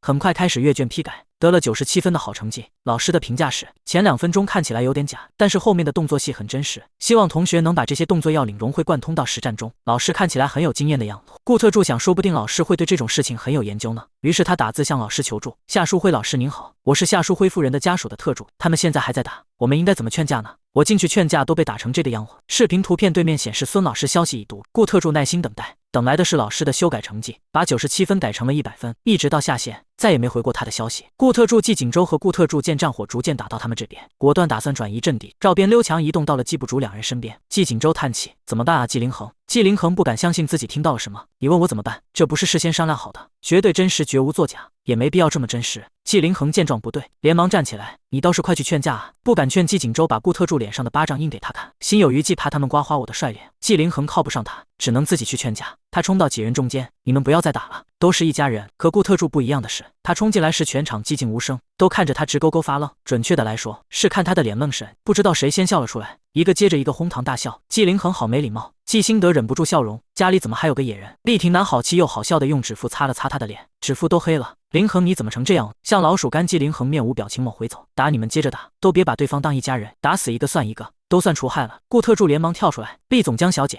季老爷，你们别误会，他们不是在吵架，是在表演作业呢。作业。他们平心静气地听完了顾特助的解释，才松了口气。原来是这样。厉婷南还是有些不舒服，演戏也没必要打人吧，就打你管我。关于轻哼一声。可是厉婷南刚要说话，江苏安先打断：“婷南姐姐这样做肯定有她的道理，她是个专业的演员。”我说：“姐姐怎么突然性情大变？原来是演戏啊，连我都骗过去了。”厉婷南怀疑：“是吗？”江苏安笃定：“肯定是这样。”见江苏安一脸肯定，他只好妥协，不情不愿地对关于开口：“好吧，算我误会你了，对不起。”关于脸部红气不喘，大度地接收了他的道歉。我关于一向是大人不计小人过，这次就原谅你了。不过我可不是因为演戏，我就是故意的。他抬高下巴，最好大家都认为她是坏女人，这样她做任何事都合乎情理。江苏安略带埋怨地盯一眼厉婷南，都怪你，你看姐姐都在说气话。关于季心得了然的同时还有点憋屈，毕竟他被打了不下10次。既然对你的作业有帮助，那我被打的这几巴掌也算有意义。其实顾特竹若若，季老爷您被打之前已经结束录制了，也就是说他被白打。季心得竟说些让人去死的话。第135掌，屁股生产流水线。一家人从进门到现在，终于坐下来。季心得也注意到了季锦州脸上的画作。锦州，你脸上又是怎么回事？季锦州淡定回答：行为艺术，你们两个就打算这么吃饭？他又忍不住问：今天家宴来的都是自家人，一家人不说两家话，不必太生疏。虽然是没必要太生疏，季心得面上带着纠结，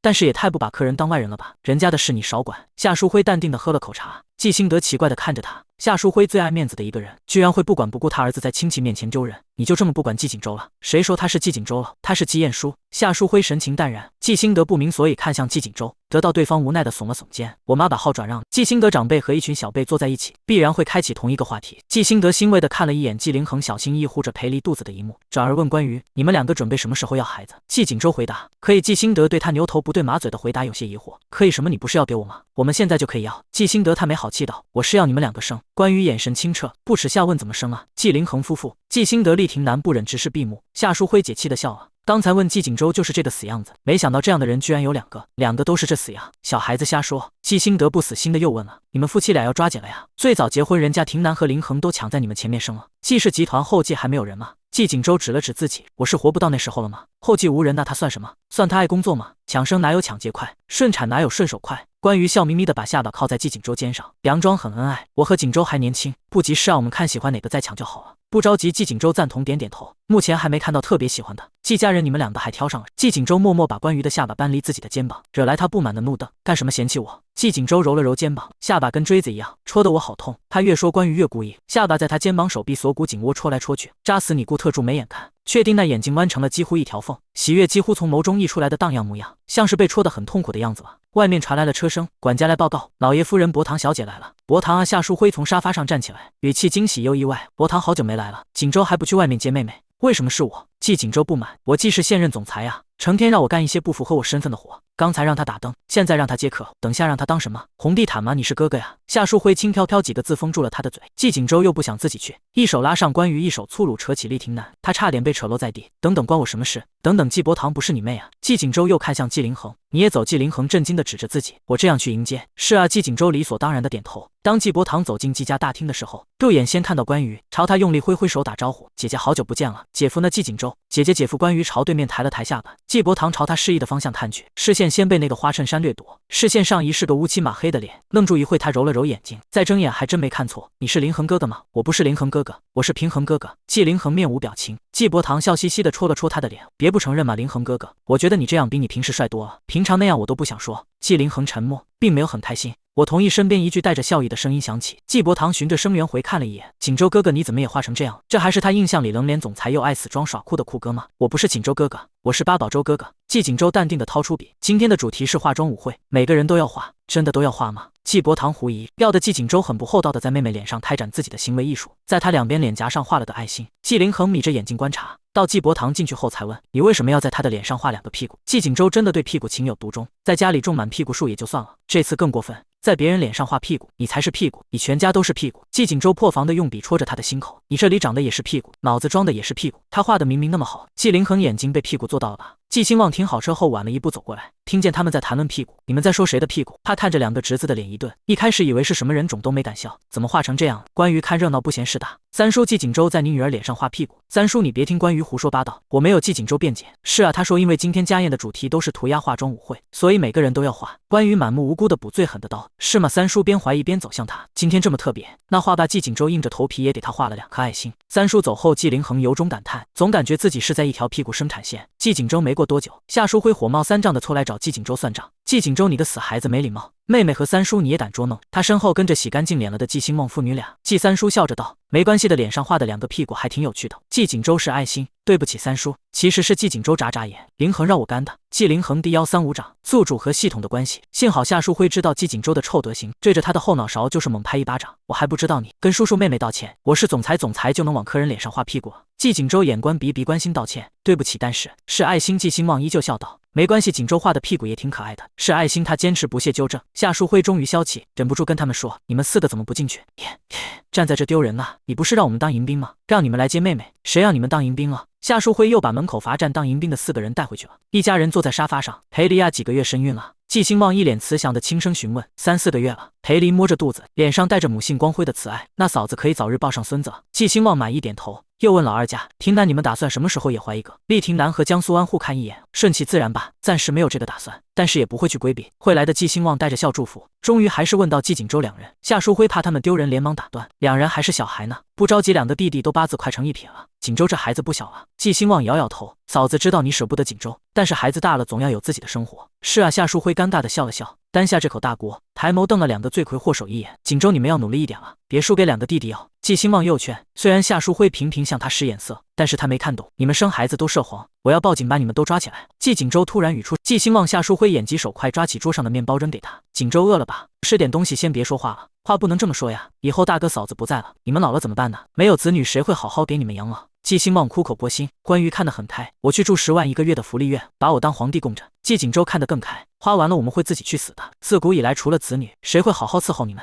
你看你们的爷爷奶奶，每天就写字遛鸟。那些流落街头的人都是没有孩子的，这是亘古不变的道理。关于我会1日3餐来抢他们的养老金，季景周耐心的反驳：“我现在把我爸爸妈妈赶出去，那就不算亘古不变了呀，说明有孩子也会流落街头。”夏淑辉季兴德他们还在这呢。死孩子季兴望终于知道为什么夏淑辉不让他问了。季伯堂眼里写满了对他们大胆发疯的艳羡，身边坐着顾特助，他问他们说话都一直这么随心所欲吗？一个人已经是所向披靡，2个人更是天下无双。顾特助很是自豪：“伯堂小姐和我一起磕，包甜的双节吗？”季伯堂谨慎问：“他有情感洁癖，看小说都要看双节的，男反正是节。”顾特助肯定回答：“女就不知道了。废话，女频小说，男不节可以出门投湖了。”季伯堂鄙夷：“不过我还是喜欢姐姐独美，大女主都是不需要男人的。那要把我们季总踢了吗？”顾特助震惊：“他会哭死的。”季伯堂一点都不相信顾特助口中的季景周会哭死，执着辩解谈恋爱只会影响他们搞事业的脚步，搞事业也要一点生活的调剂品啊。季总1不粘人，2有事业，很适合当调剂品。你的意思是把我哥当鸭啊？2个人忽然一起看向季景周，又同时转回来对看一眼，达成了共识。其实不给钱就不算鸭了。有道理。几人聊了几句，大人们一步去楼上找季老爷子和老太太，只剩下几个关系微妙的小辈。厉廷南终于有机会问：“凌恒怎么搞成这样？”季凌恒沉默片刻，还是吐出实情：“我们打赌玩捉迷藏，我输了，季景周给我画的。”厉廷南无言以对，不知道该吐槽他们幼稚，还是吐槽玩捉迷藏也能输这么惨烈，那要维持到什么时候？晚餐结束后，厉廷南接受的很快：“那你等一下不要和我坐一起，你嫌弃我不明显吗？”关于和季景周脑袋凑在一起窃窃私语，你2个弟弟和你的关系好像还不是很好，那是他们没有眼光。但是今天你们的关系已经大跃进了，你已经逐步攻略他们了。季景周眉梢一挑，很是得意：“我还需要攻略他们？我勾勾手指就算训狗教程了。”关于想删他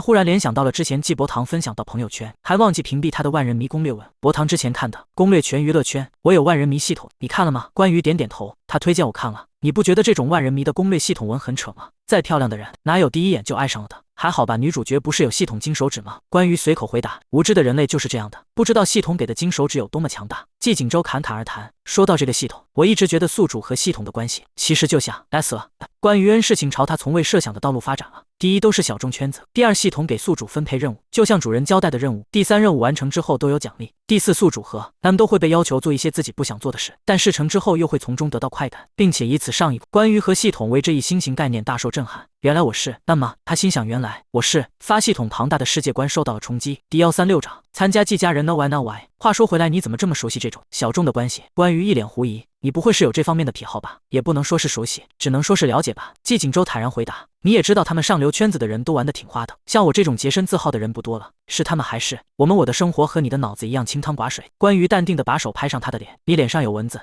给钱。季景周习以为常的掏出二维码，52块扣的你。关于不情不愿扫码，对面的季伯堂很是诧异：“姐姐怎么突然扇了我哥一巴掌？不对啊，怎么还开始扫码付款了？他哥扫码就能打吗？”顾特助见证了无数次，已经习惯了夫人的反复捶打，已经把季总的肉质捶打得嫩滑弹牙。谈话间，有人悄悄戳了戳他的手臂。关于不明所以转过头，是季伯堂姐姐，好久不见啊。他笑眯眯，好久不见，事业有起色吗？季伯堂点点头，还在努力，最近家里还多添了一口碗等着吃饭，我要加倍努力啊。关羽了然点头，伯堂交男朋友了呀？都要靠你养的话，确实比较吃力。是啊，他自己没有生活自理能力。季伯堂同意，但是我想把最好的都给他，所以要好好赚钱才行，连自理能力都没有啊。那你确实很辛苦。关羽倒吸一口气，是小白脸还是残疾人？就是太粘人了。和姐姐你家的体型差不多，他老铁你脸怎么办啊？要去打疫苗吗？季伯堂虚心向他请教。他捡到了一只被人遗弃的狗狗，和关羽家的饲来差不多，就是消瘦很多。关羽闻言转头看了一眼季锦州，神情微妙。他一般不舔我的脸，那舔的话你会怎么办啊？他太大一只了，我一回家就扑我身上，我还推不开他。关羽想象了一下那场面，我想我会抽他的。抽他吗？季伯堂有些纠结，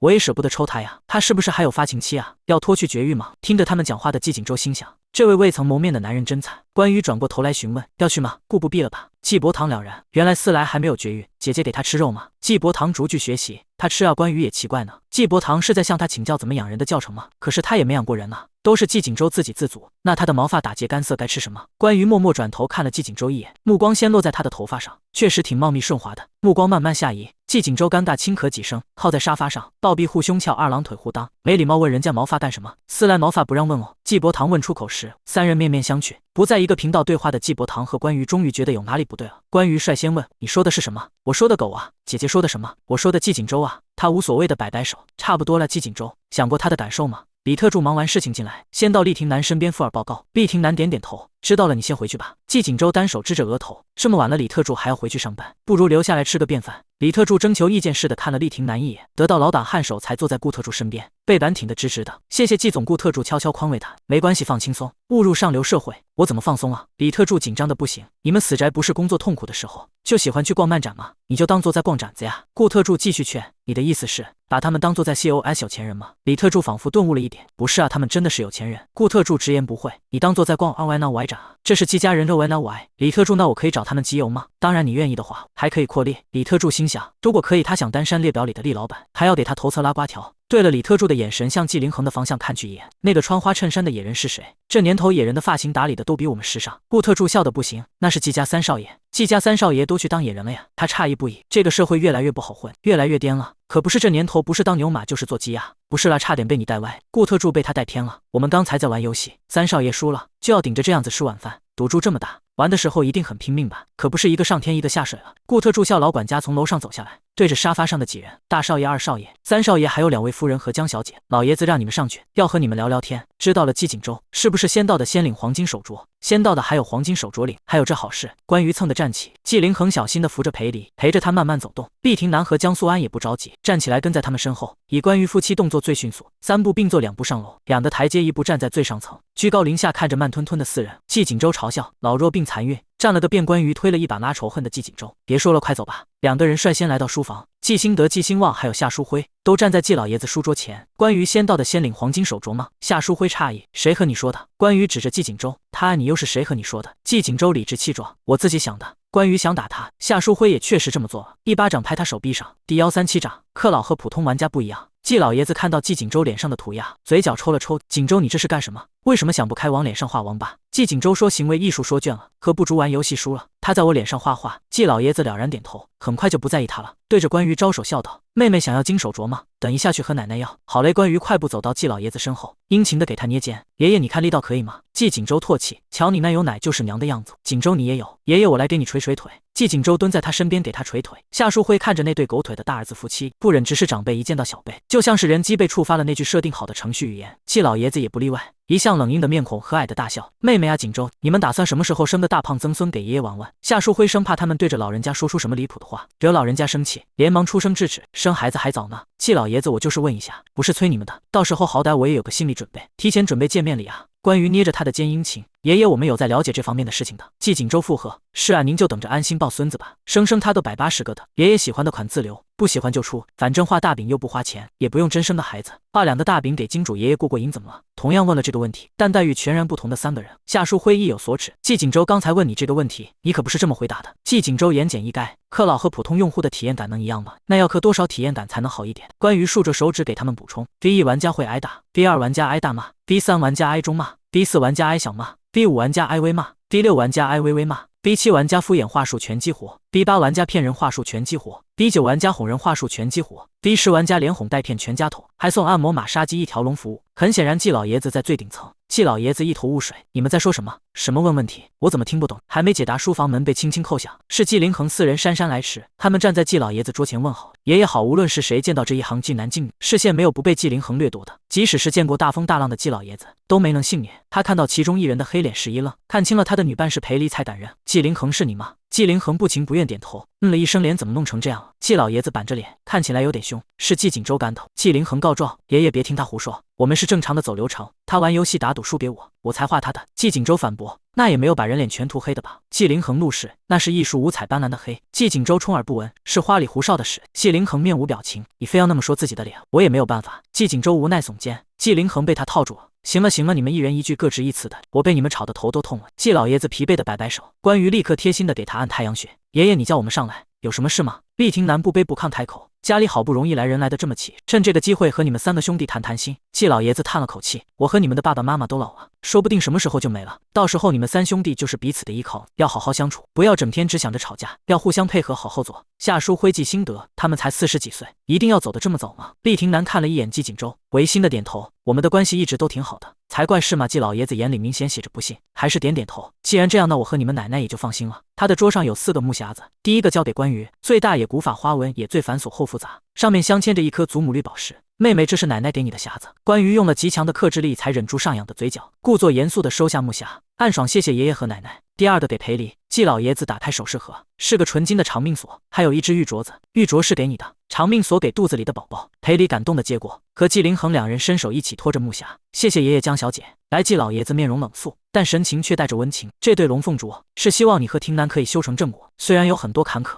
但是只要2个人相爱，什么困难都打不到你们。我也有嘛。江苏安受宠若惊的上前接过，和厉廷南2个人一起打开，一对龙凤镯静静地躺在红龙布上，灯光下流光溢彩，等待着他们的主人。季锦州看妈妈，你笑什么坎坷？夏书辉他又扭头看关羽，你又笑什么困难？爷爷说的厉廷南2人会面对很多困难和坎坷，他觉得就是这对婆媳。关于最后一个木匣，季老爷子朝夏书辉招招手，小辉过来。夏书辉脸上带着讶异，给我的吗？我都嫁进季家几年了，不用这些了。要给的。季老爷子坚持，嫁给这个我败类儿子，还生了个差点误入歧途的纨绔孙子，我和你妈看在眼里，疼在心里，这些年苦了你了。夏书辉眼角渐渐泛起红意，有您和妈这种公婆，已经是我最大的幸运了。败类儿子季兴德，他还在这呢；纨绔孙子季锦州，他也还在这呢。季锦州看厉廷南几人都是小情侣，和夫妻两恩爱爱，一起拿着木匣，眉眼微动，手刚伸出去，就被他毫不留情的打落。关于护食似的把木匣往身后藏，眼神警惕我的，谁要跟你抢一样？季锦州冷哼一声，我不需要别人给，我自己可以赚。那你偷摸着悄悄摸是几个意思？关于十分肯定，想偷我的季锦州，真偷你又不乐意。低腰3巴掌，冷面判官没收餐具。好了，你们几个小的先下去招待客人，时间也差不多了，我和你们爸妈还有话说。季老爷子开始赶人了。关羽和季锦州先下了楼，穿上侍者衣服的季家员工请他们移步会客厅，两边长桌上已经铺上白毯，摆上各色各国琳琅甜点，葡萄酒塔也堆起来了，旁边还有个迷你的可乐塔。主餐桌是个西式长桌，菜品常常排开，目测至少要摆上上百道。要来几个人啊？这么奢靡，大概30-40个吧。你们季家亲戚可真多。关羽忍不住吐槽，前面要加后面的菜，得打车去吗？季锦州怒气不争地戳了戳他的脑袋，你傻呀？我们待在这监工，喜欢的让他们摆我们面前，不喜欢的移后面去啊。对啊，关羽眼睛一亮，可他挑了个离主位隔着4-5人左右的位置，开始指挥摆盘。这个放我这里，你吃这个吗？季锦州指着其中一盘菜，关羽摇头后，他果断道：这个拿远点，打入冷宫水果，水果不要便宜还饱腹。季家的那群亲戚陆陆续续到达落座，其中有关于交锋过的熟面孔，也有没见过的。季凌恒收到了无数复杂的视线，有疑惑，有不解，有忍笑，还有同情。一开始以为他有什么疾病都不敢笑，该来的都差不多了。季锦州让人去请季老爷子和老太太下来，老太太许久未见关羽了，见到他是亲切的媚猪媚猪的喊，还要让关羽坐他身边，险些让他刚才的指挥努力付诸东流。他连忙拒绝，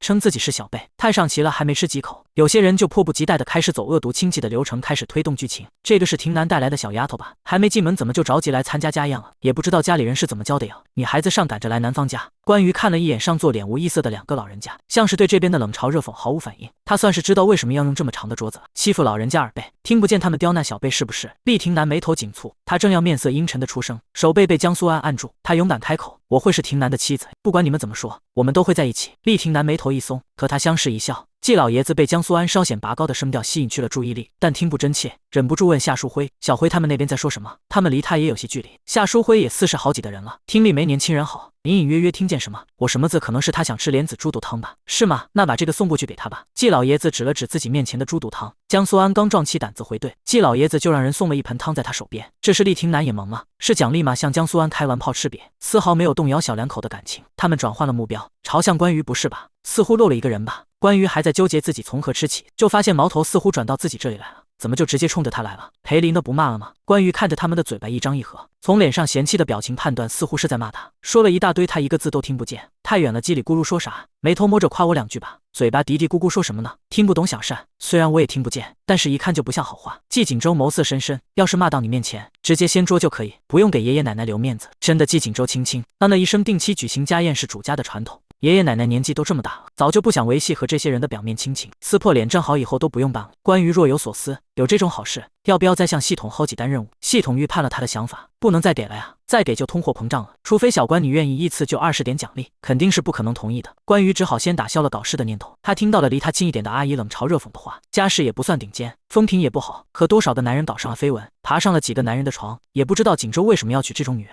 来，你来我面前，我告诉你为什么。关羽脸色很平静，藏桌子底下的手活动着筋骨。他敢来，他就敢当着这么多人的面扇他，烦死了！吃东西还是针对大会。季锦州猛地一拍桌子，把关羽吓了一跳。是什么吃都别吃了。顾特助星星眼，季总好帅！季锦州冷脸站起，大家都不知道他要干什么，不明所以的抬头看他。只见他突然伸手去抽隔壁厉廷南吃饭的刀叉，厉廷南手上一空，双手茫然地蹲在半空中。怎么个事啊？怎么还没收餐具了？话这么多就是不喜欢吃，不喜欢吃大家就都别吃了。季锦州化身冷面判官，拿起袋子就开始没收客人餐具，动作迅速利落，抽餐具的速度快又有力，先抽刀后抽叉，往袋子里一丢。反应过来的也有人捏紧餐具不放手，几番拉扯还是拗不过他的力气，输了餐具也输了大餐。季不竹试图卖萌，哥哥人家肚子饿了，渴了喝水，饿了扇嘴。季锦州冷漠抽走他的餐具，将铁质餐具往袋子里一扔，产生了叮叮咣咣的碰撞声。锦州哥哥，你这么可以欺负幼儿园的小宝宝？季不竹不满控诉，我不仅欺负幼儿园的，我还会勒索小学生。季凌恒和厉廷南对看一眼，眼里居然没有震惊，反而觉得这就是季锦州能做出来的事。他就是这么无理取闹还理直气壮的一个人。所有人的餐具都被他没收了，而这魔幻的一幕居然没有人第一时间跳出来阻止，任由季锦州胡作非为。饶是关于这么抽象又无法无天的人，也目瞪口呆地问系统，他脑子里怎么想出这种毫无杀伤力但侮辱性十足的让人闭嘴的方法？他苦练抽象多年，还是抵不住有天赋的人随意的一场发挥。系统有些纠结地开口，虽然大反派制裁众人的方式和我想象中的不太一样，但是转念一想，都是反派了，哪有正常人呢？心里已经够扭曲了，行为上抽象一点也无可厚非。夏淑辉看着季锦州的操作，早就愣住了。季辛德碰了碰他，才如梦初醒般。季锦州没礼貌。季锦州把所有人的餐具往地板一扔，坐回自己的位置，暴毙不满。那他们就很有礼貌吗？喜欢说话我们就专心说话，人家也是为你好，别为我好，我会对自己更好，还是多关心自己吧。季锦州站起身，一并把关羽拉起来，挑2盘爱吃的，我们自己端上去吃。关羽还能这样？众人那他们呢？就这么没有餐具，干干的坐着互看。关羽纠结着选了其中2道菜，最后向顾特助眼神暗示，桌上的这2道菜我爱吃。顾特助莫名懂了，他头低到不能再低，迅速端起关羽指示的那2盘菜，飞快跟上他们。李特助看不出起来老顾这么有勇气，出去吃饭的时候怎么没见他这么打包？记不住看看爸爸，再看看离开的哥哥姐姐，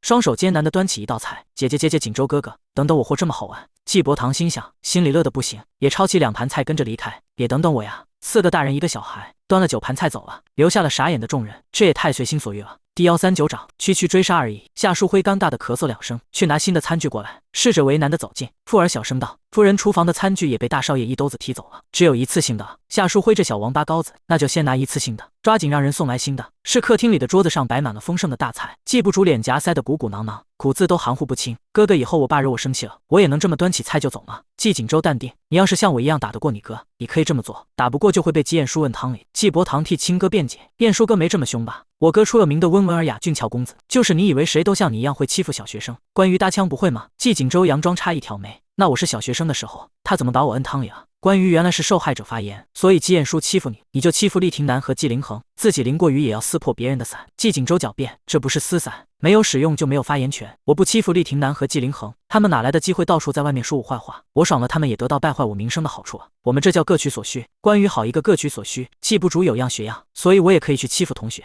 给他们败坏我名声的机会。这样那些讨厌我的小男孩的情绪也有宣泄口，就不会闷在心里了。是的，生气憋久了伤肝。你是个关爱同学肝脏的好宝宝。季锦州眼睛眨也不眨的带坏小孩。季伯堂眼睛一亮，同里那群傻逼同事也能说打就打，不然上班上久了都没有活力了。季锦州是的，顾特助带着希冀，那我也可以吗？你不行。季锦州嘴角下降，顾特助失望，为什么？因为你打的是我手下的员工。双标他们吃好后，和打扫卫生的阿姨简单收拾了一下。季锦州突然让阿姨等等，把不湿的芹菜根摆了个大大的胚字，让阿姨放在桌上，让每个进出的人都能看到他的作品。季锦州，你真的很幼稚，比季不竹还幼稚。关于摇头，自己先出门上车。季锦州站在原地思索着什么。顾特助担心的上前关心，季总怎么了？不会被说这一下整破防了吧？你之前说关于看上的男人都是年轻的，也不全是吧？60%。顾特助脑子里简单过了一遍那份文件，更准确是颜控加上幕墙批。季锦州愉悦的啧了一声，脚步轻快的往外走。60%不就是大部分？说他幼稚不就是说他年轻？喜欢年轻的不就是喜欢他？则他这也太明目张胆。顾特助又自己在脑子里瞎脑补什么呀？把季伯堂姐弟俩送回他们家，季锦州再把顾特助送回家。正逢路边有人打小三，两个人把车停在路边看了会热闹才走。关于头靠着窗打盹，季锦州不经意的抬眼看了一眼车后视镜，发现后面有一辆黑车不远不近的跟着自己。他皱了皱眉，觉得那辆黑车有点眼熟，似乎半小时前就一直跟着他们。他慢慢加大踩油门的力度，把车速提快不少。那辆黑车也加快了速度，一直和他们维持着不远不近的速度，左拐右绕走了另一条路。黑车就是铁了心的跟着他们，也许是要顾及路上还有其他车。季锦州想正手边有拐弯处，他看着后视镜里的车子，唇角缓慢的漾开笑意，眸中透出漫不经心的玩味。他出其不意的猛打方向盘，后轮在粗砺地面上漂移出一道长长的黑色刹车痕迹，拐了的弯径直飞速疾驰而去。那辆黑车拐弯不及时，只能直行。他没注意到副座的关于的脸狠狠贴上了车窗，又被使劲撞了一下。他被迫睁开眼睛，揉了揉脸。季锦州，你会不会开车？抱歉，但是他想和他说，身后貌似有个仇家在追他们。关于絮絮叨叨，你知不知道我正梦到了什么好东西？恶毒女配剧本一命速通吗？直接活到最后当上了董事长，我多久才能做一次这种美梦？你知不知道？季锦州又看了一眼后视镜，低声骂该死，居然不遵守交通规则，不知道直行路口不能掉头吗？什么交通规则？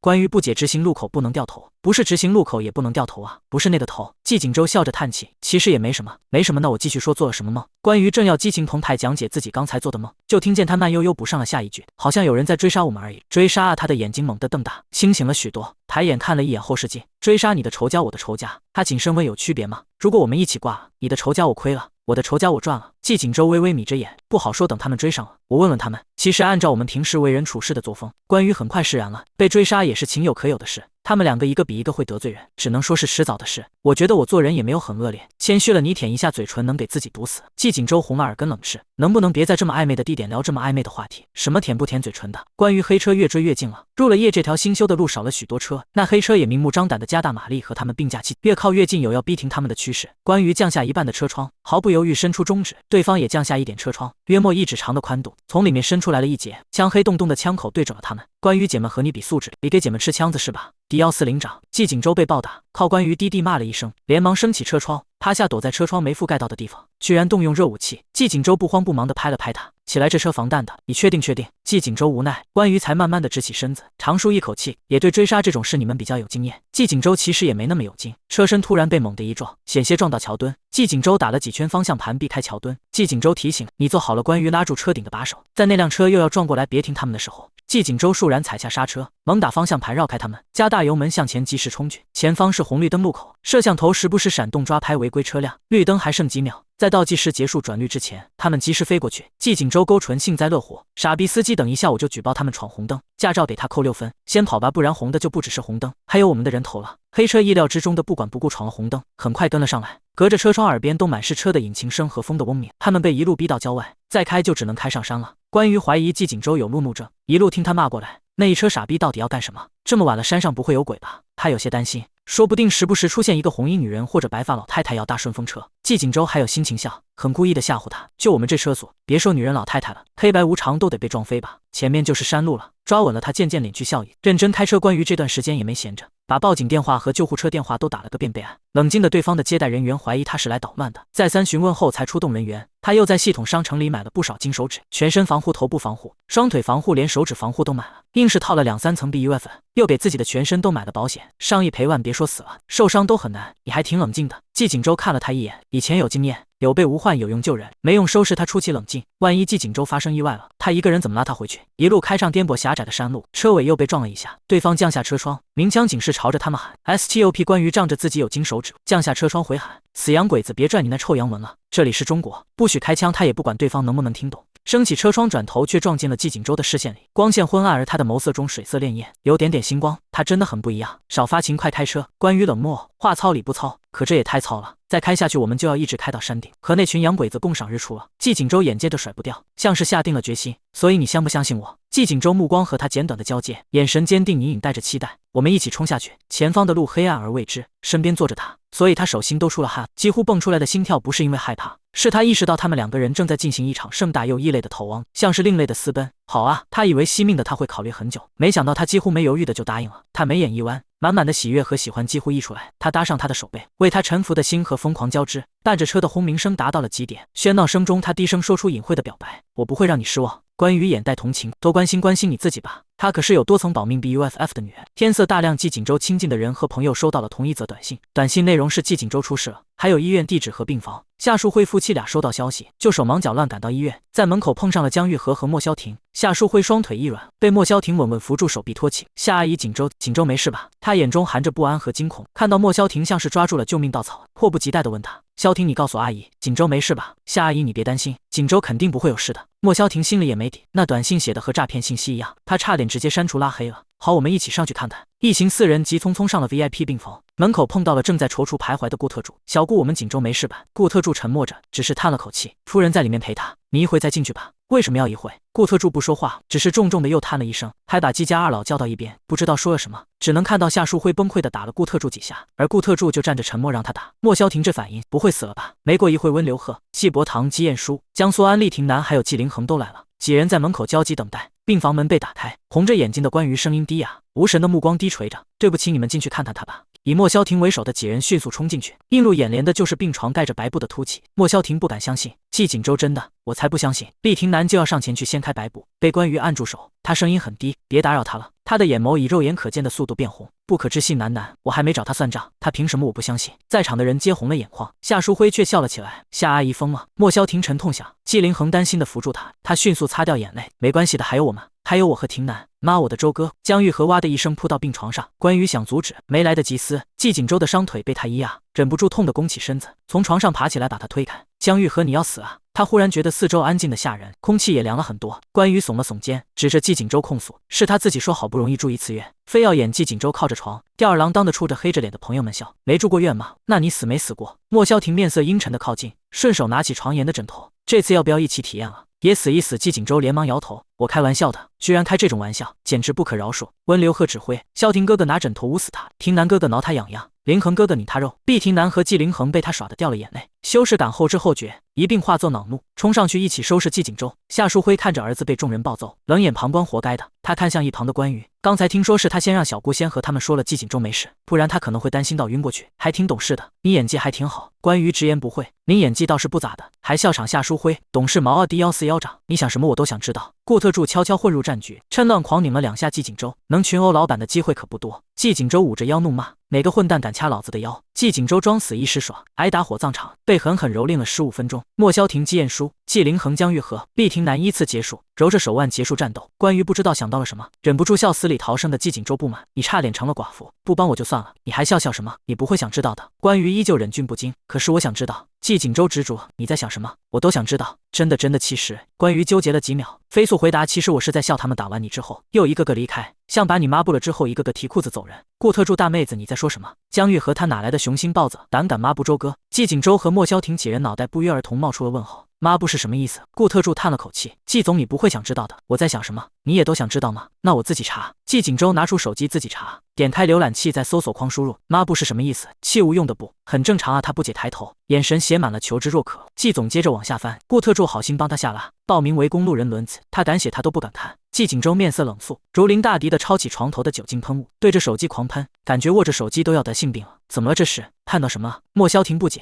季景舟嫌弃的把手机扔给他，你自己看。莫萧婷不明所以的扫了一眼，无语的把手机递交给厉亭南。厉亭南抽了抽嘴角，把手机移交给下一位季凌恒。季凌恒接过，垂眸几秒后，面无表情丝滑的丢进垃圾桶。这个词对几个直男来说，简直就是天打雷劈的打击。怎么会有这么一个极恶毒、应当邪恶纯恶意于一身的不雅词汇？不管怎么样，手机是无辜的。关羽语重心长的从垃圾桶捡起手机，季景舟握着酒精瓶，思索着把眼睛一起消毒的可能性。所以到底是怎么回事？莫萧婷揉了揉手腕，长舒一口气，心平气和坐在椅子上，询问事情的原委。昨天我们送顾云回家，停在路边看了会热闹，发现身后跟着一辆无牌黑车，那辆黑车逼着我们上了山路，没办法，我们选择放手一搏，从一条山路冲下去。提起此事，季景周眸色深深，眼里是化不开的阴翳。幕后黑手我已经派人去查了。关于自豪地比出2根手指。200米，我们从200米的山路冲下来，车子都翻滚了好几圈，我们毫发无伤。温流鹤戳了戳季景周打着石膏的腿和手臂，又戳戳他绑着绷带的额头。景周哥哥差点挂了，还能叫毫发无伤吗？季景周嘴角勾起玩味的笑，你就说有没有一根头发受伤了吧？温流鹤重新定义毫发无伤。不过从这件事看来，景周哥哥你的体质还没有我姐的好，人家才叫一个毫发无伤。他有些嫌弃，景周哥哥你真应该好好锻炼了，都摔成半残了。夏淑辉拎起关于的手，仔细看了看他的全身，真不需要给他做个全身检查。季景周背靠着床背，也觉得这件事很邪门。医生拉着他做了一次检查，我昏迷一天醒来后也让他去做了一次，结果都一样，一丁点伤口都没有，而且他的眉眼柔和下来，眼里漫开水色，唇边也漾起了浅浅笑意。我还记得摔下来的时候，是你护住了我的头，还把我从车子里拉出来，送上救护车。顾特助感叹，真不愧是能压住关二爷名讳的女人，八字和身体都硬，居然在危难关头不顾自己的生命危险，也要护住季总。这下换作是他也爱上夫人了。他不屑做外事，但是夫人的话，他愿意。关于还没回忆起来发生什么事，就收获了整个病房所有人敬佩崇拜的眼神。你居然还让女孩救你！夏淑慧震惊了几秒，心情复杂的执起关于的手。你能舍命救季景周，我真的很意外，真的很谢谢你救了我儿子。从今以后你想要什么我都会给你的。真的吗？关于确认，虽然不知道他做了什么就让他们这么感动，但是不要白不要。夏淑辉点了点头。关于通过2人执着的手，丝滑的将他手上通透澄澈的真玉镯子吞到自己手腕上，刚刚好，谢谢妈。夏淑辉他就是有债不留到第2天收拾吧，这个是假的，明天我给你送个真的过来。夏淑辉强颜欢笑，没事，我就喜欢假的。关于抚摸着手镯，温润沁凉的手感一看就不像便宜货。他突然想起来发生什么事了。昨天车子坠落时，季景周想要护在他前面，但是被安全带卡住，受了点伤后，他费劲的解开安全带，坚持要护着他。关于看着他额头已经渗出了血，意识也有些不清晰，看起来都快要挂了，才想起来自己有 BUFF 可以当他的督，要去护住他的头的时候，自己又被安全带卡住。等他解开安全带以后，季景周的伤更重了，他死马当做活马医，先护住他已经砸破了的脑袋。等车子滚落到安全地带，他先打电话给救援人员，然后把昏迷了的季景周从车里拽出来。等救援人员到的时候，看到的就是一人毫发无损，活蹦乱跳，另一个人头磕破了，手摔断了，腿也断了，肋骨也折了3根，差点挂了。他们把季景周送到医院，推进急救室，不信邪的拉着关于去全身检查，结果他好得很，别说内伤了，外伤都没发现一处。季景周醒来后，隔壁的病床空无一人，他还以为关于没救了，直接当场被拉走火化了，吓得差点泪洒医院。看到关于出现后，又让人把他拉走做了一次全身检查，确定一点伤都没有。D142长，怕你去死，只有妖怪才会滚了那么多圈，还一点事都没有吧？由此可见，江玉和眼神怀疑，目光一瞬间变得锐利。你不会是三娃变的吧？葫芦娃里的老三，技能就是拥有金刚不坏之身。关于无语的抄起报纸，卷成一卷砸在他脑袋上。你还是蛇精变的呢？死河童。江玉和吃痛的抱住脑袋。我猜测一下，不行啊，你又叫我河童。莫萧婷揪着他的耳朵，恨铁不成钢，你活不活该？医院上下都知道，昨天深夜送来了一位大人物，受伤的具体原因被封锁保密了。主治医师下了手术台后亲自来看他的情况。季总今天好一些了吗？季景周小幅度地点点头，好一点了。陪护的家属是哪一位？医生环视一圈。关于出生我给他吃东西了吗？关于摇头没有，可以适当进一些流食，不要吃辛辣滚烫，生冷的也不行。医生又问大便呢？这个没给他吃。关于迟疑就没必要给他吃了吧？医生季景周，其他家属我的意思是有排过便吗？关于了然如实说，没有，从一醒来就躺在床上。那就好。医生点点头。季总伤了肋骨，最好先不要做剧烈运动。送走医生，关于嘲笑他，吃也不能吃，拉也不能拉。既然景周没事了，那我们大家就先走吧，给病人一点休息的空间。见到他没事，夏淑辉才放下心，招呼着众人离开。关于顾云这里就交给你们了。关于也扭头对顾特助嘱咐，顾云那这里就……夏淑辉及时转回身。对了，关于我记错了，你手上那个手镯是真的，好好照顾我儿子，下一次再给你另一个真的。好嘞妈，我老公我肯定会好好照顾的。关于变脸比翻书还快，语重心长的拍了拍顾特助的肩，这里你一个人肯定忙不过来，我帮你吧。顾特助愣了，啊，好啊，又要让季总爽到了。他走到桌上，拿起护士送过来的药，热水冲泡颗粒粉末，搅散后和几颗固体胶囊一并递给关于。大郎吃药了。关于笑眯眯的把药送到他的唇边。季景周吃药一定要配上这句台词吗？不可以吗？可以是可以，总觉得没什么安全感。关于沉下脸，吃不吃？季景周不情不愿的接过，将固体胶囊扔进口中，不用温水送服就能直接咽下去。又仰头一口喝完苦兮兮的药汁，吃完了喝完了，他眼眉上挑，有什么奖励？关于动作比嘴快，说时迟那时快，已经上手给了他脸上轻轻一记，奖励你一个大嘴巴子。季景周顾特助接过杯子，季总说谢谢了吗？季景周眼眸微眯。关于用小腿勾过一把椅子坐下，悠闲问他怎么样，还有哪里痛吗？笑话区区200米，2000米摔下来我都不带行一声的。顾特助直白戳穿他，一声不吭和一声都吭不了，差别还是很大的吧？那就不是青一块紫一块的问题了，是这一块那一块了。不痛。关于挑眉，季景周坚定摇头，一个男人不会说一个痛字。那我摸摸你的胸。季景周警觉，这个部位不行，摸摸肋骨行了吧？关羽把手按上他断裂的肋骨，只轻轻用了点力。疼吗？不疼。他面不改色，真的不疼。他又用了点力。季景周面色僵硬的摇头，不疼。关羽又用了点力，季景周依旧嘴硬，不疼啊，疼疼疼。他终于没忍住疼的叫出声。在关羽松手后，怨怼的抬头看他，你一点都不懂得心疼人的，你又不疼我心疼什么？他一脸无辜。顾特助心想，这两人一个嘴硬，一个手段更硬，算了，你给我坐那，我不想和你说话了。反正你就巴不得我这个病号赶紧去死。眼不见为净。季景周把脸别到一边，看向窗外，就是不看他。啊，那你睡会吧。关羽转身就走，手腕被一只手攥住。他回头看那人，依旧不看他，手却很诚实的拉着他。怎么还没驯化好你的四肢？我允许你和我一起睡。他终于纡尊降贵，舍得看他一眼。他轻哼一声，你想得美，谁要和你睡一张床？季景周学着他的音调也轻哼一声，你想得美，谁说睡一张床了？你看着我睡，你更想得美，谁要看着你睡？他指着他的手腕，我妈5000万的镯子，我要告我妈。关羽本想一手镯摔他脸上，然后扬长而去，但是总不能为了尊严连钱都不要吧？好睡，我看着你睡。他无奈的在他床边坐下，快睡吧，妈宝男，几岁了还向妈妈告状？26、7岁的人了，4舍5入就是30，再射就是40、50，再射7、80岁了还向妈妈告状。季景周见过催债的，没见过催命的，我动不了了，你扶我。季景周理直气壮。关羽朝顾特助使了个眼色，两个人一起把季景周扶正躺在床上，他眼睛还没闭上，关羽伸手去抹他的眼睛，